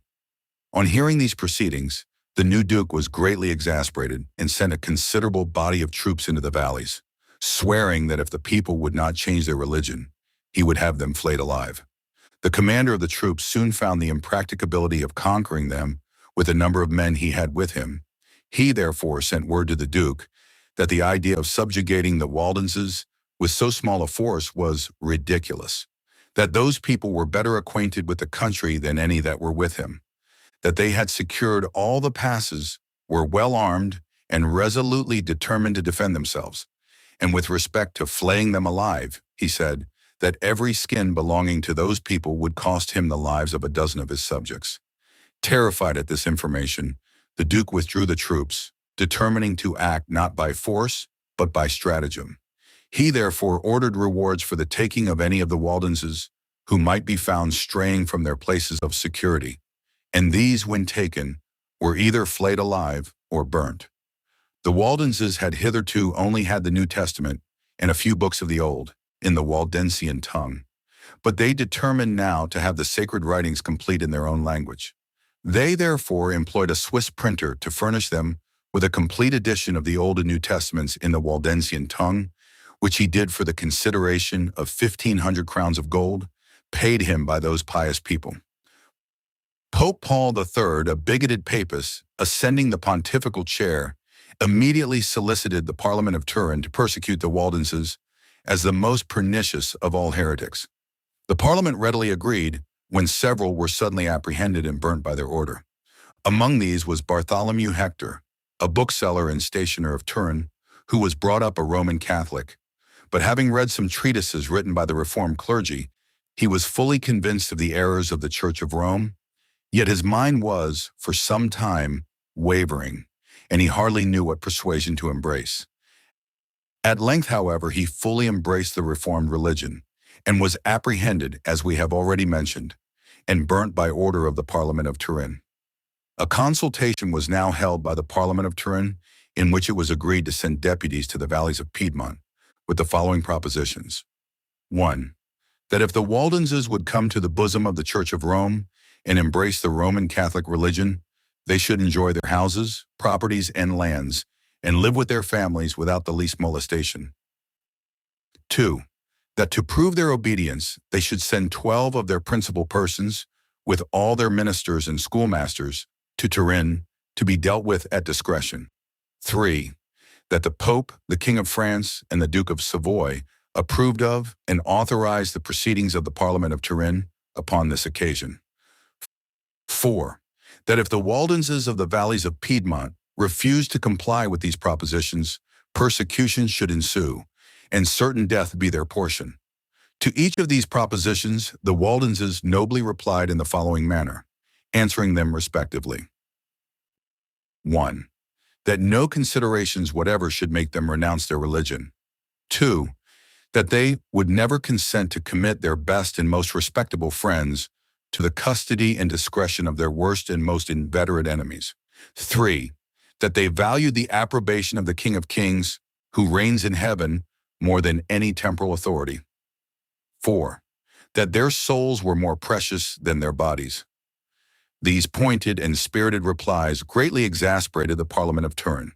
They continued with more avidity than ever to kidnap such Waldenses as did not act with proper precaution, who were sure to suffer the most cruel deaths. Among these, it unfortunately happened that they got hold of Geoffrey Varnegal, minister of Engrone, whom they committed to the flames as a heretic. They then solicited a considerable body of troops of the King of France in order to exterminate the Reformed entirely from the valleys of Piedmont. But just as the troops were going to march, the Protestant princes of Germany interposed and threatened to send troops to assist the Waldenses if they should be attacked. The King of France, not caring to enter into a war, remanded the troops and sent word to the Parliament of Turin that he could not spare any troops at present to act in Piedmont.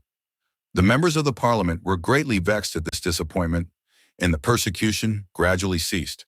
For as they could only put to death such of the Reformed as they caught by chance, and as the Waldenses daily grew more cautious, their cruelty was obliged to subside, for want of objects on whom to exercise it. After the Waldenses had enjoyed a few years' tranquility, they were again disturbed by the following means. The Pope's nuncio, coming to Turin to the Duke of Savoy upon business, told that prince that he was astonished he had not yet either rooted out the Waldenses from the valleys of Piedmont entirely, or compelled them to enter into the bosom of the Church of Rome, that he could not help looking upon such conduct with a suspicious eye, and that he really thought him a favor of those heretics, and should report the affair accordingly to His Holiness the Pope. Stung by this reflection and unwilling to be misrepresented to the Pope, the Duke determined to act with the greatest severity in order to show his zeal and to make amends for former neglect by future cruelty.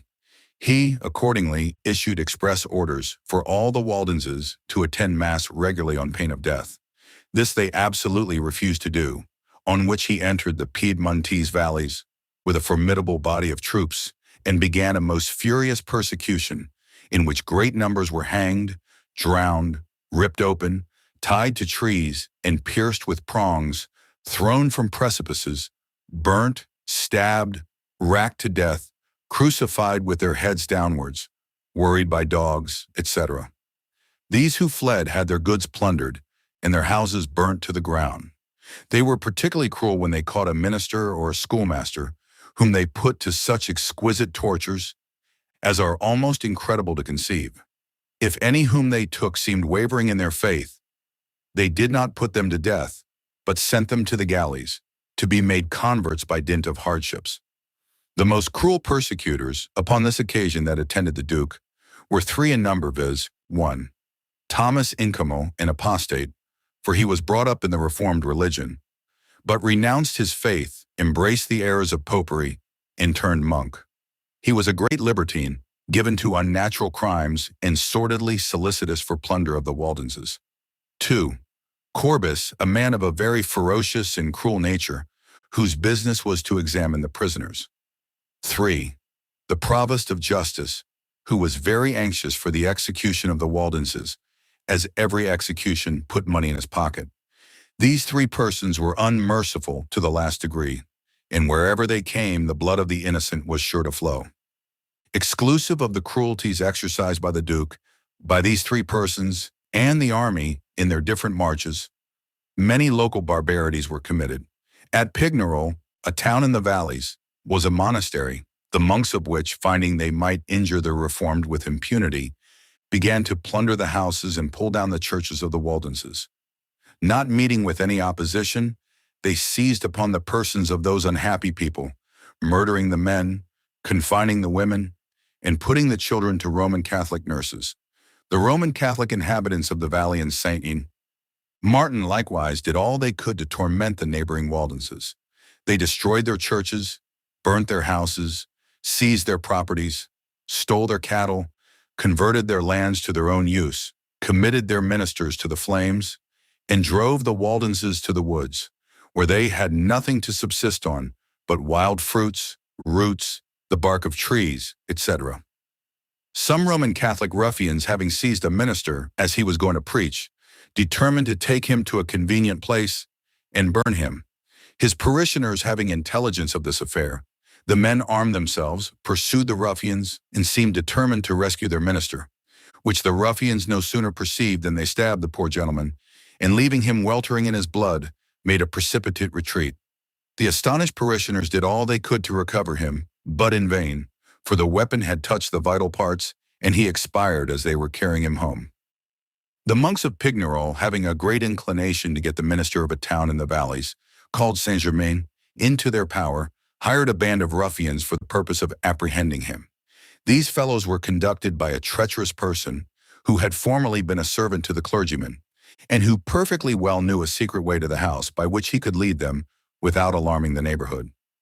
The guide knocked at the door, and being asked who was there, answered in his own name. The clergyman, not expecting any injury from a person on whom he had heaped favors, immediately opened the door, but perceiving the ruffians, he started back and fled to a back door. But they rushed in, followed, and seized him. Having murdered all his family, they made him proceed towards Pignerol, goading him all the way with pikes, lances, swords, etc. He was kept a considerable time in prison, and then fastened to the stake to be burnt. When two women of the Waldenses, who had renounced their religion to save their lives, were ordered to carry faggots to the stake to burn him, and as they laid them down to say, "Take these, thou wicked heretic, in recompense for the pernicious doctrines thou hast taught us." These words they both repeated to him, to which he calmly replied, "I formerly taught you well, but you have since learned ill." The fire was then put to the faggots, and he was speedily consumed, calling upon the name of the Lord as long as his voice permitted. As the troops of ruffians belonging to the monks did great mischief about the town of Saint-Germain, murdering and plundering many of the inhabitants, the Reformed of Lucerne and Angron sent some bands of armed men to the assistance of their brethren of Saint-Germain. These bodies of armed men frequently attacked the ruffians, and often put them to the rout, which so terrified the monks that they left the monastery of Pignerol for some time, till they could procure a body of regular troops to guard them. The Duke, not thinking himself so successful as he had first imagined he should be, greatly augmented his forces, ordered the bands of ruffians belonging to the monks should join him, and commanded that a general jail delivery should take place, provided the persons released would bear arms and form themselves into light companies, to assist in the extermination of the Waldenses. The Waldenses, being informed of the proceedings, secured as much of their properties as they could, and quitting the valleys, retired to the rocks and caves among the Alps. For it is to be understood that the valleys of Piedmont are situated at the foot of those prodigious mountains called the Alps, or the Alpine Hills. The army now began to plunder and burn the towns and villages wherever they came. But the troops could not force the passes to the Alps, which were gallantly defended by the Waldenses, who always repulsed their enemies. But if any fell into the hands of the troops, they were sure to be treated with the most barbarous severity. A soldier, having caught one of the Waldenses, bit his right ear off, saying, "I will carry this member of that wicked heretic with me into my own country, and preserve it as a rarity." He then stabbed the man and threw him into a ditch. A party of the troops found a venerable man, upwards of 100 years of age, together with his granddaughter, a maiden of about 18, in a cave. They butchered the poor old man in the most inhuman manner, and then attempted to ravish the girl when she started away and fled from them. But they pursuing her, she threw herself from a precipice and perished. The Waldenses, in order the more effectually to be able to repel force by force, entered into a league with the Protestant powers of Germany and with the Reformed of Dauphiny and Prugala. These were respectively to furnish bodies of troops, and the Waldenses determined, when thus reinforced, to quit the mountains of the Alps, where they must soon have perished as the winter was coming on, and to force the Duke's army to evacuate their native valleys. The Duke of Savoy was now tired of the war. It had cost him great fatigue and anxiety of mind, a vast number of men, and very considerable sums of money. It had been much more tedious and bloody than he expected, as well as more expensive than he could at first have imagined, for he thought the plunder would have discharged the expenses of the expedition. But in this he was mistaken, for the Pope's nuncio, the bishops, monks, and other ecclesiastics, who attended the army and encouraged the war, sunk the greatest part of the wealth that was taken under various pretenses. For these reasons, and the death of his duchess, of which he had just received intelligence, and fearing that the Waldenses, by the treaties they had entered into, would become more powerful than ever, he determined to return to Turin with his army, and to make peace with the Waldenses. This resolution he executed, though greatly against the will of the ecclesiastics, who were the chief gainers, and the best pleased with revenge. Before the articles of peace could be ratified, the Duke himself died, soon after his return to Turin, but on his deathbed he strictly enjoined his son to perform what he intended, and to be as favorable as possible to the Waldenses. The Duke's son, Charles Emmanuel, succeeded to the dominions of Savoy, and gave a full ratification of peace to the Waldenses, according to the last injunctions of his father, though the ecclesiastics did all they could to persuade him to the contrary. While the state of Venice was free from inquisitors, a great number of Protestants fixed their residence there, and many converts were made by the purity of the doctrines they professed and the inoffensiveness of the conversation they used. The Pope, being informed of the great increase of Protestantism in the year 1512, sent inquisitors to Venice to make an inquiry into the matter and apprehend such as they might deem obnoxious persons. Hence a severe persecution began, and many worthy persons were martyred for serving God with purity and scorning the trappings of idolatry. Various were the modes by which the Protestants were deprived of life, but one particular method, which was first invented upon this occasion, we shall describe. As soon as sentence was passed, the prisoner had an iron chain which ran through a great stone fastened to his body. He was then laid flat upon a plank with his face upwards and rowed between two boats to a certain distance at sea, when the two boats separated, and he was sunk to the bottom by the weight of the stone. If any denied the jurisdiction of the inquisitors at Venice, they were sent to Rome, where, being committed purposely to damp prisons and never called to a hearing, their flesh mortified, and they died miserably in jail. A citizen of Venice, Antony Rossetti, being apprehended as a Protestant, was sentenced to be drowned in the manner we have already described. A few days previous to the time appointed for his execution, his son went to see him and begged him to recant, that his wife might be saved and himself not left fatherless. To which the father replied, "A good Christian is bound to relinquish not only goods and children, but life itself for the glory of his Redeemer. Therefore I am resolved to sacrifice everything in this transitory world for the sake of salvation in a world that will last to eternity." The lords of Venice likewise sent him word that if he would embrace the Roman Catholic religion, they would not only give him his life, but redeem a considerable estate which he had mortgaged, and freely present him with it. This, however, he absolutely refused to comply with, sending word to the nobles that he valued his soul beyond all other considerations, and being told that a fellow prisoner named Francis Sega had recanted, he answered, "If he has forsaken God, I pity him, but I shall continue steadfast in my duty." Finding all endeavors to persuade him to renounce his faith ineffectual, he was executed according to his sentence, dying cheerfully and recommending his soul fervently to the Almighty. What Rossetti had been told concerning the apostasy of Francis Sega was absolutely false, for he had never offered to recant, but steadfastly persisted in his faith, and was executed a few days after Rossetti in the very same manner. Francis Spinola, a Protestant gentleman of very great learning, being apprehended by order of the inquisitors, was carried before their tribunal. A treatise on the Lord's Supper was then put into his hands, and he was asked if he knew the author of it. To which he replied, "I confess myself to be the author of it, and at the same time solemnly affirm that there is not a line in it but what is authorized by and consonant to the Holy Scriptures." On this confession, he was committed close prisoner to a dungeon for several days. Being brought to a second examination, he charged the Pope's legate and the inquisitors with being merciless barbarians, and then represented the superstitions and idolatries practiced by the Church of Rome in so glaring a light that, not being able to refute his arguments, they sent him back to his dungeon to make him repent of what he had said. On his third examination, they asked him if he would recant his errors, to which he answered that the doctrines he maintained were not erroneous, being purely the same as those which Christ and his apostles had taught, and which were handed down to us in the sacred writings. The inquisitors then sentenced him to be drowned, which was executed in the manner already described. He went to meet death with the utmost serenity, seemed to wish for dissolution, and declaring that the prolongation of his life did but tend to retard that real happiness which could only be expected in the world to come. John Mallius was born at Rome, of reputable parents.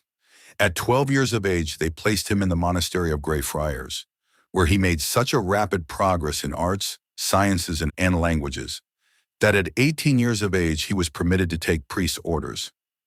He was then sent to Ferrara, where, after pursuing his studies 6 years longer, he was made theological reader in the university of that city.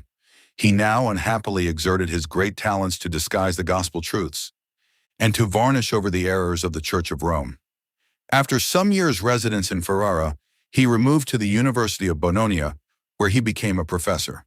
Having read some treatises written by ministers of the Reformed religion, he grew fully sensible of the errors of popery and soon became a zealous Protestant in his heart. He now determined to expound, accordingly to the purity of the gospel, St. Paul's epistle to the Romans, in a regular course of sermons.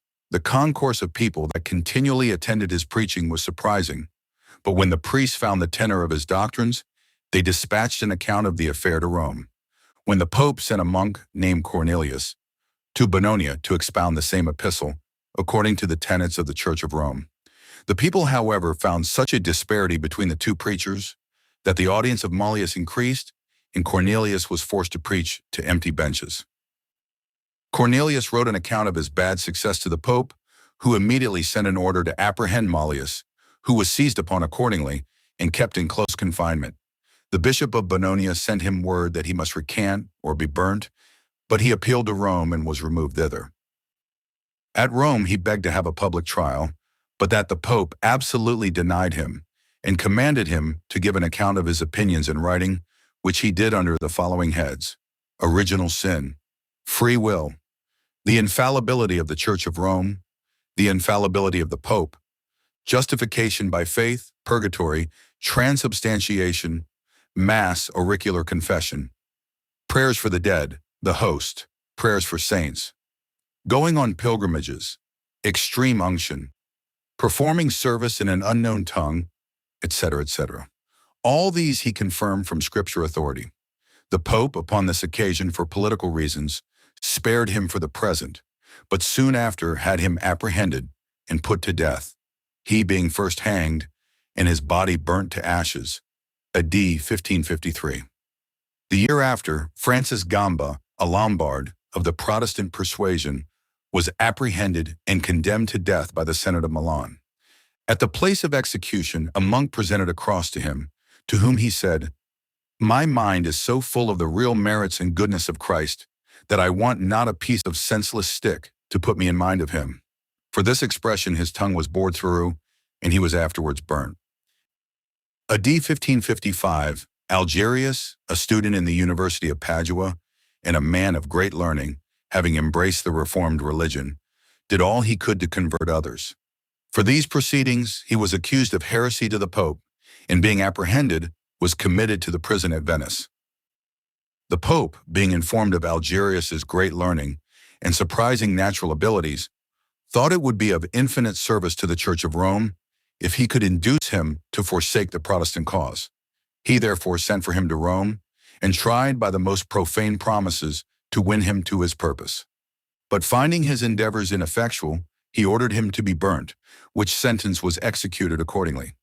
A.D. 1559, John Aloysius, being sent from Geneva to preach in Calabria, was there apprehended as a Protestant, carried to Rome, and burnt by order of the Pope. And James Bovellus, for the same reason, was burnt at Messina. A.D. 1560, Pope Pius IV ordered all the Protestants to be severely persecuted throughout the Italian states, when great numbers of every age, sex, and condition suffered martyrdom. Concerning the cruelties practiced upon this occasion, a learned and humane Roman Catholic thus spoke of them, in a letter to a noble lord: "I cannot, my lord, forbear disclosing my sentiments with respect to the persecution now carrying on. I think it cruel and unnecessary. I tremble at the manner of putting to death, as it resembles more the slaughter of calves and sheep than the execution of human beings. I will relate to your lordship a dreadful scene, of which I was myself an eyewitness. 70 Protestants were cooped up in one filthy dungeon together. The executioner went in among them, picked out one from among the rest, blindfolded him, led him out to an open place before the prison, and cut his throat with the greatest composure. He then calmly walked into the prison again, bloody as he was, and with the knife in his hand selected another, and dispatched him in the same manner. And this, my lord, he repeated, till the whole number were put to death. I leave it to your lordship's feelings to judge of my sensations upon this occasion. My tears now wash the paper upon which I give you the recital. Another thing I must mention, the patience with which they met death. They seemed all resignation and piety, fervently praying to God and cheerfully encountering their fate. I cannot reflect without shuddering how the executioner held the bloody knife between his teeth. What a dreadful figure he appeared, all covered with blood, and with what unconcern he executed his barbarous office. A young Englishman who happened to be at Rome was one day passing by a church when the procession of the host was just coming out. A bishop carried the host, which the young man perceiving, he snatched it from him, threw it upon the ground, and trampled it under his feet, crying out, "Ye wretched idolaters, who neglect the true God to adore a morsel of bread." This action so provoked the people that they would have torn him to pieces on the spot. But the priest persuaded them to let him abide by the sentence of the Pope. When the affair was represented to the Pope, he was so greatly exasperated that he ordered the prisoner to be burnt immediately. But a cardinal dissuaded him from this hasty sentence, saying, it was better to punish him by slow degrees, and to torture him, that they might find out if he had been instigated by any particular person to commit so atrocious an act. This being approved, he was tortured with the most exemplary severity, notwithstanding which they could only get these words from him: "It was the will of God that I should do as I did." The Pope then passed this sentence upon him: 1. That he should be led by the executioner, naked to the middle, through the streets of Rome. 2. That he should wear the image of the devil upon his head. 3. That his breeches should be painted with the representation of flames. 4. That he should have his right hand cut off. 5. That after having been carried about thus in procession, he should be burnt. When he heard this sentence pronounced, he implored God to give him strength and fortitude to go through it. As he passed through the streets, he was greatly derided by the people, to whom he said some severe things respecting the Romish superstition. But a cardinal who attended the procession, overhearing him, ordered him to be gagged. When he came to the church door, where he trampled on the host, the hangman cut off his right hand and fixed it on a pole. Then 2 tormentors with flaming torches scorched and burned his flesh all the rest of the way. At the place of execution, he kissed the chains that were to bind him to the stake. A monk presenting the figure of a saint to him, he struck it aside, and then being chained to the stake, fire was put to the faggots, and he was soon burnt to ashes. A little after the last mentioned execution, a venerable old man, who had long been a prisoner in the Inquisition, was condemned to be burnt and brought out for execution. When he was fastened to the stake, a priest held a crucifix to him, on which he said, "If you do not take that idol from my sight, you will constrain me to spit upon it." The priest rebuked him for this with great severity, but he bade him remember the first and second commandments, and refrain from idolatry, as God himself had commanded. He was then gagged that he should not speak any more, and fire being put to the faggots, he suffered martyrdom in the flames. The Marquisate of Seleuces, on the south side of the valleys of Piedmont, was in AD 1561 principally inhabited by Protestants, when the Marquis, who was proprietor of it, began a persecution against them at the instigation of the then Pope. He began by banishing the ministers, and if any of them refused to leave their flocks, they were sure to be imprisoned and severely tortured. However, he did not proceed so far as to put any to death. Soon after, the marquisate fell into the possession of the Duke of Savoy, who sent circular letters to all the towns and villages that he expected the people should all conform to go to Mass. The inhabitants of Seleuces, upon receiving this letter, returned a general epistle in answer. The Duke, after reading the letter, did not interrupt the Protestants for some time, but at length he sent them word that they must either conform to the Mass or leave his dominions in 15 days. The Protestants, upon this unexpected edict, sent a deputy to the Duke to obtain its revocation, or at least to have it moderated. But their remonstrances were in vain, and they were given to understand that the edict was absolute. Some were weak enough to go to Mass in order to avoid banishment and preserve their property. Others removed with all their effects to different countries, and many neglected the time so long that they were obliged to abandon all they were worth and leave the marquisate in haste. Those who unhappily stayed behind were seized, plundered, and put to death. Pope Clement VIII sent missionaries into the valleys of Piedmont to induce the Protestants to renounce their religion, and these missionaries, having erected monasteries in several parts of the valleys, became exceedingly troublesome to those of the Reformed, where the monasteries appeared not only as fortresses to curb, but as sanctuaries for all such to fly to, as had any ways injured them. The Protestants petitioned the Duke of Savoy against these missionaries, whose insolence and ill usage were become intolerable.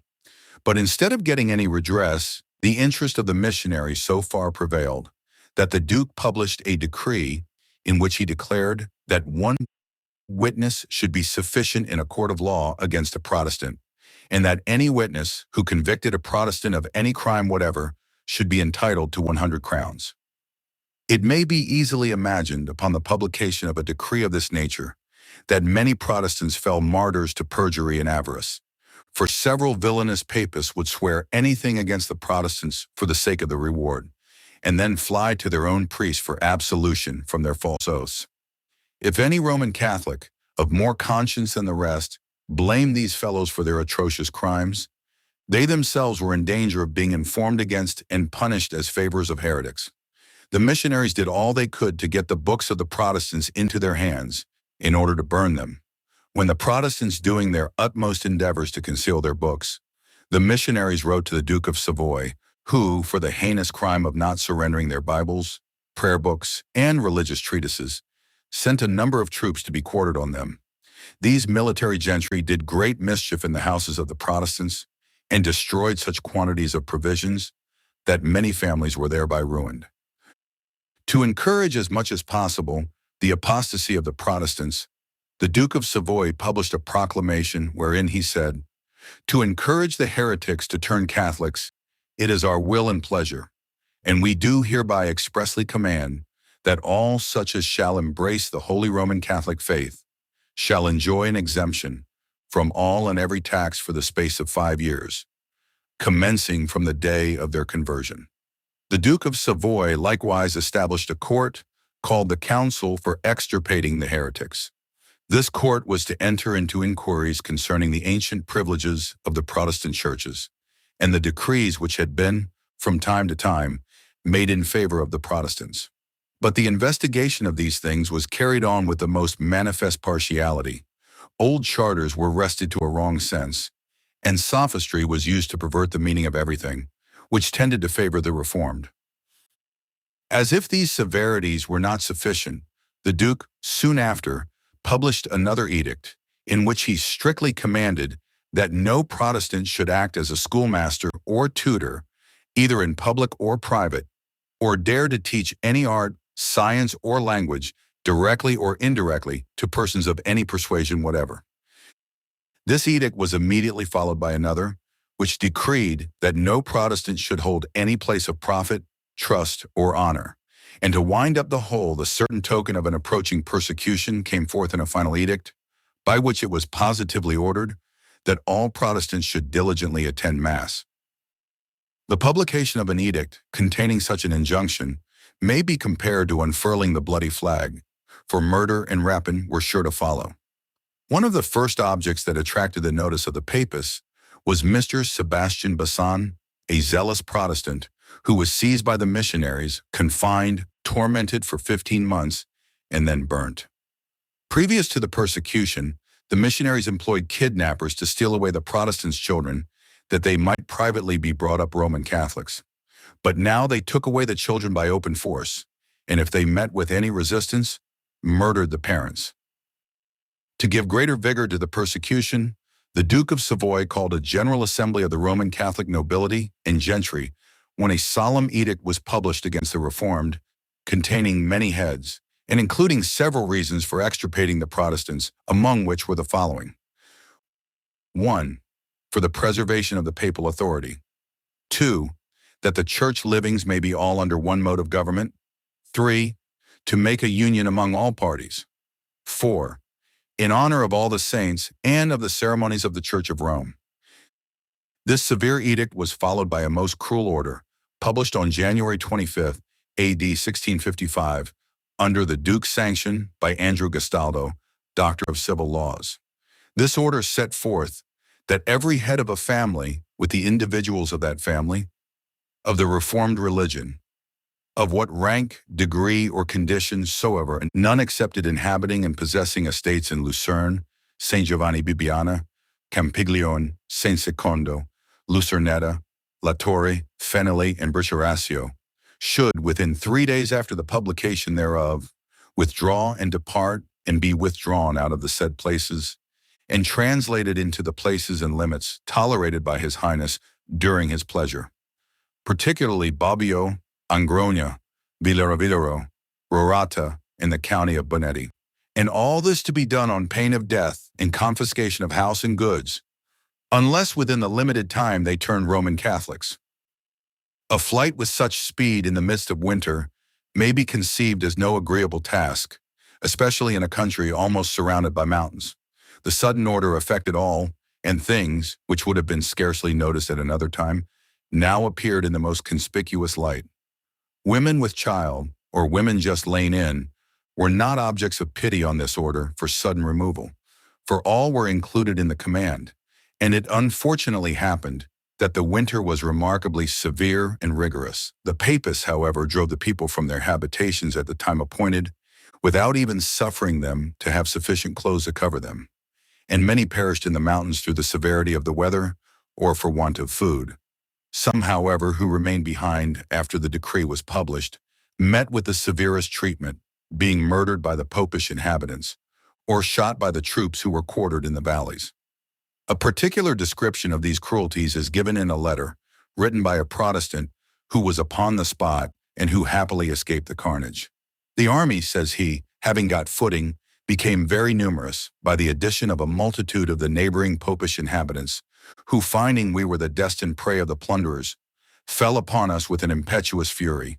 Exclusive of the Duke of Savoy's troops and the popish inhabitants, there were several regiments of French auxiliaries, some companies belonging to the Irish brigades, and several bands formed of outlaws, smugglers, and prisoners, who had been promised pardon and liberty in this world, and absolution in the next, for assisting to exterminate the Protestants from Piedmont. This armed multitude, being encouraged by the Roman Catholic bishops and monks, fell upon the Protestants in a most furious manner. Nothing now was to be seen but the face of horror and despair. Blood stained the floors of the houses. Dead bodies bestrewed the streets. Groans and cries were heard from all parts. Some armed themselves and skirmished with the troops, and many with their families fled to the mountains. In one village they cruelly tormented 150 women and children after the men were fled, beheading the women and dashing out the brains of the children. In the towns of Villaro and Bobbio, most of those who refused to go to Mass, who were upwards of 15 years of age, they crucified with their heads downwards, and the greatest number of those who were under that age were strangled. Sarah Rastignol de Vignes, a woman of 60 years of age, being seized by some soldiers, they ordered her to say a prayer to some saints, which she refusing, they thrust a sickle into her belly, ripped her up, and then cut off her head. Martha Constantine, a handsome young woman, was treated with great indecency and cruelty by several of the troops, who first ravished and then killed her by cutting off her breasts. These they fried and set before some of their comrades, who ate them without knowing what they were. When they had done eating, the others told them what they had made a meal of, in consequence of which a quarrel ensued, swords were drawn, and a battle took place. Several were killed in the fray, the greater part of whom were those concerned in the horrid massacre of the woman, and who had practiced such an inhuman deception on their companions. Some of the soldiers seized a man of Thrasinieri and ran the points of their swords through his ears and through his feet. They then tore off the nails of his fingers and toes with red-hot pincers, tied him to the tail of an ass, and dragged him about the streets, and finally fastened a cord around his head, which they twisted with a stick in so violent a manner as to wring it from his body. Peter Simmons, a Protestant of about 80 years of age, was tied neck and heels and then thrown down a precipice. In the fall, the branch of a tree caught hold of the ropes that fastened him and suspended him in the midway, so that he languished for several days and at length miserably perished of hunger. Asa Garcino, refusing to renounce his religion, was cut into small pieces, the soldiers in ridicule saying they had minced him. A woman named Armand had every limb separated from each other, and then the respective parts were hung upon a hedge. 2 old women were ripped open and then left in the fields upon the snow where they perished, and a very old woman who was deformed had her nose and hands cut off and was left to bleed to death in that manner. A great number of men, women, and children were flung from the rocks and dashed to pieces. Magdalene Bertino, a Protestant woman of La Torre, was stripped stark naked, her head tied between her legs, and thrown down one of the precipices, and Mary Raymonde, of the same town, had the flesh sliced from her bones till she expired. Magdalene Pilate of Villaro was cut to pieces in the cave of Castolas.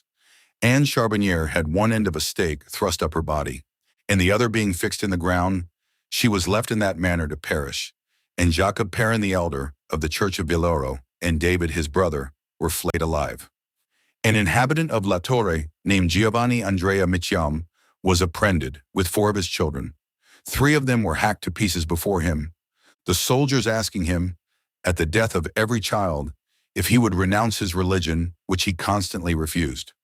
One of the soldiers then took up the last and youngest by the legs, and putting the same question to the father, he replied as before, when the inhuman brute dashed out the child's brains.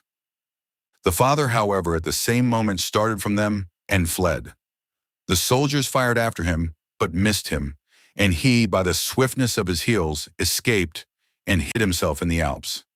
Giovanni Palancion, for refusing to turn papist, was tied by one leg to the tail of a mule and dragged through the streets of Lucerne amidst the acclamations of an inhuman mob, who kept stoning him and crying out, "He is possessed with the devil," so that neither stoning nor dragging him through the streets will kill him, for the devil keeps him alive. They then took him to the riverside, chopped off his head, and left that and his body unburied upon the bank of the stream. Magdalene, the daughter of Peter Fontaine, a beautiful child of 10 years of age, was ravished and murdered by the soldiers. Another girl of about the same age they roasted alive at Villanova, and a poor woman, hearing the soldiers were coming toward her house, snatched up the cradle in which her infant son was asleep and fled toward the woods. The soldiers, however, saw and pursued her when she lightened herself by putting down the cradle and child, which the soldiers no sooner came to than they murdered the infant, and continuing the pursuit, found the mother in a cave where they first ravished and then cut her to pieces. Jacob Michelino, chief elder of the Church of Bobbio, and several other Protestants were hung up by means of hooks fixed in their bellies and left to expire in the most excruciating tortures. Giovanni Rostignol, a venerable Protestant, upwards of 80 years of age, had his nose and ears cut off, and slices cut from the fleshy parts of his body till he bled to death. 7 persons viz. Daniel Ciliagio and his wife Giovanni Durant, Lodwich Durant, Bartholomew Durant, Daniel Ravel, and Paul Renaud had their mouths stuffed with gunpowder, which being set fire to, their heads were blown to pieces. Jacob Barone, a schoolmaster of Rorata, for refusing to change his religion, was stripped quite naked, and after having been very indecently exposed, had the nails of his toes and fingers torn off with red-hot pincers, and holes bored through his hands with the point of a dagger. He then had a cord tied around his middle, and was led through the streets with a soldier on each side of him. At every turning, the soldier on his right-hand side cut a gash in his flesh, and the soldier on his left-hand side struck him with a bludgeon, both saying at the same instant, "Will you go to Mass? Will you go to Mass?" He still replied in the negative to these interrogatories, and being at length taken to the bridge, they cut off his head on the balustrades and threw both that and his body into the river. Paul Garnier, a very pious Protestant, had his eyes put out, was then flayed alive, and being divided into 4 parts, his quarters were placed on 4 of the principal houses of Lucerne. He bore all his sufferings with the most exemplary patience, praised God as long as he could speak, and plainly evinced what confidence and resignation a good conscience can inspire. Daniel Cardin of Rucapiata, being apprehended by some soldiers, they cut his head off, and having fried his brains, ate them. 2 poor old blind women of St. Giovanni were burnt alive, and a widow of La Torre with her daughter were driven into the river and there stoned to death. Paul Giles, on attempting to run away from some soldiers, was shot in the neck. They then slit his nose, sliced his chin, stabbed him, and gave his carcass to the dogs. Some of the Irish troops having taken 11 men of Garcigliana prisoners, they made a furnace red hot and forced them to push each other in till they came to the last man, whom they pushed in themselves. Michael Garnett, a man of 90, was burnt to death. Baptista Udry, another old man, was stabbed, and Bartholomew Frash had holes made in his heels, through which ropes being put, he was dragged by them to the jail, where his wounds mortified and killed him. Magdalene de la Pierre, being pursued by some of the soldiers, and taken, was thrown down a precipice and dashed to pieces. Margaret Ravella and Mary Previlren, 2 very old women, were burnt alive, and Michael Bellino with Anne Bouchardon were beheaded. The son and daughter of a counselor of Giovanni were rolled down a steep hill together and suffered to perish in a deep pit at the bottom. A tradesman's family, viz. Himself, his wife, and an infant in her arms were cast from a rock and dashed to pieces, and Joseph Charret and Paul Carniero were flayed alive. Cipriani Bustia, being asked if he would renounce his religion and turn Roman Catholic, replied, "I would rather renounce life or turn dog," to which a priest answered, "For that expression you shall both renounce life and be given to the dogs." They accordingly dragged him to prison, where he continued a considerable time without food, till he was famished, after which they threw his corpse into the street before the prison, and it was devoured by dogs in the most shocking manner. Margaret Soretta was stoned to death and then thrown into the river. Antonio Bartina had his head cleft asunder, and Joseph Pont was cut through the middle of his body. Daniel Maria and his whole family being ill of a fever, several papist ruffians broke into his house, telling him they were practical physicians and would give them all present ease, which they did by knocking the whole family on the head. 3 infant children of a Protestant named Peter Fine were covered with snow and stifled. An elderly widow named Judith was beheaded, and a beautiful young woman was stripped naked and had a stake driven through her body, of which she expired. Lucy, the wife of Peter Besson, a woman far gone in her pregnancy, who lived in one of the villages of the Piedmontese valleys, determined, if possible, to escape from such dreadful scenes as everywhere surrounded her. She, accordingly, took 2 young children, 1 in each hand, and set off towards the Alps. But on the 3rd day of the journey, she was taken in labor among the mountains, and delivered of an infant, who perished through the extreme inclemency of the weather, as did the 2 other children, for all 3 were found dead by her, and herself just expiring, by the person to whom she related the above particulars. Francis Gross, the son of a clergyman, had his flesh slowly cut from his body into small pieces, and put into a dish before him. 2 of his children were minced before his sight, and his wife was fastened to a post that she might behold all these cruelties practiced on her husband and offspring. The tormentors, at length being tired of exercising their cruelties, cut off the heads of both husband and wife, and then gave the flesh of the whole family to the dogs. The Sieur Thomas Margar fled to a cave when the soldiers shut up the mouth, and he perished with famine. Judith Revelin, with 7 children, were barbarously murdered in their beds, and a widow of near 80 years of age was hewn to pieces by soldiers. Jacob Roseno was ordered to pray to the saints, which he absolutely refused to do. Some of the soldiers beat him violently with bludgeons to make him comply, but he still refusing, several of them fired at him and lodged a great many balls in his body. As he was almost expiring, they cried to him, "Will you call upon the saints? Will you pray to the saints?" To which he answered, "No, no, no," when one of the soldiers with a broad sword clove his head asunder and put an end to his sufferings in this world, for which undoubtedly he is gloriously rewarded in the next. A soldier attempting to ravish a young woman named Susanna Gaquin, she made a stout resistance, and in the struggle pushed him over a precipice, when he was dashed to pieces by the fall. His comrades, instead of admiring the virtue of the young woman and applauding her for so nobly defending her chastity, fell upon her with their swords and cut her to pieces. Giovanni Poulos, a poor peasant of La Torre, being apprehended as a Protestant by the soldiers, was ordered by the Marquis of Pianesta to be executed in a place near the convent. When he came to the gallows, several monks attended and did all they could to persuade him to renounce his religion. But he told them he never would embrace idolatry, and that he was happy at being thought worthy to suffer for the name of Christ. They then put him in mind of what his wife and children, who depended upon his labor, would suffer after his decease. To which he replied, "I would have my wife and children, as well as myself, to consider their souls more than their bodies, in the next world before this. And with respect to the distress I may leave them in, God is merciful, and will provide for them while they are worthy of his protection." Finding the inflexibility of this poor man, the monks cried, "Turn him off, turn him off," which the executioner did almost immediately, and the body being afterward cut down, was flung into the river. Paul Clement, an elder of the church of Rossana, being apprehended by the monks of a neighboring monastery, was carried to the marketplace of that town, where some Protestants having just been executed by the soldiers, he was shown the dead bodies, in order that the sight might intimidate him. On beholding the shocking subjects, he said calmly, "You may kill the body, but you cannot prejudice the soul of a true believer.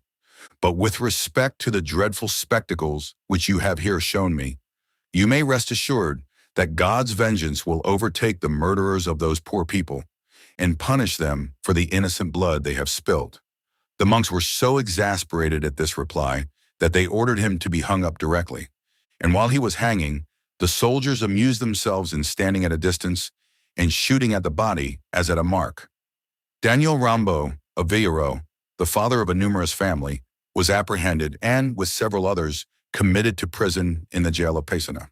Here he was visited by several priests who, with continual importunities, did all they could to persuade him to renounce the Protestant religion and turn papist. But this he peremptorily refused, and the priests, finding his resolution, pretended to pity his numerous family, and told him that he might yet have his life, if he would subscribe to the belief of the following articles. 1. The real presence in the host. 2. Transubstantiation. 3. Purgatory. 4. The Pope's infallibility. 5. That masses said for the dead will release souls from purgatory. 6. That praying to saints will procure the remission of sins. Monsieur Rambaud told the priests that neither his religion, his understanding, nor his conscience would suffer him to subscribe to any of the articles for the following reasons.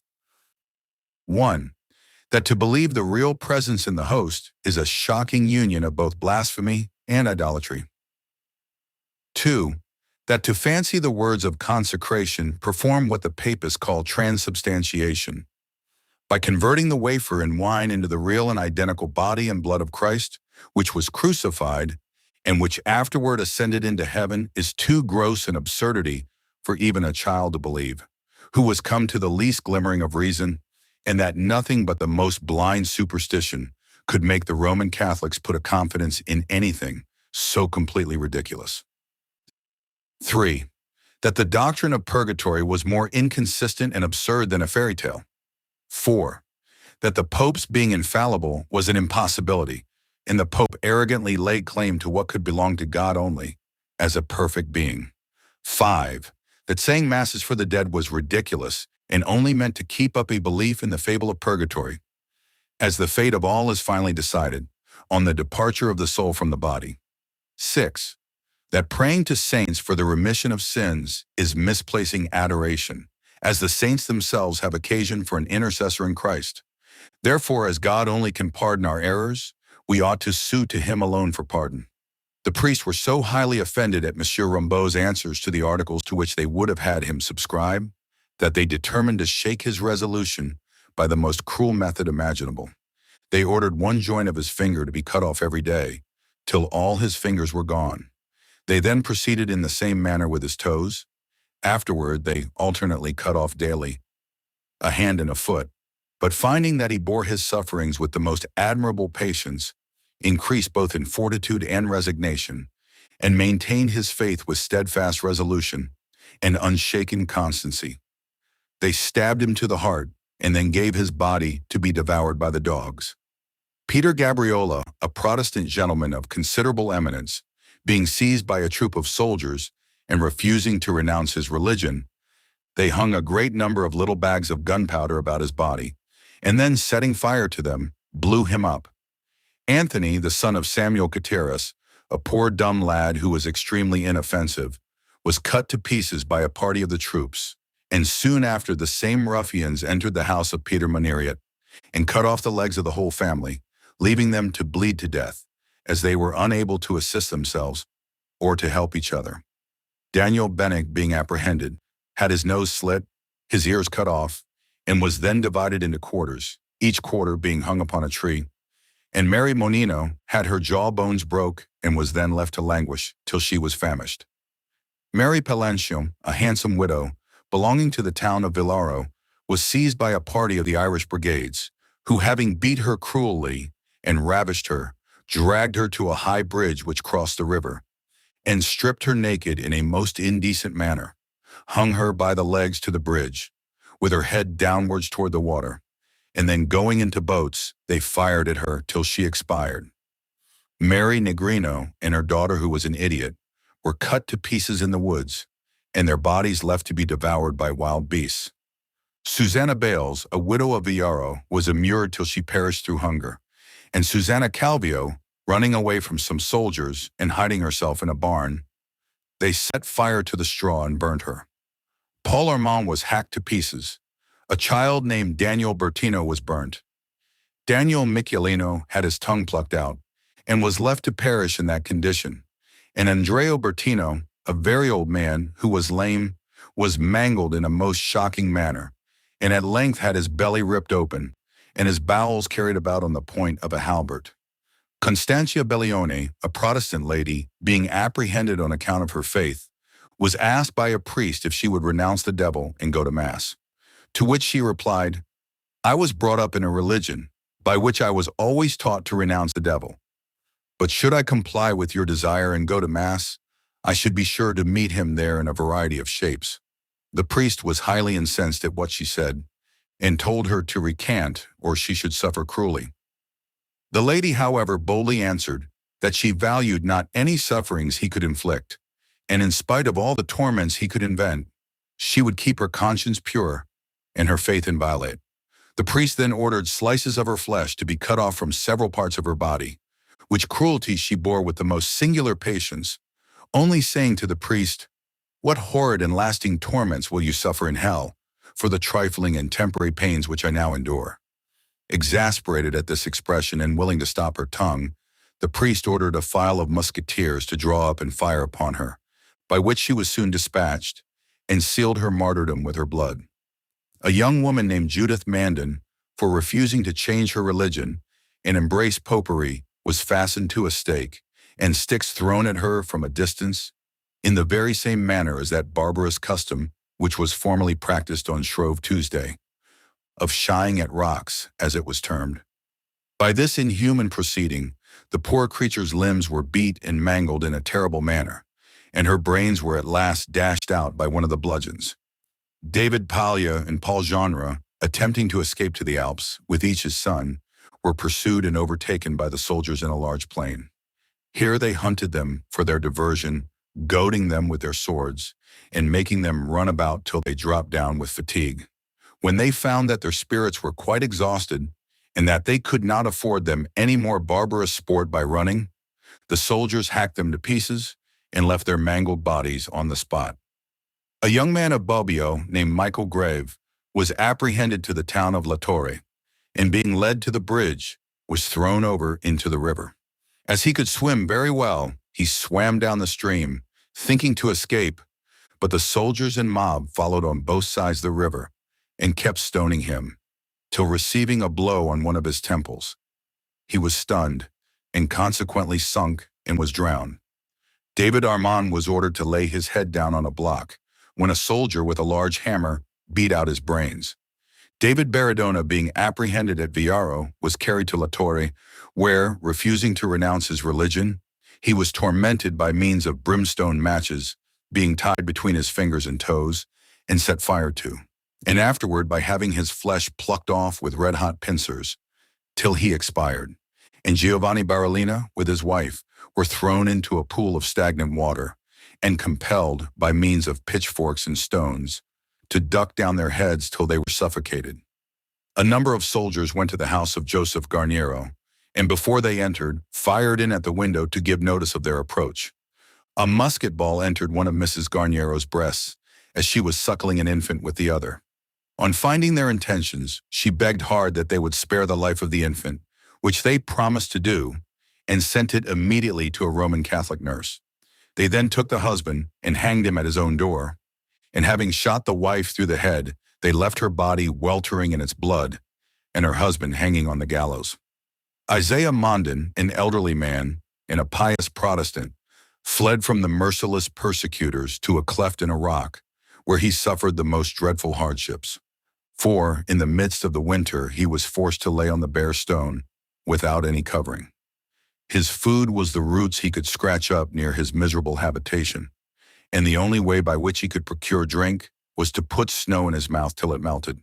Here, however, some of the inhuman soldiers found him, and after having beaten him unmercifully, they drove him towards Lucerne, goading him with the points of their swords. Being exceedingly weakened by his manner of living, and his spirits exhausted by the blows he had received, he fell down in the road. They again beat him to make him proceed, when on his knees he implored them to put him out of his misery by dispatching him. This they at last agreed to do, and one of them, stepping up to him, shot him through the head with a pistol, saying, "There, heretic, take thy request." Mary Revel, a worthy Protestant, received a shot in her back as she was walking along the street. She dropped down with the wound, but recovering sufficient strength, she raised herself upon her knees, and lifting her hands towards heaven, prayed in a most fervent manner to the Almighty, when a number of soldiers who were near at hand fired a whole volley of shot at her, many of which took effect and put an end to her miseries in an instant. Several men, women, and children secreted themselves in a large cave, where they continued for some weeks in safety. It was the custom for 2 of the men to go when it was necessary, and by stealth procure provisions. These were, however, one day watched, by which the cave was discovered, and soon after a troop of Roman Catholics appeared before it. The papists that assembled upon this occasion were neighbors and intimate acquaintances of the Protestants in the cave, and some of them were even related to each other. The Protestants therefore came out and implored them, by the ties of hospitality, by the ties of blood, and as old acquaintances and neighbors, not to murder them. But superstition overcomes every sensation of nature and humanity, so that the papists, blinded by bigotry, told them they could not show any mercy to heretics, and therefore bade them prepare to die. Hearing this, and knowing the fatal obstinacy of the Roman Catholics, the Protestants all fell prostrate, lifted their hands and hearts to heaven, prayed with great sincerity and fervency, and then bowing down, put their faces close to the ground, and patiently waited their fate, which was soon decided, for the papists fell upon them with unremitting fury, and having cut them to pieces, left the mangled bodies and limbs in the cave. Giovanni Salvaggio, passing by a Roman Catholic church and not taking off his hat, was followed by some of the congregation, who fell upon and murdered him, and Jacob Barrel and his wife, having been taken prisoners by the Earl of St. Secondo, one of the Duke of Savoy's officers, he delivered them up to the soldiery, who cut off the woman's breasts and the man's nose, and then shot them both through the head. Anthony Guigo, a Protestant of a wavering disposition, went to Periero with an intent to renounce his religion and embrace popery. This design he communicated to some priests who highly commended it, and a day was fixed upon for his public recantation. In the meantime, Anthony grew fully sensible of his perfidy, and his conscience tormented him so much night and day that he determined not to recant, but to make his escape. This he effected, but being soon missed and pursued, he was taken. The troops on the way did all they could to bring him back to his design of recantation, but finding their endeavors ineffectual, they beat him violently on the road. When coming near a precipice, he took an opportunity of leaping down it and was dashed to pieces. A Protestant gentleman of considerable fortune at Bobbio, being nightly provoked by the insolence of a priest, retorted with great severity, and among other things said that the Pope was Antichrist, mass idolatry, purgatory a farce, and absolution a cheat. To be revenged, the priest hired 5 desperate ruffians, who, the same evening, broke into the gentleman's house and seized upon him in a violent manner. The gentleman was terribly frightened, fell on his knees and implored mercy, but the desperate ruffians dispatched him without the least hesitation. The massacres and murders already mentioned to have been committed in the valleys of Piedmont nearly depopulated most of the towns and villages. One place only had not been assaulted, and that was owing to the difficulty of approaching it. This was a little commonalty of Rora's, which was situated upon a rock. As the work of blood grew slack in other places, the Earl of Christoffel, one of the Duke of Savoy's officers, determined, if possible, to make himself master of it, and with that view detached 300 men to surprise it secretly.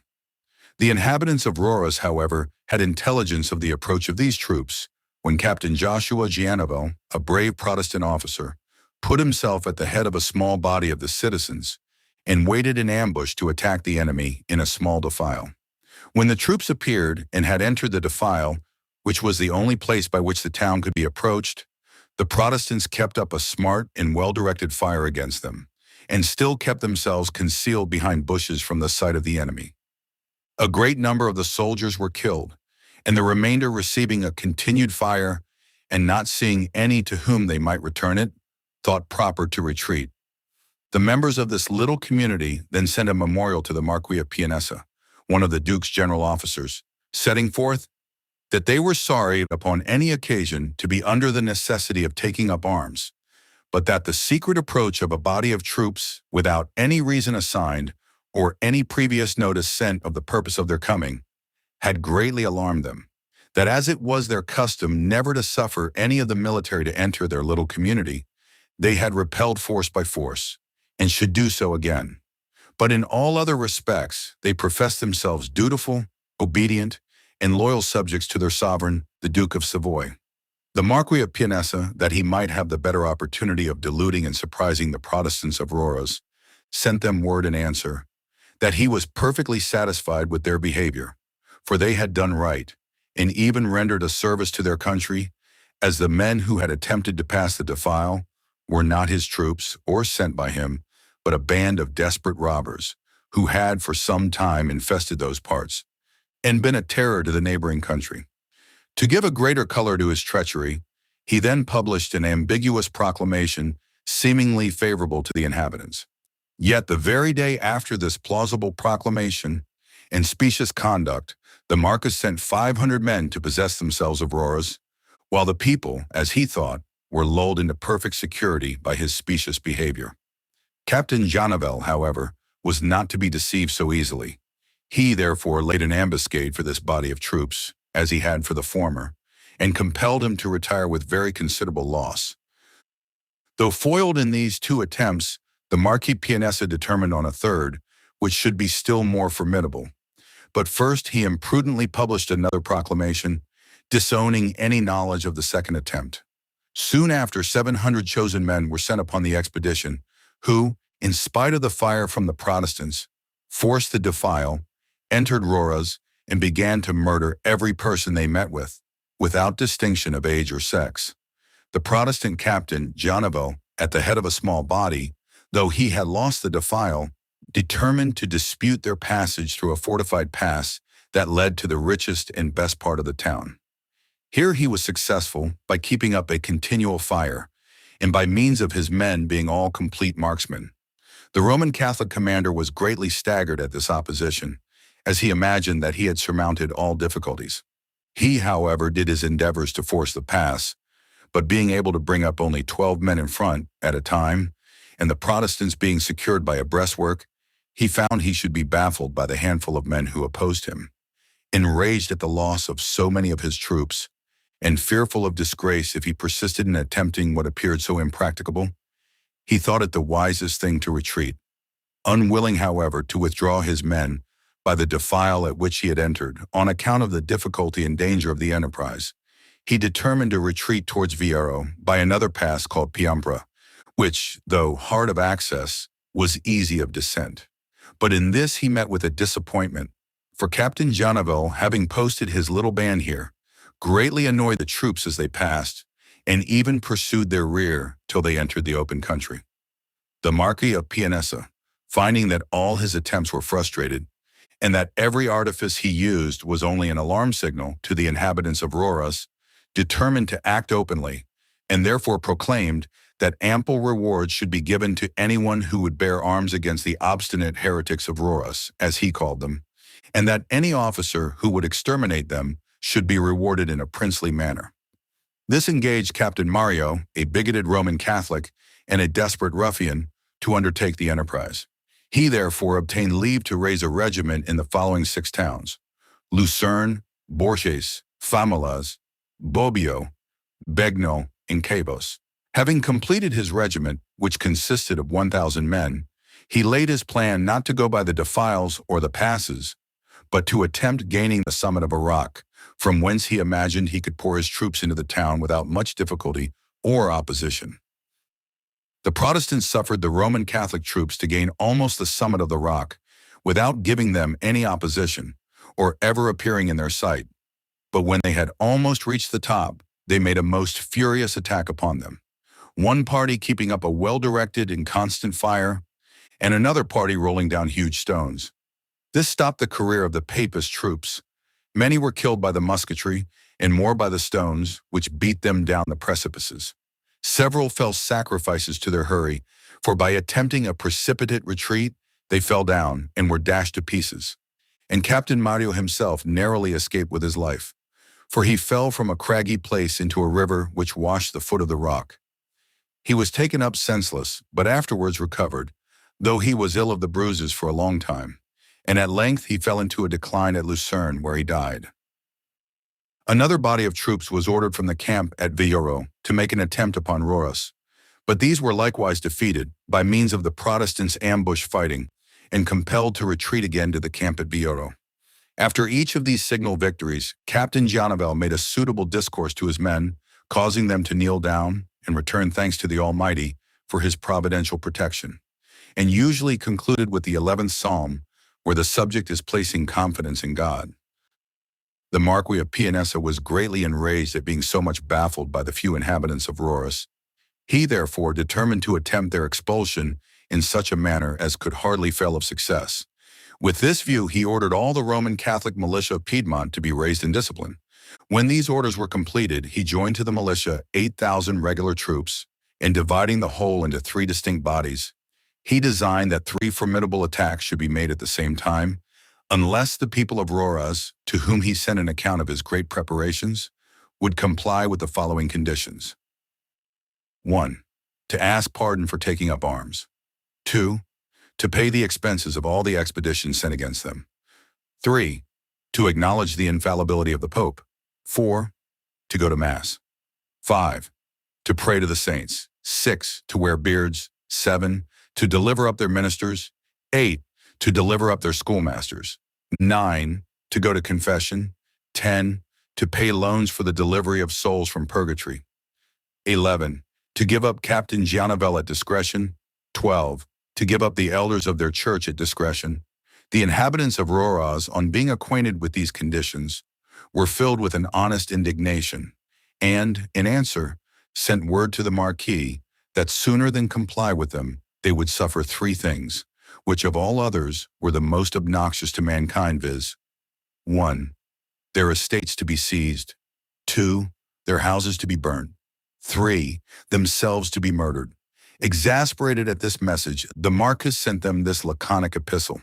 You shall have your request, for the troops sent against you have strict injunctions to plunder, burn, and kill. The 3 armies were then put in motion, and the attacks ordered to be made thus. The first by the rocks of Viaro, the second by the pass of Bagnols, and the third by the defile of Lucerne. The troops forced their way by the superiority of numbers, and having gained the rocks, pass, and defile, began to make the most horrid depredations, and exercise the greatest cruelties. Men they hanged, burnt, racked to death, or cut to pieces.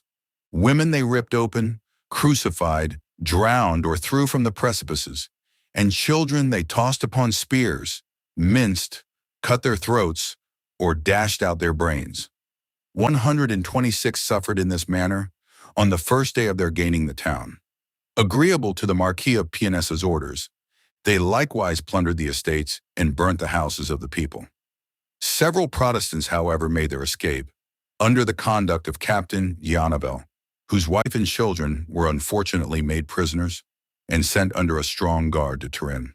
The Marquis of Pianesa wrote a letter to Captain Giannavel and released a Protestant prisoner that he might carry at him. The contents were that if the captain would embrace the Roman Catholic religion, he should be indemnified for all his losses since the commencement of the war. His wife and children should be immediately released, and himself honorably promoted in the Duke of Savoy's army. But if he refused to accede to the proposals made him, his wife and children should be put to death, and so large a reward should be given to take him, dead or alive, that even some of his own confidential friends should be tempted to betray him from the greatness of the sum. To this epistle, the brave Giannavel sent the following answer. My Lord Marquis, there is no torment so great or death so cruel, but what I would prefer to the abjuration of my religion, so that promises lose their effects and menaces only strengthen me in my faith. With respect to my wife and children, my lord, nothing can be more afflicting to me than the thoughts of their confinement, or more dreadful to my imagination than their suffering a violent and cruel death. I keenly feel all the tender sensations of husband and parent. My heart is replete with every sentiment of humanity. I would suffer any torment to rescue them from danger. I would die to preserve them. But having said thus much, my lord, I assure you that the purchase of their lives must not be the price of my salvation. You have them in your power, it is true. But my consolation is that your power is only a temporary authority over their bodies. You may destroy the mortal part, but their immortal souls are out of your reach and will live hereafter to bear testimony against you for your cruelties. I therefore recommend them and myself to God and pray for a reformation in your heart. This brave Protestant officer, after writing the above letter, retired to the Alps with his followers, and being joined by a great number of other fugitive Protestants, he harassed the enemy by continual skirmishes. Meeting one day with a body of Papist troops near Bibbiena, he, though inferior in numbers, attacked them with great fury and put them to the rout without the loss of a man, though himself was shot through the leg in the engagement by a soldier who had hid himself behind a tree. But Giannavel, perceiving from whence the shot came, pointed his gun to the place and dispatched the person who had wounded him.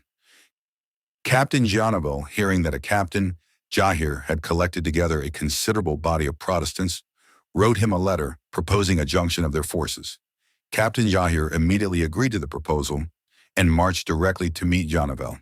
The junction being formed, it was proposed to attack a town inhabited by Roman Catholics called Garcigliana. The assault was given with great spirit, but a reinforcement of horse and foot having lately entered the town, which the Protestants knew nothing of, they were repulsed.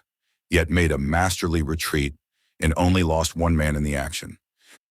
The next attempt of the Protestant forces was upon St. Secondo, which they attacked with great vigor, but met with a strong resistance from the Roman Catholic troops, who had fortified the streets and planted themselves in the houses, from whence they poured musket balls in prodigious numbers.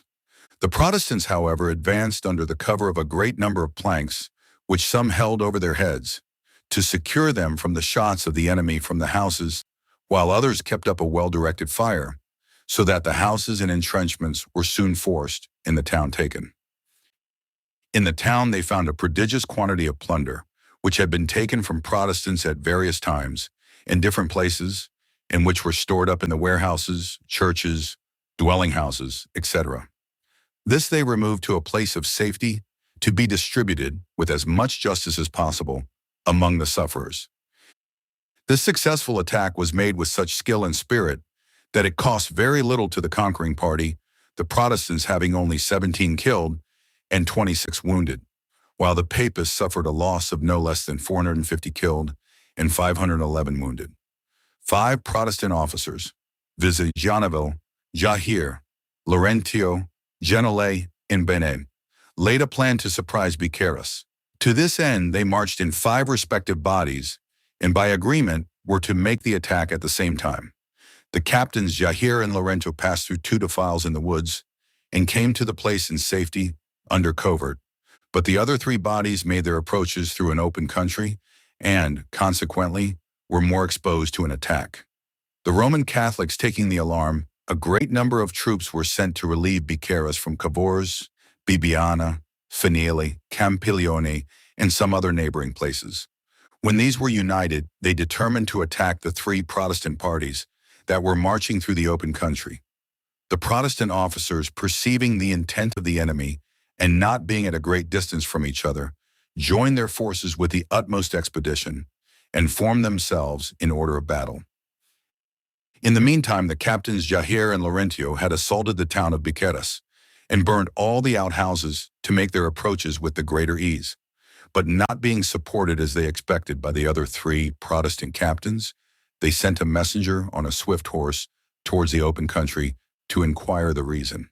The messenger soon returned and informed them that it was not in the power of the 3 Protestant captains to support their proceedings, as they were themselves attacked by a very superior force in the plain and could scarce sustain the unequal conflict.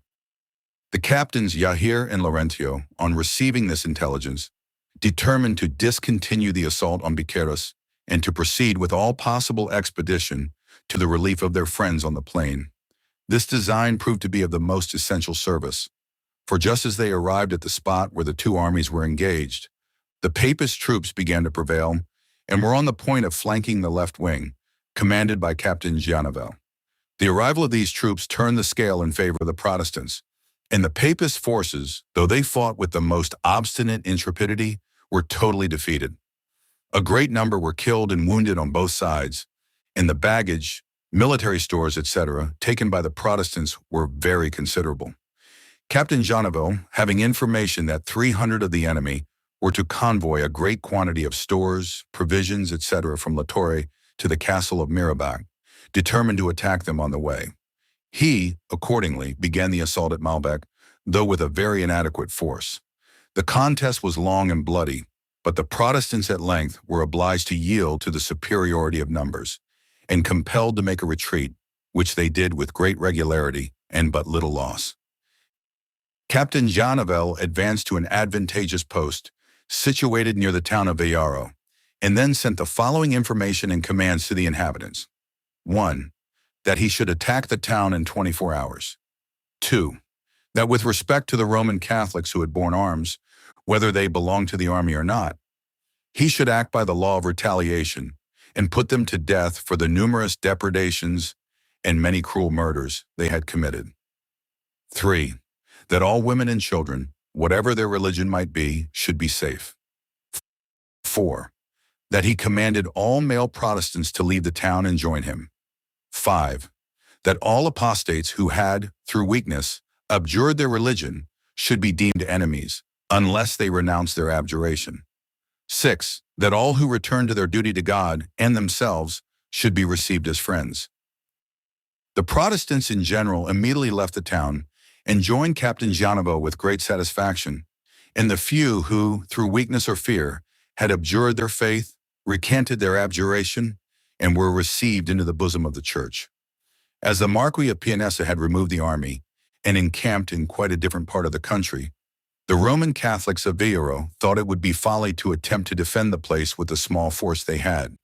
They therefore fled with the utmost precipitation, leaving the town and most of their property to the discretion of the Protestants. The Protestant commanders, having called a council of war, resolved to make an attempt upon the town of Latori. The Papists, being apprised of the design, detached some troops to defend a defile, through which the Protestants must make their approach. But these were defeated, compelled to abandon the pass, and forced to retreat to Latori. The Protestants proceeded on their march, and the troops of Latori, on their approach, made a furious sally, were repulsed with great loss, and compelled to seek shelter in the town. The governor now only thought of defending the place, which the Protestants began to attack in form. But after many brave attempts and furious assaults, the commanders determined to abandon the enterprise for several reasons, particularly because they found the place itself too strong, their own number too weak, and their cannon not adequate to the task of battering down the walls. This resolution taken, the Protestant commanders began a masterly retreat, and conducted it with such regularity that the enemy did not choose to pursue them, or molest their rear, which they might have done as they passed the defiles. The next day they mustered, reviewed the army, and found the whole to amount to 495 men. They then held a council of war and planned an easier enterprise. This was to make an attack on the commonalty of Crucial, a place inhabited by a number of the most bigoted Roman Catholics, and who had exercised, during the persecutions, the most unheard-of cruelties on the Protestants.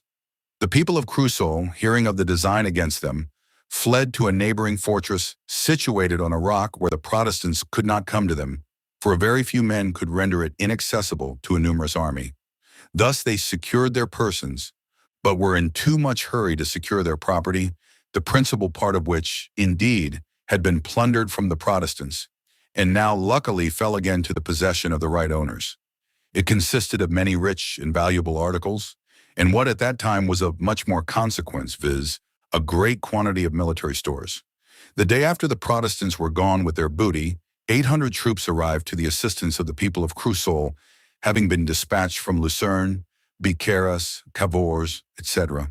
But finding themselves too late, and that pursuit would be vain, not to return empty-handed, they began to plunder the neighboring villages, though what they took was from their friends. After collecting a tolerable booty, they began to divide it.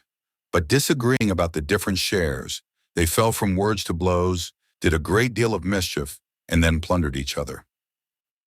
On the very same day in which the Protestants were so successful at Crucial, some Papists marched with the design to plunder and burn the little Protestant village of Rocapieta, but by the way they met with the Protestant forces belonging to the captains Jahir and Laurentio, who were posted on the hill of Angrugna. A trivial engagement ensued, for the Roman Catholics, on the very first attack, retreated in great confusion, and were pursued with much slaughter. After the pursuit was over, some straggling Papist troops, meeting with a poor peasant, who was a Protestant, tied a cord around his head and strained it till his skull was quite crushed. Captain Gianovo and Captain Jahir concerted a design together to make an attack upon Lucerne, but Captain Jahir not bringing up his forces at the time appointed, Captain Gianovo determined to attempt the enterprise himself. He, therefore, by a forced march, proceeded toward that place during the whole night, and was close to it by break of day. His first care was to cut the pipes that conveyed water into the town, and then to break down the bridge, by which alone provisions from the country could enter. He then assaulted the places and speedily possessed himself of 2 of the outposts.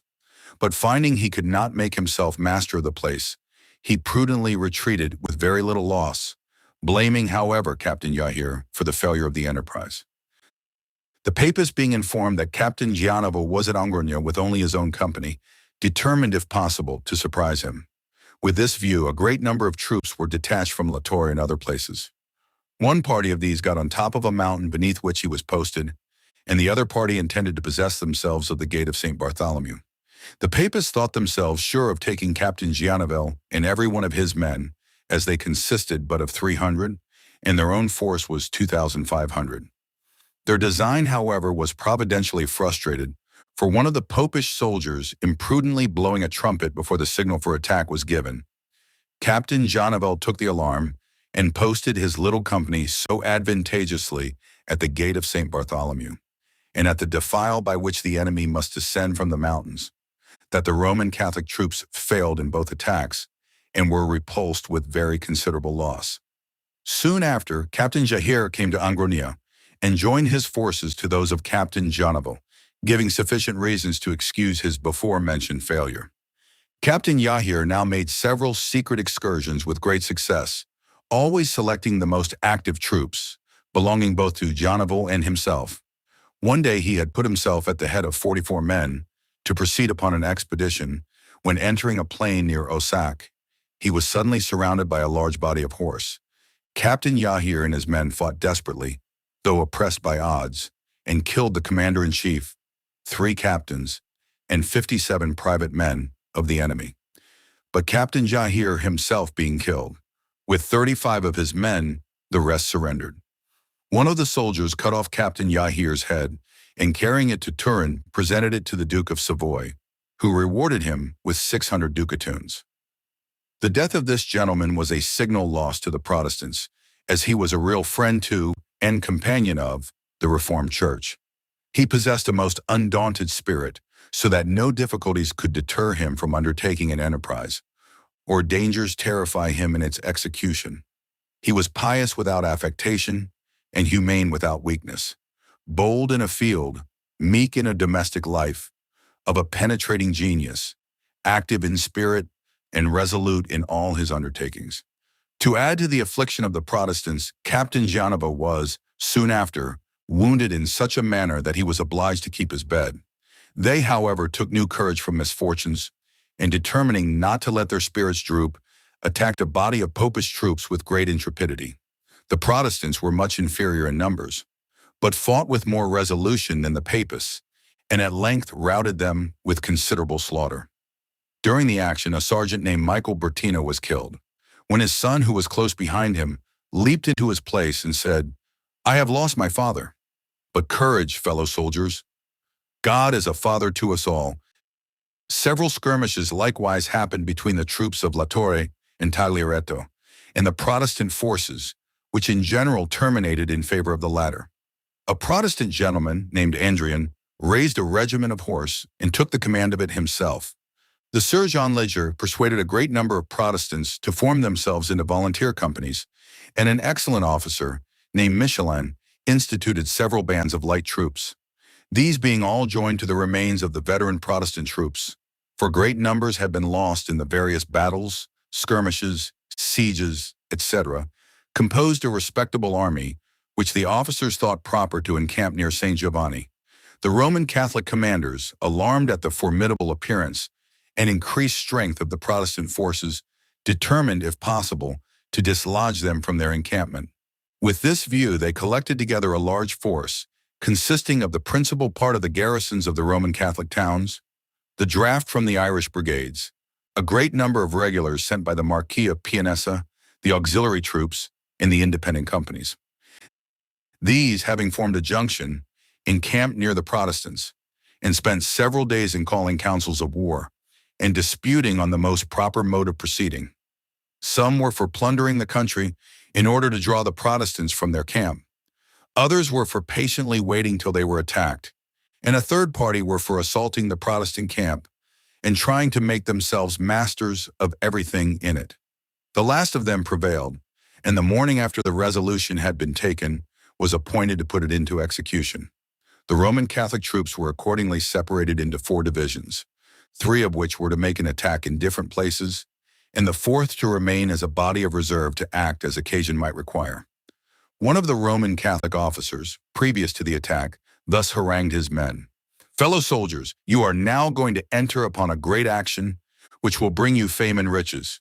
The motives of your acting with spirit are likewise of the most important nature, namely, the honor of showing your loyalty to your sovereign, the pleasure of spilling heretic blood, and the prospect of plundering the Protestant camp. So, my brave fellows, fall on, give no quarter, kill all you meet, and take all you come near. After this inhuman speech, the engagement began, and the Protestant camp was attacked in 3 places with inconceivable fury. The fight was maintained with great obstinacy and perseverance on both sides, continuing without intermission for the space of 4 hours. For the several companies on both sides relieved each other alternately, and by that means kept up a continual fire during the whole action. During the engagement of the main armies, a detachment was sent from the body of reserve to attack the post of Castellus, which, if the Papists had carried, it would have given them the command of the valleys of Perosa, San Martino, and Lucerne. But they were repulsed with great loss and compelled to return to the body of reserve, from whence they had been detached. Soon after the return of this detachment, the Roman Catholic troops, being hard-pressed in the main battle, sent for the body of reserve to come to their support. These immediately marched to their assistance, and for some time longer held the event doubtful.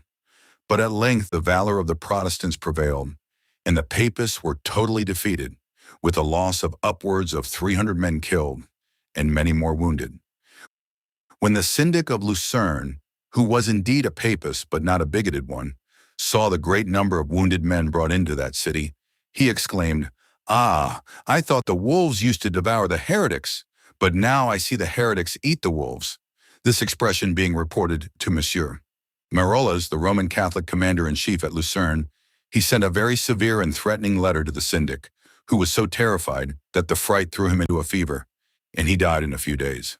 This great battle was fought just before the harvest was got in, when the Papists, exasperated at their disgrace and resolved on any kind of revenge, spread themselves by night in detached parties over the finest cornfields of the Protestants and set them on fire in sundry places. Some of these straggling parties, however, suffered for their conduct. For the Protestants, being alarmed in the night by the blazing of the fire among the corn, pursued the fugitives early in the morning, and overtaking many, put them to death. The Protestant captain, Bellin, likewise by way of retaliation, went with a body of light troops and burnt the suburbs of La Torre, making his retreat afterward with very little loss. A few days after, Captain Bellin, with a much stronger body of troops, attacked the town of La Torre itself, and making a breach in the wall of the convent, his men entered, driving the garrison into the citadel and burning both town and convent. After having effected this, they made a regular retreat, as they could not reduce the citadel for want of cannon. Michael de Molinos, a Spaniard of a rich and honorable family, entered when young into priest's orders, but would not accept of any preferment in the church. He possessed great natural abilities, which he dedicated to the service of his fellow creatures, without any view of emolument to himself. His course of life was pious and uniform, nor did he exercise those austerities which are common among the religious orders of the Church of Rome. Being of a contemplative turn of mind, he pursued the track of the mystical divines, and having acquired great reputation in Spain, and being desirous of propagating his sublime mode of devotion, he left his own country and settled at Rome. Here he soon connected himself with some of the most distinguished among the literati, who so approved of his religious maxims that they concurred in assisting him to propagate them. And, in a short time, he obtained a great number of followers, who, from the sublime mode of their religion, were distinguished by the name of Quitus. In 1675, Molinos published a book entitled Il Guida Spirituale, to which were subjoined recommendatory letters from several great personages. One of these was by the Archbishop of Reggio, a second by the General of the Franciscans, and a third by Father Martin de Esparza, a Jesuit, who had been divinity professor both at Salamanca and Rome. No sooner was the book published than it was greatly read and highly esteemed, both in Italy and Spain, and this so raised the reputation of the author that his acquaintance was coveted by the most respectable characters. Letters were written to him from numbers of people, so that a correspondence was settled between him and those who approved of his method in different parts of Europe. Some secular priests, both at Rome and Naples, declared themselves openly for it and consulted him as a sort of oracle on many occasions. But those who attached themselves to him with the greatest sincerity were some of the fathers of the oratory. In particular, three of the most eminent, namely Calareti, Ciceri, and Petrucci. Many of the cardinals also courted his acquaintance, and thought themselves happy in being reckoned among the number of his friends. The most distinguished of them was the Cardinal d'Estrées, a man of very great learning, who so highly approved of Molinos's maxims that he entered into a close connection with him. They conversed together daily, and notwithstanding the distrust a Spaniard has naturally of a Frenchman, yet Molinos, who was sincere in his principles, opened his mind without reserve to the cardinal, and by this means a correspondence was settled between Molinos and some distinguished characters in France. Whilst Molinos was thus laboring to propagate his religious mode, Father Petrucci wrote several treatises relative to a contemplative life, but he mixed in them so many rules for the devotions of the Romish Church as mitigated that censure he might have otherwise incurred. They were written chiefly for the use of the nuns, and therefore the sense was expressed in the most easy and familiar style. Molinos had now acquired such reputation that the Jesuits and Dominicans began to be greatly alarmed and determined to put a stop to the progress of this method. To do this, it was necessary to decry the author of it, and as heresy is an imputation that makes the strongest impression at Rome, Molinos and his followers were given out to be heretics. Books were also written by some of the Jesuits against Molinos and his method, but they were all answered with spirit by Molinos. These disputes occasioned such disturbance in Rome that the whole affair was taken notice of by the Inquisition. Molinos in his book, and Father Petrucci with his treatises and letters, were brought under a severe examination, and the Jesuits were considered as the accusers. One of the society had, indeed, approved of Molinos's book, but the rest took care he should not be again seen at Rome. In the course of the examination, both Molinos and Petrucci acquitted themselves so well that their books were again approved, and the answers which the Jesuits had written were censured as scandalous.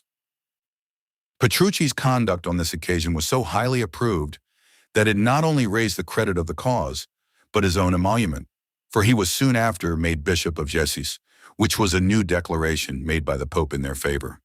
Their books were now esteemed more than ever, their method was more followed, and the novelty of it, with the new approbation given after so vigorous an accusation by the Jesuits, all contributed to raise the credit and increase the number of the party. The behavior of Father Petrucci in his new dignity greatly contributed to increase his reputation, so that his enemies were unwilling to give him any further disturbance. And indeed, there was less occasion given for censure by his writings than those of Molinos. Some passages in the latter were not so cautiously expressed, but there was room to make exceptions to them, while, on the other hand, Petrucci so fully explained himself as easily to remove the objections made to some parts of his letter. The great reputation acquired by Molinos and Petrucci occasioned a daily increase of the quietus. All who were thought sincerely devout, or at least affected the reputation of it, were reckoned among the number. If these persons were observed to become more strict in their lives and mental devotions, yet there appeared less zeal in their whole deportment as to the exterior parts of the church ceremonies. They were not so assiduous at Mass, nor so earnest to procure Masses to be said for their friends, nor were they so frequently either at confession or in processions. Though the new approbation given to Molinos's book by the Inquisition had checked the proceedings of his enemies, yet they were still inveterate against him in their hearts, and determined, if possible, to ruin him. They insinuated that he had ill designs and was, in his heart, an enemy to the Christian religion, that under pretense of raising men to a sublime strain of devotion, he intended to erase from their minds a sense of the mysteries of Christianity. And because he was a Spaniard, they gave out that he was descended from a Jewish or Mohammedan race, and that he might carry in his blood, or in his first education, some seeds of those religions which he had since cultivated with no less art than zeal. This last calumny gained but little credit at Rome, though it was said an order was sent to examine the registers of the place where Molinos was baptized. Molinos, finding himself attacked with great vigor and the most unrelenting malice, took every necessary precaution to prevent these imputations being credited. He wrote a treatise entitled Frequent and Daily Communion, which was likewise approved by some of the most learned of the Romish clergy. This was printed with his spiritual guide in the year 1675, and in the preface to it, he declared that he had not written it with any design to engage himself in matters of controversy, but that it was drawn from him by the earnest solicitations of many pious people. The Jesuits, failing in their attempts of crushing Molinos's power in Rome, applied to the court of France, when in a short time they so far succeeded that an order was sent to Cardinal d'Estrees, commanding him to prosecute Molinos with all possible rigor. The cardinal, though so strongly attached to Molinos, resolved to sacrifice all that is sacred in friendship to the will of his master. Finding, however, there was not sufficient matter for an accusation against him, he determined to supply that defect himself. He therefore went to the inquisitors and informed them of several particulars, not only relative to Molinos, but also Petrucci, both of whom, together with several of their friends, were put into the Inquisition. When they were brought before the inquisitors, which was the beginning of the year 1684, Petrucci answered the respective questions put to him with so much judgment and temper that he was soon dismissed. And though Molinos's examination was much longer, it was generally expected he would have been likewise discharged. But this was not the case. Though the inquisitors had not any just accusation against him, yet they strained every nerve to find him guilty of heresy.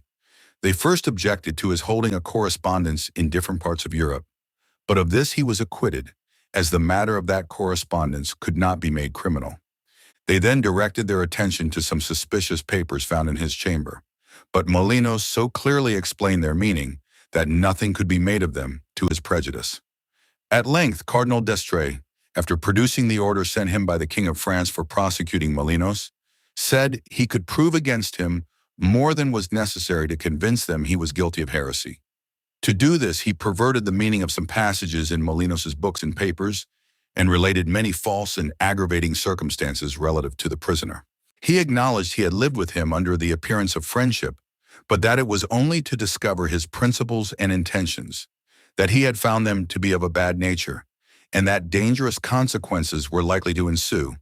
But in order to make a full discovery, he had assented to several things which in his heart he detested, and that, by these means, he saw into the secrets of Molinos, but determined not to take any notice, till a proper opportunity should offer of crushing him and his followers. In consequence of d'Estrees' evidence, Molinos was closely confined by the Inquisition, where he continued for some time, during which period all was quiet, and his followers prosecuted their mode without interruption. But on a sudden the Jesuits determined to extirpate them, and the storm broke out with the most inveterate vehemence. The Count Vespiniani and his lady, Don Paolo Rocchi, confessor to the Prince Borghese, and some of his family, with several others, in all 70 persons, were put into the Inquisition, among whom many were highly esteemed both for their learning and piety. The accusation laid against the clergy was their neglecting to say the breviary, and the rest were accused of going to the communion without first attending confession. In a word, it was said, they neglected all the exterior parts of religion and gave themselves up wholly to solitude and inward prayer. The Countess Vespiniani exerted herself in a very particular manner on her examination before the inquisitors.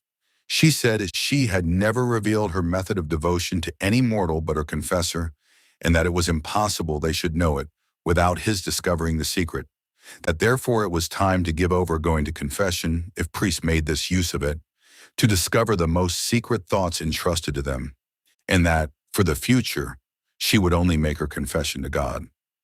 From this spirited speech, and the great noise made in consequence of the Countess's situation, the inquisitors thought it most prudent to dismiss both her and her husband, lest the people might be incensed, and what she said might lessen the credit of confession.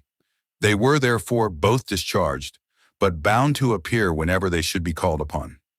Besides those already mentioned, such was the inveteracy of the Jesuits against the Quietists, that within the space of a month upwards of 200 persons were put into the Inquisition, and that method of devotion which had passed in Italy as the most elevated to which mortals could aspire, was deemed heretical, and the chief promoters of it confined in a wretched dungeon. In order, if possible, to extirpate Quietism, the inquisitors sent a circular letter to Cardinal Cibo, as the chief minister, to disperse it through Italy. It was addressed to all prelates, informing them that whereas many schools and fraternities were established in several parts of Italy, in which some persons, under a pretense of leading people into the ways of the Spirit and to the prayer of quietness, instilled into them many abominable heresies. Therefore, a strict charge was given to dissolve all those societies and to oblige the spiritual guide to tread in the known paths, and, in particular, to take care none of that sort should be suffered to have the direction of the nunneries. Orders were likewise given to proceed, in the way of justice, against those who should be found guilty of these abominable errors. After this, a strict inquiry was made into all the nunneries in Rome, when most of their directors and confessors were discovered to be engaged in this new method. It was found that the Carmelites, the nuns of the Conception, and those of several other convents were wholly given up to prayer and contemplation, and that, instead of their beads and the other devotions to saints or images, they were much alone and often in the exercise of mental prayer.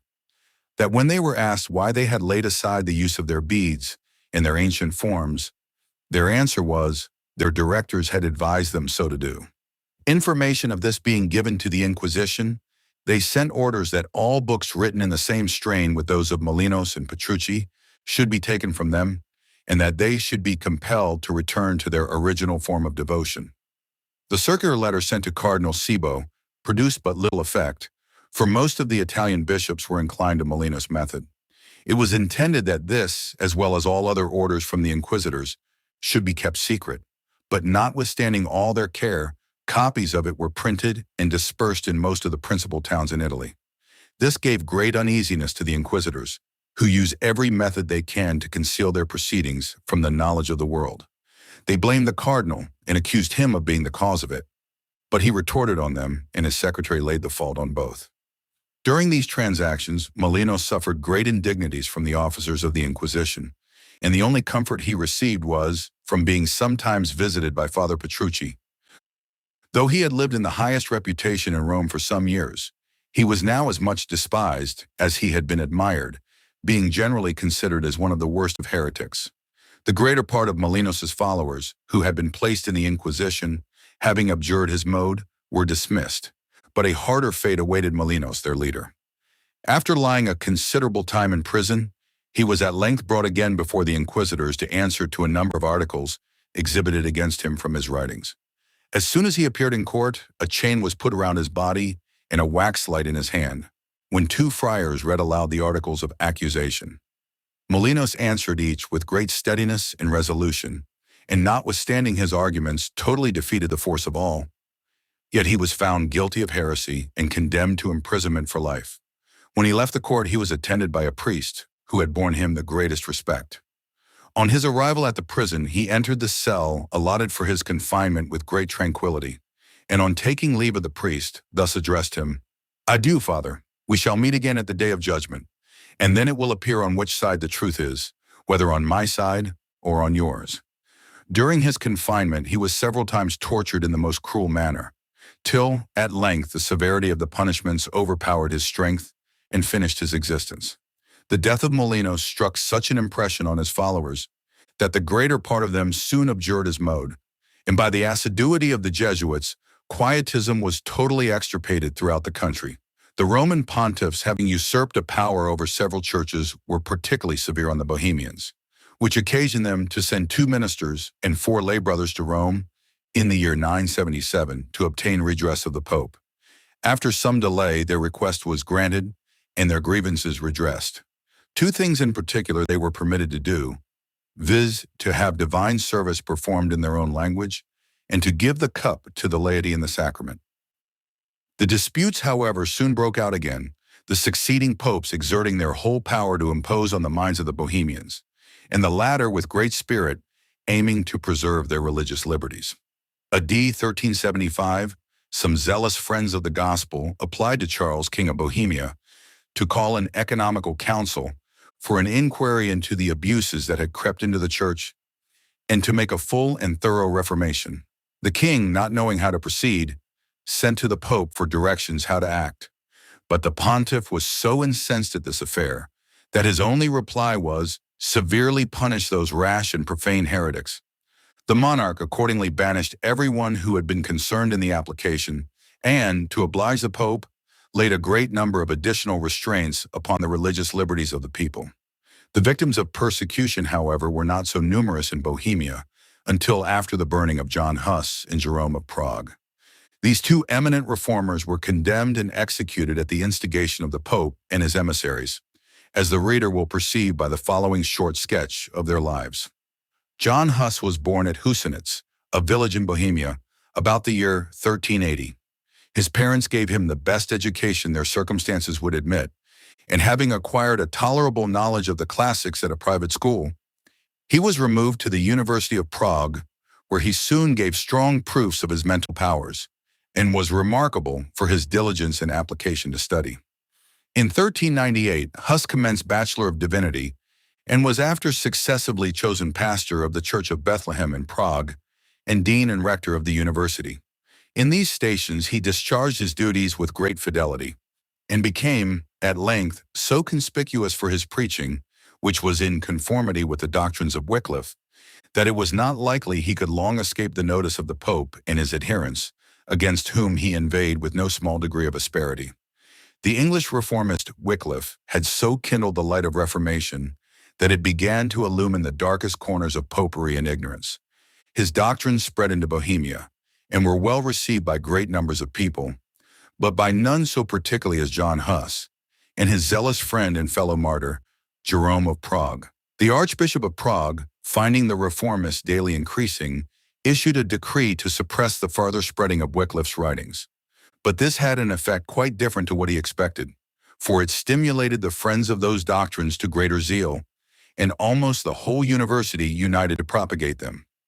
Being strongly attached to the doctrines of Wycliffe, Huss opposed the decree of the archbishop, who, however, at length obtained a bull from the Pope, giving him commission to prevent the publishing of Wycliffe's doctrines in his province. By virtue of this bull, the archbishop condemned the writings of Wycliffe. He also proceeded against 4 doctors, who had not delivered up the copies of that divine, and prohibited them, notwithstanding their privileges, to preach to any congregation. Dr. Huss, with some other members of the university, protested against these proceedings and entered an appeal from the sentence of the archbishop.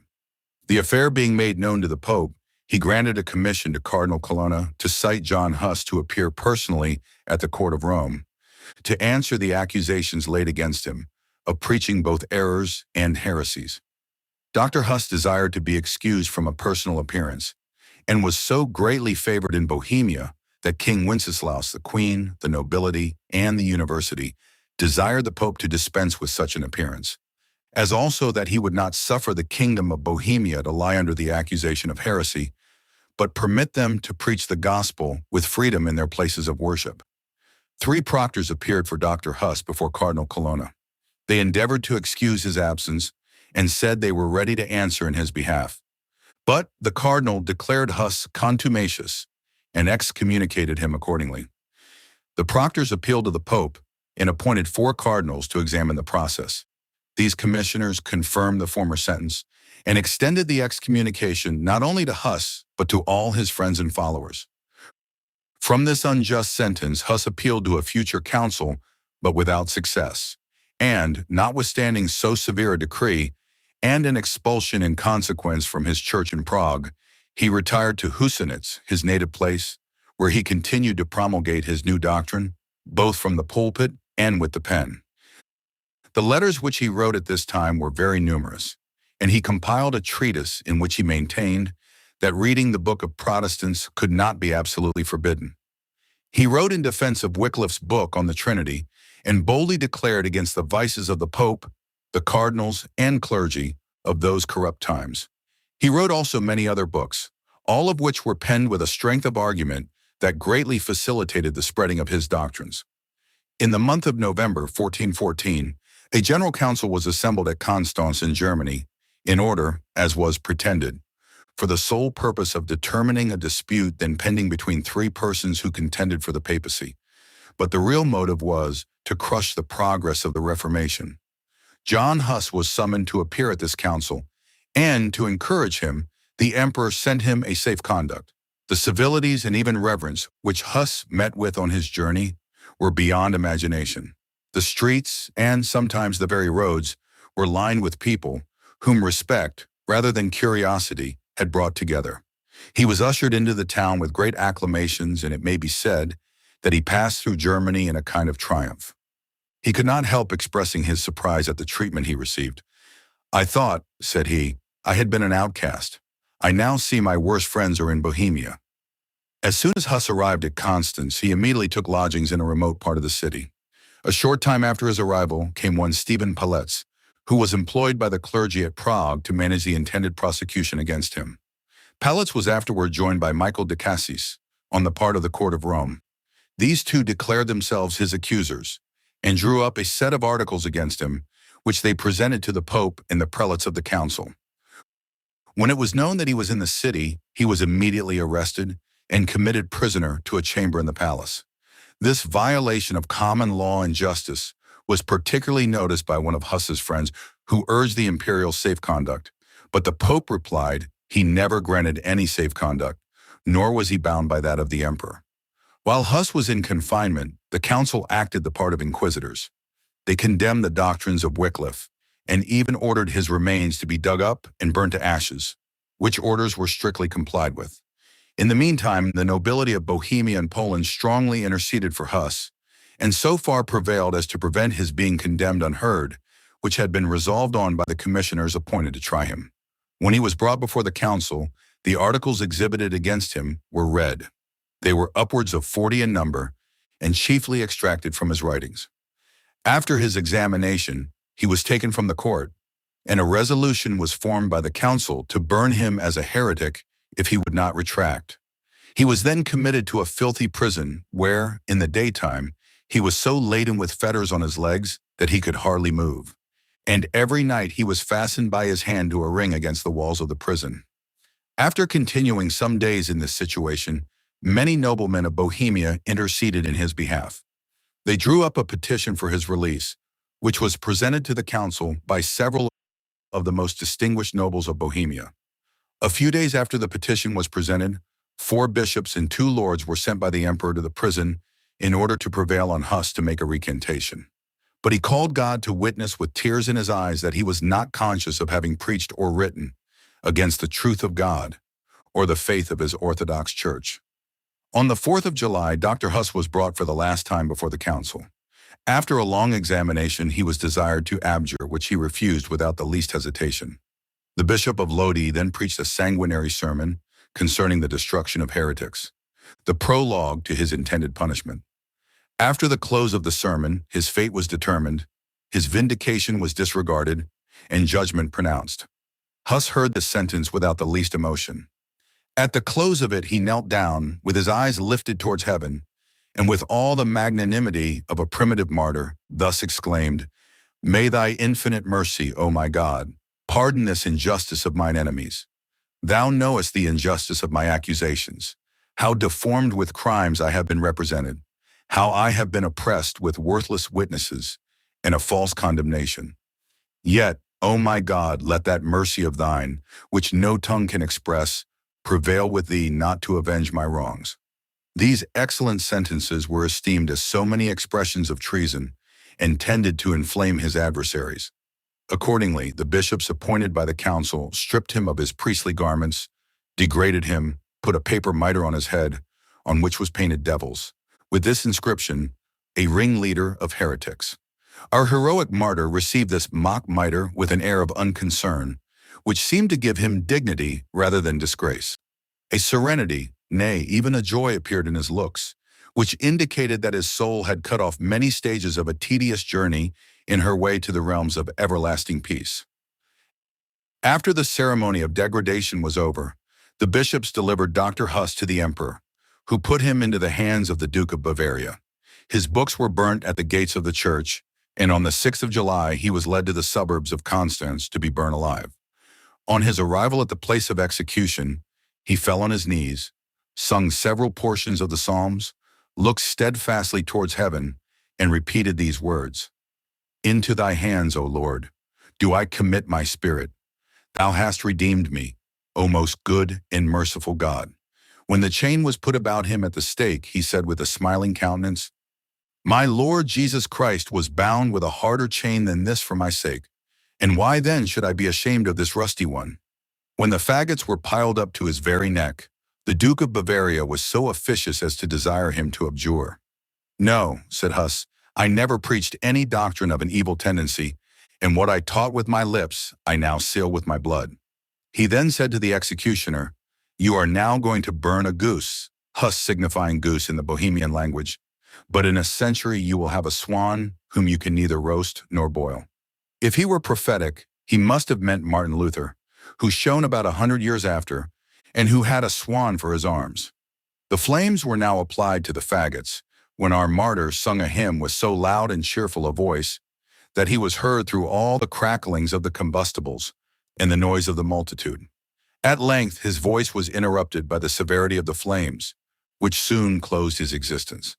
This reformer, who was the companion of Dr. Huss, and may be said to be a co-martyr with him, was born at Prague and educated in that university, where he particularly distinguished himself for his great abilities in learning. He likewise visited several other learned seminaries in Europe, particularly the universities of Paris, Heidelberg, Cologne, and Oxford. At the latter place he became acquainted with the works of Wycliffe, and being a person of uncommon application, he translated many of them into his native language, having with great pains made himself master of the English tongue. On his return to Prague, he professed himself in open favor of Wycliffe, and finding that his doctrines had made considerable progress in Bohemia, and that Huss was the principal promoter of them, he became an assistant to him in the great work of Reformation. On the 4th of April, 1415, Jerome arrived at Constance about 3 months before the death of Huss. He entered the town privately, and consulting with some of the leaders of his party, whom he found there, was easily convinced he could not be of any service to his friends. Finding that his arrival in Constance was publicly known, and that the council intended to seize him, he thought it most prudent to retire. Accordingly, the next day he went to Eberling, an imperial town about a mile from Constance. From this place he wrote to the emperor, and proposed his readiness to appear before the council if he would give him a safe conduct. But this was refused. He then applied to the council, but met with an answer no less unfavorable than that from the emperor. After this, he set out on his return to Bohemia. He had the precaution to take with him a certificate signed by several of the Bohemian nobility, then at Constance, testifying that he had used all prudent means in his power to procure a hearing. Jerome, however, did not thus escape. He was seized at Hirsau by an officer belonging to the Duke of Sulzbach, who, though unauthorized so to act, made little doubt of obtaining thanks from the council for so acceptable a service. The Duke of Sulzbach, having Jerome now in his power, wrote to the council for directions how to proceed. The council, after expressing their obligations to the Duke, desired him to send the prisoner immediately to Constance. The Elector Palatine met him on the way and conducted him into the city, himself riding on horseback, with a numerous retinue, who led Jerome in fetters by a long chain. And immediately on his arrival, he was committed to a loathsome dungeon. Jerome was treated nearly in the same manner as Huss had been, only that he was much longer confined and shifted from one prison to another. At length, being brought before the council, he desired that he might plead his own cause and exculpate himself, which being refused him, he broke out into the following elegant exclamation: "What barbarity is this? For 340 days have I been confined in a variety of prisons.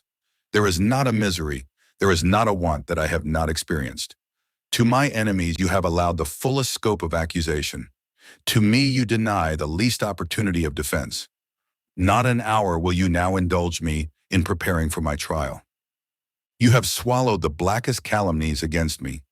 You have represented me as a heretic, without knowing my doctrine, as an enemy to the faith before you knew what faith I professed. As a persecutor of priests before you could have an opportunity of understanding my sentiments on that head.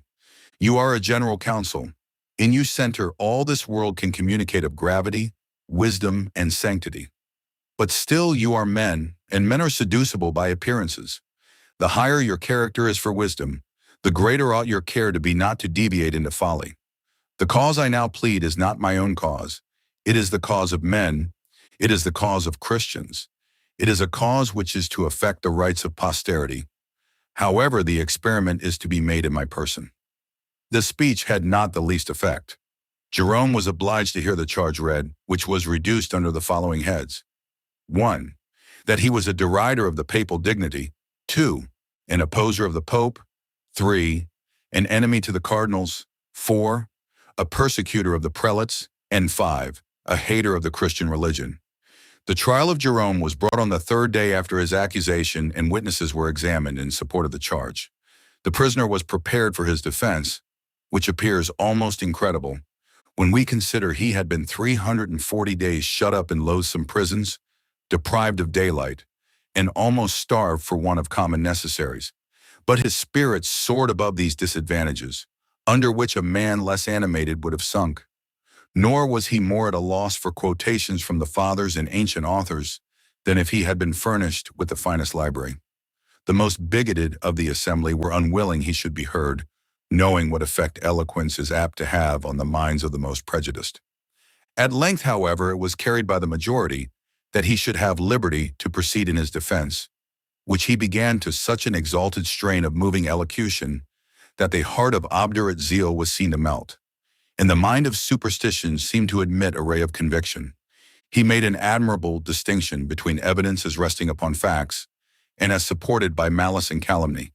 He laid before the assembly the whole tenor of his life and conduct. He observed that the greatest and most holy men had been known to differ in points of speculation, with a view to distinguish truth, not to keep it concealed.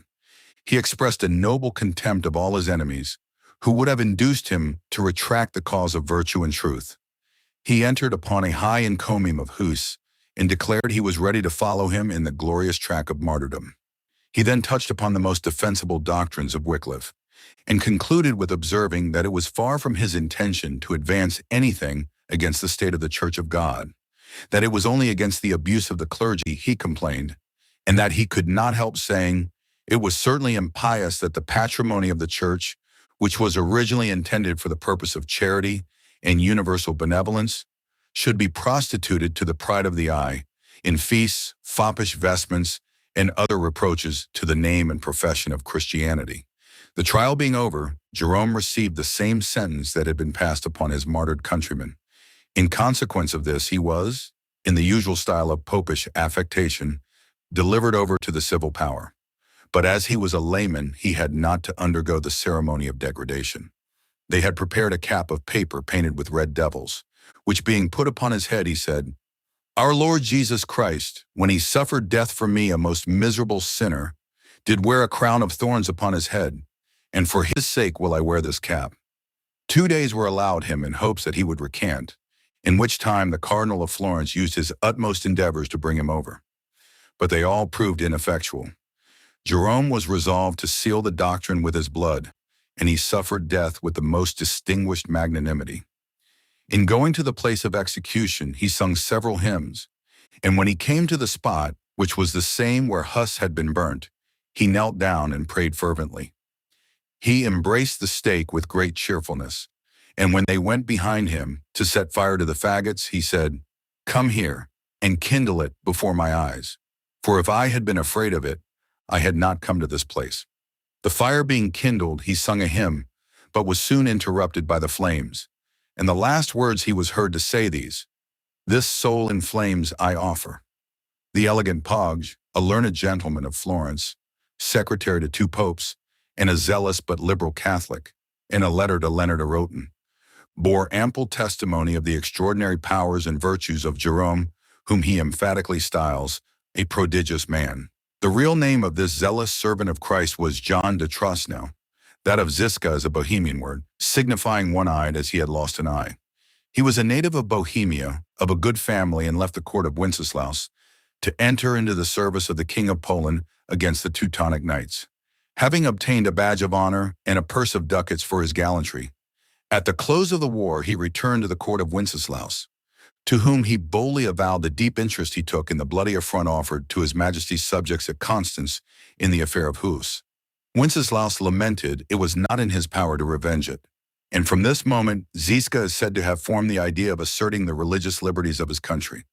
In the year 1418, the council was dissolved, having done more mischief than good, and in the summer of that year a general meeting was held of the Friends of Religious Reformation at the castle of Wilgrade, who, conducted by Ziska, repaired to the emperor with arms in their hands, and offered to defend him against his enemies. The king bid them use their arms properly, and this stroke of policy first ensured to Ziska the confidence of his party. Wenceslaus was succeeded by Sigismund, his brother, who rendered himself odious to the reformers and removed all such as were obnoxious to his government. Ziska and his friends, upon this, immediately flew to arms, declared war against the emperor and the pope, and laid siege to Pilsen with 40,000 men. They soon became masters of the fortress, and in a short time all the southwest part of Bohemia submitted, which greatly increased the army of the reformers. The latter having taken the pass of Moldau after a severe conflict of 5 days and nights, the emperor became alarmed and withdrew his troops from the confines of Turkey to march them into Bohemia.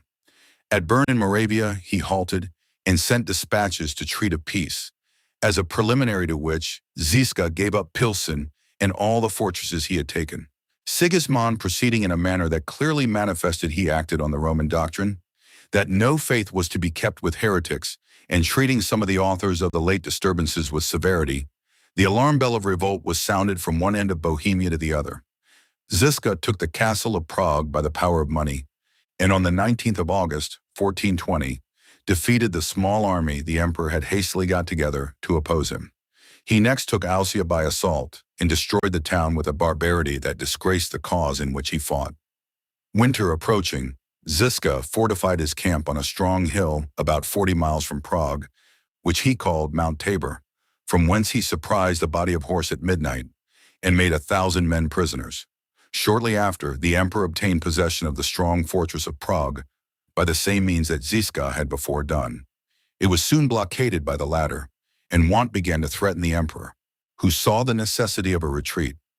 Determined to make a desperate effort, Sigismund attacked the fortified camp of Ziska on Mount Tabor and carried it with great slaughter. Many other fortresses also fell, and Ziska withdrew to a craggy hill, which he strongly fortified, and whence he so annoyed the emperor in his approaches against the town of Prague that he found he must either abandon the siege or defeat his enemy. The Marquis of Misnia was deputed to effect this with a large body of troops, but the event was fatal to the imperialists. They were defeated, and the emperor, having lost nearly 1/3 of his army, retreated from the siege of Prague, harassed in his rear by the enemy. In the spring of 1421, Ziska commenced the campaign as before by destroying all the monasteries in his way. He laid siege to the castle of Wezgrade, and the emperor, coming to relieve it, fell into a snare, was defeated with dreadful slaughter, and this important fortress was taken. Our general had now leisure to attend to the work of reformation, but he was much disgusted with the gross ignorance and superstition of the Bohemian clergy, who rendered themselves contemptible in the eyes of the whole army. When he saw any symptoms of uneasiness in his camp, he would spread alarm in order to divert them and draw his men into action.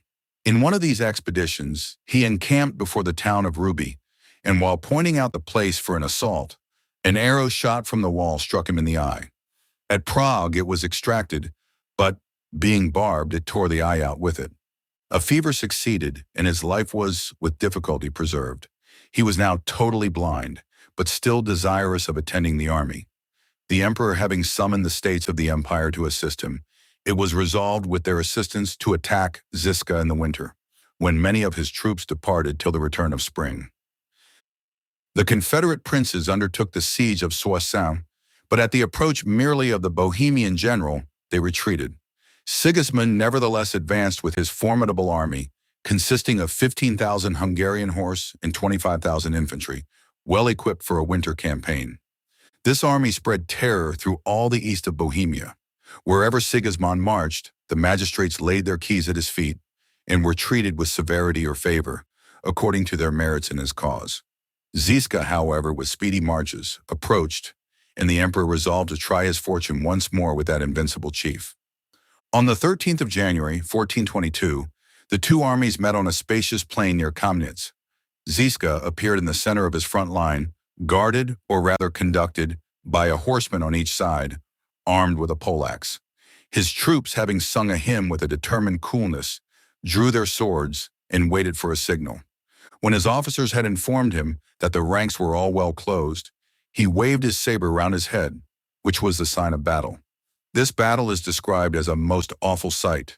The extent of the plain was one continued scene of disorder. The imperial army fled towards the confines of Moravia, the Taborites, without intermission, galling their rear. The river Igla, then frozen, opposed their flight, the enemy pressing furiously, many of the infantry, and in a manner the whole body of the cavalry attempted the river. The ice gave way, and not fewer than 2,000 were swallowed up in the water. Ziska now returned to Tabor, laden with all the spoils and trophies which the most complete victory could give. Ziska now began again to pay attention to the Reformation. He forbid all the prayers for the dead, images, sacerdotal vestments, fasts, and festivals. Priests were to be preferred according to their merits, and no one to be persecuted for religious opinions.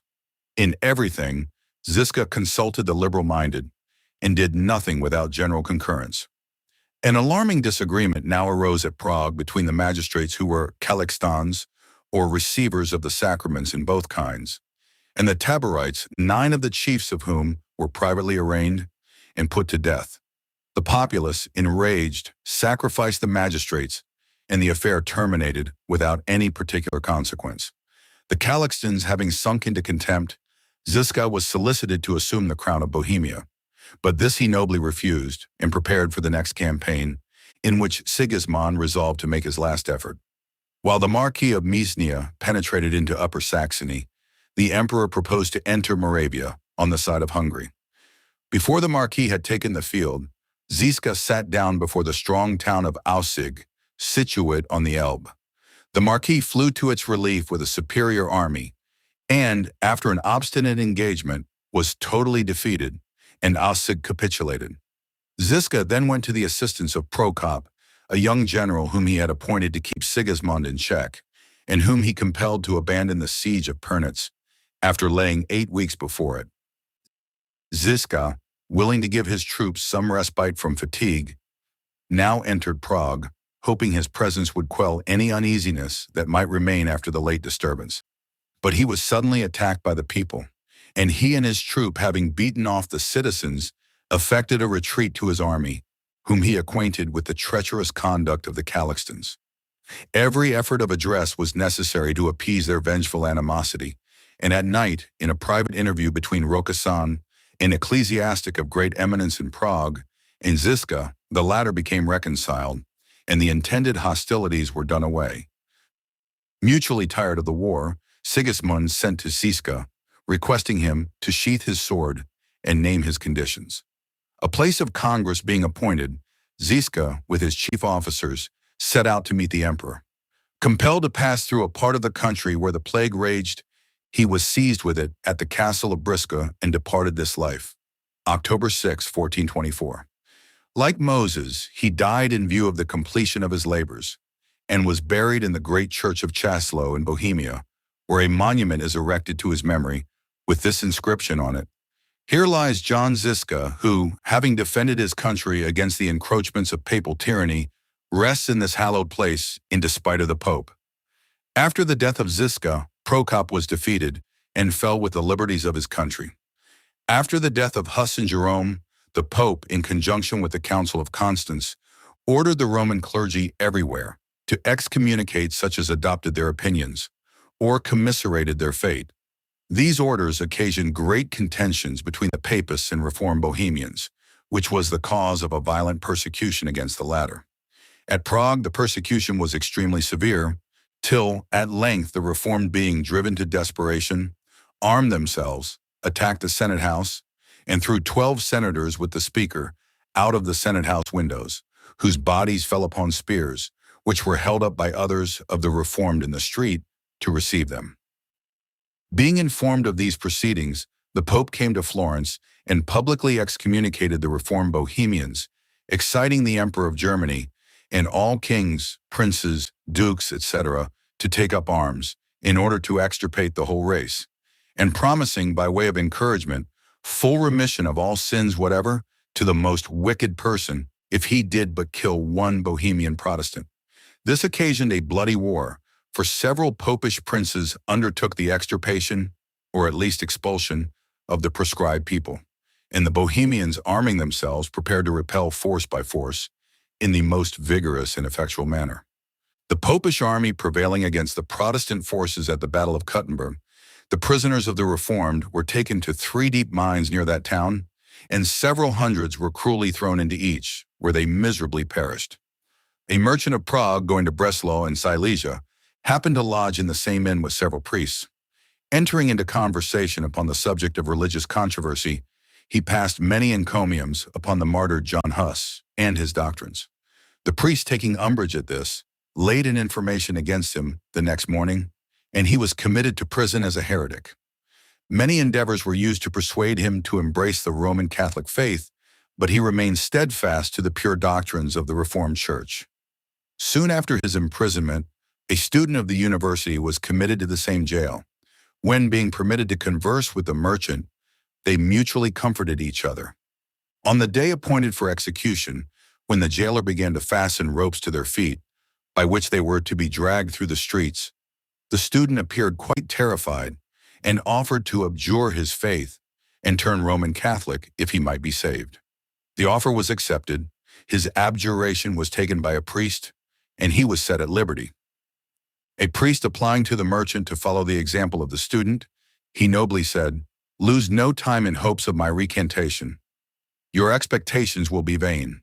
I sincerely pity that poor wretch who has miserably sacrificed his soul for a few more uncertain years of a troublesome life, and is so far from having the least idea of following his example. I glory in the very thoughts of dying for the sake of Christ."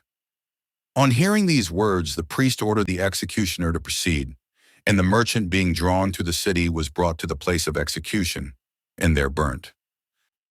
Pichel, a bigoted Popish magistrate, apprehended 24 Protestants, among whom was his daughter's husband. As they all owned they were of the Reformed religion, he indiscriminately condemned them to be drowned in the river Abyss. On the day appointed for the execution, a great concourse of people attended, among whom was Pichel's daughter. This worthy wife threw herself at her father's feet, bedewed them with tears, and in the most pathetic manner implored him to commiserate her sorrow and pardon her husband. The obdurate magistrate sternly replied, "Intercede not for him, child. He is a heretic, a vile heretic." To which she nobly answered, "Whatever his faults may be, or however his opinions may differ from yours, he is still my husband, a name which, at a time like this, should alone employ my whole consideration." Pichel flew into a violent passion and said, "You are mad. Cannot you, after the death of this, have a much worthier husband?" "No, sir," replied she, "my affections are fixed upon this, and death itself shall not dissolve my marriage vow." Pichel, however, continued inflexible, and ordered the prisoners to be tied with their hands and feet behind them, and in that manner be thrown into the river. As soon as this was put into execution, the young lady watched her opportunity, leaped into the waves, and embracing the body of her husband, both sunk together into one watery grave. An uncommon instance of conjugal love in a wife, and of an inviolable attachment to, and personal affection for, her husband.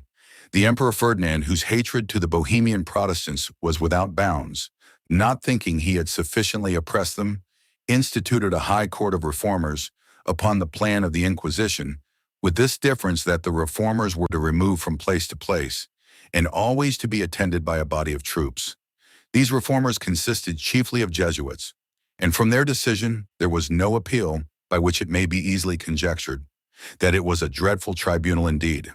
This bloody court, attended by a body of troops, made the tour of Bohemia, to which they seldom examined or saw a prisoner, suffering the soldiers to murder the Protestants as they pleased, and then to make a report of the matter to them afterward. The first victim of their cruelty was an aged minister whom they killed as he lay sick in his bed. The next day they robbed and murdered another, and soon after shot a third as he was preaching in his pulpit.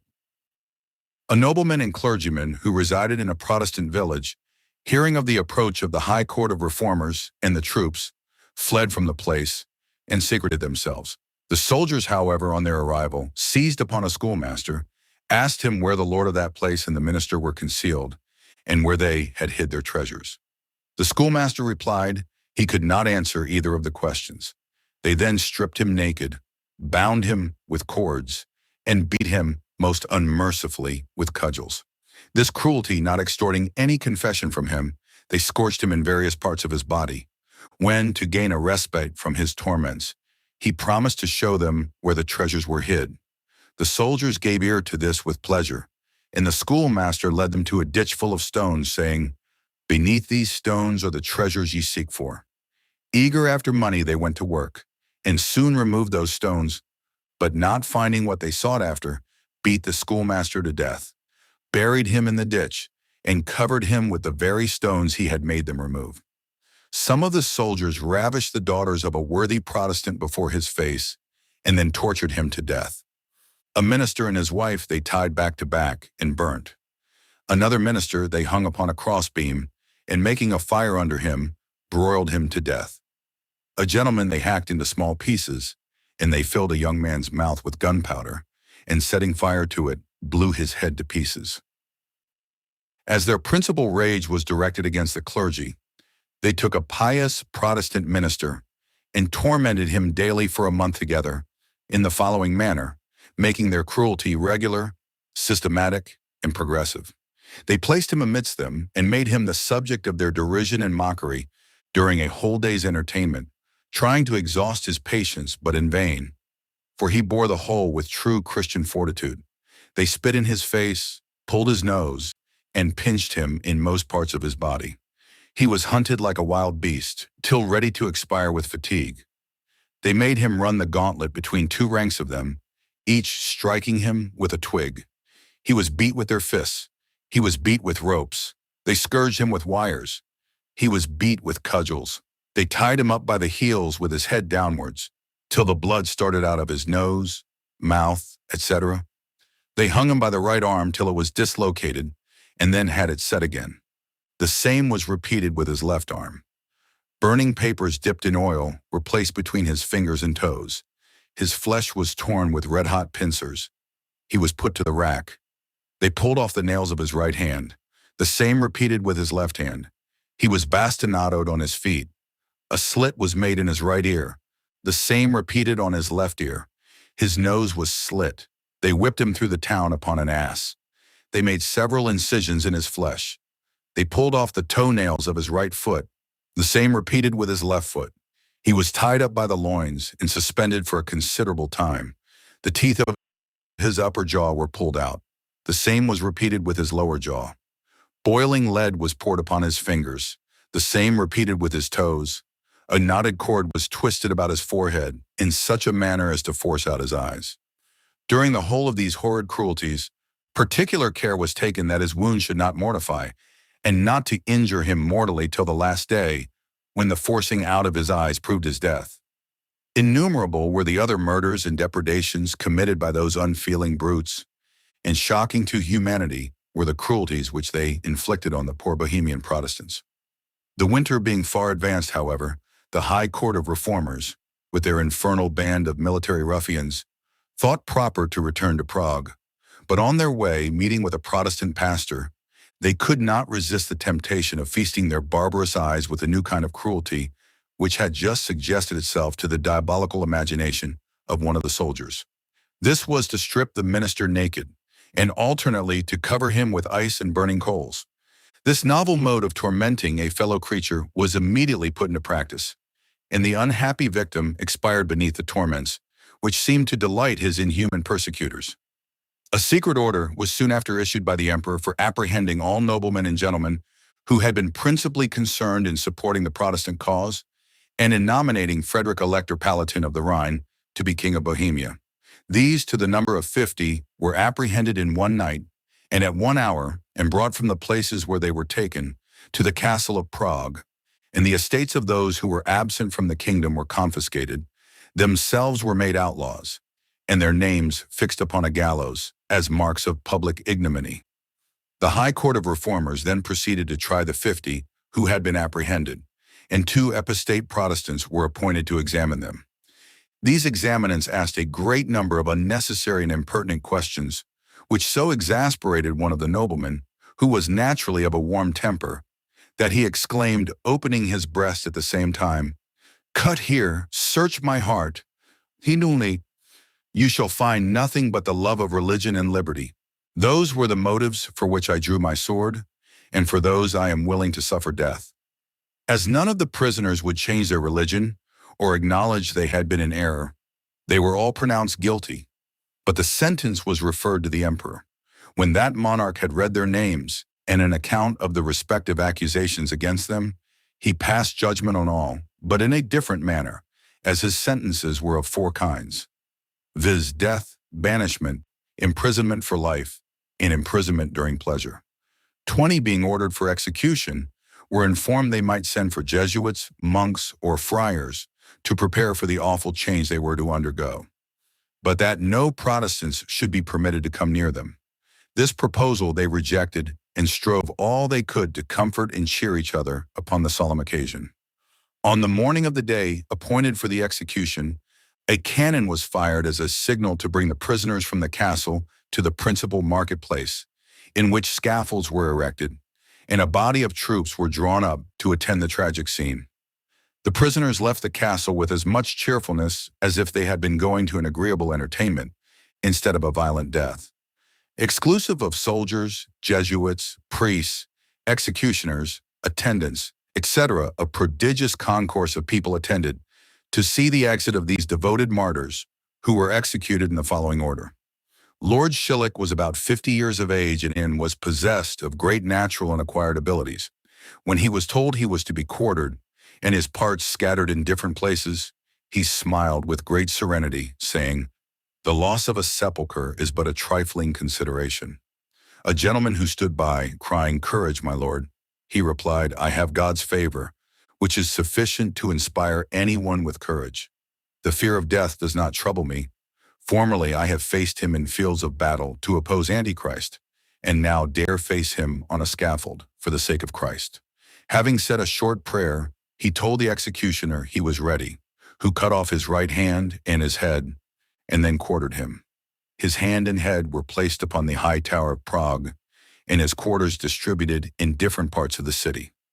Lord Viscount Wenceslaus, who had attained the age of 70 years, was equally respectable for learning, piety, and hospitality. His temper was so remarkably patient that when his house was broke open, his property seized, and his estates confiscated, he only said with great composure, "The Lord hath given, and the Lord hath taken away." Being asked why he could engage in so dangerous a cause as that of attempting to support the Elector Palatine Frederick against the power of the emperor, he replied, "I acted strictly according to the dictates of my conscience, and to this day deem him my king. I am now full of years, and wish to lay down life, that I may not be a witness of the farther evils which are to attend my country. You have long thirsted for my blood, take it, for God will be my avenger." Then approaching the block, he stroked his long gray beard and said, "Venerable hairs, the greater honor now attends ye. A crown of martyrdom is your portion." Then laying down his head, it was severed from his body at one stroke and placed upon a pole in a conspicuous part of the city. Lord Harrant was a man of good sense, great piety, and much experience gained by travel, as he had visited the principal places in Europe, Asia, and Africa. Hence he was free from national prejudices and had collected much knowledge. The accusations against this nobleman were his being a Protestant and having taken an oath of allegiance to Frederick, Elector Palatine of the Rhine, as King of Bohemia. When he came upon the scaffold, he said, "I have traveled through many countries and traversed various barbarous nations, yet never found so much cruelty as at home. I have escaped innumerable perils both by sea and land, and surmounted inconceivable difficulties to suffer innocently in my native place. My blood is likewise sought by those for whom I and my forefathers have hazarded our estates. But Almighty God forgive them, for they know not what they do." He then went to the block, kneeled down, and exclaimed with great energy, "Into thy hands, O Lord, I commend my spirit. In thee have I always trusted. Receive me, therefore, my blessed Redeemer." The fatal stroke was then given, and a period put to the temporary pains of this life. Lord Frederick de Bille suffered as a Protestant and a promoter of the late war. He met his fate with serenity, and only said he wished well to the friends whom he left behind, forgave the enemies who caused his death, denied the authority of the emperor in that country, acknowledged Frederick to be the only true king of Bohemia, and hoped for salvation in the merits of his blessed Redeemer. Lord Henry Otto, when he first came upon the scaffold, seemed greatly confounded, and said with some asperity, as if addressing himself to the emperor, "Thou tyrant Ferdinand, your throne is established in blood, but if you kill my body and disperse my members, they shall still rise up in judgment against you." He then was silent, and having walked about for some time, seemed to recover his fortitude, and growing calm, said to a gentleman who stood near, "I was a few minutes since greatly discomposed, but now I feel my spirits revive. God be praised for affording me such comfort. Death no longer appears as the king of terrors, but seems to invite me to participate of some unknown joys." Kneeling before the block, he said, "Almighty God, to thee I commend my soul. Receive it for the sake of Christ, and admit it to the glory of thy presence." The executioner put this nobleman to considerable pain by making several strokes before he severed the head from the body. The Earl of Ruggiero was distinguished for his superior abilities and unaffected piety. On the scaffold, he said, "We who drew our swords fought only to preserve the liberties of the people and to keep our consciences sacred. As we were overcome, I am better pleased at the sentence of death than if the emperor had given me life. For I find that it pleases God to have his truth defended, not by our swords, but by our blood."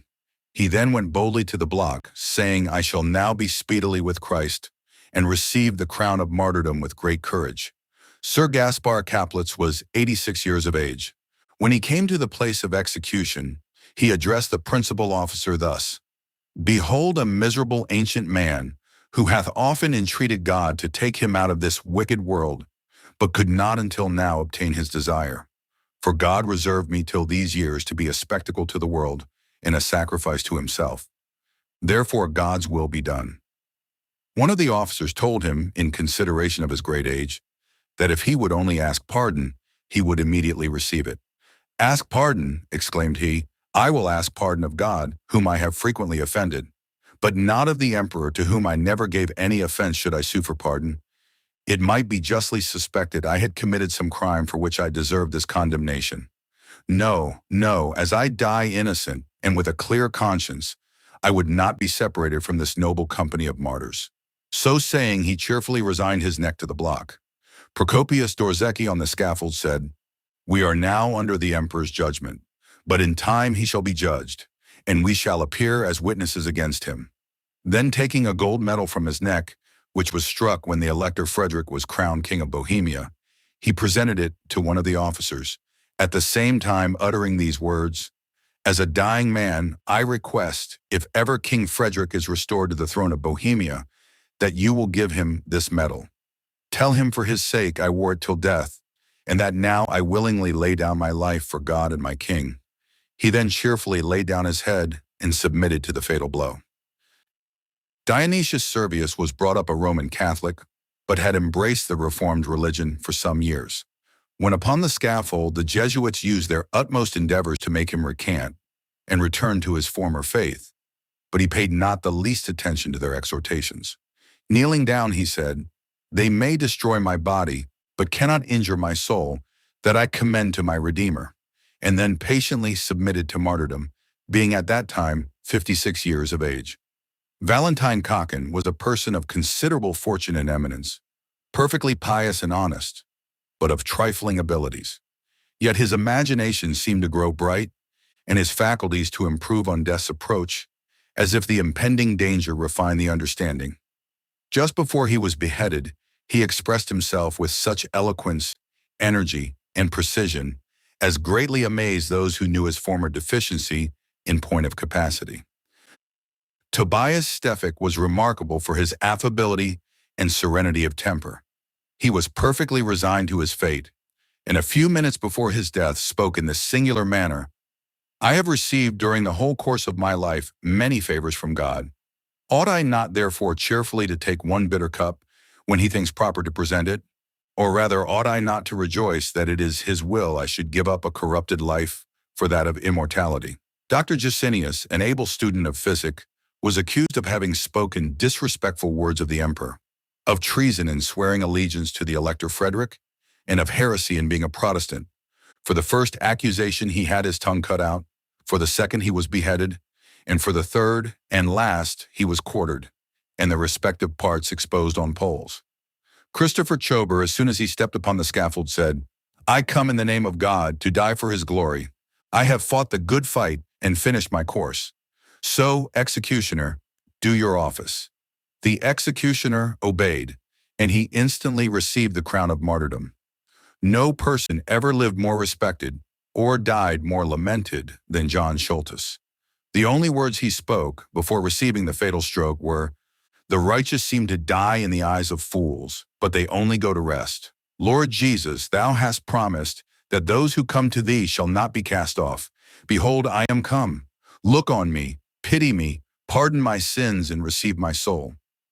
Maximilian Hostialik was famed for his learning, piety, and humanity. When he first came on the scaffold, he seemed exceedingly terrified at the approach of death. The officer taking notice of his agitation, he said, "Ah, sir, now the sins of my youth crowd upon my mind. But I hope God will enlighten me, lest I sleep the sleep of death, and lest mine enemies say, we have prevailed." Soon after, he said, "I hope my repentance is sincere and will be accepted, in which case the blood of Christ will wash me from my crimes." He then told the officer he should repeat the Song of Simeon, at the conclusion of which the executioner might do his duty. He accordingly said, "Lord, now lettest thou thy servant depart in peace, according to thy word, for mine eyes have seen thy salvation," at which words his head was struck off at one blow. When John Foxe came to the place of execution, a Jesuit said to him, "Embrace the Roman Catholic faith, which alone can save and arm you against the terrors of death." To which he replied, "Your superstitious faith I abhor, it leads to perdition, and I wish for no other arms against the terrors of death than a good conscience." The Jesuit turned away, saying sarcastically, "The Protestants are impenetrable rocks." "You are mistaken," said Foxe. "It is Christ that is the rock, and we are firmly fixed upon him." This person, not being born independent, but having acquired a fortune by a mechanical employment, was ordered to be hanged. Just before he was turned off, he said, "I die, not for having committed any crime, but for following the dictates of my own conscience and defending my country and religion." Simeon Sasicki was father-in-law to Foxe, and like him, was ordered to be executed on a gallows.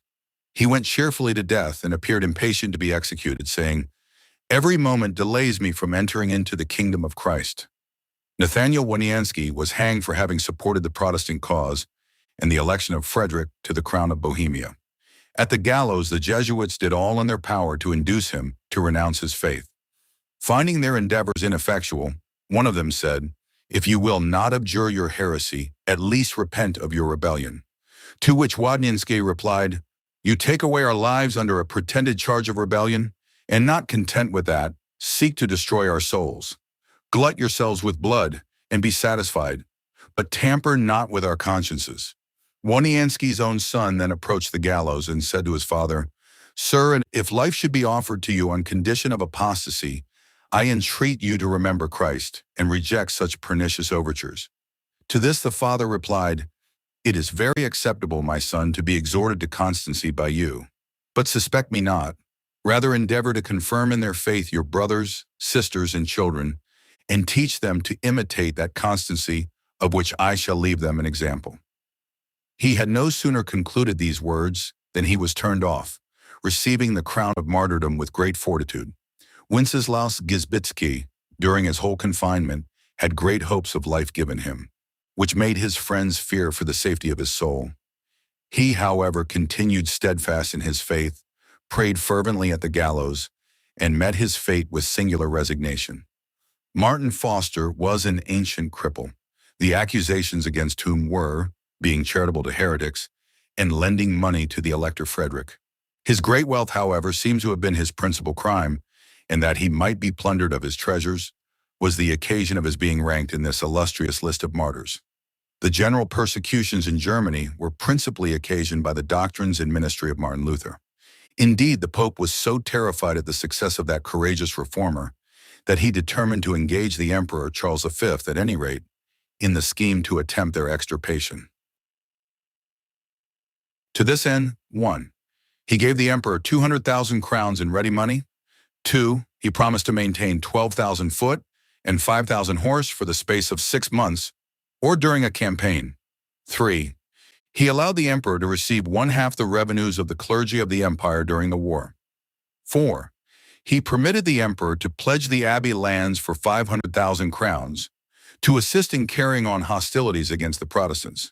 Thus prompted and supported, the emperor undertook the extirpation of the Protestants, against whom, indeed, he was particularly enraged himself, and, for this purpose, a formidable army was raised in Germany, Spain, and Italy. The Protestant princes, in the meantime, formed a powerful confederacy in order to repel the impending blow. A great army was raised, and the command given to the Elector of Saxony and the Landgrave of Hesse. The imperial forces were commanded by the Emperor of Germany in person, and the eyes of all Europe were turned on the event of the war. At length the armies met, and a desperate engagement ensued in which the Protestants were defeated, and the Elector of Saxony and Landgrave of Hesse both taken prisoners. This fatal blow was succeeded by a horrid persecution, the severities of which were such that exile might be deemed a mild fate, and concealment in a dismal wood pass for happiness. In such times a cave is a palace, a rock a bed of down, and wild roots delicacies. Those who were taken experienced the most cruel tortures the infernal imaginations could invent, and by their constancy evinced that a real Christian can surmount every difficulty and despise every danger to acquire a crown of martyrdom. Henry Vos and John Esch, being apprehended as Protestants, were brought to examination, when Vos, answering for himself and the other, gave the following answers to some questions asked by a priest, who examined them by order of the magistracy. Priest: Were you not both some years ago Augustine friars? Vos: Yes. Priest: How came you to quit the bosom of the Church of Rome? Vos: On account of her abominations. Priest: In what do you believe? Vos: In the Old and New Testaments. Priest: Do you believe in the writings of the Fathers and the decrees of the councils? Vos: Yes, if they agree with Scripture. Priest: Did not Martin Luther seduce you both? Vos: He seduced us even in the very same manner as Christ seduced the apostles. That is, he made us sensible of the frailty of our bodies and the value of our souls. This examination was sufficient. They were both condemned to the flames, and soon after suffered with that manly fortitude which becomes Christians when they receive a crown of martyrdom. Henry Sutphen, an eloquent and pious preacher, was taken out of his bed in the middle of the night and compelled to walk barefoot a considerable way so that his feet were terribly cut. He desired a horse, but his conductor said in derision, "A horse for a heretic. No, no, heretics may go barefoot." When he arrived at the place of his destination, he was condemned to be burnt. But during the execution, many indignities were offered him, as those who attended, not content with what he suffered in the flames, cut and slashed him in a most terrible manner. Many were murdered at Halle. Middelburg being taken by storm, all the Protestants were put to the sword, and great numbers were burned at Vienna. An officer being sent to put a minister to death pretended when he came to the clergyman's house that his intentions were only to pay him a visit. The minister, not suspecting the intended cruelty, entertained his supposed guest in a very cordial manner. As soon as dinner was over, the officer said to some of his attendants, "Take this clergyman and hang him." And the attendants themselves were so shocked after the civility they had seen that they hesitated to perform the commands of their master. And the minister said, "Think what a sting will remain on your conscience for thus violating the laws of hospitality." The officer, however, insisted upon being obeyed, and the attendants, with reluctance, performed the execrable office of executioners. Peter Spengler, a pious divine of the town of Shallot, was thrown into the river and drowned. Before he was taken to the banks of the stream, which was to become his grave, they led him to the marketplace, that his crimes might be proclaimed, which were not going to Mass, not making confession, and not believing in transubstantiation. After the ceremony was over, he made a most excellent discourse to the people, and concluded with a kind of hymn of a very edifying nature. A Protestant gentleman, being ordered to lose his head for not renouncing his religion, went cheerfully to the place of execution. A friar came to him and said these words in a low tone of voice: "As you have a great reluctance publicly to abjure your faith, whisper your confession in my ear, and I will absolve your sins." To this the gentleman loudly replied, "Trouble me not, friar. I have confessed my sins to God and obtained absolution through the merits of Jesus Christ." Then turning to the executioner, he said, "Let me not be pestered with these men, but perform your duty," on which his head was struck off at a single blow. Wolfgang Schutz and John Huglin, two worthy ministers, were burned, as was Leonard Kaiser, a student of the University of Württemberg, and George Carpenter, a Bavarian, was hanged for refusing to recant Protestantism. The persecutions in Germany, having subsided many years, again broke out in 1630 on account of the war between the emperor and the king of Sweden, for the latter was a Protestant prince, and consequently the Protestants of Germany espoused his cause, which greatly exasperated the emperor against them. The imperialists, having laid siege to the town of Passewalk, which was defended by the Swedes, took it by storm and committed the most horrid cruelties on the occasion. They pulled down the churches, burnt the houses, pillaged the properties, massacred the ministers, put the garrison to the sword, hanged the townsmen, ravished the women, smothered the children, etc., etc. A most bloody tragedy was transacted at Magdeburg in the year 1631. The generals Tilly and Pappenheim, having taken that Protestant city by storm, upwards of 20,000 persons, without distinction of rank, sex, or age, were slain during the carnage, and 6,000 were drowned in attempting to escape over the river Elbe. After this fury had subsided, the remaining inhabitants were stripped naked, severely scourged, had their ears cropped, and being yoked together like oxen were turned adrift. The town of Hoxter was taken by the Popish army, and all the inhabitants as well as the garrison were put to the sword. When the houses being set on fire, the bodies were consumed in the flames. At Griffenburg, when the imperial forces prevailed, they shut up the senators in the Senate chamber, and surrounding it by lighted straw, suffocated them. Franhendall surrendered upon articles of capitulation, yet the inhabitants were as cruelly used as at other places, and at Heidelberg many were shut up in prison and starved.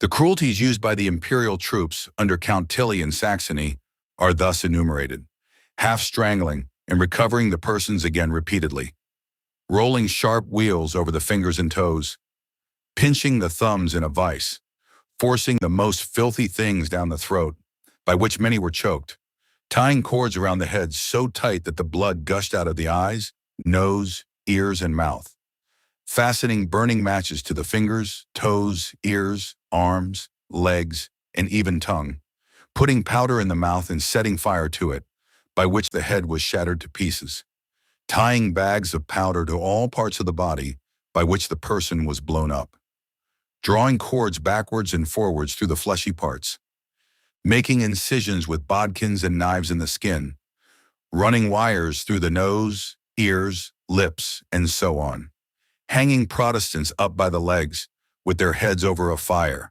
by which they were smoked dried, hanging up by one arm till it was dislocated, hanging upon hooks by the ribs, forcing people to drink till they burst, baking many in hot ovens, fixing weights to the feet, and drawing up several with pulleys, hanging, stifling, roasting, stabbing, frying, racking, ravishing, ripping open, breaking the bones, rasping off the flesh, tearing with wild horses, drowning, strangling, burning, broiling, crucifying, immuring, poisoning, cutting off tongues, nose, ears, and so on, sawing off the limbs, hacking to pieces, and drawing by the heels through the streets.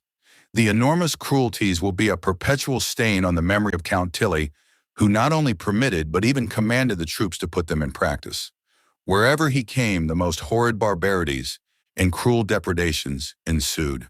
Famine and conflagration marked his progress, for he destroyed all the provisions he could not take with him and burnt all the towns before he left them, so that the full result of his conquest were murder, poverty, and desolation.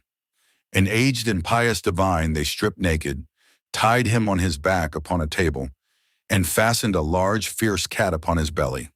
They then pricked and tormented the cat in such a manner that the creature with rage tore his belly open and gnawed his bowels. Another minister and his family were seized by these inhuman monsters, when they ravished his wife and daughter before his face, stuck his infant son upon the point of a lance, and then surrounding him with his whole library of books, they set fire to them, and he was consumed in the midst of the flames. In Hesse-Kassel, some of the troops entered an hospital, in which were principally mad women. When stripping all the poor wretches naked, they made them run about the streets for their diversion, and then put them all to death. In Pomerania, some of the imperial troops entering a small town, seized upon all the young women and girls of upwards of 10 years, and then placing their parents in a circle, they ordered them to sing psalms, while they ravished their children, or else they swore they would cut them to pieces afterward. They then took all the married women who had young children, and threatened, if they did not consent to the gratification of their lusts, to burn their children before their faces in a large fire, which they had kindled for that purpose. A band of Count Tilly's soldiers, meeting a company of merchants belonging to Basel, who were returning from the great market of Strasbourg, they attempted to surround them. All escaped, however, but 10, leaving their properties behind. The 10 who were taken begged hard for their lives, but the soldiers murdered them, saying, "You must die because you are heretics and have got no money." The same soldiers met with 2 countesses, who, together with some young ladies, the daughters of one of them, were taking an airing in a landau. The soldiers spared their lives, but treated them with the greatest indecency, and having stripped them all stark naked, bade the coachman drive on. By means and mediation of Great Britain, peace was at length restored to Germany, and the Protestants remained unmolested for several years, till some new disturbances broke out in the Palatinate, which were thus occasioned. The great Church of the Holy Ghost at Heidelberg had for many years been shared equally by the Protestants and Roman Catholics in this manner. The Protestants performed divine service in the nave or body of the church, and the Roman Catholics celebrated Mass in the choir. Though this had been the custom time immemorial, the Elector Palatinate at length took it into his head not to suffer it any longer, declaring that as Heidelberg was the place of his residence, and the Church of the Holy Ghost the cathedral of his principal city, divine service ought to be performed only according to the rites of the church of which he was a member. He then forbade the Protestants to enter the church and put the Papists in possession of the whole. The aggrieved people applied to the Protestant powers for redress, which so much exasperated the elector that he suppressed the Heidelberg Catechism. The Protestant powers, however, unanimously agreed to demand satisfaction, as the elector, by this conduct, had broken an article of the Treaty of Westphalia. In the courts of Great Britain, Prussia, Holland, etc., sent deputies to the elector to represent the injustice of his proceedings, and to threaten, unless he changed his behavior to the Protestants in the Palatinate, that they would treat their Roman Catholic subjects with the greatest severity. Many violent disputes took place between the Protestant powers and those of the elector, and these were greatly augmented by the following incident. The coach of the Dutch minister, standing before the door of the resident sent by the Prince of Hesse, the host was by chance carrying to a sick person.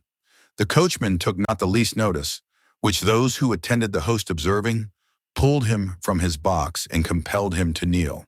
This violence to the domestic of a public minister was highly resented by all the Protestant deputies, and still more to heighten these differences, the Protestants presented to the deputies 3 additional articles of complaint. 1. That military executions were ordered against all Protestant shoemakers who should refuse to contribute to the masses of St. Crispin. 2. That the Protestants were forbid to work on popish holy days even in harvest time, under very heavy penalties, which occasioned great inconveniences and considerably prejudiced public business. 3. That several Protestant ministers had been dispossessed of their churches under pretense of their having been originally founded and built by Roman Catholics. The Protestant deputies at length became so serious as to intimate to the elector that force of arms should compel him to do the justice he denied to their representations. This menace brought him to reason, as he well knew the impossibility of carrying on a war against the powerful states who threatened him. He therefore agreed that the body of the Church of the Holy Ghost should be restored to the Protestants. He restored the Heidelberg Catechism, put the Protestant ministers again in possession of the churches of which they had been dispossessed, allowed the Protestants to work on popish holy days, and ordered that no person should be molested for not kneeling when the host passed by. These things he did through fear, but to show his resentment to his Protestant subjects, in other circumstances where Protestant states had no right to interfere, he totally abandoned Heidelberg, removing all the courts of justice to Mannheim, which was entirely inhabited by Roman Catholics. He likewise built a new palace there, making it his place of residence, and being followed by the Roman Catholics of Heidelberg, Mannheim became a flourishing place. In the meantime, the Protestants of Heidelberg sunk into poverty, and many of them became so distressed as to quit their native country and seek an asylum in Protestant states. A great number of these coming into England, in the time of Queen Anne, were cordially received there, and met with a most humane assistance, both by public and private donations. In 1732, above 30,000 Protestants were, contrary to the Treaty of Westphalia, driven from the Archbishopric of Salzburg. They went away to the depth of winter, with scarce clothes to cover them, and without provisions, not having permission to take anything with them. The cause of these poor people not being publicly espoused by such states as could obtain them redress, they emigrated to various Protestant countries and settled in places where they could enjoy the free exercise of their religion without hurting their consciences, and live free from the trammels of popish superstition and the chains of papal tyranny. The light of the gospel having successfully spread over the Netherlands, the Pope instigated the emperor to commence a persecution against the Protestants, when many thousand fell martyrs to superstitious malice and barbarous bigotry, among whom the most remarkable were the following. Wendelinutta, a pious Protestant widow, was apprehended on account of her religion, when several monks unsuccessfully endeavored to persuade her to recant. As they could not prevail, a Roman Catholic lady of her acquaintance desired to be admitted to the dungeon in which she was confined, and promised to exert herself strenuously towards inducing the prisoner to abjure the Reformed religion. When she was admitted to the dungeon, she did her utmost to perform the task she had undertaken.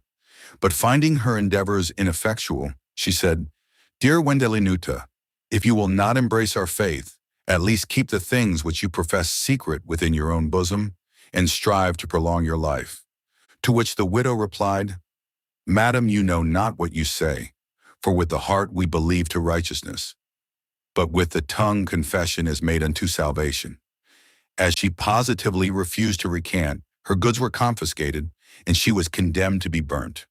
At the place of execution, a monk held a cross to her, and bade her kiss and worship God.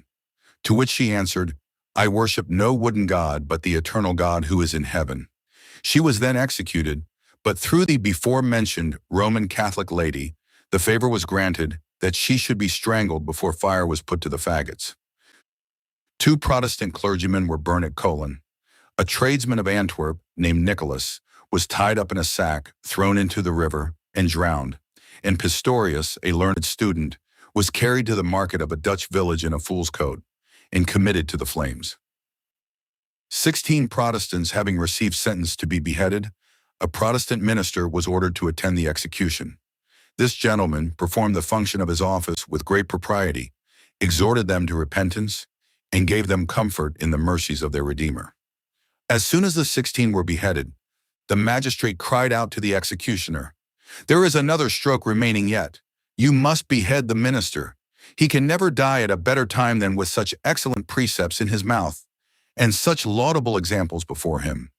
He was accordingly beheaded, though even many of the Roman Catholics themselves reprobated this piece of treacherous and unnecessary cruelty. George Schurter, a minister of Salzburg, was apprehended and committed to prison for instructing his flock in the knowledge of the gospel. While he was in confinement, he wrote a confession of his faith, soon after which he was condemned, first to be beheaded, and afterward to be burnt to ashes. In his way to the place of execution, he said to the spectators, "That you may know I die a true Christian, I will give you a sign." This was indeed verified in a most singular manner, for after his head was cut off, the body lying a short space of time with the belly to the ground, it suddenly turned upon the back when the right foot crossed over the left, as did also the right arm over the left, and in this manner it remained till it was committed to the flames. In Louisiana, a learned man named Personal was murdered in prison, and Justus Insparg was beheaded for having Luther's sermons in his possession. Giles Tilleman, a cutler of Brussels, was a man of great humanity and piety. Among others, he was apprehended as a Protestant, and many endeavors were made by the monks to persuade him to recant. He had once, by accident, a fair opportunity of escaping from prison, and being asked why he did not avail himself of it, he replied, "I would not do the keepers so much injury, as they must have answered for my absence, had I gone away." When he was sentenced to be burnt, he fervently thanked God for granting him an opportunity, by martyrdom, to glorify his name. Perceiving at the place of execution a great quantity of faggots, he desired the principal part of them might be given to the poor, saying, "A small quantity will suffice to consume me." The executioner offered to strangle him before the fire was lighted, but he would not consent, telling him that he defied the flames, and, indeed, he gave up the ghost with such composure amidst them that he hardly seemed sensible of their effects. In the year 1543 and 1544, the persecution was carried on throughout all Flanders in a most violent and cruel manner. Some were condemned to perpetual imprisonment, others to perpetual banishment. But most were put to death either by hanging, drowning, immuring, burning, the rack, or burying alive. John de Boscain, a zealous Protestant, was apprehended on account of his faith in the city of Antwerp. On his trial, he steadfastly professed himself to be of the Reformed religion, which occasioned his immediate condemnation. The magistrate, however, was afraid to put him to death publicly, as he was popular through his great generosity, and almost universally beloved for his inoffensive life and exemplary piety. A private execution being determined on, an order was given to drown him in prison. The executioner accordingly put him in a large tub, but Boscain struggling and getting his head above the water, the executioner stabbed him with a dagger in several places till he expired. John de Buisson, another Protestant, was, about the same time, secretly apprehended and privately executed at Antwerp.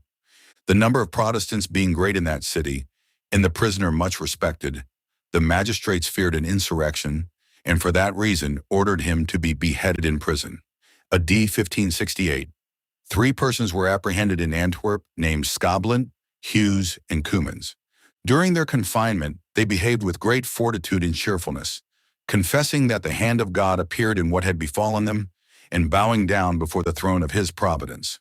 In an epistle to some worthy Protestants, they expressed themselves in the following words: "Since it is the will of the Almighty that we should suffer for his name, and be persecuted for the sake of his gospel, we patiently submit, and are joyful upon the occasion, though the flesh may rebel against the spirit, and hearken to the counsel of the old serpent, yet the truths of the gospel shall prevent such advice from being taken, and Christ shall bruise the serpent's head. We are not comfortless to confinement, for we have faith. We fear not affliction, for we have hope, and we forgive our enemies, for we have charity. Be not under apprehensions for us. We are happy in confinement through the promises of God, glory in our bonds, and exult in being thought worthy to suffer for the sake of Christ. We desire not to be released, but to be blessed with fortitude. We ask not liberty, but the power of perseverance, and wish for no change in our condition, but that which places a crown of martyrdom upon our heads." Scoblant was first brought to his trial, when persisting in the profession of his faith, he received sentence of death. On his return to prison, he earnestly requested the jailer not to permit any friar to come near him, saying, "They can do me no good, but may greatly disturb me. I hope my salvation is already sealed in heaven, and that the blood of Christ, in which I firmly put my trust, hath washed me from my iniquities. I am now going to throw off this mantle of clay to be clad in robes of eternal glory, by whose celestial brightness I shall be freed from all errors. I hope I may be the last martyr to papal tyranny, and the blood already spilt found sufficient to quench the thirst of popish cruelty, that the Church of Christ may have rest here, as his servants will hereafter." On the day of execution, he took a pathetic leave of his fellow prisoners. At the stake, he fervently said the Lord's Prayer and sung the 40th Psalm. Then, commending his soul to God, he was burnt alive. Hughes, soon after, died in prison, Upon which occasion Cumins wrote thus to his friends, I am now deprived of my friends and companions. Scoblant is martyred, and Hugh's dead by the visitation of the Lord. Yet I am not alone. I have with me the God of Abraham, of Isaac, and of Jacob. He is my comfort, and shall be my reward. Pray unto God to strengthen me to the end, as I expect every hour to be freed from this tenement of clay. On his trial, he freely confessed himself of the Reformed religion, answered with a manly fortitude to every charge against him, and proved the scriptural part of his answers from the gospel. The judge told him the only alternatives were recantation or death, and concluded by saying, Will you die for the faith you profess? To which Cumins replied, I am not only willing to die, but to suffer the most excruciating torments for it, after which my soul shall receive its confirmation from God himself in the midst of eternal glory. Being condemned, he went cheerfully to the place of execution and died with the most manly fortitude and Christian resignation. William Nassau fell a sacrifice to treachery, being assassinated in the 51st year of his age by Balthazar Gerard, a native of Franche-Comté in the province of Burgundy. This murderer, in hopes of a reward here and hereafter for killing an enemy to the King of Spain and an enemy to the Catholic religion, undertook to destroy the Prince of Orange. Having procured firearms, he watched him as he passed through the great hall of his palace to dinner and demanded a passport. The Princess of Orange, observing that the assassin spoke with a hollow and confused voice, asked who he was, saying she did not like his countenance. The prince answered it was one that demanded a passport, which he should presently have. Nothing further passed before dinner, but on the return of the prince and princess through the same hall, after dinner was over, the assassin, standing concealed as much as possible by one of the pillars, fired at the prince, the balls entering at the left side and passing through the right, wounding in their passage the stomach and vital parts. On receiving the wounds, the prince only said, Lord, have mercy upon my soul and upon these poor people, and then expired immediately. The lamentations throughout the United Provinces were general, on account of the death of the Prince of Orange, and the assassin who was immediately taken received sentence to be put to death in the most exemplary manner. Yet such was his enthusiasm, or folly, that when his flesh was torn by red-hot pincers, he coolly said, If I was at liberty, I would commit such an action over again. The Prince of Orange's funeral was the grandest ever seen in the Low Countries, and perhaps the sorrow for his death the most sincere, as he left behind him the character he honestly deserved, viz. That of father of his people. To conclude, multitudes were murdered in different parts of Flanders. In the city of Valence in particular, 57 of the principal inhabitants were butchered in one day for refusing to embrace the Romish superstition, and great numbers were suffered to languish in confinement till they perished through the inclemency of their dungeons. The persecutions in Lithuania began in 1648 and were carried on with great severity by the Cossacks and Tartars. The cruelty of the Cossacks was much, that even the Tartars at last grew ashamed of it and rescued some of the intended victims from their hands.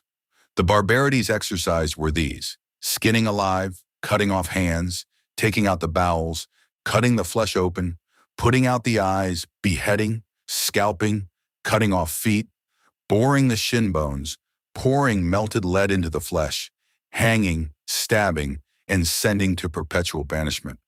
The Russians, taking advantage of the devastations which had been made in the country and of its incapability of defense, entered it with a considerable army and, like a flood, bore down all before them.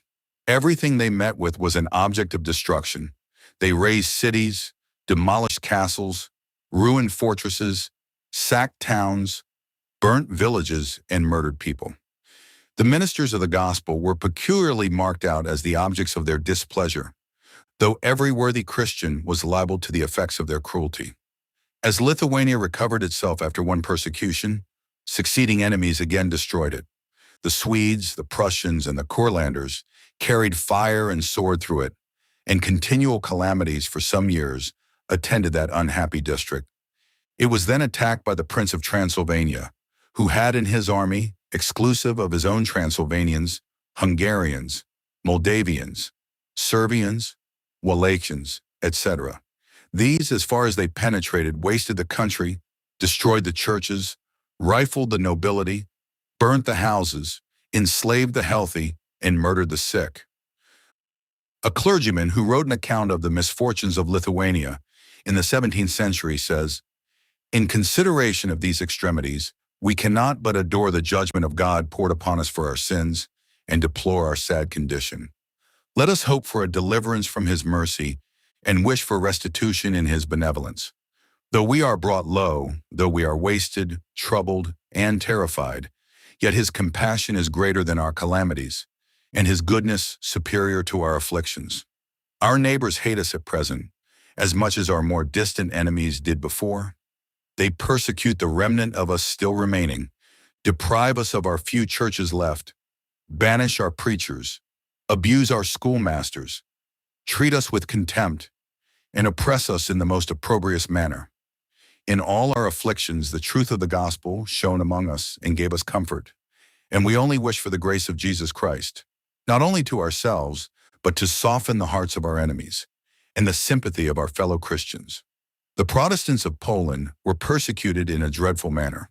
The ministers in particular were treated with the most unexampled barbarity, some having their tongues cut out because they had preached the gospel truths, others being deprived of their sight on account of their having read the Bible, and great numbers were cut to pieces for not recanting. Private persons were put to death by various methods, the most cruel being usually preferred.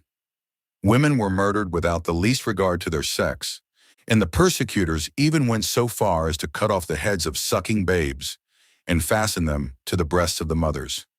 Even the solemnity of the grave did not exempt the bodies of Protestants from the malice of persecutors, for they sacrilegiously dug up the bodies of many eminent persons and either cut them to pieces and exposed them to be devoured by birds and beasts, or hung them up in conspicuous or public places. The city of Lesna particularly suffered in this persecution. For being besieged and taken, the inhabitants were all put to the sword.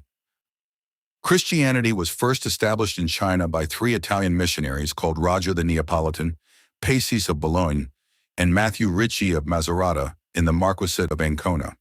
These entered China about the beginning of the 16th century, being well circumstanced to perform their important commission with success, as they had previously studied the Chinese language. These 3 missionaries were very assiduous to the discharge of their duty, but Roger and Pacis returning to Europe in a few years, the whole labor fell upon Ricci, who aimed to establish Christianity with a degree of zeal that was indefatigable. Ricci, though much disposed to indulge his converts as far as possible, made great hesitation at their ceremonies, which seemed to amount to idolatry. At length, after 18 years' consideration, he began to soften his opinion and tolerated all the parts of those customs which were ordered by the laws of the empire, but strictly enjoined his Chinese Christians to omit the rest. This was the condition of Christianity in China, when the Christian church established there was governed only by Ricci, who, by his moderation, made innumerable converts.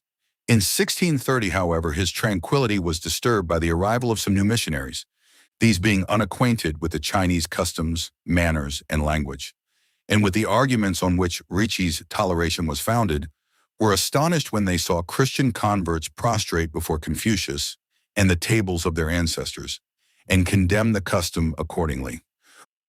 A warm controversy now ensued between Ricci, seconded by his converts, and the new missionaries, and the latter wrote an account of the whole affair to the Pope and the Society for the Propagation of the Christian Faith.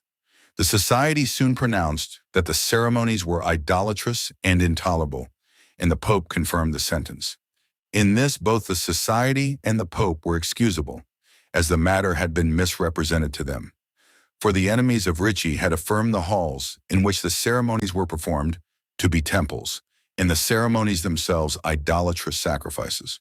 The sentence above mentioned was sent over to China, but treated with contempt, and matters remained as they were for some time. At length, a true representation of the matter was sent over, setting forth that the Chinese customs and ceremonies alluded to were entirely free from idolatry, being merely political, and tending only to the peace and welfare of the empire. The Pope, finding that he had made himself ridiculous by confirming an absurd sentence upon a false report, wanted to get rid of the affair, and therefore referred the representation to the Inquisition, which reversed the sentence immediately, at the private desire of the Pope, as may be naturally supposed. The Christian Church, for all these divisions, flourished in China till the death of the first Tartar emperor, whose successor was a minor. During this minority of the young emperor Kang He, the regents and nobles conspired to extirpate the Christian religion. The execution of this design was begun with expedition and carried on with severity, so that every Christian teacher in China, as well as those who professed the faith, were struck with amazement. John Adam Schall, a German ecclesiastic and one of the principals of the mission, was thrown into a dungeon in the year 1664, being then in the 74th year of his age, and narrowly escaped with his life. The ensuing year, viz. 1665, the ministers of state publicly and unanimously resolved and made a decree specifying, viz. 1. That the Christian doctrines were false. 2. That they were dangerous to the interest of the empire. 3. That they should not be practiced under pain of death. The publication of this decree occasioned a furious general persecution, in which some were put to death, many were ruined, and all were in some manner oppressed. This decree was general, and the persecution universal accordingly throughout the empire. For, previous to this, the Christians had been partially persecuted at different times and in different provinces. 4 years after, viz. 1669, the young emperor was declared of age, and took the reins of government upon himself, when the persecution immediately ceased by his order. Christianity was first introduced into the idolatrous empire of Japan by some Portuguese missionaries in the year of our Lord 1552, and their endeavors in making converts to the light of the gospel met with a degree of success equal to their most sanguine wishes. This continued till the year 1616, when the missionaries, being accused of having concerned themselves in politics, informed a plan to subvert the government and dethrone the emperor. Great jealousy subsisted till 1622, when the court ordered a dreadful persecution to commence against both foreign and native Christians. Such was the rage of this persecution that during the first 4 years, no less than 20,570 Christians were massacred. The public profession of Christianity was prohibited under pain of death, and the churches were shut up by an express edict. Many who were informed against as privately professing Christianity suffered martyrdom with great heroism. The persecution continued many years, when the remnant of the innumerable Christians with which Japan abounded, to the number of 37,000 souls, retired to the town and castle of Siniabura in the island of Zinio, where they determined to make a stand, to continue in their faith, and to defend themselves to the very last extremity. The Japanese army pursued the Christians and laid siege to the place. The Christians defended themselves with great bravery and held out against the besiegers for the space of 3 months, but were at length compelled to surrender, when men, women, and children were indiscriminately murdered, and Christianity, in their martyrdoms, entirely extirpated from Japan. This event took place on the 12th of April, 1638, since which period no Christians but the Dutch are allowed to land in the empire, and even they are obliged to conduct themselves with the greatest precaution and to carry on their commerce with the utmost circumspection. Towards the conclusion of the 15th century, and soon after the discovery of the Cape of Good Hope, some Portuguese missionaries made a voyage to Abyssinia and were indefatigable in propagating the Roman Catholic doctrine among the Abyssinians who professed Christianity before the arrival of the missionaries. The priests employed in this mission gained such an influence at court that the emperor consented to abolish the established rites of the Ethiopian Church and to admit those of Rome. He soon after consented to receive a patriarch from Rome and to acknowledge the Pope's supremacy. Many of the most powerful lords and a majority of the people who professed the primitive Christianity, as first established in Abyssinia, opposed these innovations and took up arms against the emperor. Thus, by the artifices of the court of Rome and its emissaries, a most furious civil war was begun, and the whole empire thrown into commotion. This war was carried on through several reigns, its continuance being above 100 years, and the court constantly siding with the Roman Catholics. The primitive Christians of Abyssinia were severely persecuted, and multitudes perished by the most inhuman means.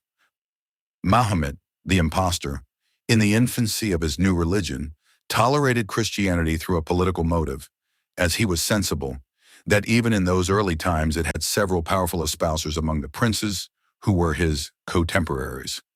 As a proof that this was his sole view, as soon as he found his doctrine was established on a more permanent situation, he altered his forbearance to a system of the most rigid and barbarous persecution, which diabolical plan he has particularly recommended to his misguided followers, in that part of his Al-Quran entitled the Chapter of the Sword, and as proofs of the blind zeal his followers have adopted from his infernal tenets, the many bloody battles of the Turks with the whole of the professors of Christ's gospel, and their cruel massacres of them at various periods, sufficiently evince. Constantine was, in the year 1453, besieged in Constantinople by Muhammad II with an army of 300,000 men, when, after a bloody siege of about 6 weeks, on the 29th of May, 1453, it fell into the hands of the infidels, after being an imperial Christian city for some centuries. And the Turks have, to this day, retained possession of it, as well as of the adjoining suburb of Pera. On entering Constantinople, the Turks exercised on the wretched Christians the most unremitting barbarity, destroying them by every method the most hellish cruelty could invent, or the most unfeeling heart could practice.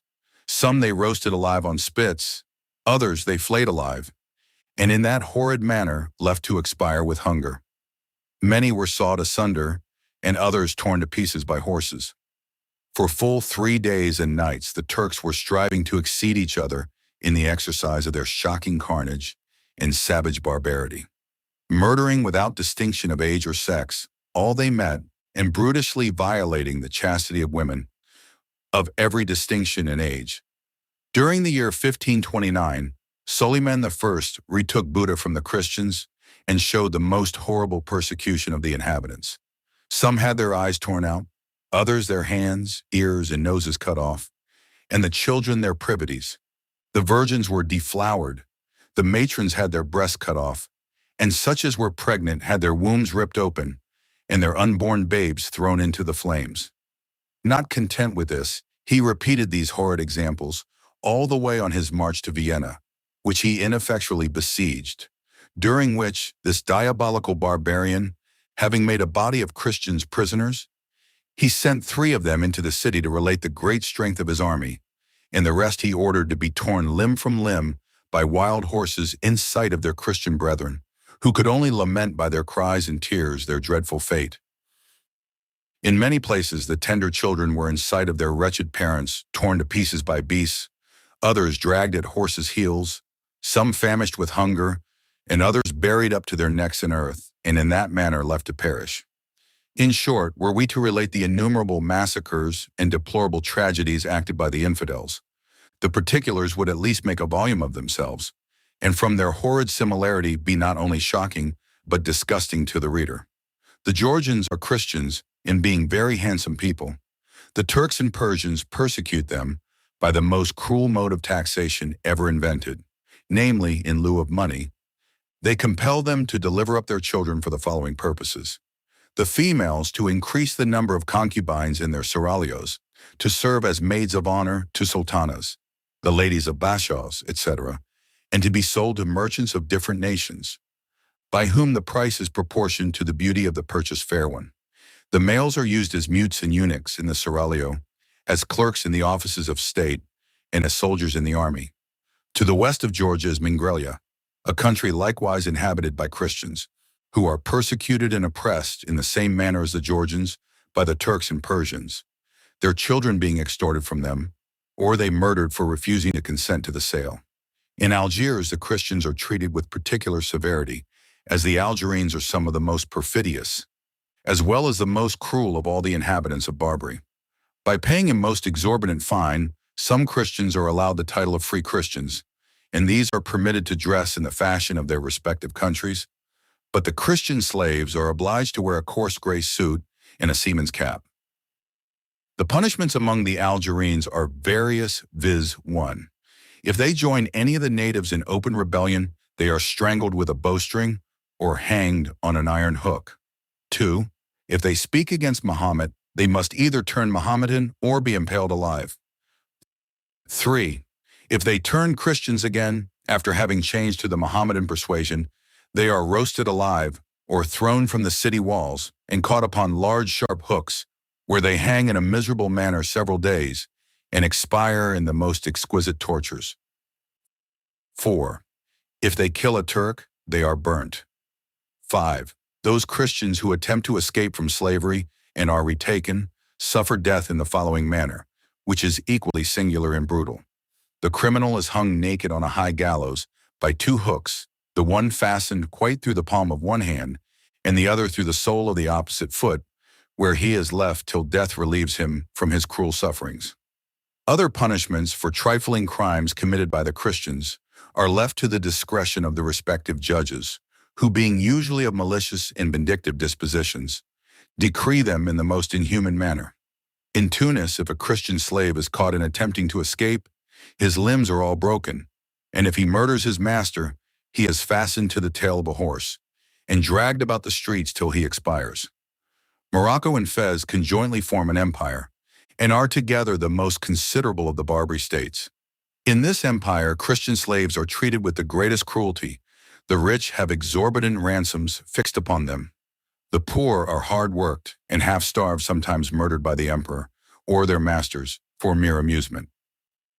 The bloody tenets of the Roman Catholic persuasion and the cruel disposition of the votaries of that church cannot be more amply displayed or truly depicted than by giving an authentic and simple narrative of the horrid barbarities exercised by the Spaniards on the innocent and unoffending natives of America. Indeed, the barbarities were such that they would scarce seem credible from their enormity, and the victims so many that they would startle belief by their numbers, if the facts were not indisputably ascertained, and the circumstances admitted by their own writers, some of whom have even gloried in their inhumanity, and, as Roman Catholics, deemed these atrocious actions meritorious, which would make a Protestant shudder to relate. The West Indies and the vast continent of America were discovered by that celebrated navigator, Christopher Columbus, in 1492. This distinguished commander landed first in the large island of St. Domingo, or Hispaniola, which was at that time exceedingly populous. But this population was of very little consequence, the inoffensive inhabitants being murdered by multitudes as soon as the Spaniards gained a permanent footing on the island. Blind superstition, bloody bigotry, and craving avarice rendered that, in the course of years, a dismal desert, which at the arrival of the Spaniards seemed to appear as an earthly paradise, so that at present there is scarce a remnant of the ancient natives remaining. The natives of Guatemala, a country of America, were used with great barbarity. They were formerly active and valiant, but from ill usage and oppression grew slothful and so dispirited that they not only trembled at the sight of firearms, but even at the very looks of a Spaniard. Some were so plunged into despair that after returning home from laboring hard for their cruel taskmasters and receiving only contemptuous language and stripes for their pains, they have sunk down in their cabins with a full resolution to prefer death to such slavery, and, in the bitterness of their anguish, have refused all sustenance till they perished. By repeated barbarities and the most execrable cruelties, the vindictive and merciless Spaniards not only depopulated Hispaniola, Puerto Rico, Cuba, Jamaica, and the Bahama Islands, but destroyed above 12 million of souls upon the continent of America in the space of 40 years. The cruel methods by which they massacred and butchered the poor natives were innumerable and of the most diabolical nature. The Spaniards stripped a large and very populous town of all its inhabitants, whom they drove to the mines, leaving all the children behind them, without the least idea of providing for their subsistence, by which inhuman proceeding 6,000 helpless infants perished. Whenever the people of any town had the reputation of being rich, an order was immediately sent that every person in it should turn Roman Catholics. If this was not directly complied with, the town was instantly plundered and the inhabitants murdered. And if it was complied with, a pretense was soon after made to strip the inhabitants of their wealth.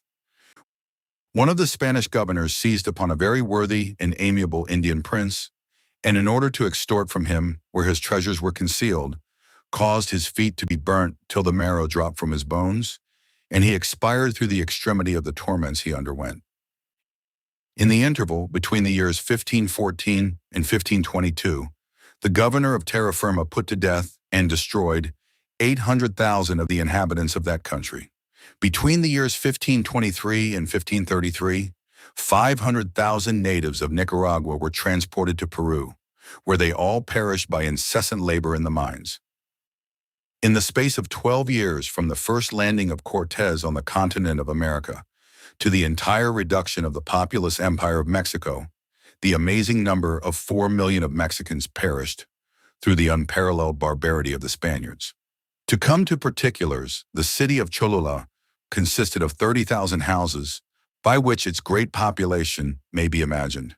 The Spaniards seized on all the inhabitants, who, refusing to turn Roman Catholics, as they did not know the meaning of the religion they were ordered to embrace, the Spaniards put them all to death, cutting to pieces the lower sort of people, and burning those of distinction. Gildas, the most ancient British writer extant, who lived about the time that the Saxons left the island of Great Britain, has drawn a most shocking instance of the barbarity of those people. The Saxons, on their arrival, being heathens like the Scots and Picts, destroyed the churches and murdered the clergy wherever they came. But they could not destroy Christianity, for those who would not submit to the Saxon yoke went and resided beyond the Severn. Neither have we the names of those Christian sufferers transmitted to us, especially those of the clergy. The most dreadful instance of barbarity under the Saxon government was the massacre of the monks of Bangor, AD 586. These monks were in all respects different from those men who bear the same name at present. In the 8th century, the Danes, a roving crew of barbarians, landed in different parts of Britain, both in England and Scotland. At first they were repulsed, but in AD 857, a party of them landed somewhere near Southampton and not only robbed the people, but burnt down the churches and murdered the clergy. In AD 868, these barbarians penetrated into the center of England and took up their quarters at Nottingham. But the English, under their king Ethelfrid, drove them from their posts and obliged them to retire to Northumberland. In 870, another body of these barbarians landed at Norfolk and engaged in battle with the English at Hartford. Victory declared in favor of the pagans, who took Edmund, king of the East Angles, prisoner, and after treating him with 1,000 indignities, transfixed his body with arrows, and then beheaded him. In Fifeshire in Scotland, they burnt many of the churches, and among the rest that belonging to the Coldies at St. Andrews. The piety of these men made them objects of abhorrence to the Danes, who, wherever they went, singled out the Christian priests for destruction, of whom no less than 200 were massacred in Scotland. It was much the same in that part of Ireland now called Leinster. There the Danes murdered and burnt the priests alive in their own churches. They carried destruction along with them wherever they went, sparing neither age nor sex. But the clergy were the most obnoxious to them because they ridiculed their idolatry and persuaded their people to have nothing to do with them. In the reign of Edward III, the Church of England was extremely corrupted with errors and superstition, and the light of the gospel of Christ was greatly eclipsed and darkened with human inventions, burthensome ceremonies, and gross idolatry. The followers of Wycliffe, then called Lollards, were become extremely numerous, and the clergy were so vexed to see them increase whatever power or influence they might have to molest them in an underhand manner, they had no authority by law to put them to death. However, the clergy embraced the favorable opportunity and prevailed upon the king to suffer a bill to be brought into Parliament, by which all Lollards who remain obstinate should be delivered over to the secular power and burnt as heretics. This act was the first in Britain for the burning of people for their religious sentiments. It passed in the year 1401 and was soon after put into execution.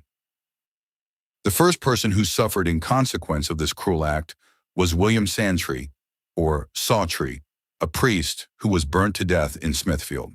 Soon after this, Lord Cobham, in consequence of his attachment to the doctrines of Wycliffe, was accused of heresy, and being condemned to be hanged and burnt, was accordingly executed in Lonkins Inn Fields, AD 1419. The next man who suffered under this bloody statute was Thomas Bradley, a tailor and a layman, and a letter having been tendered him, which he refused, he was declared an obstinate heretic and tied to the stake in Smithfield, where he was burned alive, rejoicing in the Lord as God. The next person we read of who was tried upon this abominable statute was William Thorpe, a man of some knowledge, who adhered to all the doctrines taught by Wycliffe. He was brought many times before Archbishop Arundel, and at last committed a close prisoner, where he died, but in what manner cannot now be ascertained. About this time 36 persons, denominated Lollards, suffered death in St. Giles, for no other reason than professing their attachment to the doctrines of Wycliffe. They were hung on gibbets, and faggots being placed under them. As soon as they were suspended, fire was set to them, so that they were burnt while hanging. Only one of their names has been transmitted to us, which is that of Sir Roger Archer, whom they distinguished from the rest by stripping him stark naked and executing him in that indecent manner. Much about the same time, one Richard Turning was burnt alive in Smithfield, and suffered with all that constancy, fortitude, and resignation which have so much distinguished the primitive Christians. In 1428, Abraham, a monk of Colchester, Milburn White, a priest, and John Wade, a priest, were all three apprehended on a charge of heresy. Soon after, Father Abraham suffered at Colchester, and with him, John Wadden, both of whom died in a constant adherence to the truth of the gospel. Milburn White and John Wade suffered also about the same time in London. In the year 1431, Richard Ilvaden, a woolcomber and a citizen of London, was brought before the Archbishop, and being declared an obstinate heretic, was burnt alive on Tower Hill, for no other reason than that he embraced and professed the doctrines of Wycliffe. In the year 1431, Thomas Bagley, a priest who had a living near Malden in Essex, was brought before the Bishop of London, and being declared an obstinate heretic, was condemned and burnt alive in Smithfield. In the year 1430, Richard Wick, a priest, was burnt alive on Tower Hill for preaching the doctrines of Wycliffe. In 1440, some of the greatest persons in the kingdom were condemned to perpetual imprisonment for heresy as being Lollards, among whom was the Duchess of Gloucester, who had long been a follower of Wycliffe. It was otherwise, however, with Roger Only, a priest who, being condemned as an obstinate heretic, was burnt alive in Smithfield. In August 1473, one Thomas Granter was apprehended to London. He was accused of professing the doctrines of Wycliffe, for which he was condemned as an obstinate heretic. This pious man, being brought to the sheriff's house on the morning of the day appointed for his execution, desired a little refreshment, and having ate some, he said to the people present, "I eat now a very good meal, for I have a strange conflict to engage with before I go to supper." And having eaten, he returned thanks to God for the bounties of his all-gracious providence, requesting that he might be instantly led to the place of execution to bear testimony to the truth of those principles which he had professed. Accordingly, he was chained to a stake on Tower Hill, where he was burnt alive, professing the truth with his last breath. April 28, 1494, Joan Boughton, a lady of considerable rank, was burnt in Smithfield for professing the doctrines of Wycliffe. This lady was a widow and no less than 80 years of age. In 1498, the king being then at Canterbury, a priest was brought before him accused of heresy, who was immediately ordered to be burnt alive. In the year 1499, one Badram, a pious man, was brought before the Bishop of Norwich, having been accused by some of the priests with holding the doctrines of Wycliffe. He confessed he did believe everything that was objected against him. For this he was condemned as an obstinate heretic, and a warrant was granted for his execution. Accordingly, he was brought to the stake at Norwich, where he suffered with great constancy. In 1506, one William Tilfrey, a pious man, was burnt alive at Amersham, in a close called Stonypratt, and at the same time his daughter Joan Clark, a married woman, was obliged to light the faggots that were to burn her father. This year also one Father Roberts, a priest, was convicted of being a Lollard before the Bishop of Lincoln and burnt alive at Buckingham. In 1507, one Thomas Norris was burnt alive for the testimony of the truth of the gospel at Norwich. This man was a poor, inoffensive, harmless person, but his parish priest conversing with him one day conjectured he was a Lollard. In consequence of this supposition, he gave information to the bishop, and Norris was apprehended. In 1508, one Lawrence Gwale, who had been kept in prison 2 years, was burnt alive at Salisbury for denying the real presence in the sacrament. It appeared that this man kept a shop in Salisbury and entertained some Lollards in his house, for which he was informed against to the bishop. but he abode by his first testimony and was condemned to suffer as a heretic. A pious woman was burnt at Chippen Sudburn by order of the Chancellor, Dr. Whitnam. After she had been consumed in the flames, and the people were returning home, a bull broke loose from a butcher, and singling out the Chancellor from all the rest of the company, he gored him through the body, and on his horns carried his entrails. This was seen by all the people, and it is remarkable that the animal did not meddle with any other person whatever. October 18, 1511, William Suckling and John Bannister, who had formerly recanted, returned again to the profession of the faith and were burnt alive in Smithfield. In the year 1517, one John Brown, who had recanted before in the reign of Henry VII and borne a faggot round St. Paul's, was condemned by Dr. Warneman, Archbishop of Canterbury, and burnt alive at Ashford. Before he was chained to the stake, the Archbishop Warneman and Yester, Bishop of Rochester, caused his feet to be burnt in a fire till all the flesh came off, even to the bones. This was done in order to make him again recant, but he persisted in his attachment to the truth to the last. Much about this time, one Richard Hunn, a merchant tailor of the city of London, was apprehended, having refused to pay the priest his fees for the funeral of a child, and being conveyed to the Lollards Tower in the Palace of Lambeth, was there privately murdered by some of the servants of the Archbishop. September 24, 1518, John Stillinson, who had before recanted, was apprehended, brought before Richard Fitzjames, Bishop of London, and on the 25th of October was condemned as a heretic. He was chained to the stake in Smithfield amidst a vast crowd of spectators, and sealed his testimony to the truth with his blood. He declared that he was a Lollard, and that he had always believed the opinions of Wycliffe, and although he had been weak enough to recant his opinions, yet he was now willing to convince the world that he was ready to die for the truth.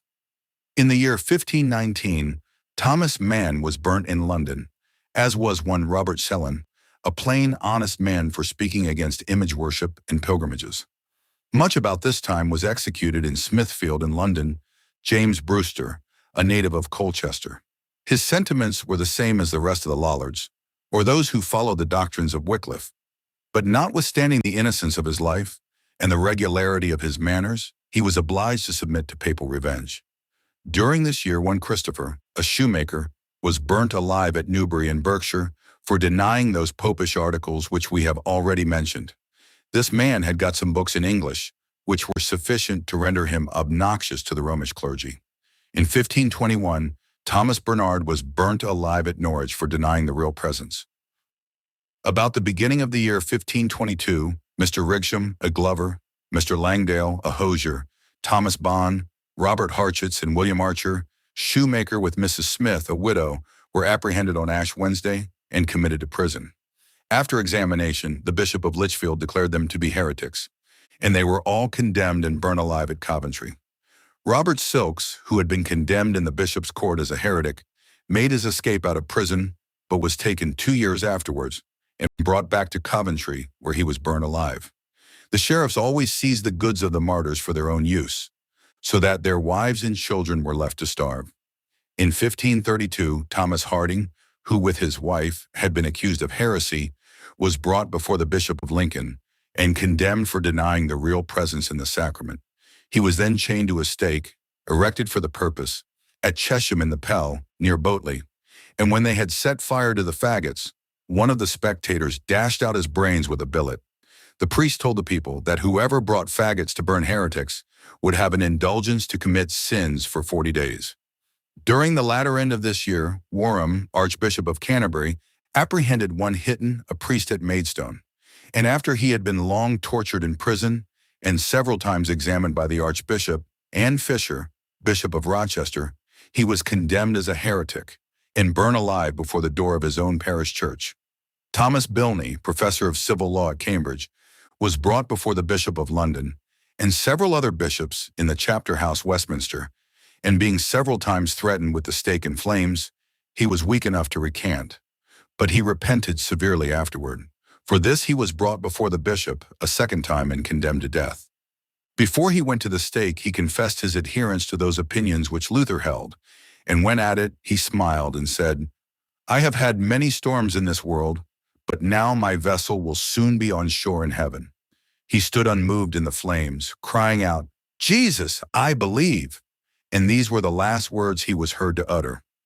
A few weeks after Bilney had suffered, Richard Byfield was cast into prison and endured some whipping for his adherence to the doctrines of Luther. This Mr. Byfield had been sometime a monk at Barnes in Surrey, but was converted by reading Tyndale's version of the New Testament. The sufferings this man underwent for the truth were so great that it would require a volume to contain them.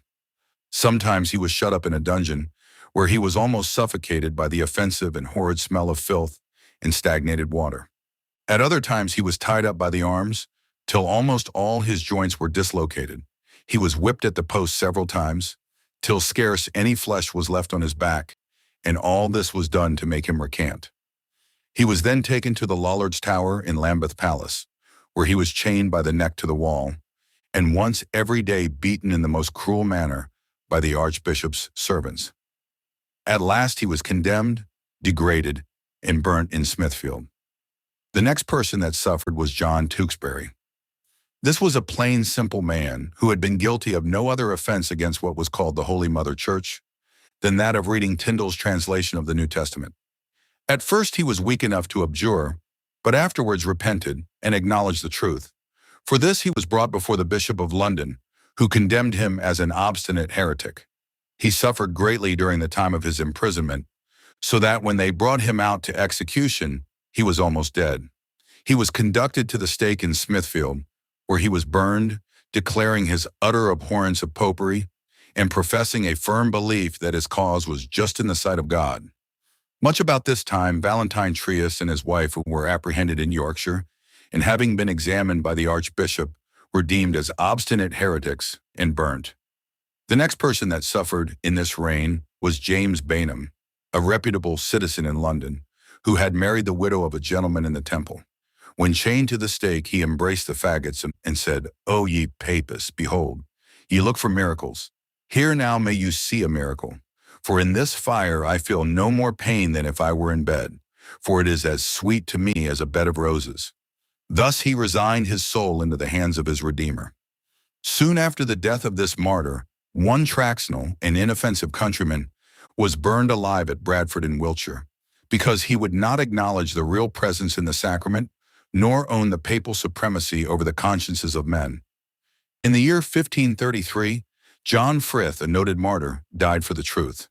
When brought to the stake in Smithfield, he embraced the faggots and exhorted a young man named Andrew Hewitt, who suffered with him, to trust his soul to that God who had redeemed it.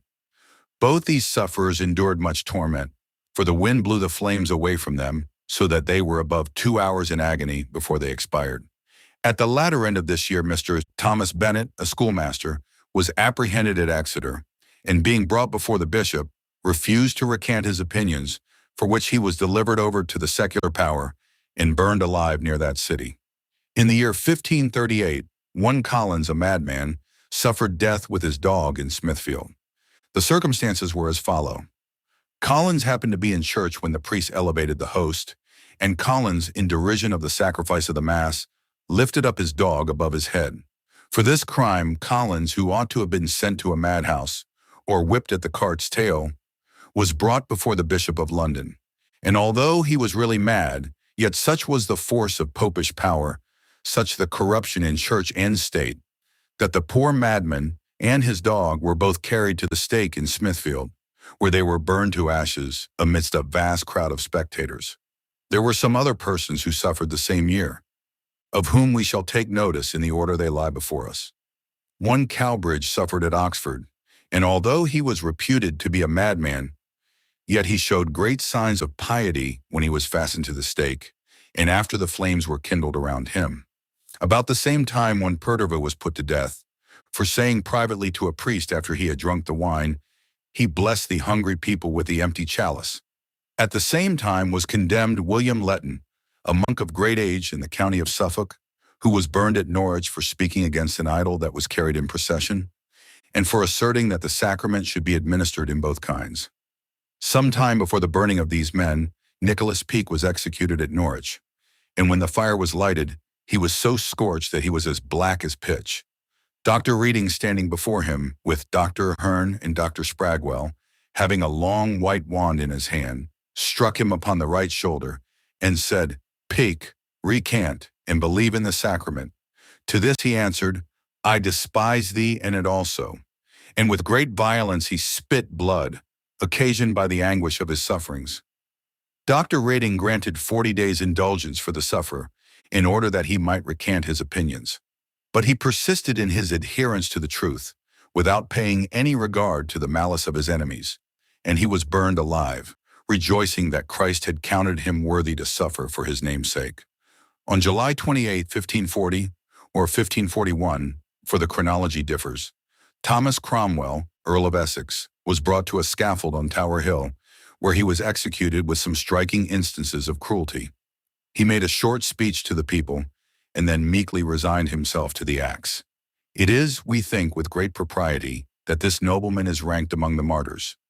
For although the accusations preferred against him did not relate to anything in religion, yet had it not been for his zeal to demolish popery, he might have to the last retained the king's favor. To this may be added that the papists plotted his destruction, for he did more towards promoting the Reformation than any man in that age, except the good Dr. Cranmer. Soon after the execution of Cromwell, Dr. Cuthbert Barnes, Thomas Garnet, and William Jerome were brought before the ecclesiastical court of the Bishop of London and accused of heresy. Being before the Bishop of London, Dr. Barnes was asked whether the saints prayed for us. To this he answered that he would leave that to God, but, said he, "I will pray for you." On the 13th of July, 1541, these men were brought from the Tower to Smithfield, where they were all chained to one stake, and there suffered death with a constancy that nothing less than a firm faith in Jesus Christ could inspire. One Thomas Summers, an honest merchant, with 3 others, was thrown into prison for reading some of Luther's books, and they were condemned to carry those books to a fire in Cheapside. There they were to throw them in the flames, but Summers threw his over, for which he was sent back to the Tower, where he was stoned to death. Dreadful persecutions were at this time carried on at Lincoln under Dr. Longland, the bishop of that diocese, at Buckingham, Thomas Baynard, and James Morton, the one for reading the Lord's Prayer in English, and the other for reading St. James's epistles in English, were both condemned and burned alive. Anthony Parsons, a priest, together with 2 others, were sent to Windsor to be examined concerning heresy, and several articles were tendered to them to subscribe, which they refused. This was carried on by the Bishop of Salisbury, who was the most violent persecutor of any in that age, except Bonner. When they were brought to the stake, Parsons asked for some drink, which being brought him, he drank to his fellow sufferers, saying, "Be merry, my brethren, and lift up your hearts to God. For after this sharp breakfast, I trust we shall have a good dinner in the kingdom of Christ, our Lord and Redeemer." At these words, Eastwood, one of the sufferers, lifted up his eyes and hands to heaven, desiring the Lord above to receive his spirit. Parsons pulled the straw near to him, and then said to the spectators, "This is God's armor, and now I'm a Christian soldier prepared for battle. I look for no mercy but through the merits of Christ. He is my only Savior. In him do I trust for salvation." And soon after the fires were lighted, which burned their bodies, but could not hurt their precious and immortal souls. Their constancy triumphed over cruelty, and their sufferings will be held in everlasting remembrance. In 1546, one Sides, a priest, was, by order of Bishop Gardiner, hanged in Southwark without a council process, and all that was alleged against him was that of reading Tyndale's New Testament. This year, one Kirby was burned in Ipswich for the testimony of the truth, for denying the real presence in the sacrament. When this martyr was brought to the stake, he said to one Mr. Wingfield, who attended him, "Ah, Mr. Wingfield, be at my death, and you shall say, 'There standeth a Christian sufferer in the fire.'" The first person we meet with who suffered in Scotland on the score of religion was one Patrick Hamilton, a gentleman of an independent fortune and descended from a very ancient and honorable family. Having acquired a liberal education and being desirous of farther improving himself in useful knowledge, he left Scotland and went to the University of Württemberg in Germany in order to finish his studies. During his residence here, he became intimately acquainted with those eminent lights of the gospel, Martin Luther and Philip Melanchthon. from whose writings and doctrines he strongly attached himself to the Protestant religion. The Archbishop of St. Andrews, who was a rigid papist, hearing of Mr. Hamilton's proceedings, caused him to be seized and being brought before him, after a short examination relative to his religious principles, he committed him a prisoner to the castle, at the same time ordering him to be confined in the most loathsome part of the prison. The next morning, Mr. Hamilton was brought before the bishop, and several others for examination, when the principal articles exhibited against him were his publicly disapproving of pilgrimages, purgatory, prayers to saints, for the dead, etc. These articles Mr. Hamilton acknowledged to be true, in consequence of which he was immediately condemned to be burnt, and that his condemnation might have the greater authority, they caused it to be subscribed by all those of any note who were present, and to make the number as considerable as possible, even admitted the subscription of boys who were sons of the nobility. So anxious was this bigoted and persecuting prelate for the destruction of Mr. Hamilton, that he ordered his sentence to be put in execution on the afternoon of the very day it was pronounced. He was accordingly led to the place appointed for the horrid tragedy, and was attended by a prodigious number of spectators. The greatest part of the multitude would not believe it was intended he should be put to death, but that it was only done to frighten him, and thereby bring him over to embrace the principles of the Romish religion. But they soon found themselves mistaken. When he arrived at the stake, he kneeled down, and for some time prayed with great fervency. After this, he was fastened to the stake, and the faggots placed round him. A quantity of gunpowder having been placed under his arms, was first set on fire, which scorched his left hand and one side of his face, but did no material injury. Neither did it communicate with the faggots. In consequence of this, more powder and combustible matter were brought, which being set on fire took effect, and the faggots being kindled, he called out with an audible voice, "Lord Jesus, receive my spirit. How long shall darkness overwhelm this realm? And how long wilt thou suffer the tyranny of these men?" The fire burning slow put him to great torment, but he bore it with Christian magnanimity. What gave him the greatest pain was the clamor of some wicked men set on by the friars, who frequently cried, "Turn, thou heretic! Call upon Our Lady, say Salve Regina," etc. To whom he replied, "Depart from me, and trouble me not, ye messengers of Satan." One Campbell, a friar who was the ringleader, still continuing to interrupt him by opprobrious language, he said to him, "Wicked man, God forgive thee." After which, being prevented from farther speech by the violence of the smoke and the rapidity of the flames, he resigned up his soul into the hands of him who gave it. This steadfast believer in Christ suffered martyrdom in the year 1527.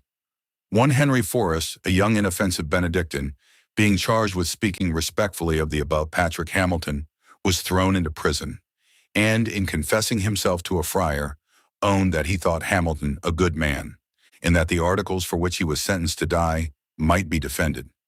This being revealed by the friar, it was received as evidence, and the poor Benedictine was sentenced to be burnt. Whilst consultation was held with regard to the manner of his execution, John Lindsay, one of the Archbishop's gentlemen, offered his advice to burn Friar Forrest in some cellar. For, said B, the smoke of Patrick Hamilton hath infected all those on whom it blew. This advice was taken, and the poor victim was rather suffocated than burnt. The next who fell victims for professing the truth of the gospel were David Stratton and Norman Gourlay. When they arrived at the fatal spot, they both kneeled down and prayed for some time with great fervency. They then arose when Stratton, addressing himself to the spectators, exhorted them to lay aside their superstitious and idolatrous notions and employ their time in seeking the true light of the gospel. He would have said more, but was prevented by the officers who attended. Their sentence was then put into execution, and they cheerfully resigned up their souls to that God who gave them, hoping, through the merits of the great Redeemer, for a glorious resurrection to life immortal. They suffered in the year of 1534. The martyrdoms of the two before-mentioned persons were soon followed by that of Mr. Thomas Forret, who, for a considerable time, had been dean of the Romish Church, Killer and Beveridge, two blacksmiths, Duncan Simpson, a priest, and Robert Forrester, a gentleman. They were all burnt together on the Castle Hill at Edinburgh, the last day of February, 1538. The year following the martyrdoms of the before-mentioned persons viz. 1539, two others were apprehended on a suspicion of heresy, namely Jerome Russell and Alexander Kennedy, a youth about 18 years of age. These two persons, after being some time confined in prison, were brought before the archbishop for examination, in the course of which Russell, being a very sensible man, reasoned learnedly against his accusers, while they, in return, made use of very opprobrious language. The examination being over, and both of them deemed heretics, the archbishop pronounced the dreadful sentence of death, and they were immediately delivered over to the secular power in order for execution. The next day they were led to the place appointed for them to suffer, in their way to which Russell, seeing his fellow sufferer have the appearance of timidity in his countenance, thus addressed him, "Brother, fear not. Greater is he that is in us than he that is in the world. The pain that we are to suffer is short and shall be light, but our joy and consolation shall never have an end. Let us therefore strive to enter into our Master and Saviour's joy by the same straight way which he hath taken before us. Death cannot hurt us, for it is already destroyed by him, for whose sake we are now going to suffer."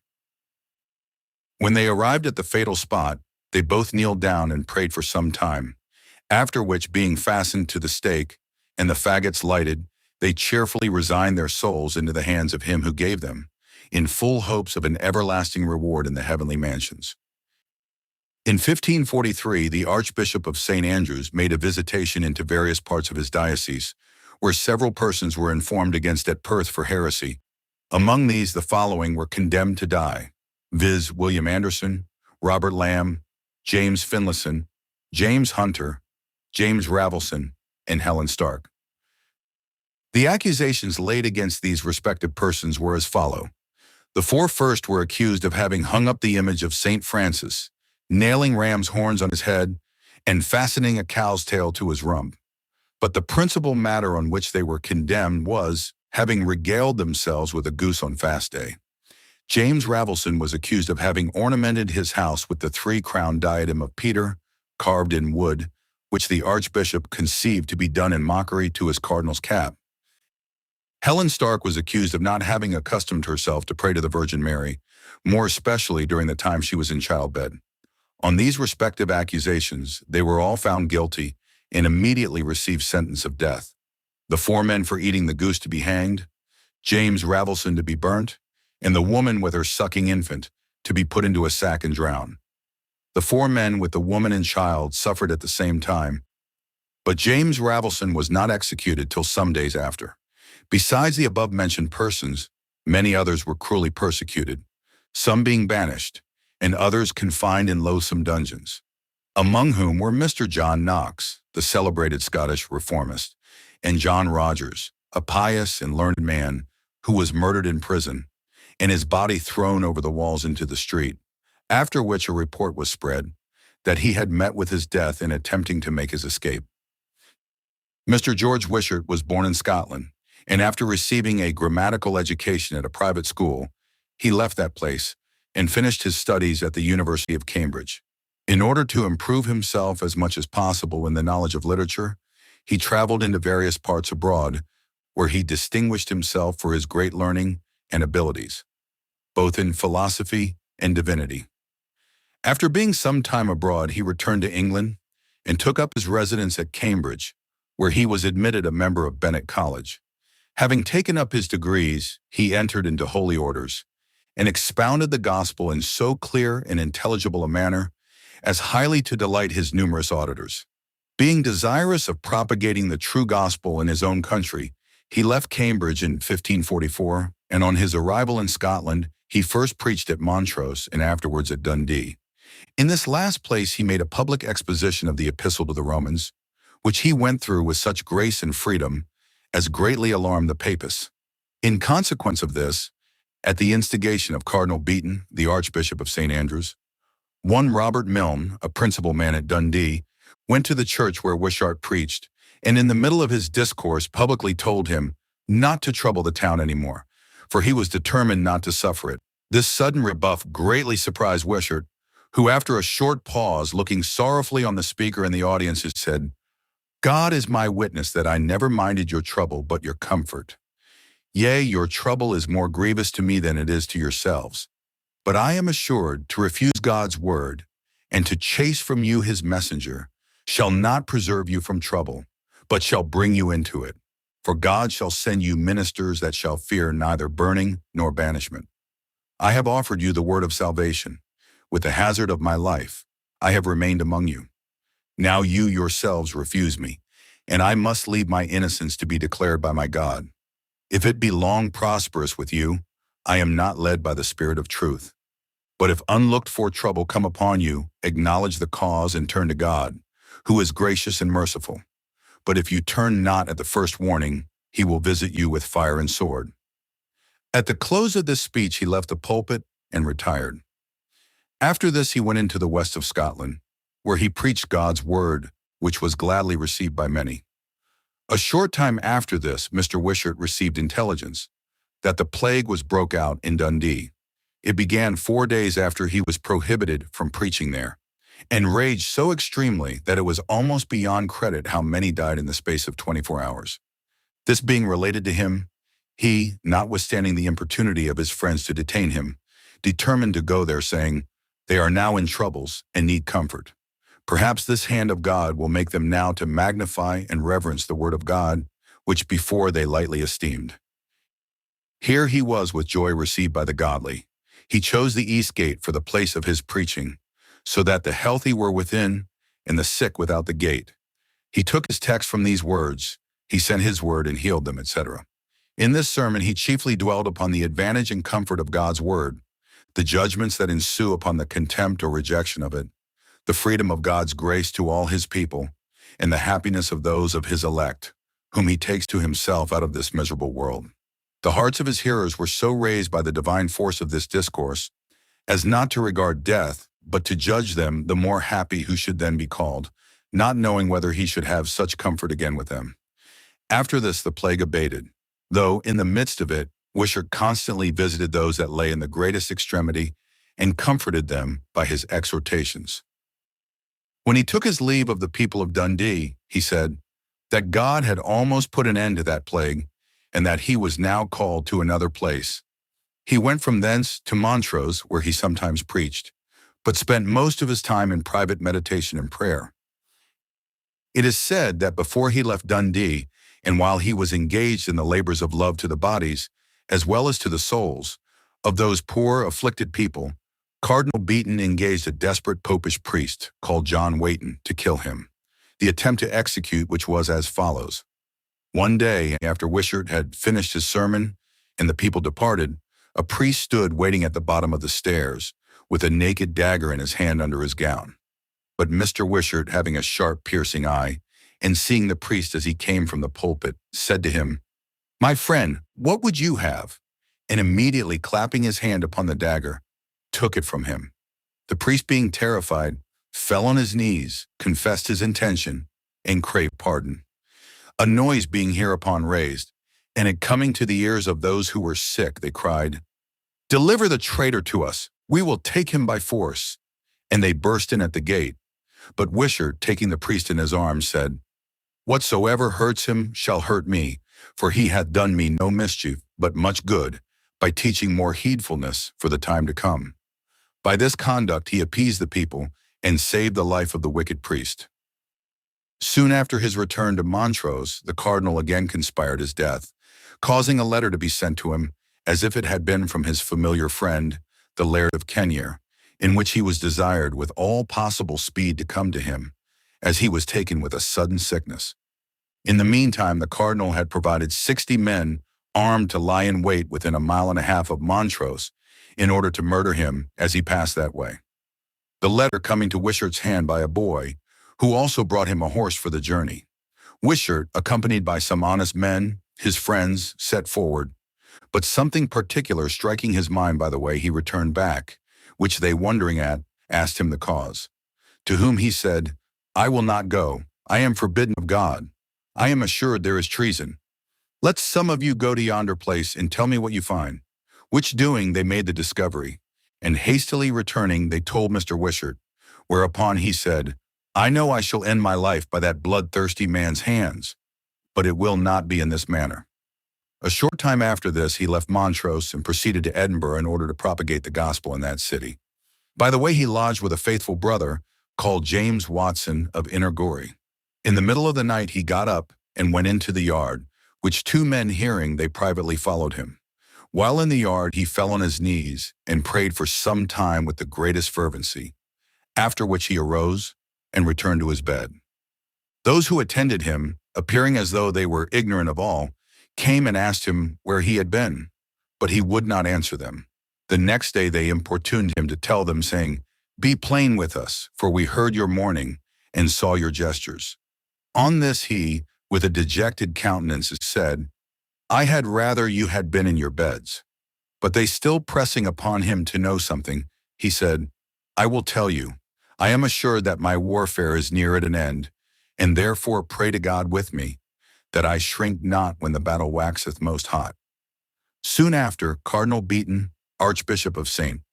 Andrews, being informed that Mr. Wishart was at the house of Mr. Cockburn of Ormiston in East Lothian, he applied to the regent to cause him to be apprehended, with which, after great persuasion, and much against his will, he complied.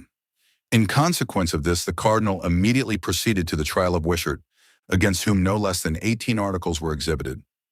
Mr. Wishart answered the respective articles with great composure of mind, and in so learned and clear a manner as greatly surprised most of those who were present. After the examination was finished, the archbishop endeavored to prevail on Mr. Wishart to recant, but he was too firmly fixed in his religious principles and too much enlightened with the truth of the gospel to be in the least moved.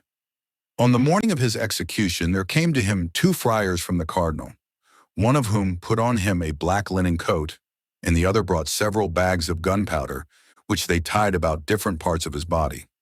As soon as he arrived at the stake, the executioner put a rope around his neck and a chain about his middle, upon which he fell on his knees and thus exclaimed, "O thou Savior of the world, have mercy upon me. Father of heaven, I commend my spirit into thy holy hands." After this he prayed for his accusers, saying, "I beseech thee, Father of heaven, forgive them that have, from ignorance or an evil mind, forged lies of me. I forgive them with all my heart. I beseech Christ to forgive them that have ignorantly condemned me." He was then fastened to the stake, and the faggots being lighted, immediately set fire to the powder that was tied about him, and which blew into a flame and smoke. The governor of the castle, who stood so near that he was singed with the flame, exhorted our martyr in a few words to be of good cheer and to ask the pardon of God for his offenses. To which he replied, "This flame occasions trouble to my body indeed, but it hath in no wise broken my spirit. But he who now so proudly looks down upon me from yonder lofty place, pointing to the cardinal, shall, ere long, be as ignominiously thrown down as now he proudly lolls at his ease." Which prediction was soon after fulfilled. The executioner then pulled the rope which was tied about his neck with great violence, so that he was soon strangled, and the fire, getting strength, burnt with such rapidity that in less than an hour his body was totally consumed. The next person who fell a martyr to popish bigotry was one Adam Wallace of Winton in East Lothian, who, having obtained a true knowledge of the gospel of Christ, spent the greater part of his time in endeavoring to propagate it among his fellow creatures. His conduct being noticed by some bigoted papists, an information was laid against him for heresy, on which he was apprehended and committed to prison. After examination, sentence of death was passed upon him as heretic, and he was immediately delivered over to the secular power in order for execution. In the evening of the same day, Wallace was visited by several Romish priests, who endeavored to prevail on him to recant, but he stood so steadfast in the faith he professed, and used such forcible arguments in vindication of the gospel, that they left him with some wrath, saying he was too abandoned to receive any impression. The next morning he was conducted to the Castle Hill at Edinburgh, when, being chained to the stake and the faggots lighted, he cheerfully resigned up his soul into the hands of him who gave it, in full assurance of receiving a crown of glory in the heavenly mansions. The last who suffered martyrdom in Scotland for the cause of Christ was one Walter Mill, who was burned at Edinburgh in the year 1558. This person in his younger years had traveled into Germany, and on his return was installed a priest of the Church of Lunan in Angus. But, on an information of heresy, in the time of Cardinal Beaton, he was forced to abandon his charge and abscond. But he was soon apprehended and committed to prison. Being interrogated by Sir Andrew Oliphant whether he would recant his opinions, he answered in the negative, saying he would sooner forfeit 10,000 lives than relinquish a particle of those heavenly principles he had received from the suffrages of his blessed Redeemer. In consequence of this, sentence of condemnation was immediately passed on him, and he was conducted to prison in order for execution the following day. This steadfast believer in Christ was 82 years of age and exceedingly infirm, from whence it was supposed that he could scarcely be heard. However, when he was taken to the place of execution, he expressed his religious sentiments with such courage, and at the same time composure of mind, as astonished even his enemies. As soon as he was fastened to the stake, and the faggots lighted, he addressed the spectators as follows: "The cause why I suffer this day is not for any crime, though I acknowledge myself a miserable sinner, but only for the defense of the truth as it is in Jesus Christ. And I praise God, who hath called me by his mercy to seal the truth with my life, which, as I received it from him, so I willingly and joyfully offer it up to his glory. Therefore, as you would escape eternal death, be no longer seduced by the lies of the seed of Antichrist, but depend solely on Jesus Christ and his mercy, that you may be delivered from condemnation." And then added that he trusted he should be the last who would suffer death in Scotland upon a religious account. Thus did this pious Christian cheerfully give up his life in defense of the truth of Christ's gospel, not doubting but he should be made a partaker of his heavenly kingdom. The premature death of that celebrated young monarch, Edward VI, occasioned the most extraordinary and wonderful occurrences which had ever existed from the times of our blessed Lord and Savior's incarnation in human shape. This melancholy event became speedily a subject of general regret. The succession to the British throne was soon made a matter of contention, and the scenes which ensued were a demonstration of the serious affliction which the kingdom was involved in. As his loss to the nation was more and more unfolded, the remembrance of his government was more and more the basis of grateful recollection. The very awful prospect, which was soon presented to the friends of Edward's administration, under the direction of his counselors and servants, was a contemplation which the reflecting mind was compelled to regard with most alarming apprehensions. The rapid approaches which were made towards a total reversion of the proceedings of the young king's reign denoted the advances which were thereby represented to an entire revolution in the management of public affairs, both in church and state. Alarmed for the condition in which the kingdom was likely to be involved by the king's death, an endeavor to prevent the consequences, which were but too plainly foreseen, was productive of the most serious and fatal effects. The king, in his long and lingering affliction, was induced to make a will, by which he bequeathed the English crown to Lady Jane, the daughter of the Duke of Suffolk, who had been married to the Lord Guilford, the son of the Duke of Northumberland, and was the granddaughter of the second sister of King Henry by Charles, Duke of Suffolk. By this will, the succession of Mary and Elizabeth, his two sisters, was entirely superseded, from an apprehension of the returning system of popery, and the King's Council, with the chief of the nobility, the Lord Mayor of the City of London, and almost all the judges and the principal lawyers of the realm, subscribed their names to this regulation as a sanction to the measure. Lord Chief Justice Hale, though a true Protestant and an upright judge, alone declined to unite his name in favor of the Lady Jane, because he had already signified his opinion that Mary was entitled to assume the reins of government. Others objected to Mary's being placed on the throne on account of their fears that she might marry a foreigner and thereby bring the crown into considerable danger. Her partiality to popery also left little doubt on the minds of any that she would be induced to revive the dormant interests of the Pope and change the religion which had been used both in the days of her father, King Henry, and in those of her brother Edward. For in all his time she had manifested the greatest stubbornness and inflexibility of temper, as must be obvious from her letter to the Lords of the Council, whereby she put in her claim to the crown on her brother's decease. When this happened, the nobles, who had associated to prevent Mary's succession, and had been instrumental in promoting and perhaps advising the measures of Edward, speedily proceeded to proclaim Lady Jane Grey to be Queen of England in the city of London, and various other populous cities of the realm. Though young, she possessed talents of a very superior nature, and her improvements under a most excellent tutor had given her many very great advantages. Her reign was of only 5 days' continuance, for Mary, having succeeded by false promises in obtaining the crown, speedily commenced the execution of her avowed intention of extirpating and burning every Protestant. She was crowned at Westminster in the usual form, and her elevation was the signal for the commencement of the bloody persecution which followed. Having obtained the sword of authority, she was not sparing in its exercise. The supporters of Lady Jane Grey were destined to feel its force. The Duke of Northumberland was the first to experience her savage resentment. Within a month after his confinement in the Tower, he was condemned and brought to the scaffold to suffer as a traitor. From his various crimes resulting out of a sordid and inordinate ambition, he died unpitied and unlamented. The changes which followed with rapidity unequivocally declared that the Queen was disaffected to the present state of religion. Dr. Poynet was displaced to make room for Gardiner to be Bishop of Winchester, to whom she also gave the important office of Lord Chancellor. Dr. Ridley was dismissed from the See of London, and Bonn introduced. J. Story was put out of the bishopric of Chichester to admit Dr. Day. J. Hooper was sent prisoner to the Fleet, and Dr. Heath put into the See of Worcester.